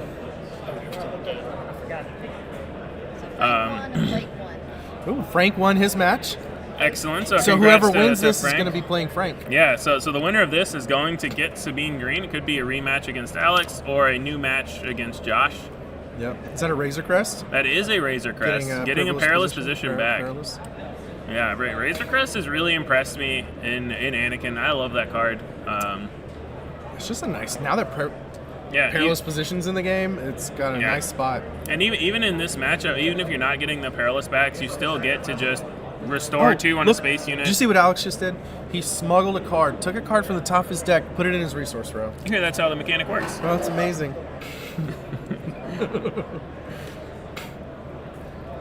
He's doing it. These men are battling with honor. Yeah. Now, Han activation to no cards in hand when you have a tech is terrifying. Yeah, he's smuggling something. Smuggling out the Zori Bliss. So he's going to draw a card, get the smuggle down. Oh, he does have multiple cards there. So he's going to draw a card. An initiative token on the table? Josh has initiative, right? Yeah. Wait, isn't the Infus or the Zori draw card on attack? And then discard end of turn. So did he draw? No, I think Josh has initiative. I think they're going to next okay, turn. they're going to next turn. They're going to next that makes turn. sense. That's why I was asking about the initiative token. No, we're good. We got there. Yeah.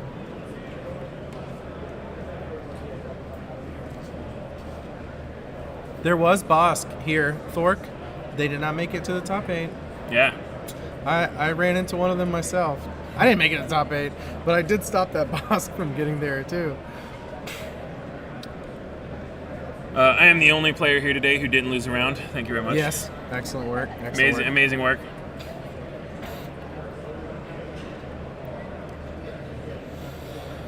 Okay, so let's see here. So now he's got the Zori online. 14 on base. Mm-hmm. Both leaders have been deployed already. There's the blaster on to tech. Make tech even more valuable. Yeah. 18. What do we got? Is it like an Obi-Wan or something? Or no, we're tapped. It's 6? Is that 6? 7. Luke. Okay. All right. So 18. We've got 3 more. Will be 21, unless he pumps. And then Luke's online, starting to take things out and restore 3. Yeah, he's got the Razor Crest restore 2 as well. Yeah. It's readied. Yeah. Yeah, it's readied. Okay. So he's got some heal going. He's got Perilous still. I don't think we haven't seen. We have not seen him use it yet, so he should still have a Perilous in hand. Yeah. I'm not sure he wants to use it right here. I think you're okay with the Cantina, but it's always risky. I think you want to save it for something like a Cunning Pump. Where you're so good against Cunning Pump. Yeah, where you're okay with taking the 3, but this is the downside of that, where you get hit with the surprise strikes and surprise strike into Luke. Interesting. What do we have to finish that with? Just another unit? So then that was the Cantina bouncer into Luke, so it should be dead, right? I see the surprise strike. What are we doing? Did we miss something? I'm not sure what's happening right now. People watching the stream, what did we miss? Someone who is less tired than me in chat, tell me what's happening. What did we miss? How are all those units alive? How is Luke dead, and how is the Cantina bouncer alive? Did he? Oh, he bounced it. Oh, yeah. So he did 6 to base and then waylaid the Luke, I think is what happened. Okay. So the players were confused. Yeah, so the players were confused about where he was attacking is what happened. So yeah. Oh yeah, that makes way more sense. I mean, the guy thought he was putting 6 into Luke and he wasn't. So I was he went confused 6 to by base, that. Yeah. I was very confused too. Okay. What's the 1 damage from a Han deck? Yeah. How was Han pinging down a Luke? All right, we got there. This is Quinlan. Yeah. 6 to base and waylay. So is that 22? 22? It looks like 20. Yeah. 22. Yeah. 22. 3 and 4. 7, 29. We still have Perilous position. Perilous position is in hand. Luke is in hand. Takedown? It's just a takedown on the or a vanquish. No, a takedown. Takedown on the tech. Yeah. So that saves a lot of damage. So Alex is needing another surprise strike. More pumps. More pumps. I don't remember how many blasters he's gone through. He knows about the Perilous. And, he does. Alex writes down every card he sees during the game. Alex 100% knows that there is a chance of a Perilous. It could have been resourced. Yeah. That would be kind of crazy, but it technically could have happened. A little crazy.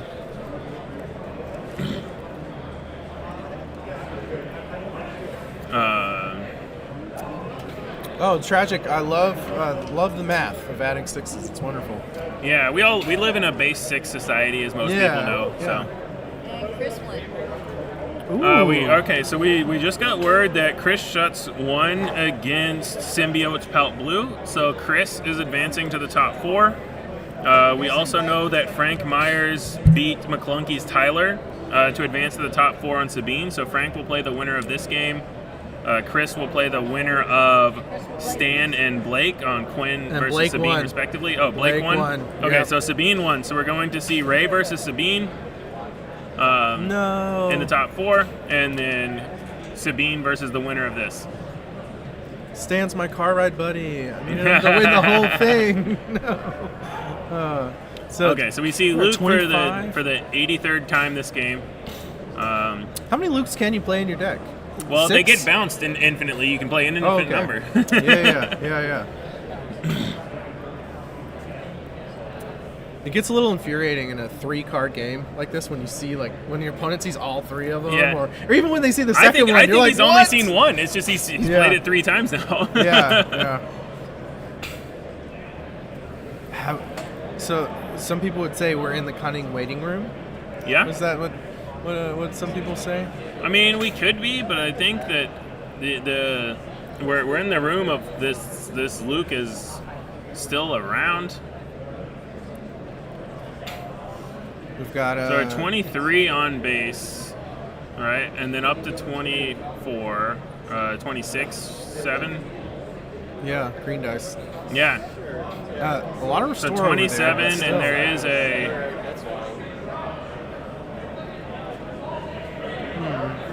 I think they're now saying that Luke attacked into the Cantina Bouncer because that is what makes him not die.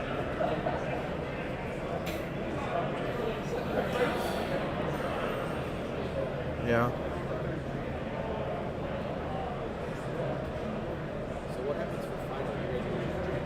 Yeah, I agree, Maddie. I love the 5-base math for dice. It just makes it so much easier to quickly add up. I ain't here for no algebra, I'm here for some swoop. So it makes that a little easier. Bouncing the Razor Crest is really big because that 2 restore matters. Ooh, Force Throw. Let's see what Alex has in hand. And he has the Force unit. Yeah, he has the Luke out. It seems like he's Force Throwing Alex, so it's all up to what's in Alex's hand. Is it a chonker or is it a cheaper?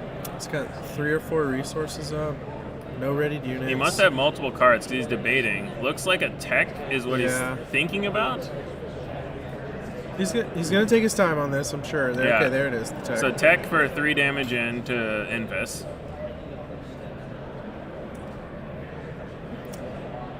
Man, he's.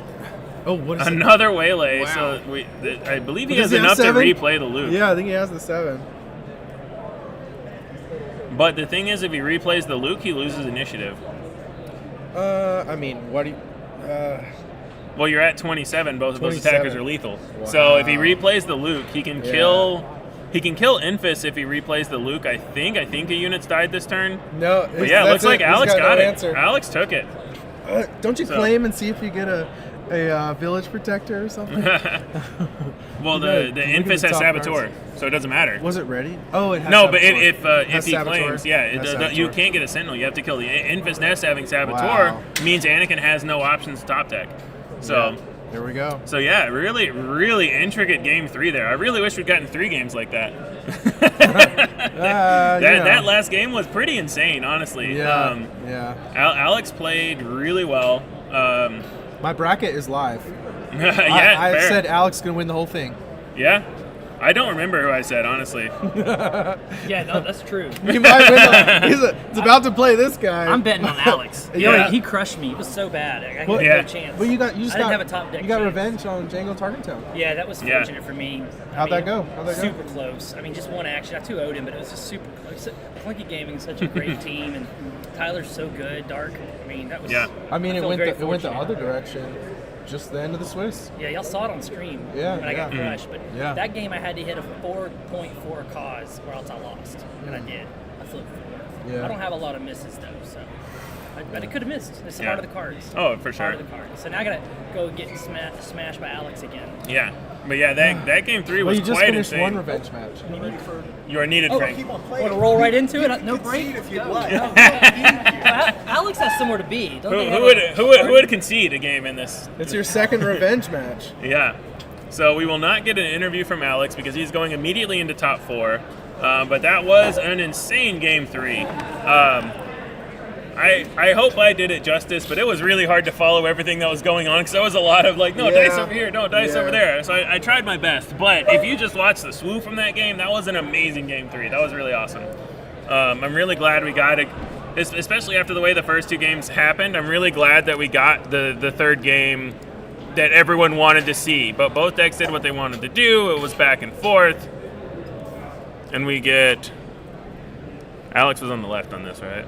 Did I get it right? Yeah, we got there. But next up, it's going to be Alex against Frank. Yeah, so now we're about to see Alex versus Frank. So we're going to see Han Yellow versus Sabine Green. This matchup did happen in the Swiss. Alex won 2-0. They were kind of insane games. Alex came for a post-game interview where he was furious with the way that he played, but he still got there.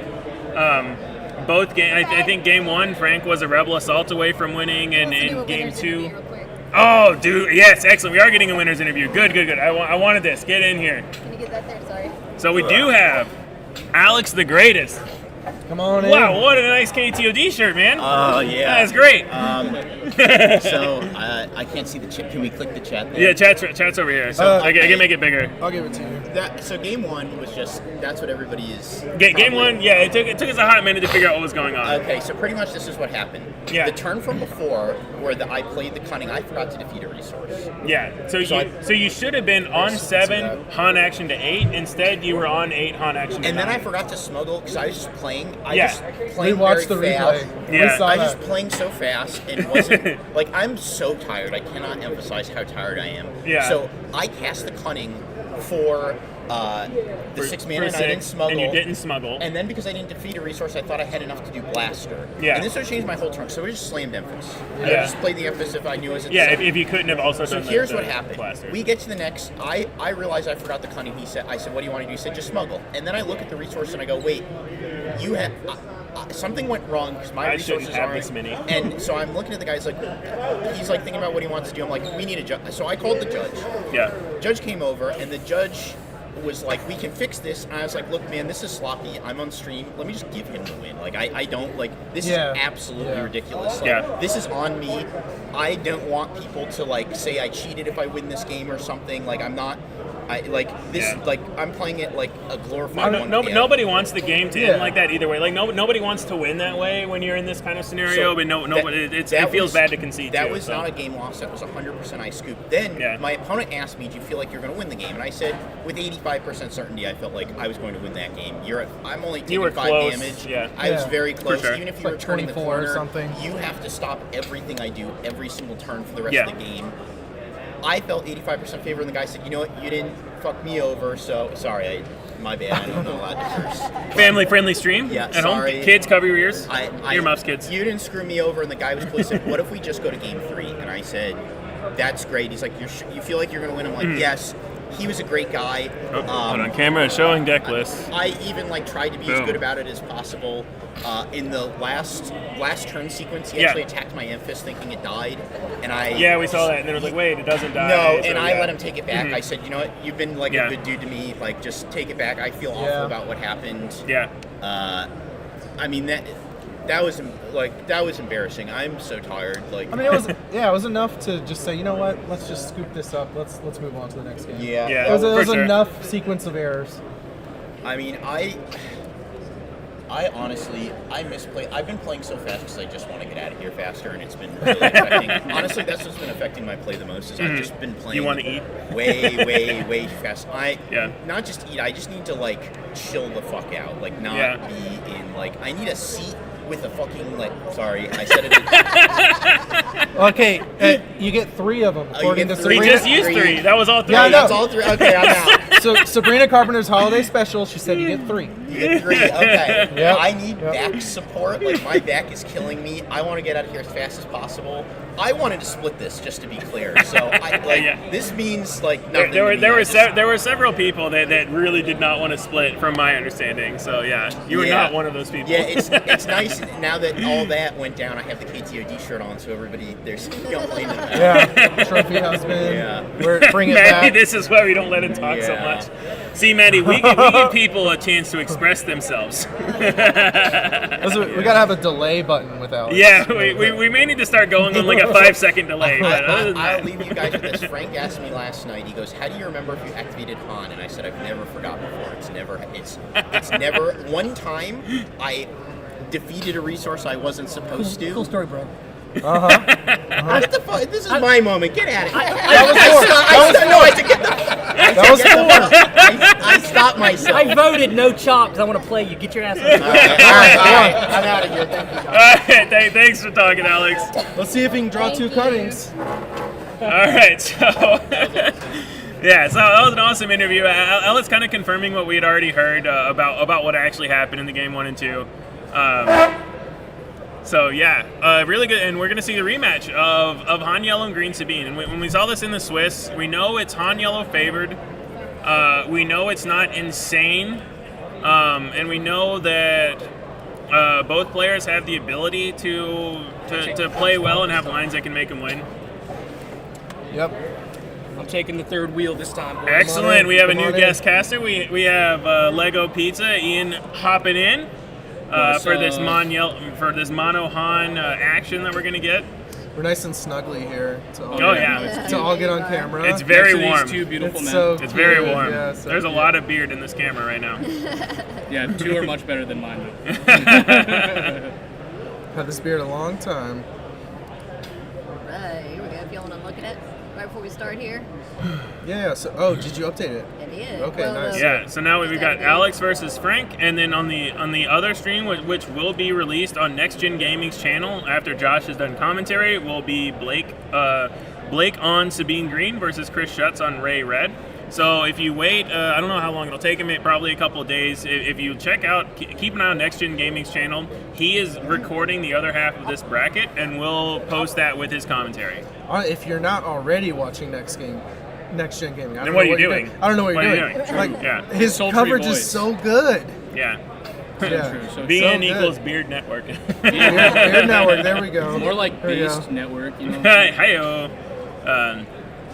So I'm cheering for Chris.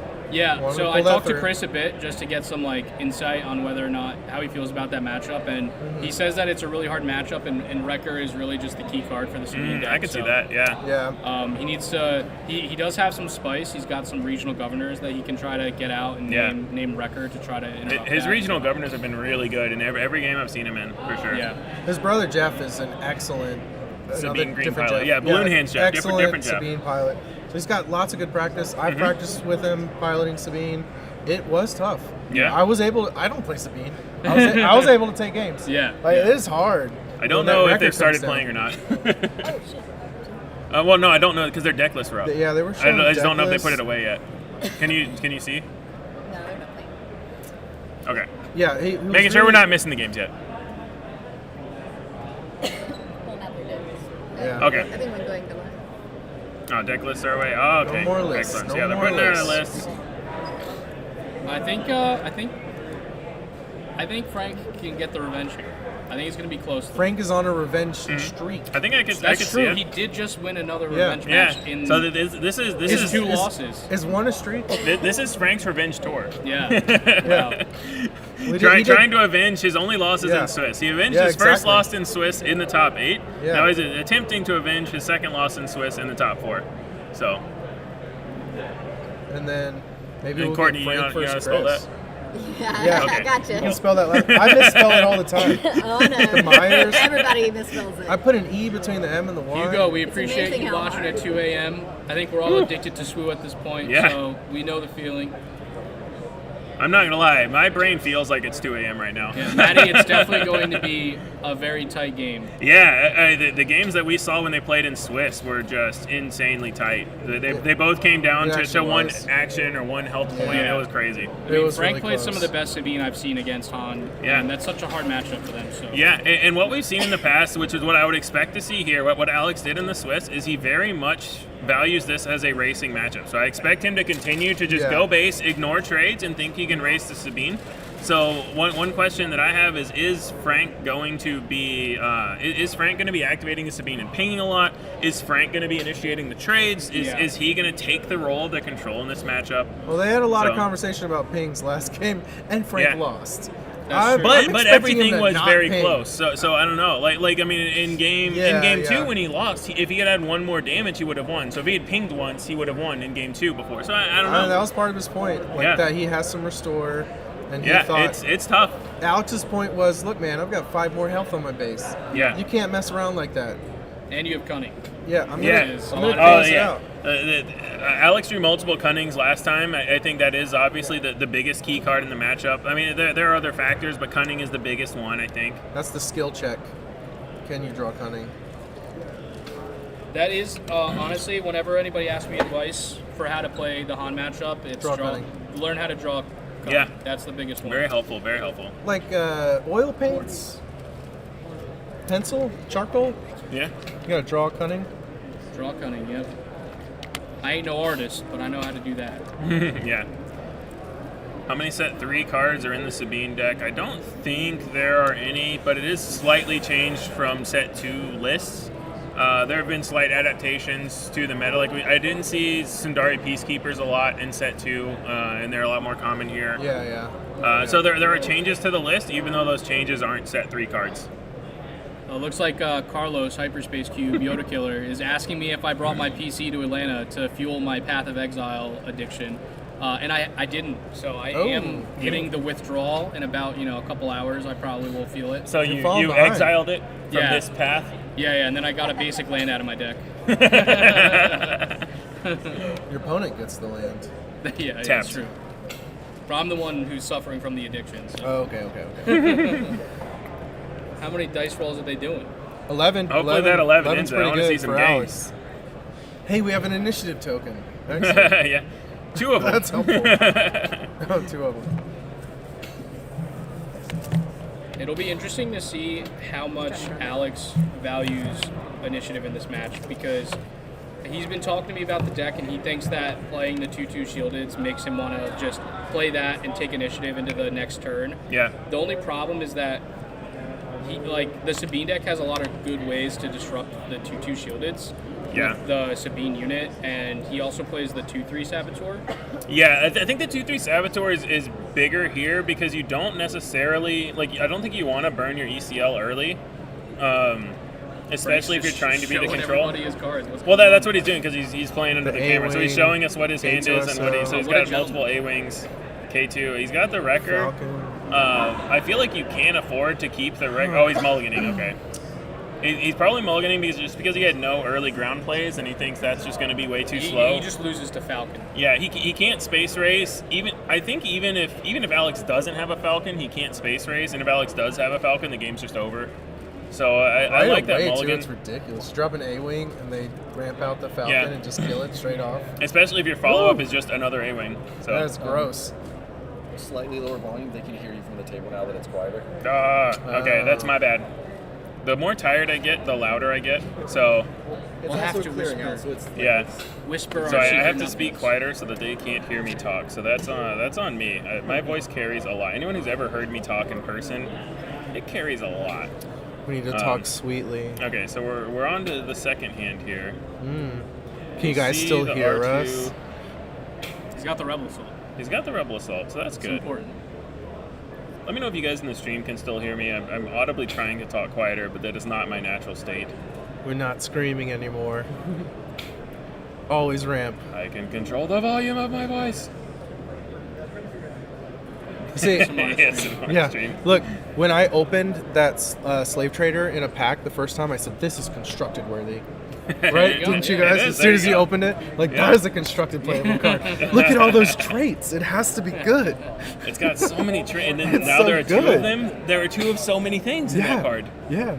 You can play all your 5-cost Twi'leks. It's insane. It's the best card. Shark bait. This is pretty rough for Frank. He didn't have the fleet lieutenant to trade. Mm-hmm. So now the Liberated Slaves is just going to be able to eat the Battlefield Marine if Alex chooses. Though if he has a blaster, he might just go face. Yeah, I've seen him do it. I've seen him do it. He doesn't care. Yeah. He says deal with it. Ooh, he does trade.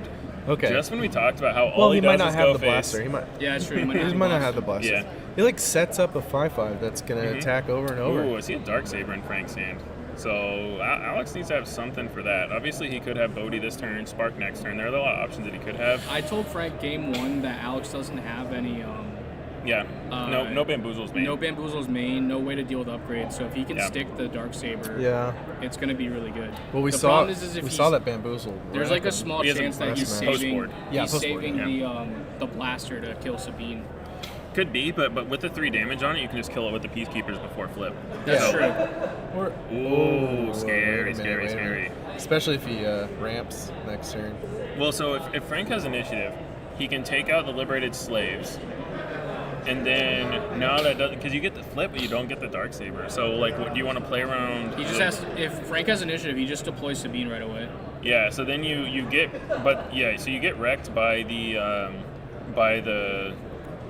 blaster on the Liberated Slaves, but I think that's better than getting wrecked by DJ. Yeah. Because then you can still just put the Darksaber on the Peacekeeper, and that's good too. Like, it'll get waylaid later, but not this turn. Yeah. You still It's get a in way at least to the one attack. Take care of the DJ. Exactly. Wait, are you guys talking about if he ramps with Han? No, well, What to do? so there are two things that Frank can play around here. One thing is Frank can play around Alex activating Han and playing DJ at 5. The other thing he has to play around is if he flips Sabine, he can try to play around a blaster in Alex's resource row that would let the Liberated Slaves kill Sabine. Yeah, I thought the Peacekeeper was going to take out the slaves. So I think what's happening here is he's trying to entice the activation of Han. Because if he does that, he can just slam the Darksaber, and now if he can't waylay in DJ. Yeah. I thought that Darksaber wants to go on our Sabine. But Sindari Peacekeepers is also a Mandalorian, and then that can pump the Sabine. Yeah, so it can pump but you do, if you get it on Sabine and the Peacekeepers is up, it gets an XP. What do you mean he can't waylay it though? He can waylay it. Well, you can't waylay and DJ. You can't do both. Yeah, I was still waylay. Yeah, no. Attacking with the slaves is interesting. So now that means he probably doesn't have the. Yeah, but now he can't have the blaster. Yeah. So he can't be representing that. So like he could have attacked with attack and still been representing a blaster. Could be cunning here. You don't want to represent forever and then just lose it to the Peacekeepers. This could be cunning tap. Yeah, it could be tap plus 4.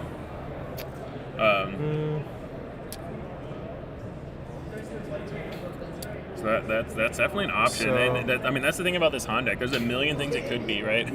Yeah, Hugo, also, I agree. For chat, I wasn't trying to say he should do that play. I was just the ping made it seem like that's what he was trying to do. Yeah, it's like these are the possibilities. possibilities. Now he gets to put the saber on the Sabine, and now he can't waylay that, and now he can't really. If he DJs, it just dies. This looks like a really good saber. If Frank wants to yeah. play it now, there's nothing. I don't think there's anything. It's just he can cunning to tap. Cunning tap, but now you wasted the Han activation as well. You still waste the Han activation, which is good for Frank. Yeah. Well, we don't know what else is in Frank's hand. Like if he could develop to the board more. I see a dark saber and He's a metal got a metal ceremony, which is. Where are you seeing this? Bottom right corner. There it is. You little sleuths. Okay. So yeah, this is a really interesting. I'm surprised that Frank's not just jamming the Darksaber. I feel like it's so good right now. Yeah. He's probably thinking about what the punish could be. I mean, he saw the deck list ahead. What if he attacks with the Peacekeeper first? He's ECLing. I wouldn't attack with the Peacekeeper first because if he attacks with a Peacekeeper and there's a DJ, you don't get a Darksaber anymore. I don't like this ECL if that's what he's doing. I think you just Darksaber is my thought, but he has a wrecker in hand, but he's only at 4. Yeah, so he just gets the Darksaber out. He put a lot of I think the big thing is he thought about it. He thought hard about it. Yeah, exactly. He does have the cunning, so I think what my guess is that Alex has the DJ but said backup plan if he plays Darksaber, I've got to play the Cunning. Yeah. I think that's like kind of okay. I mean, he's at 10 damage on base, which is bad, but he gets the first action, use Sabine, pump the Peacekeeper, and kill the tech. Oh, he used a 6. He should have done 5 and 5. We talked about 6 plus 4. That's bad. We're that's in math class instead of in count to fives class. I mean, Frank would call that a gameplay error, right? Wouldn't he? Yeah. All right. So now he's going to. He still has ECL up, which is great. So he could start with Sabine attack. He could start with ECLing something to kill tech. Honestly, ECLing Poe here and killing tech and the Liberated Slaves isn't terrible because the Sabine is hostaging the Han flip. Yeah. But honestly, if you kill everything, do you even care about the Han flip? Like, guys, he switched to 2 5s. Sabine, I saw it. I'm very proud of him. That's the important thing. So he gets there, gets the XP. 1 to base should happen from the Sabine ping. He didn't add the 1 to base yet, did he? Because I didn't see him write it down either. Yeah, I don't see it. So I think there should be 1 more damage on base. Just asked if they missed a Sabine ping. And there's a chance they wrote it down and they didn't change the dice. You just want to make sure while it's still fresh. They were doing that a lot. I was sitting next to the table earlier. They were writing everything and missing it on the base. Yeah. You forget you're on camera some, a little bit? Yeah. Well, no, it looked like the Sabine attacked into the tech, and it looked like they didn't put the damage on base from the Sabine trigger. Yeah. It could be on paper. Maybe on paper. Yeah. Okay. I mean, this is looking better for Frank. What is Alex... Ian, what is Alex looking for here? He needs to delay. He needs to force the Sabine player to use their resources so that he can get Han out. Because right now, the mana is still hostaging him for the potential Poe.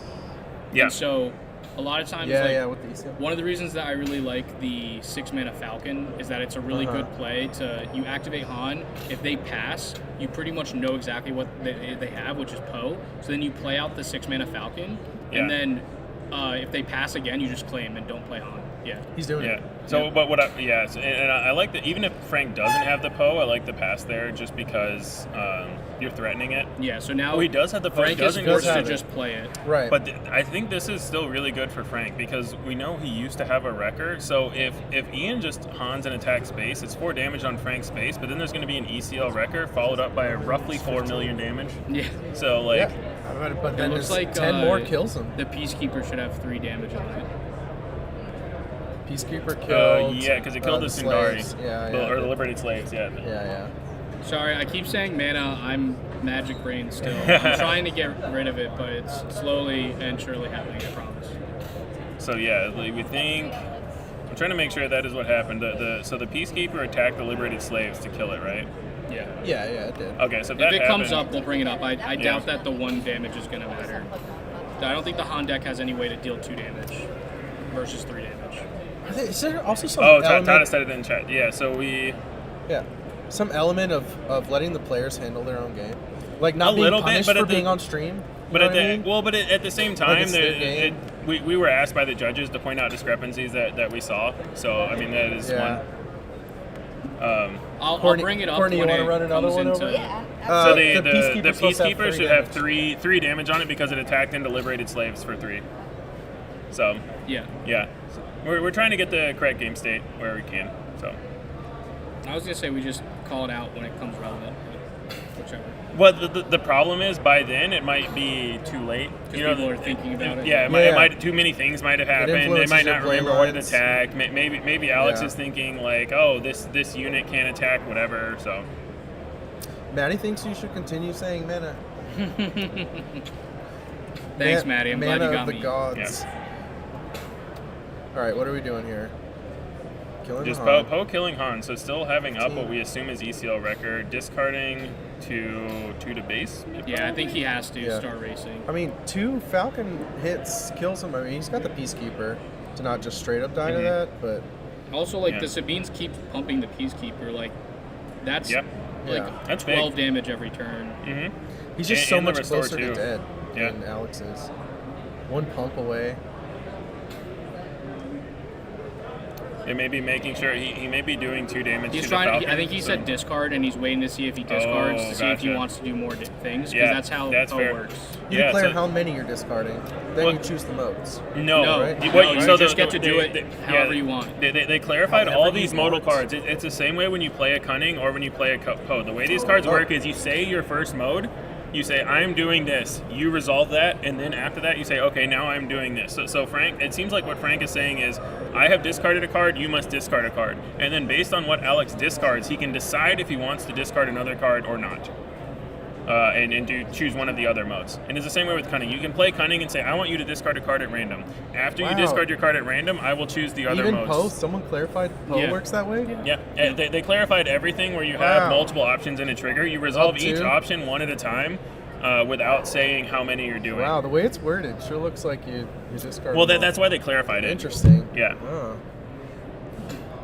Yeah, I thought you pitch all at once on this one. I believe that's the way it worked in set 1 for cards like the Cunning and the commands of the world, but I believe they clarified it since. And I think they have a judge asking now as well. So, I mean, the judge will sort it out, but my understanding is you resolve everything one at a time. Well, what I'm saying is you choose how many you're going to discard, then you choose the modes one at a time. That could be correct, too. That's what I totally think you could have be to it. do. Because You say, I'm going to believe discard 2. Then you choose one mode, let it resolve, then you choose another mode. I thought that the clarification worked on Poe as well. Because I know with Well, what that still they works, clarified you see with what I'm saying? No, I do. You still choose your modes and let each mode resolve one at a time. But It's just my you- understanding how was many with cards discard. like Cunning, you choose one mode at a time. I mean, Jonah's Yeah. talking. We can ask him. Yeah. We're going to disrupt his leisurely stay. Put this man to work. So we have a question that I think is the same question they have at the table. I think so they resolved it. They resolved it already, but we're curious and chat's curious. So when you have modal cards like Cunning, sure. When you have modal cards like Cunning, Poe, whatever. Yeah. What is the order of operations with choosing how many cards you discard to Poe versus which modes versus when you see what they discard? Do you have to before choose declare the how next many you're modes? discarding? So for Poe in particular, you need to declare and discard cards and then choose modes. But Okay. you can choose modes in any order and you resolve them sequentially. Okay. So you can choose like discard and see what Excellent. happens, Yeah. and then choose the next one. But you choose how you many have you lock in how many yeah, because it has a cost. that happens before you choose the modes. Okay, gotcha. Whereas with Cunning, you choose the modes, see what happens, choose the next one.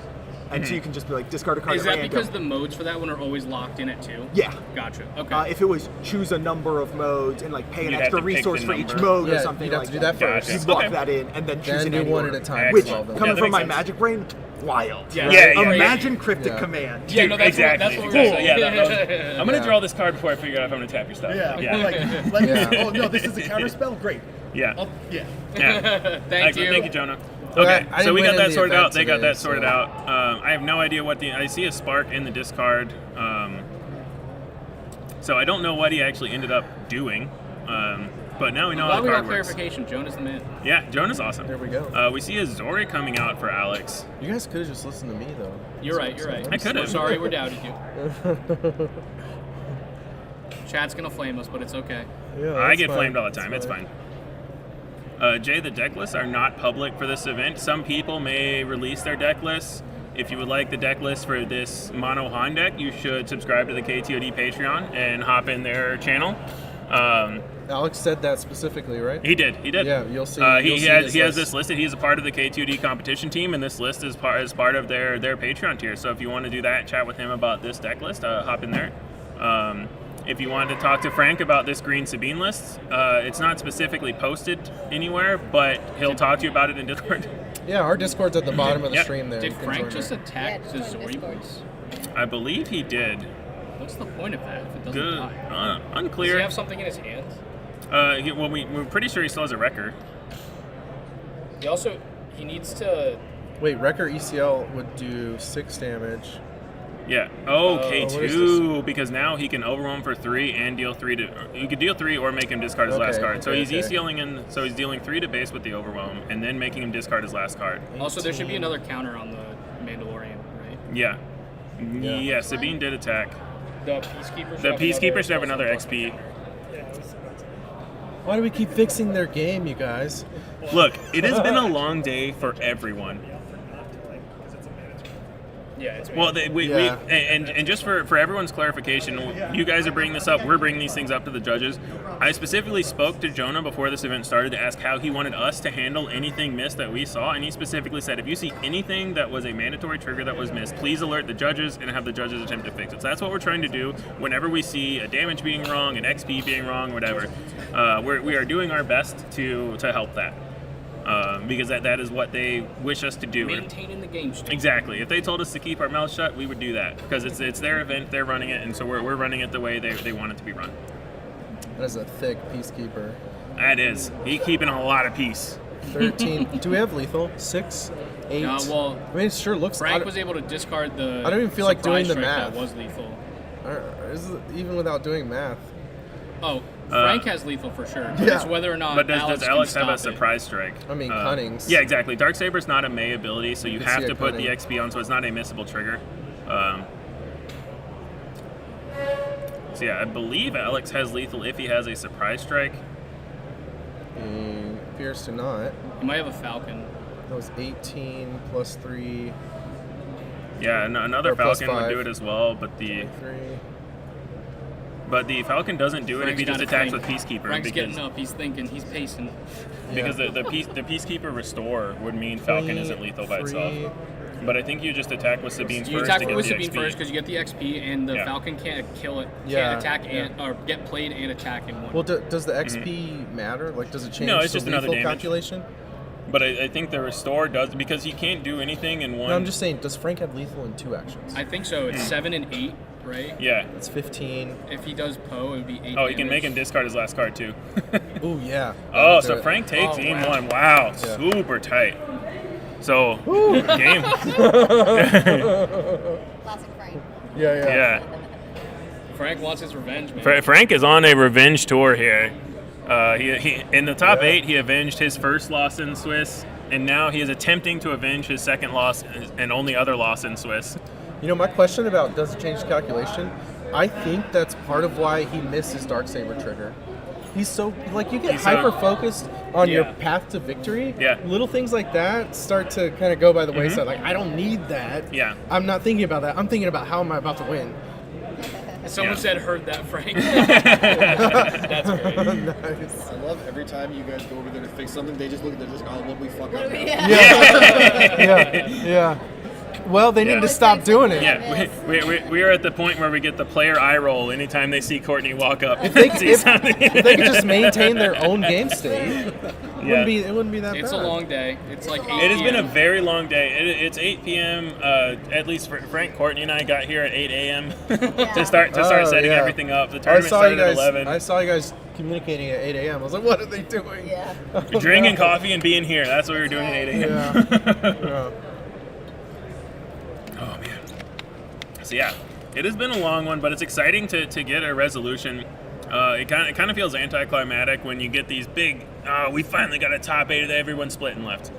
So even if we don't play out the finals, which we'll see, it probably depends on who's in the finals. But at least we got a couple of rounds of top 8 played out. We might get some finals too. So I'm excited to cast some good swoo. Food and rest can wait. Yeah, I mean, this is round 2 of the top 8. Yeah, we're in the top 4 now. If they keep playing, we'll So get to see after the whole this, thing. we'll go to the top 2. We do. I don't know, Eric, if we have a fully updated bracket for what happened on the other half.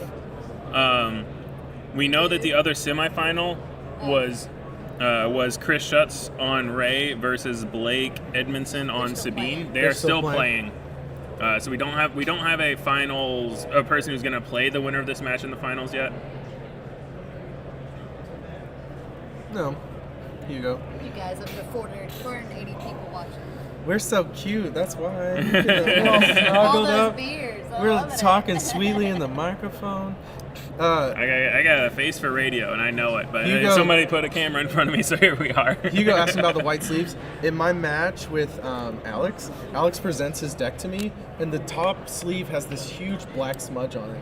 I was like, what is that, brother? Like, what is like the what'd you do, man? So we went through his whole deck, checked for smudges, changed out that sleeve, and I was like, just shuffle 3%. Like, I know that's not on purpose. Let's go. Like, he was like, I just want you to know I'm not trying to cheat. I'm like, dude, you presented it to me. I know you're not. I know you're not trying to cheat. But yeah, those white sleeves. What? Oh, nice. So the other semifinal, yeah. So Ray versus Sabine is going into game 3. Ooh. Very cool. Yeah, Kyle talking about how some streams want them to use the specific mats. It's just stream dependent, and Frank is part of this stream, and he wants to use that mat. Alex's play mat looks really cool. We're pretty loosey-goosey here. We're more about the gameplay for sure. It does add a lot of noise to the mat, so I think some people might not like that, but I can still see what's going on. We're doing the official swivel behind it, but... Yeah, underneath it is just that basic Star Wars Unlimited map for 2 players. Mm-hmm. I think that's just covering your bases. Like, what if someone doesn't show up with a mat? You've got it prepared for being on stream. Yeah. So yeah, going into game 2 here, Sabine up a game. And what we said going in, it is a tough but not unwinnable matchup. And I would imagine Alex likes his matchup probably a lot more post-board. We know he has bamboozles to bring in. We saw them in the Swiss do really well, so Frank is probably going to play around those. I'm curious if Frank boarded out his Darksabers even, just because he knows that the upgrade hate is coming in, and Alex is going to be ready for it. Maybe. It is so dangerous. I think playing into bamboozle. Yeah, so Alex is going to bring bamboozle in regardless because it's just it's still just good. Yeah, absolutely. It's just good. I totally agree. Ian, you won with no mat. That is true. What were you doing? I, like today, forgot my sling bag.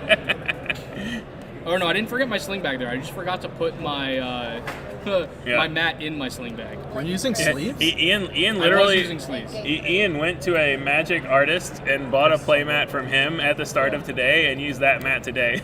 Yeah. I'm really bad at that.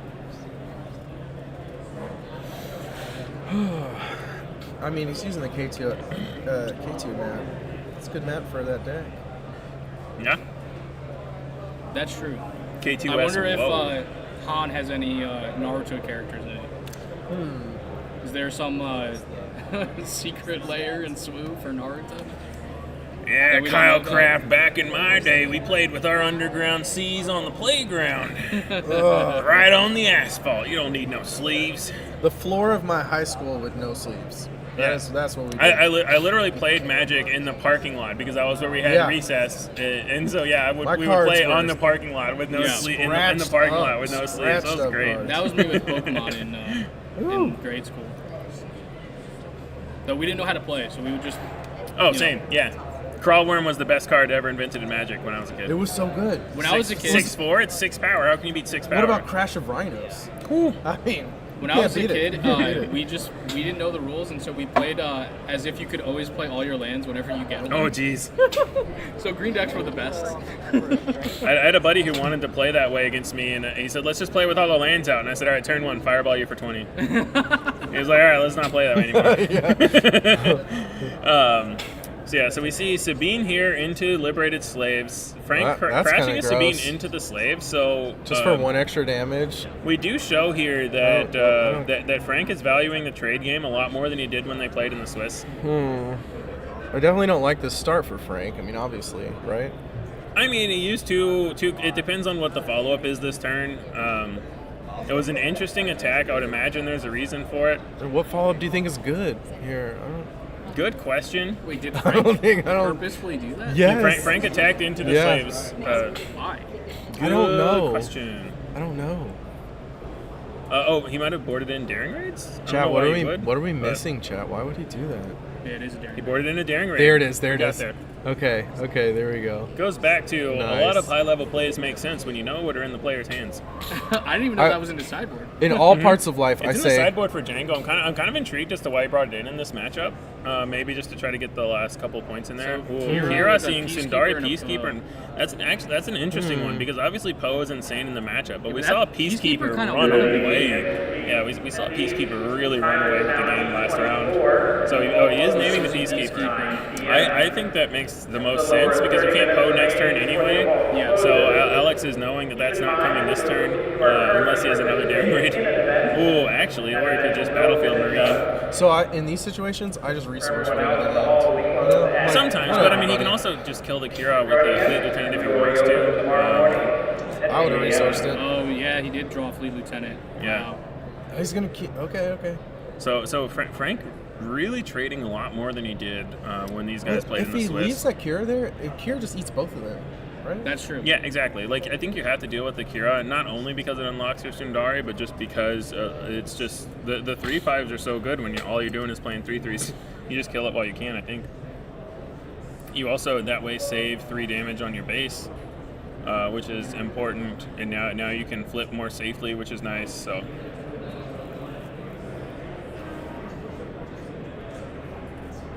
Okay, is that out of the sideboard? I think he plays at main deck. Oh. I think we saw some in game 1. They didn't actually come out. Oh, okay, but okay. Frank's pinging here. Frank's pinging. I think he's trying to soft pass before. Well, no, there's no. Alex is tapped out. Maybe he's seeing if Alex passes to have a bamboozle up, but I think he's just maybe deciding that he's going to get in some damage now. I'm not sure. And then 3 to base. He must have claimed. Oh, Wish no. they would move the token. He doesn't have Sentinel. I think he's deciding what he's attacking. He's just yeah, going base. I think he realized they didn't have Sentinel. So 3 to base. You don't have another cunning unit. Yeah. Move and yeah, the initiative Espec's token, talking about how well Han boys. can race in that matchup. That's what we saw in the Swiss. If you watch, this exact matchup happened in the Swiss. Frank and Alex both tried to race, and Alex won the race both games. So I think Cunning Frank is just respecting makes that. the math so bad. Yeah, exactly. Cunning is disgusting. Because if you're trading, then cunning isn't as bad. It's when you're racing that cunning is so backbreaking. So like a cunning wouldn't be the end of the world right now. It wouldn't be great, but it wouldn't be the end of the world. But if Frank is sitting here with 3 units and Alex has 3 units, then cunning is the end of the world and you lose the game. So yeah, I mean you could shrink us in the chat a little bit. Since they're using smaller play mats. Yeah. Make that a little bigger.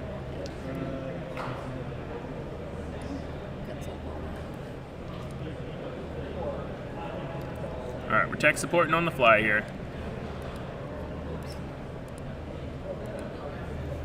All right, what's Just going on? slide it again? to the left. They are going into the next turn now. Interesting decisions here. You've got the Gamma guards. If he has a yellow unit, he could play that first, but it's just getting damage on base. So going up to 8 on base. A little bit better. Yep. Thank you. We don't need my ear. We don't need my ear. That's a really nice ear, though. Yeah.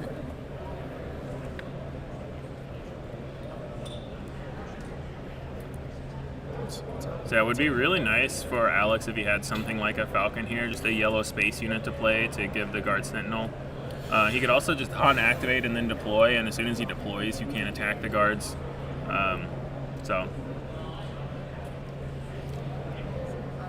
I would like them to use a dedicated initiative token, please, guys. Look at this. We got. You don't like that they just have token on one each side. token on each side? That's because It's Frank easy. needed a hand token, Yeah. so he grabbed it. And now you've got one on each side of the table. Everybody has initiative. Yeah. What's gonna happen here? So we've got Poe. Poe's in Frank's hand still. And so Alex knows Alex knows there is a chance of a Poe and most likely a Poe. But as soon as he deploys, the guards has Sentinel, so he will not be able to Poe into the guards. Oh, he's just gonna go. He's just gonna make him discard, I think. Oh, he's discarding the Rebel Assault. No. He discarded the Rebel Assault to make Alex discard the Surprise Strike. So now Alex can flip Han. He has no cards in hand, so he could DJ. Yeah, I think we don't care if he DJs right now. I don't think so. We already have Poe out and Sabine deployed, so. No cards in hand, we just leave him to smuggle a Cassian or a DJ or something. He didn't have a blaster. Or he did have a blaster and also a DJ. We'll find out in a second. Yeah. I think Alex should be at 7. Yeah, they're going to fix it. Alex writes it down and doesn't do it on the the 4 base. and the 3. Classic 7. And that's what I think they're double checking, that the damage is Do you correct. also hit with Fleet Lieutenant? Yeah, he Fleet Lieutenant did the Should be at base. 10. So yeah, 10. There we go. Okay. We got it figured out. Yeah, tell it, just keep getting better. think we're getting That's how these things work. And then Frank claims. What was it, Elite? No, it is a DJ. There it is. So he does get to choose a resource, but this is not as backbreaking as most DJs are. Yeah, we've already got Frank already has an Especially overboard because state. Frank's going to get initiative with Poe out. Frank has already claimed. Yeah. Got Darksaber to death. So we have news on the other round. We have Blake Edmonson on Sabine beating Chris Schutz on his Red Ray. So Blake will be in the finals facing the winner of this match. Sabine mirror. Could be a Sabine mirror. Could be Alex running back Han versus Sabine. Frank loves Sabine mirrors, by the way. It's his Yeah. favorite. It's his favorite. It's his favorite. He loves Hated it. thing about Sabine. Yeah. But if Alex wins, there might not be a final because they may both choose to split. We'll see. Oh, yeah, for sure. I know Alex wants to head out. Yeah, Frank Especially will in not here. split, he has already said. So, I don't know. It looks tough over there for Frank right now. yeah. I mean, this is only game 2, so. He won the I first don't one. know. Frank's got initiative with. Yeah, he's got a with Poe Poe out. I like it. So Do you just take out Han, or do you I would think take you, out Han. Yeah. His whole plan has been to trade here, and you get to kill Han and put 2 damage on base if he wants. Or you can put And 2 then he damage still on has- DJ, and then your fleet trades with DJ too. Oh, actually, I like that a lot. That way the DJ can't just get a free kill. Yeah. What do you like? So you attack with Poe into Han, discard a card to deal 2 to DJ, and then Fleet Lieutenant trades easily with DJ. So we could do that. Yeah. Hey Chris, we have a chatter named Jeff Schutz saying no dirty Sabine players. Sabine belongs in the garbage. Jeff, just for you, Chris said Sabine belongs in the garbage. Ban record. Ban record. Modify ECL. There's some minor issues, you know. I think With a everybody couple had of the cards. everybody had that second when they first started playing where they thought you could ECL for free and you didn't have to Yeah. pay. Everyone had that. I think Frank's trying to decide his resources. I don't know for sure. So now we're going to 2 hand tokens. Yeah, no, double hand Two token hands. because he has Excellent. initiative. So I believe Frank is trying to decide what to resource now. It's getting a little windy in the convention yeah. center, so Frank does put 2 have metal initiative. tokens on that hand. Frank has initiative, so he gets to attack first. So he will most likely start by attacking with Poe. The question is, what do you attack into? What do you resource? Yeah, we haven't from Frank's side. We haven't resourced and readied yet. Yeah, and if it could possibly also, if Frank has a wrecker, you could just play the wrecker to kill the DJ, and then you can't easily kill He's not the gonna have Poe wrecker. then. He just got DJ. That's true. Oh, he's going to 5. That's right. He's going to 5, wrecker, not yeah, 6. yeah. Good call. Good call. And he's at 12, so Yeah. So he's going to 5 now. Second Poe, not as useful when you already have one out.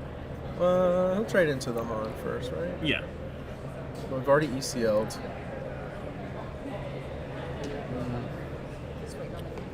Wait, did he not resource? Is that what he's debating? Oh, Just interesting. don't So he even didn't resource. So no. Well, it makes sense if you want to discard a card with Poe as well, yeah. Did we because see you're what he really boarded out hand this limited. time? Ooh, I see a wing leader in there. Yeah, I don't know what he boarded out. He definitely does So let's this see often. if he does the discard. He doesn't resource in order to have Oh, he those said. cards I for think he Poe. said he's discarding 2. So I think he's making him discard and then doing 2 to base, or 2 to something. We'll see what he does 2 to. Oh, it's Sundari Peacekeeper. I like that one. He's discarding a Peacekeeper for 2 to DJ. Right, Interesting. So he's valuing keeping the wing leader, which he's obviously going to want to use on Sabine. If he has a blaster, he can just blast into Sabine and still be alive. He can, so that'd be pretty good value for Alex. That, right? that's worst case scenario for Frank, I think. So we know Frank's last card is a wing leader. So his ideal play is going to be wing leader Sabine, fleet lieutenant trade into DJ. But the question is, what does Alex have to say about that? He does not have the blaster. Looks like nothing. So Alex is going to base and just letting Frank do his thing. I believe it is not timed. Oh, that's what Courtney just said. Yeah, it is not timed. Yeah, so we see the thank you for using very tiny dice, Frank. Those are the smallest. There are giant green dice, 6 inches to your left. Yeah, these big ones are here for a reason. You bought them. Yeah. They're your dice. They are your dice. But we see the wing leader onto Sabine. So Sabine now pumping in for 5. Fleet lieutenant currently able to kill the DJ if he wants to take that trade route. DJ too and not push first. You think I so? I think Yeah, Fleet you lieutenant wanna kills give him DJ no 100%. targets. Yeah, 6, 7, 8. because the way you get out of this game is he does cunning and comes in with a big hit. So Ooh, that's tough because you can't kill the tech now without throwing both into it. But I mean, I don't think you care about the actions. I think you care about, because he only has 2 or 3 resources up. But it's just very inefficient to throw that much damage into the tech. He's out of cards. Yeah, he's out of cards. No cards. That's why he didn't resource. He wanted to discard 2 to Poe and then have the wing leader to play. Yeah. This is tough. Yeah. I don't know what the right decision is. I believe both players are out of cards. Yeah. There could be a cunning under there. He's probably supposed to kill the tech.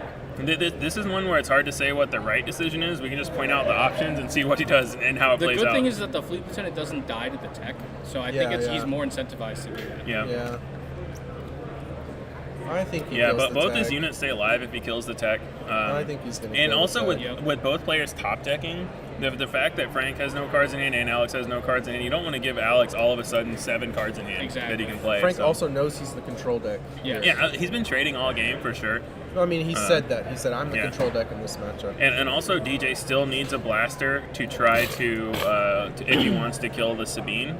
So the fleet lieutenant attack into DJ is still open. So Alex claimed he didn't have another card to play with. He's out of cards in hand. Yeah, so he only had 3 open, so it would have had to be a 1-drop.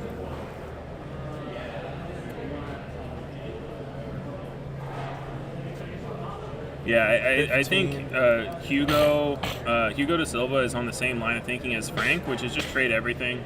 Han has been showing that he's trying to be the aggressive deck. You have the board presence right now, and you know that Cunnings can just wreck your day. Oh, that's a Darksaber. Do we have a cunning?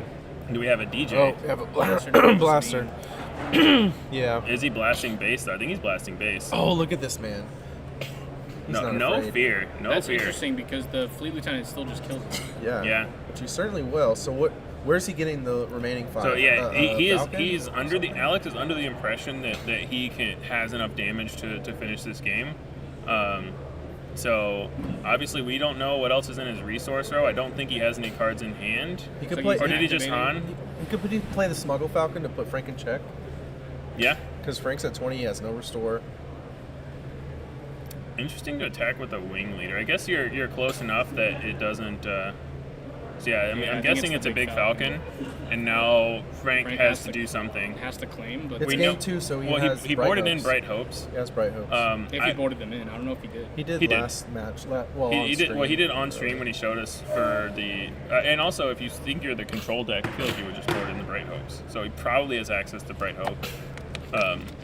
Interesting to attack with the wing leader instead of the Sabine. I would have just played the Darksaber on the Sabine. That's what I was thinking. Just play the Darksaber because then if you get into check with a big Falcon or whatever, at least you have a big stick there. If you get the Bright Hope, you can start attacking for 7. I think he only has 1 out. Right? Is there another out besides Bright Hope? I think it's just Bright Hope. The base damage should be 13. I think he wrote it down. He just didn't change. Yeah. So I think Alex is at 13. And I'm not sure how many Bright Hopes he's playing in this deck. We saw him bring 2 in earlier, so I think he's not on the full playset. I think he's just on the 2. No. Keebler, that's what we're saying. We don't think it got placed on the dice, but he might have written it down. Hey, Courtney, can you go? Okay, yeah. So we're going to double check that. It might not matter. It probably won't matter. I think Frank is trying to figure out if he has an out. He's looking at what cards. Can't think of. Like, what is it? Saber saves from big Han unit, but the problem is there is a Falcon right here with 5 attack, and Frank has 5 damage left on his base. So if Frank does anything, Alex claims and wins. So Frank is. Wait, you know what a better play would have been instead of attacking with the 2-1? He could have played the A-Wing from his hand. That way, Rebel Assault was also a top deck. Yeah, absolutely. But he had to have known that he had to be playing around Big Falcon. But I think when he doesn't, when he Han activates, I think that's the main thing. It's either going to be that or a Cassian, and Cassian doesn't put you in check. And Rebel Assault because he has 2 ships. Yeah, because he could Rebel Assault the wing leader and the A-Wing.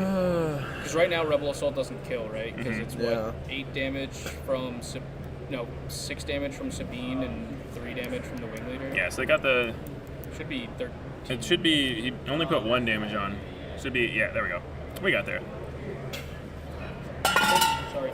There goes the water. No good to me dead, out of aspect. Oh, there you go. Super out of aspect. Yeah, so Frank is claiming he needs to draw a Bright Hope.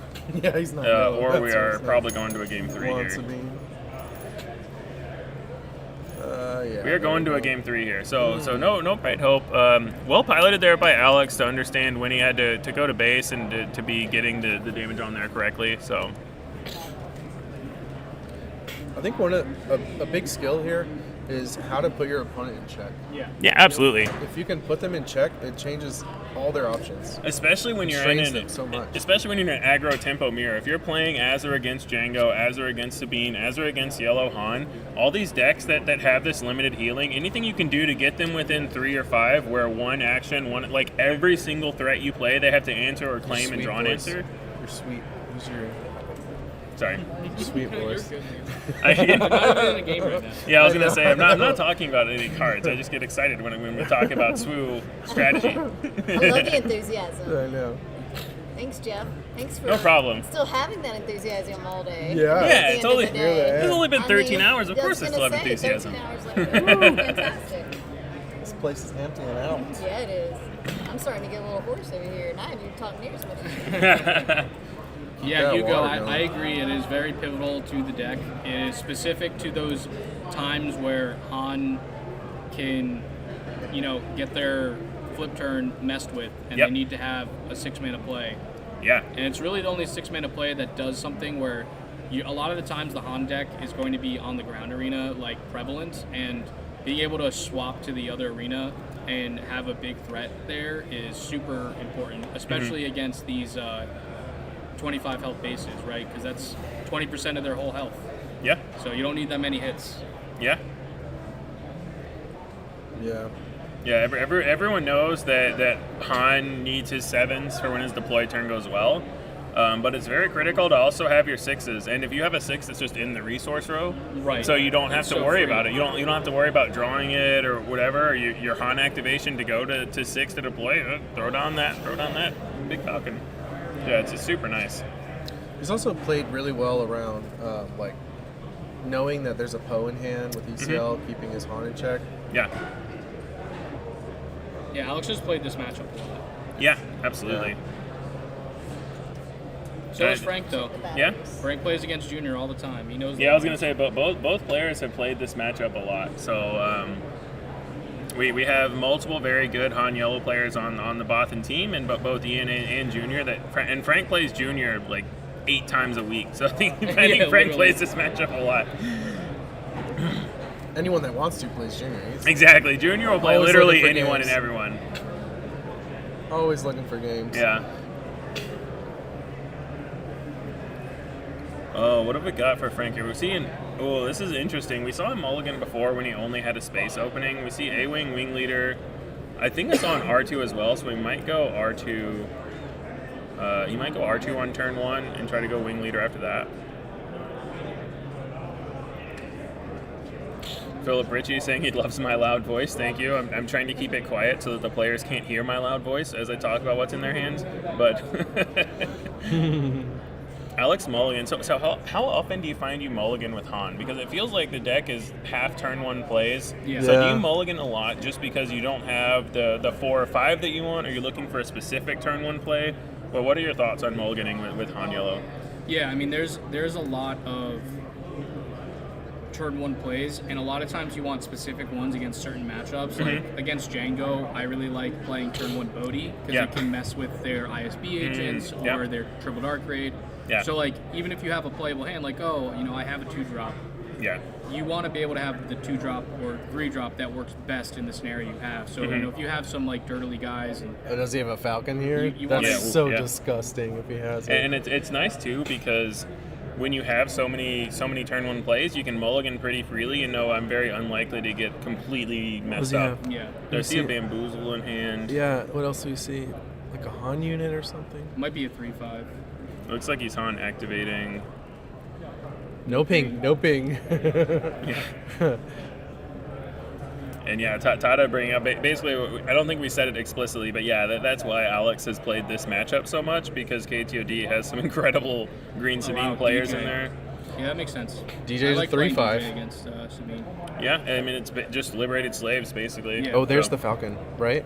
Didn't we just see the Falcon? Yeah, and it goes back to what we were saying about how you can mulligan, and even if you have a bad hand, it's still functional. Yeah. You still play the 3/5 on turn 2, which is why liberated slaves is in the deck or on turn 1. So.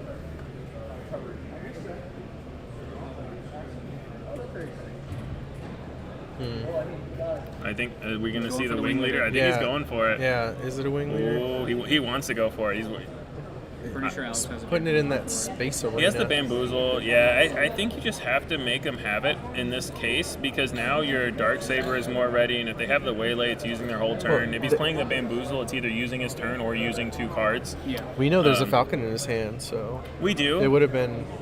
Yeah, I'd rather him just bamboozle that. Yeah, exactly. I think you're okay with the bamboozle here. You don't get the damage, but you miss out on him adding to the board. And I think it's a cunning. And a cunning. So yeah. The question is he ever playing both cards? I think you actually just pay 2 for the bamboozle here. I think so too. I was wondering about that. Yeah. I like paying for the bamboozle because you still have Falcon that you'd have to trade both his units into to do anything. Yeah. Or a Rebel Assault. The other option is you could play the Falcon and just cunning next turn to tap the wing to like bounce the A-wing and buff your Falcon. If he's gonna bamboozle, why wouldn't you just do it right away? He's not gonna. I guess he's not doing it. He doesn't want the free kill on Falcon, so I think he passed and he's gonna play the Falcon and attack pace. You could just bamboozle first though. But no, he's not gonna bamboozle at all. I don't think. Well, that's what it seems like. I think he's just gonna play the Falcon and attack base. Well, I don't think you just. Yeah, you just said exactly why he wouldn't. Yeah, so Frank claims, so he pings afterwards because now he thinks he's winning the race. Okay, I also don't understand what Alex just did. Well, because he has a cunning in hand, so he can just tap. So next turn Frank he's gonna has initiative. He's gonna eat the Falcon, or force Alex to bounce the Falcon. Right? I mean, even if he bounces the Falcon, he could still. He's still probably tap. going to bounce the Falcon, cunning, tap the. Oh, he pays for the Falcon. Interesting. I don't know what's going on.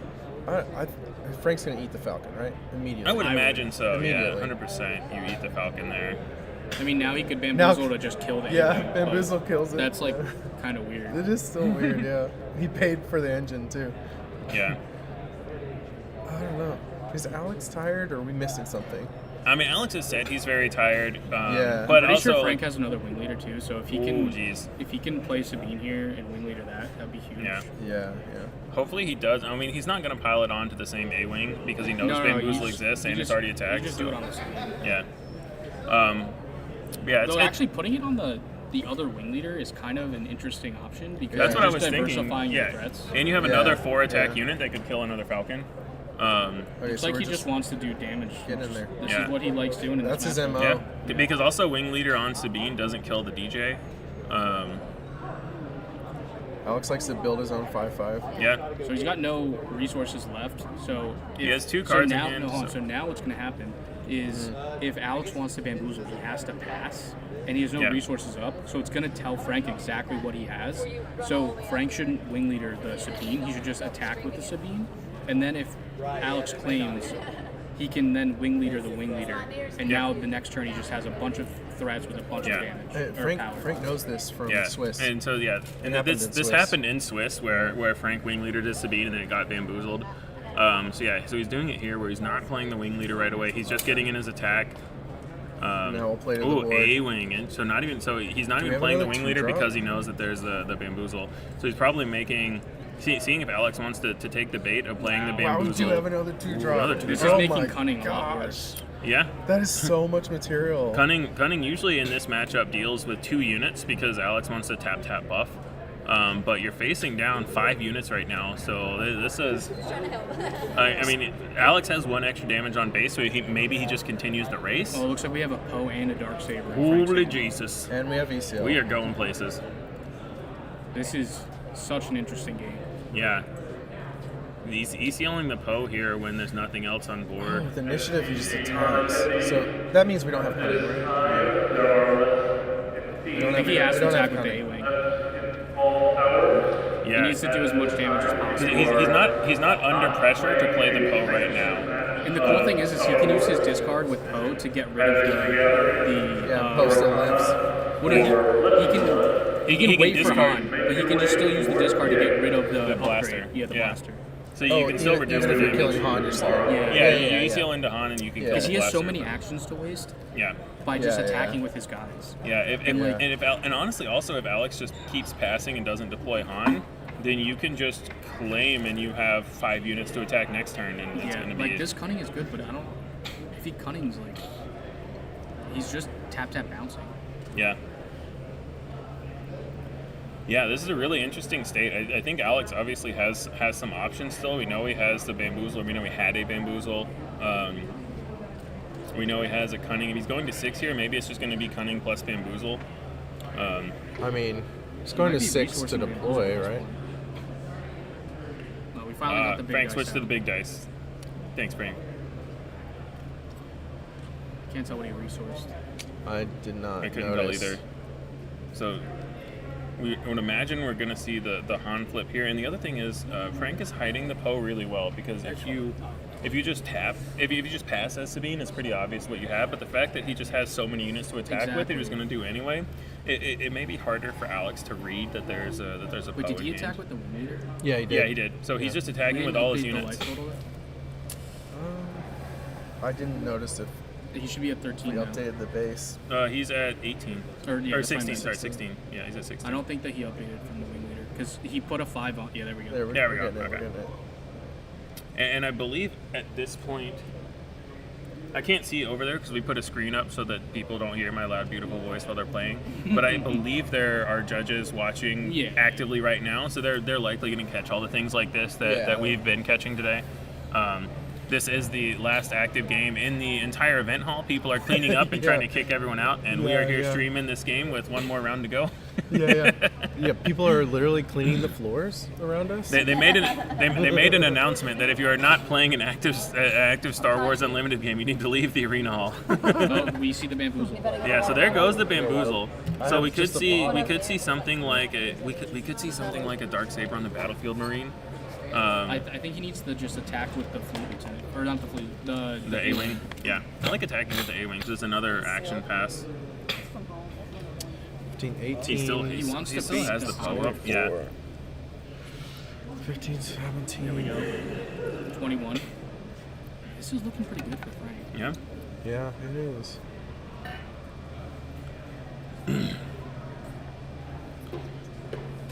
$21-17. So 9 health left for Alex, 8 health left for Frank. This is close, y'all. Yeah, it's so close. Yeah. Again, fantastic players, fantastic matchup. Yeah. Yeah.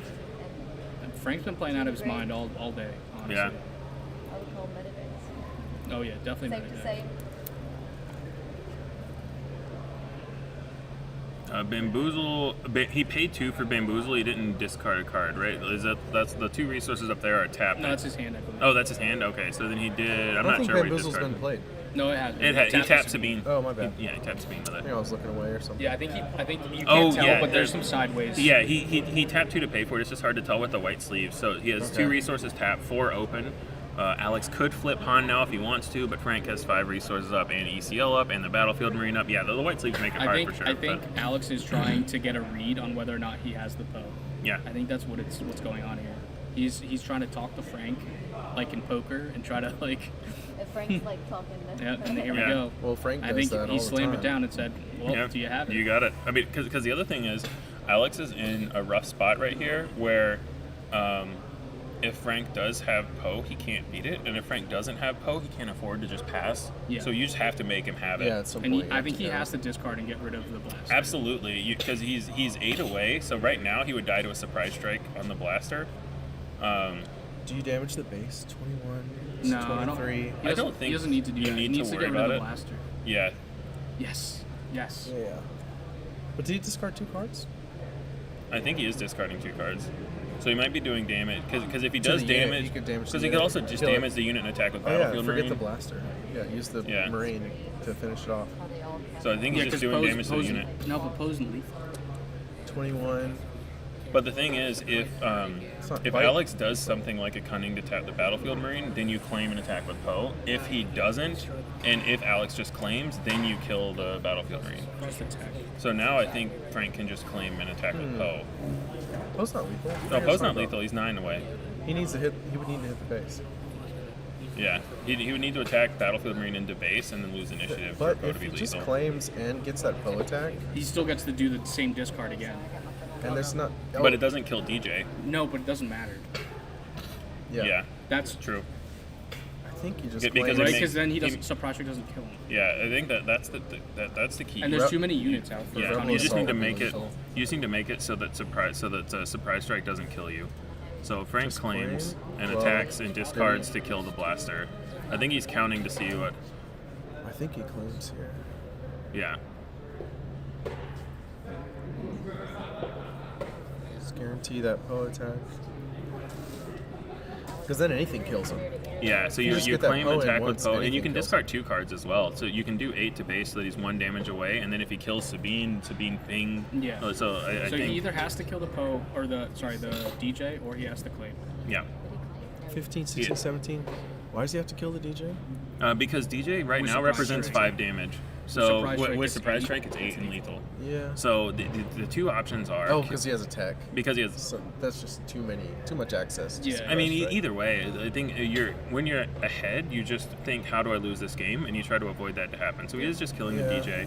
So the difference here is this gives Alex an action to claim first versus getting in the attack with the Poe guaranteed. But this makes sure the DJ is just completely off the board. Yeah. So we'll see what Alex has in his resource row. Yeah, this game's been insane for sure.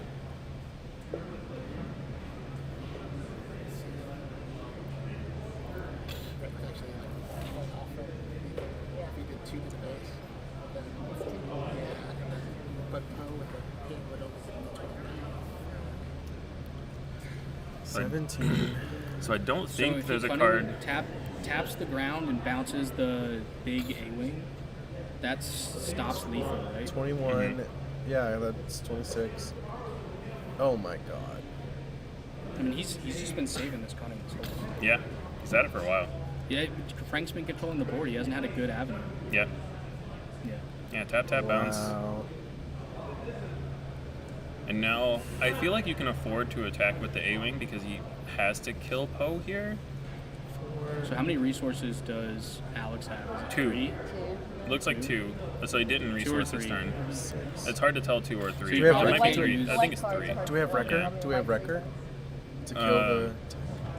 He might have Wrecker. He appears to be he does have Wrecker. So that kills the attack. That's huge. That's it. Shut down that cunning pump. What a top deck. Yeah. He didn't cunning pump. He tap bounce. Yeah, Frank tap, takes bounce, it. tap, bounce, Wow. yeah. Wow. Cute. Oh, excellent games. Man. Alright, let me get up. Frank will do his little intro. Yeah. Oh my gosh. They got a standing ovation from the 8 people still in the arena hall as we are approaching 9 p.m. and everyone here wants to go home. And we have a finals to play. That's right. Wow. If they play, we'll see. If they play, we'll see. We're about to find out. Yeah, so huge congrats to Way to both go, Frank and Alex. Very, very well played by both parties. Insane games. Hard Kiss to. my wife on stream. It's your stream, man.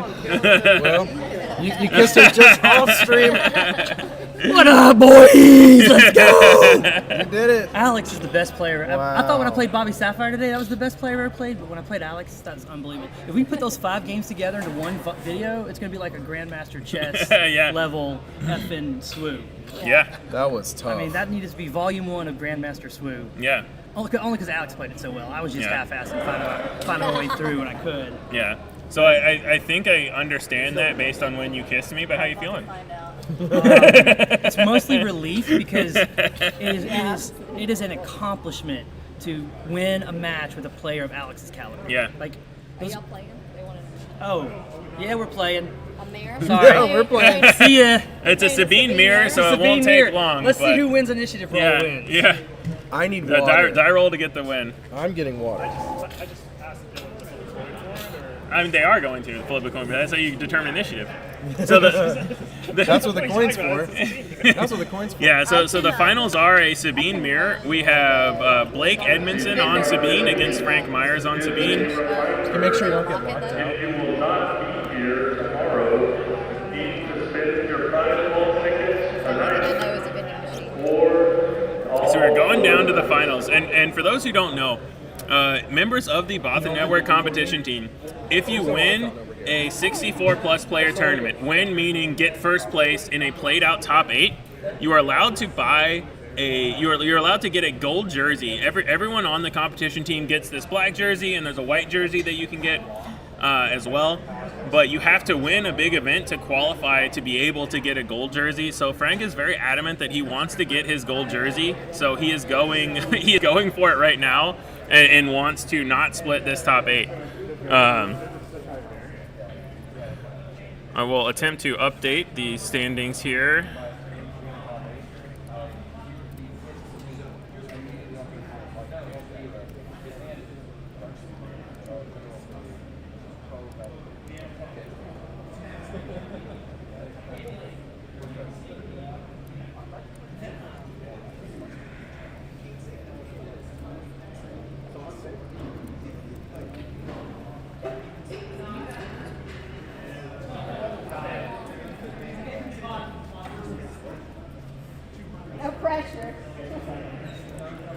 All right, got that updated. Shoot him and Gavin Frank. Shoot him. Finals. Yeah. Oh yeah. I didn't update the finals part. I updated the names. You're doing fantastic. You're only working on 14 hours now? I don't even know anymore. This is fantastic. Yeah. Thanks everybody for joining us on stream, and we appreciate it very much. Thanks everybody. Yeah. Thanks. J-Lo talking about Alex's deck. He said in an interview he did earlier, he's also on 3 crafties. So 3 crafty smugglers main, 3 L2s, L3s main as 6 2-drop, 2/2 shieldeds. I don't know if he has any other true 2-drops. If you want to find out, subscribe to the KTOD Patreon, where his deck list is part of the member benefits, and you can look at it and see all his updates. If you want to talk about other versions of Han 1, join the Bothan Network Discord, where we have what we call the Mono Han Cabal, where it's just a lot of people talking about different versions and iterations of Han Yellow. So both places you can get some really good conversation about the lists. Let's see if I can get them to play on just a blue plate. All right. Who's ready for a 6-minute finals? We got Sabine versus Sabine. They both have the showcase buff. Nice, do it. They both got the showcase buff, so you can't say that Frank's just going to win because of the showcase. I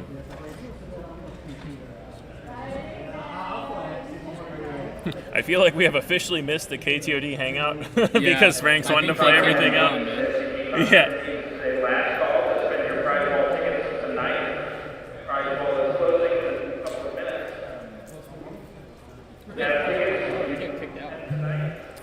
I don't know. They're definitely trying to kick us out, but Frank really wants to play this final, so we're seeing what happens. Frank wants his jersey, dude. Frank wants his gold jersey, yeah, for sure.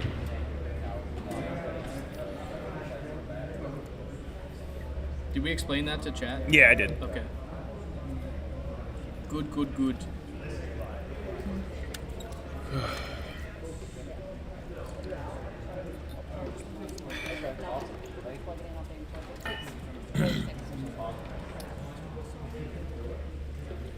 Yeah, Frank's been playing out of his mind today. He's been playing really well. Even if you're playing an aggro deck or a Sabine deck, it's really impressive to still be playing this well when you're in round 10 of a day. That's a lot of Sabine to be playing. We are going to ask you to pass your belongings and head towards the exits. Again, at this time, the hall is closed unless you are actively participating in a match. So yeah, they're trying to kick everybody out that's not playing. I'm just going to keep sitting here and see what happens because we want to bring these finals to you guys. Well, I think Jonah said that they could play, so I think that if they weren't, they were just So it sounds like they're getting the match in. Yeah, they're playing. All right, well, I ain't sticking around for that. Thanks for being our champ on the Alex, stream. dude, sick games, man. Yeah. See you tomorrow. Great job, bud. You.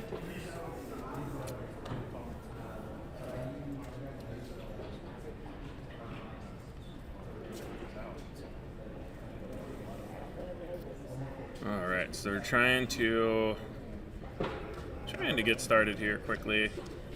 Yeah, Frank went through use the bathroom. Oh, gotcha. Yeah, that makes sense. Little potty break. Yeah, they're allowed, I guess. We call that a bio break when you're on stream. It sounds cleaner. My bad.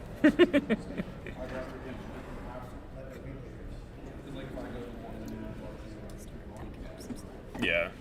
Probably don't need this extra screen. No, I can just play off the. That extra screen is the one I'm. The camera's on though, is the thing. Oh, yep, good point.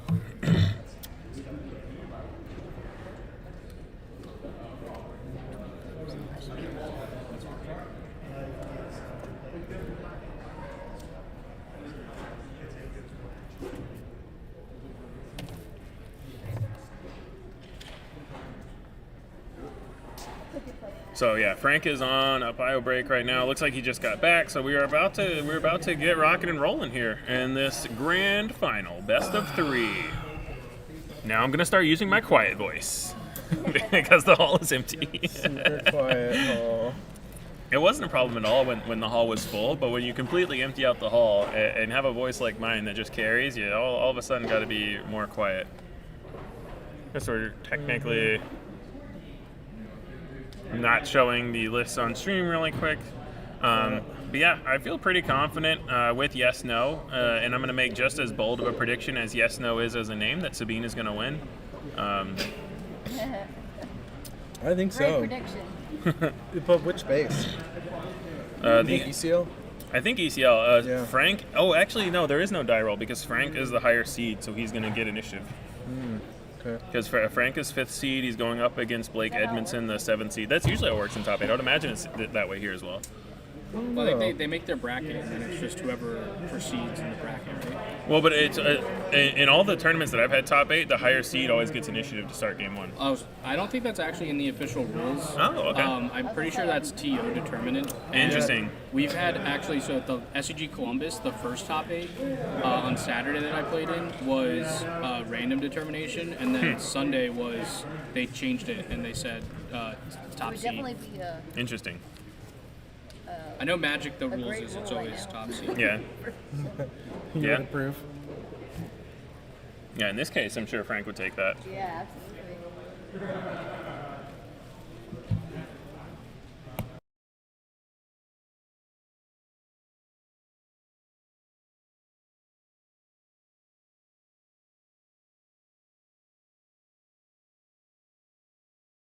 All right, deck lists are away. We're back.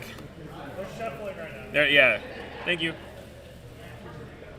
Hugo saying that Junior calling Frank winning the tournament before going to bed. Nice, that's awesome. Junior's awesome. Junior's the great. Sauce Frank is higher seated.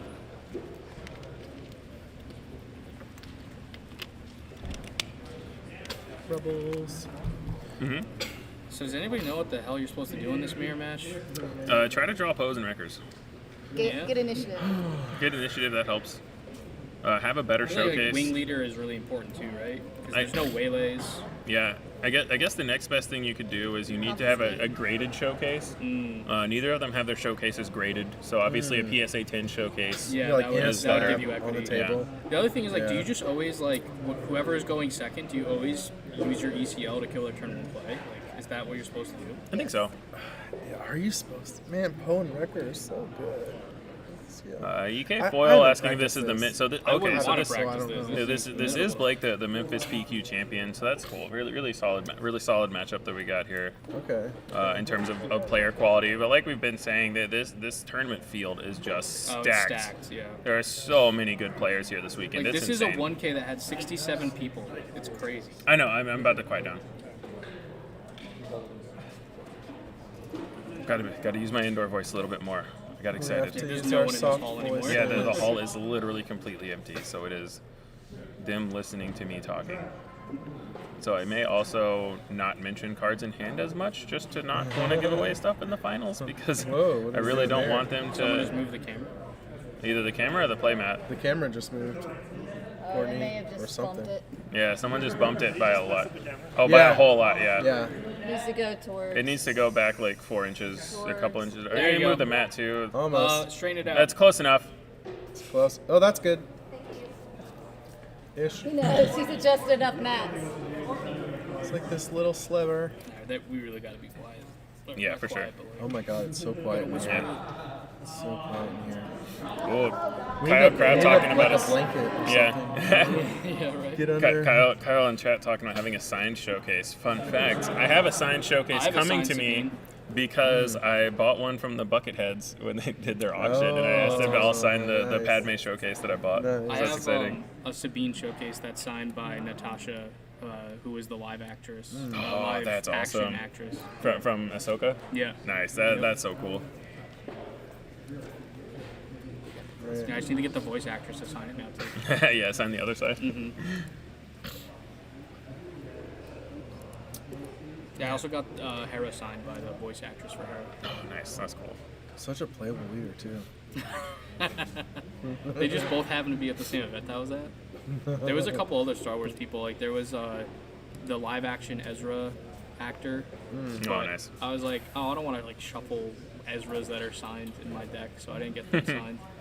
And then I think Hayden Christensen was there. Oh, that'd be sick. But this was before Set 3 was out, so there was no Anakin. Oh, yeah. No Anakin leader. for me No Anakin, to, nothing. to have him signed. Looks like they are rolling for initiative. You need him to sign a clear What sticker. the heck? 4 dice high roll?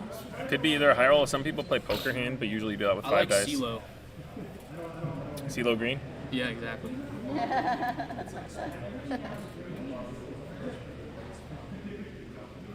Ewan McGregor Obi-Wan would go for a lot, probably. It's a trick question because it would never sell. No one would ever sell. Yeah, no one would ever sell that. Signed Ewan McGregor Obi. Foreign Alright. showcases, yeah, that's fun.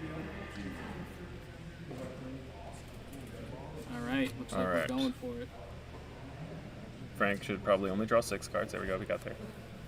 All right, now. I've been playing Lorcana and I'm like drawing 7 on accident. You draw 2 cards and you block on it. Yeah, exactly. Like, is it my turn to draw 2? Okay. I'm attempting to be more quiet. I think they're trying to get headsets. They're just saying they're hearing your guys' commentary, so they're. Yeah, I'm trying to ask if they can hear me right now because I'm trying to speak in my actual casting voice now. If they can hear me right now, we may need to get them both on headsets. If they cannot hear me right now, we may be good to go. But we're trying to obviously not influence the match with our commentary. So yeah.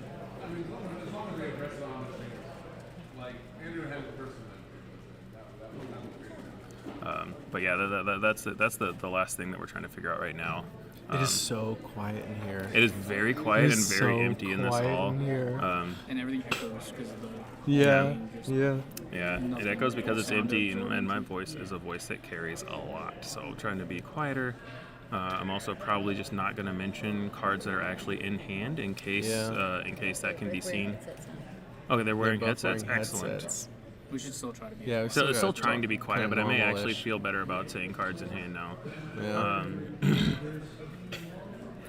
Looks like we see the Peacekeeper there again, which is going to be huge in this matchup. I don't know Blake's exact list, so I'm not sure if he's on those. So interesting to see how he was.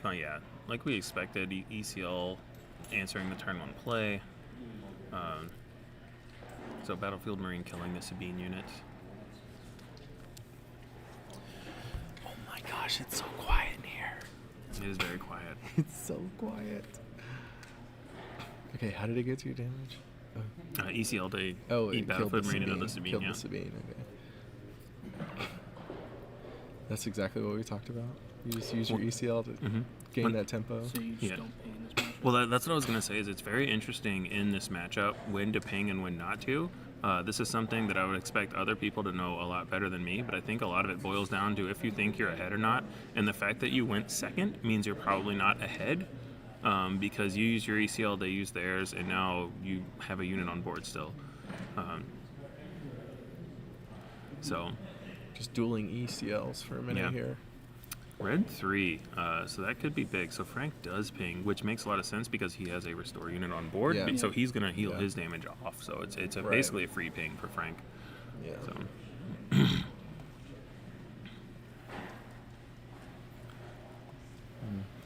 And also, this is the kind of case where I think it's worth losing initiative to ping because you're. I think that kind of shows that Frank doesn't have dark. That's fair. I think that's the biggest downside. Because I was going to say you're already arena dodged, so you know that there's not going to be something like that coming. Peacekeeper seems like an excellent unit to. I think stick, it's a big mirror breaker. Because the ping plus losing initiative means that he's going to get the full restore value here. And the flip from Blake might signify that he does have a Dark Saber. Because the other thing is if Frank flips in response, you can just take out the Peacekeeper. Okay. We can barely talk at all, you guys. Trying to keep it down. It is so quiet. Is it me that they're hearing, or is it other? Still able to hear Okay. the words, even with the headphones on. Okay. All right. We're in whisper mode. People just start screaming. George, start yelling around them. Yeah, right. Okay, so we're in super quiet mode.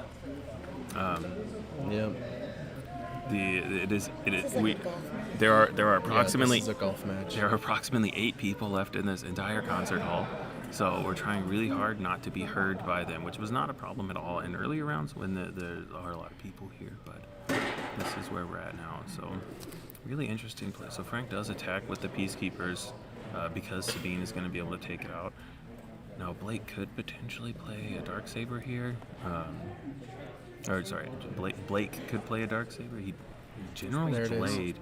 Interesting. I've seen this in some Sabine lists just as a there are no Jedi in the list, but it is just a 3 mana +3/+3 upgrade. That was exactly a George laugh. Yeah. By the way. And the other thing now is his Sabine can kill Frank's Sabine in one hit. So now, if Blake wants to do that, approaching the green. Interesting. So he's allowing. Well, I think he's going face because he knows that Frank can't play a Darksaber anymore, so his Sabine shouldn't be threatened right now. Just deploying lots of units to the board. Yeah, just going wide. But how does Frank deal with this Sabine unit? I don't think you want to ping first. Yeah. No. Is that a piece? Oh, that is a Soldier of the 501st, the 1/3 raid 1. Okay. But notably cannot be killed by Sabine either. So now Frank has to decide what he wants to do. Even if he might claim here, yeah, but a Rebel Assault is not going to kill Sabine, so... I'm not familiar with using that upgrade in this deck. It's something that some people have been doing more just as a 3 resource +3/+3. Yeah. It's basically like extra right? Darksaber. Yeah, it does nothing else. It's a 3 cost +3/+3. Yeah. But a lot of times the resources may work out better for that versus doing a Darksaber. Yeah. They still said they can hear us really easily. So that's why I'm whispering over here. Yeah, they still said they can hear us. Yeah. So, yeah, for all of you that want an ASMR finals, you're welcome. Yeah, this is it. These are the soothing tones of Jeff Creasy here in the finals, along with Ian Klein and Jonathan R. Fisher. This is the finals of the Friday 1K at SCG Atlanta. Both ECLs have been used. Both ECLs have been used on turn 1 and then turn 2. Yeah. So this is basically an ECL free matchup. I feel like every time everyone always ECLs into the turn 1. Either or the turn these 2 guys plays. have timely in their decks. There is Rebel Assault, but Rebel Assault can't kill. It can't. Yeah. So if he throws 2 Battlefield Marines, he can kill the Sabine. That seems terrible. It does. But what else are you doing? I mean, he spent last turn going wide, so I feel like it's not the end of the world, honestly. Oh my god. So is that worth it? I mean, he's spending 4 resources and 2 cards to kill 3 resources, an upgrade, and a leader. So it's like, I feel like it's not great, but it's not the end of the world. I don't know. It definitely feels bad. And now the Sundari dies to the raid 1. And it doesn't even die. So now he has to attack Sabine and to kill it. Yep. And then hit the base. So 5 to 10. We've got red 3 in space. Kyle, the azaleas are gorgeous. Let's see. There's a Poe, so that's huge. Yeah, I mean, I'm liking with a red 3 out. I like Blake's position right? a lot. Yeah, I like Blake's position. Sabine is still out, but even if Frank tries to have something like a Darksaber, there's a Poe that can answer it. So yeah, this is gotta pretty have gross something. A Fleet Lieutenant would be really good if you could Fleet Lieutenant the K2 into the Poe. Yeah. That would be solid. But it does have initiative. Okay, Ooh, there it is. There that is. And I'm interested if he goes 3 to base or discard. I have no idea how many cards are in Blake's hand. Let's see. No, he went to base. He went to 3 to base. So yeah, again, not sure how many cards are in Blake's hand for what the options were. Or Frank thinks he needs to close the game. Yeah. 16. That's dangerously close. Oh, interesting. So it's still no space unit. No cards in Frank's hand. No cards in Frank's hand. 1. So he could have. Oh no, there's still 2 more. The Peacekeeper there. Peacekeeper cannot be killed in 1 action. So. Sabine, it just puts you at 11. I don't really. Okay, yeah. Yeah, so 1 to base, 2 to the Peacekeeper. This means that you can kill the Peacekeeper in 1 attack. So I like that because you couldn't kill it. Oh, another General's Blade. Wow. And this is where you see the power of this coming in. He did not have the resources as Darksaber, but he has the resources for the 3 costs to do the General's Blade. So I think that's one reason a lot of the Sabine players are going to this, because it makes your resource costs kind of even out and makes for some convenient turns. You could go to 20. That would put him to 23, just that 1 attack. Yeah. Right. I don't know what Frank has at all here. Without ECL, without timely. Yeah.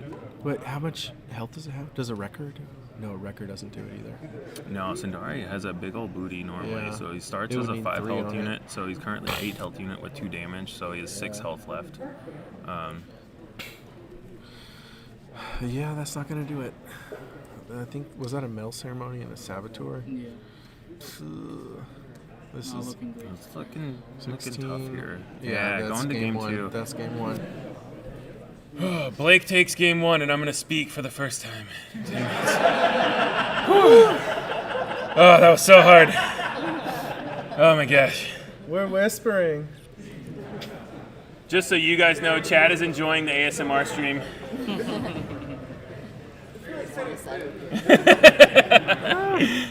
Whew. It's actually harder to do it this way. Oh, it's very like hard. It's straining. Oh my goodness. Yeah. I thought regular casting was hard. This is harder. I don't know if you guys know how loud I am all the time. Like, this is hard.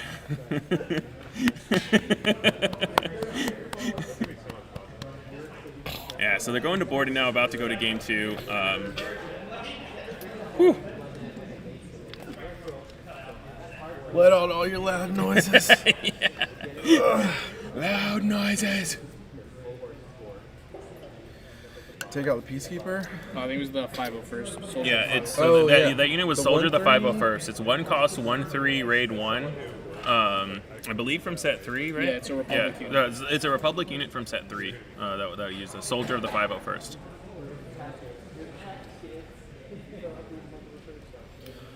Woo. Man, that 3/3 for 3 upgrade. General's Blade definitely put in some work there. I'm going to go back to the indoor voice when we're talking about cards that they've played as well, just to make sure that we're not influencing anything in sideboard decisions or gameplay or anything.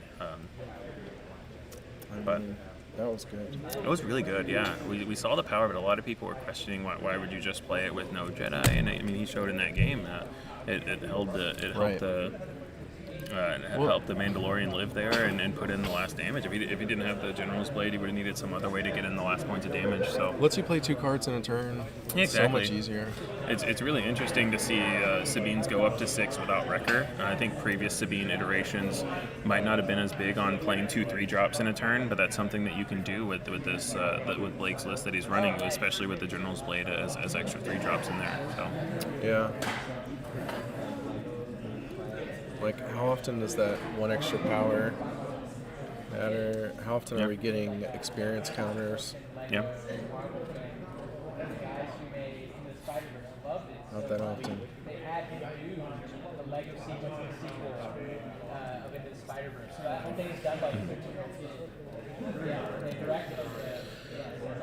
The players are shuffling.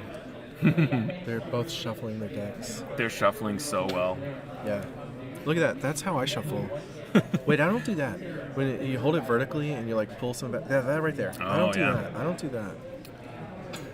Players present. Little fist bump. Fun fact, I don't know who said this, but I remember hearing it, so I'm going to assume it's true. Shuffling is not a natural human action. It's like a learned trait over time. So if you take someone that doesn't play like trading card games and say, hey, here's a deck, shuffle this, it's a skill that not everyone has, but people who play a lot of trading card games are just really good at shuffling. I exactly remember who taught me to shuffle. I remember. Yeah. Played a lot of card games growing up. Yeah, so we'll see if Frank gets his Ursula online quickly. Yeah. Are there any songs in the Sabine deck though? I don't know. Ursula lets you discard a song. Oh, the only song I know of is Let It Go. Okay, that's not an Ursula song. Oh. I don't have as much Disney IQ as people with children. Oh, I have 2 daughters. Yes. 17 and 10, so I've seen it all. All right, we playing now? Yeah, we're getting into game 2 here, so let's see. Back to ASMR. Okay, Battlefield Marine versus. So interesting. So Frank had initiative, and this is a game where we're not seeing the ECLs burned on turn 1. I mean, he just. So we could see.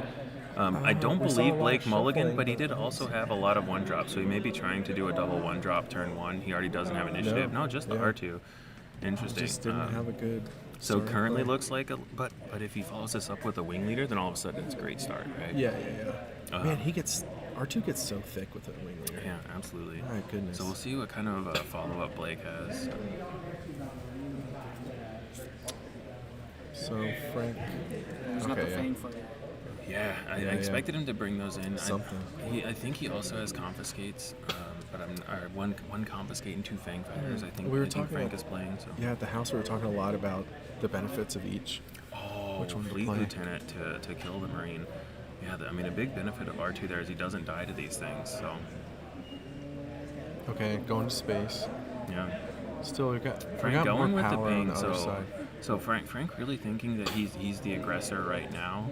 Or does he just think the math works out with already having 3 more damage on base? It might be. I mean, he has a wing leader now. What does he do with that other resource? I mean, do you just wing leader the red 3 because they don't have a space unit that could ECL in and kill it, and you want that to stay around anyway. But it's also both players on still have ECL. R4 turn, but both players still have their ECL up, so we're already in a very different game from game 1. In game 1, ECL got burned on turn 1, and then the other on turn 2. So it's going to be very different trying to play around the pose and the records of the world. So it's really interesting to get 2 very different games here, games 1 and 2. Yeah, I think both players. I mean, at this point, if you have the power wrecker, you probably are holding it. Yeah. Immediate deploy. Oh, look at Frank's just. He really thinks he has it. So Hugo talking about ping being bad if you get ECL A-wings, that is correct, but I think that what Frank is thinking is he needs to be able to handle a Darksaber or a General's Blade. We saw that he has a disabling Fang Fighter in hand. And we have to say that very quietly. We have to say this very quietly. Very quietly. But what we're trying, I think what Frank is trying to do is run Blake out of action so that he has to either attack with Sabine or play his upgrade before Frank spends his resources, at which point Frank can either play the Fang Fighter or play a different card in his hand, like the Wing Leader on his Sabine leader. But Blake has so many units to attack with. Okay, so we see the General's Blade. Okay, so that's going to get burned. So I would expect the follow-up to be Fang Fighter. Yeah. He's just going to pop it right.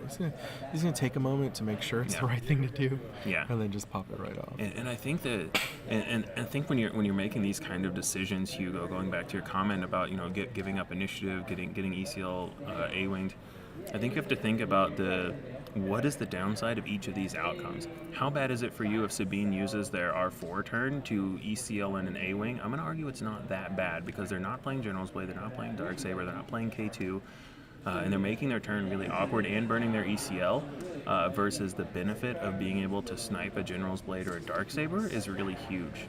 So I think that was a pretty heads-up play by Frank, knowing what cards he has a really hard time beating. He doesn't want to take a hit from a General's Blade or a Darksaber. Does Frank kill the or the he could kill the Fleet Lieutenant because he has Red 3 out.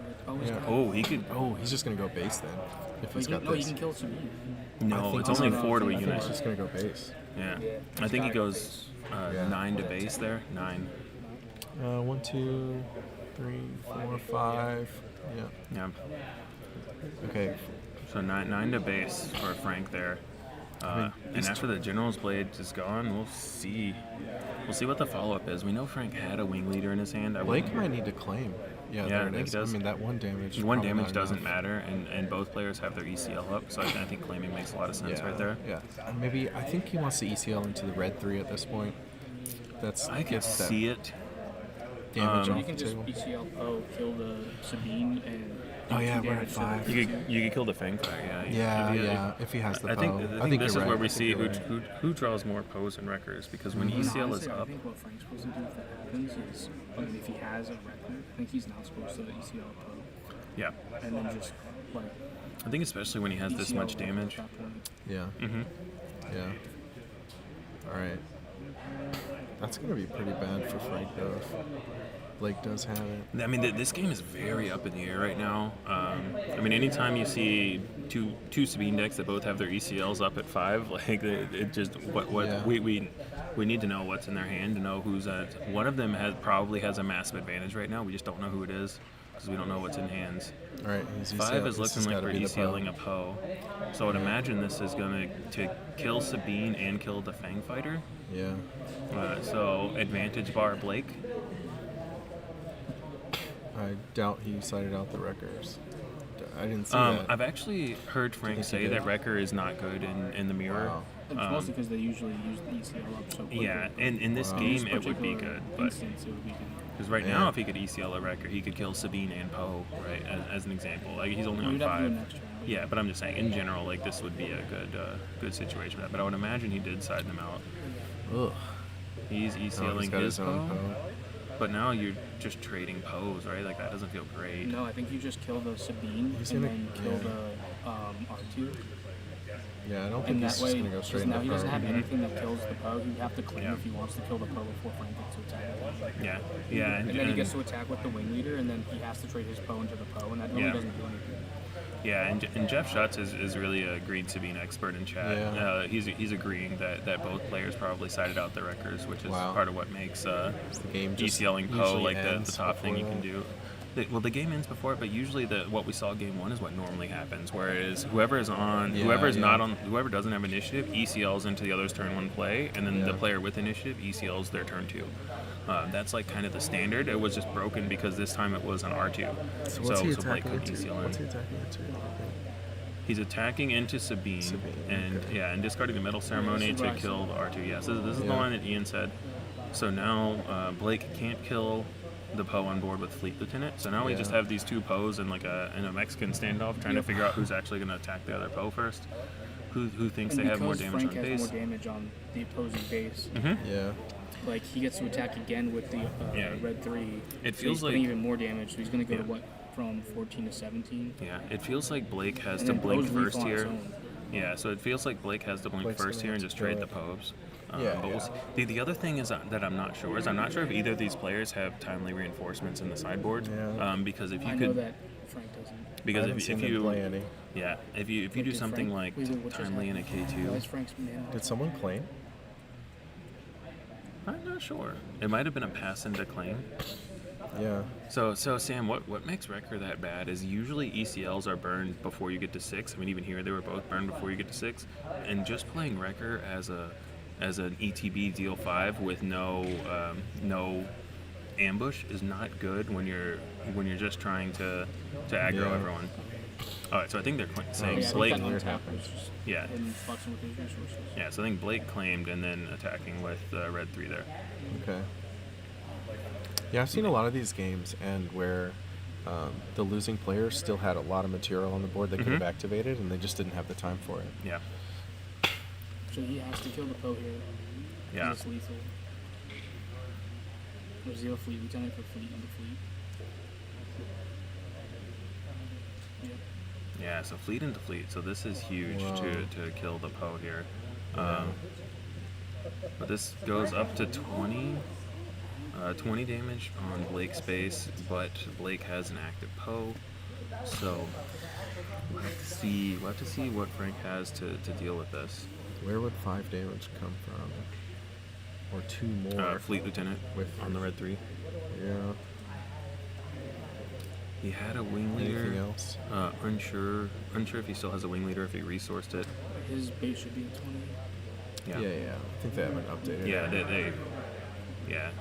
Yeah, Cassian. We shouldn't need to say. I would imagine every judge here is Cassian would be good, but you can't play it yet. Cassian actually is lethal because it's 4 damage plus. Yeah. Yeah, so that's if true. Frank has Cassian here, So he can Blake ping. just went for it, but I don't think anything for 2 would stop a caster if he does have it. Especially with ECL down already.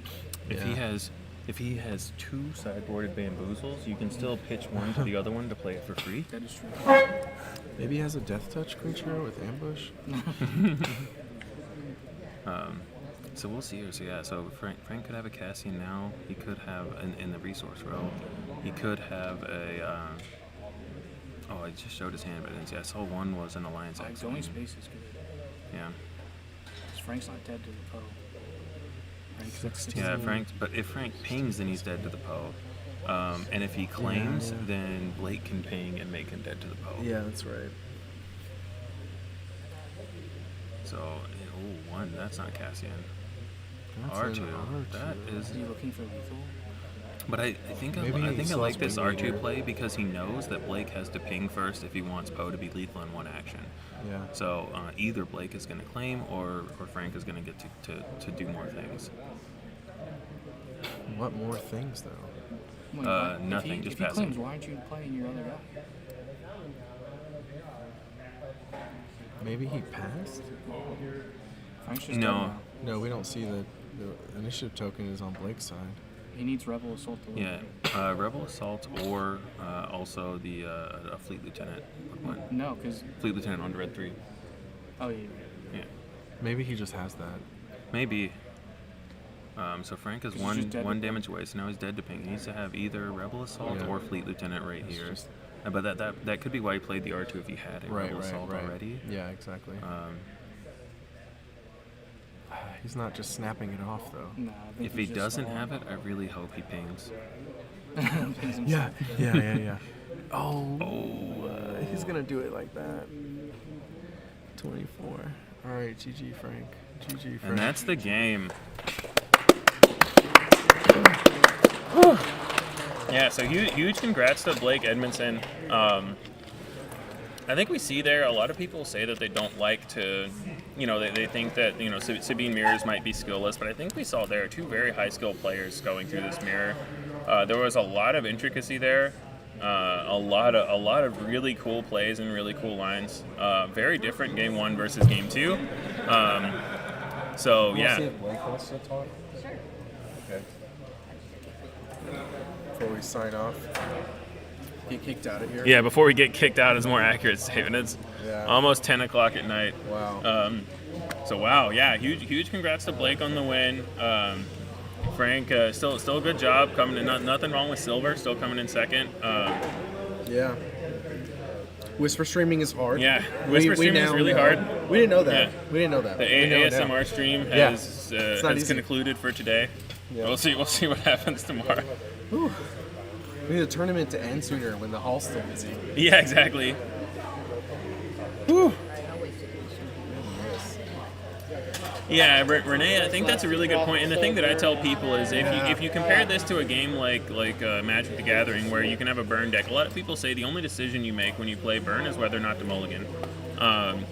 Because everything you draw, you just play what you draw. And in this game, you have a lot of decisions about what to resource, when to take actions, when to ping. So there are a lot of things that make aggro in this game, in my opinion, a very high skill archetype to play.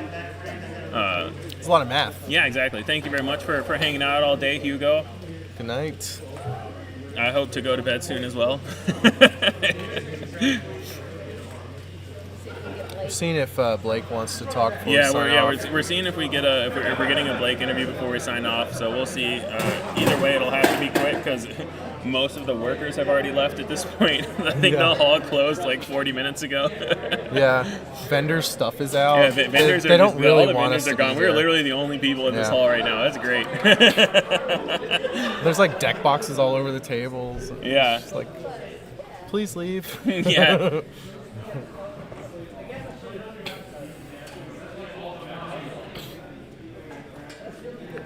No deck list yet. No deck list yet. We'll have to see.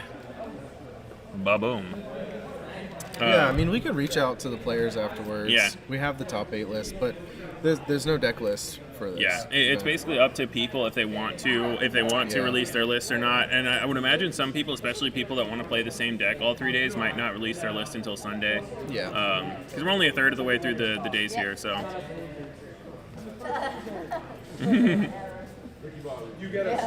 Hey, nothing wrong with silver. Nothing wrong with silver. The number one. That phrase is trademark patent Rig Bobby Inc.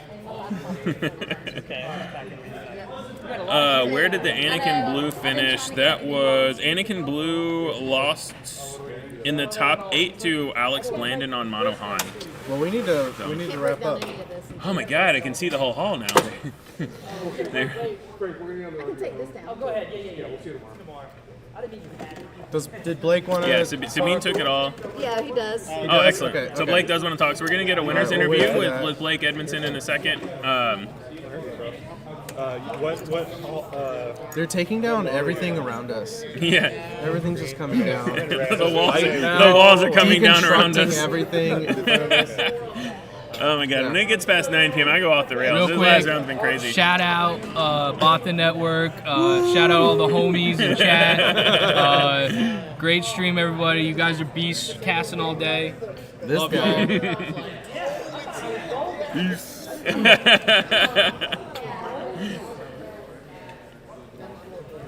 The top 8, it was Quinlan Tarkintown, Mono Han, Jango Tarkintown, Ray Tarkintown, 2 Sabines, a Palp Blue, and an Anakin Blue. Yeah. Yeah, and be sure if you're watching these games, be sure to check out Next Gen Gaming's channels. They're going to be Josh is going to be coming out with his commentary over games from the other half of the top 8 bracket. He was also filming today. So yeah, definitely look out for that. All the games that we saw were really good, and you'll see some really cool matchups from the other side of the bracket as well. And I would imagine in a couple of days. And that was the bracket. Yeah, there's the bracket right there. I don't know how to update it, but we just saw Blake win. Yeah. So yeah, for anyone that wants to see the bracket, there's that. Yeah, I posted it on the final updated one. Oh, okay. I just have the previous one. That's okay.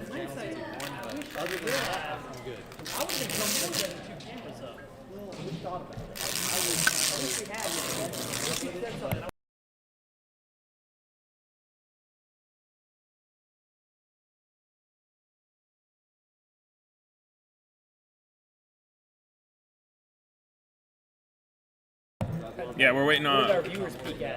I have no idea where we got viewers wise, but thank you all guys for hanging out. Yeah, oh for sure. I think someone said we got over 500 at one point, but yeah, it's been a crazy stream. Have a good night. So yeah, we're still waiting. Those who want to stick around for the winners interview should be coming up shortly. Possibly the most shocking high-placing deck there. As far as I know, there was only one Emperor Palpatine, and he top-8'd. So I was, come on in, Blake. We have a chair. We have the middle chair. You get the middle seat right there. Yeah, we have Memphis PQ winner, Blake Edmonson. Welcome in. Congrats on the win, man. How are you feeling? Pretty good. A little tired. Yeah. I could see that. It's been a long day. But it's obviously it worked out for me. So yeah, absolutely.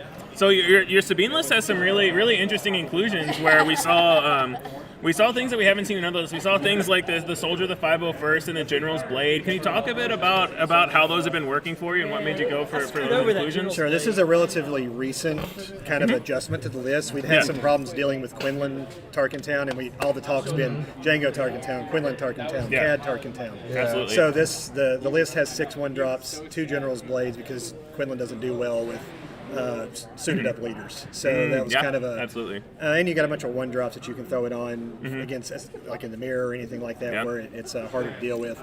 So it's really just put a bunch of HP on the table to kind of soak up all that target count damage that's coming in. And I think we really saw it in game 1 too, where you had 6 resources and you said, okay, 3 drop. You had 3 left. What's he going to do with 3 resources left? I'm going to General's Blade up. It's been really good in those situations. Nobody expects it, and 2, it's just another way to suit something up. Yeah. So like you can bait them with a 1-drop on the flip turn. They're like, oh, okay, they can't Darksaber me. Yeah. Correct, but I can still General's Blade you. Yeah. So how do you feel about the Sabine mirror match? I know different people have different opinions on it, but what are your thoughts on Nobody that? enjoys playing it. Nobody does. It's oh cool, I drew 2 Rebel Assaults and you didn't. Or it's a little rougher in that one because I am a little disadvantaged because I play a lot of non-Rebels. So that's why there's no wing leaders in the deck, which is kind of weird. But that's kind of a concession to that. But it makes sense because the Soldier of the 501st is a Republic unit, not a Rebel. But at the same time, it's a 1-cost 1/3 that attacks for 2. So yeah. Interesting.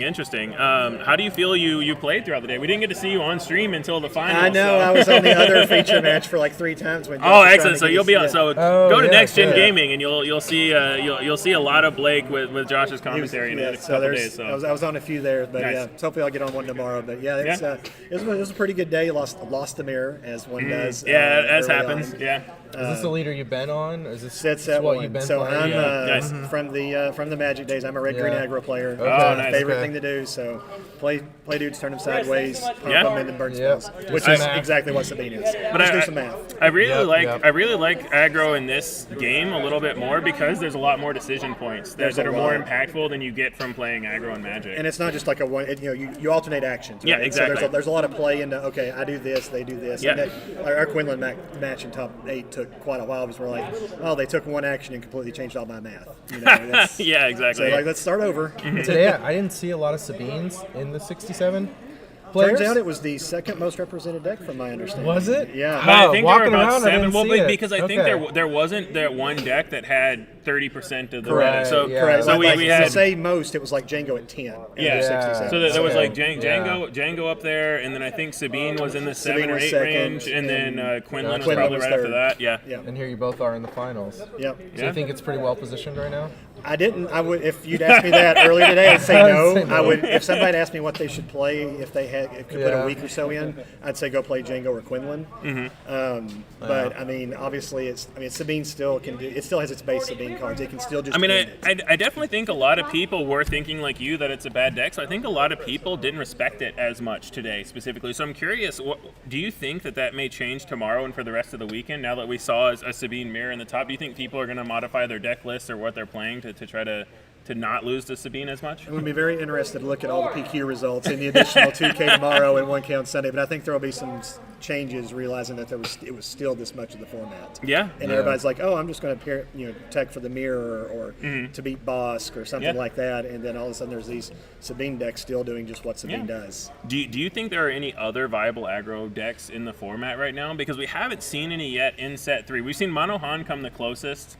And Jango is kind of an aggro / tempo, but even Sabine is a little more mid-range. Do you think that there is a full all-on out aggressive aggro deck out there in set 3? I don't think so yet. The issue is the decks that are just slightly more. It's like going from aggro to mid-range. Yeah. Instead, you're just going to really aggro to slightly less aggro, and it's basically the same paper rock scissors match. Yeah, that's the problem. So for sure, they're kind of glass cannony. So instead, you just start trading your units into theirs until you take board control, which is the way Sabine plays against Han Yellow as well. Yeah, absolutely. That makes sense. Well, I think everyone is trying to go home. So, they're trying to kick us out of the hall pretty badly. So is there any other last shout out you want to make before we sign off?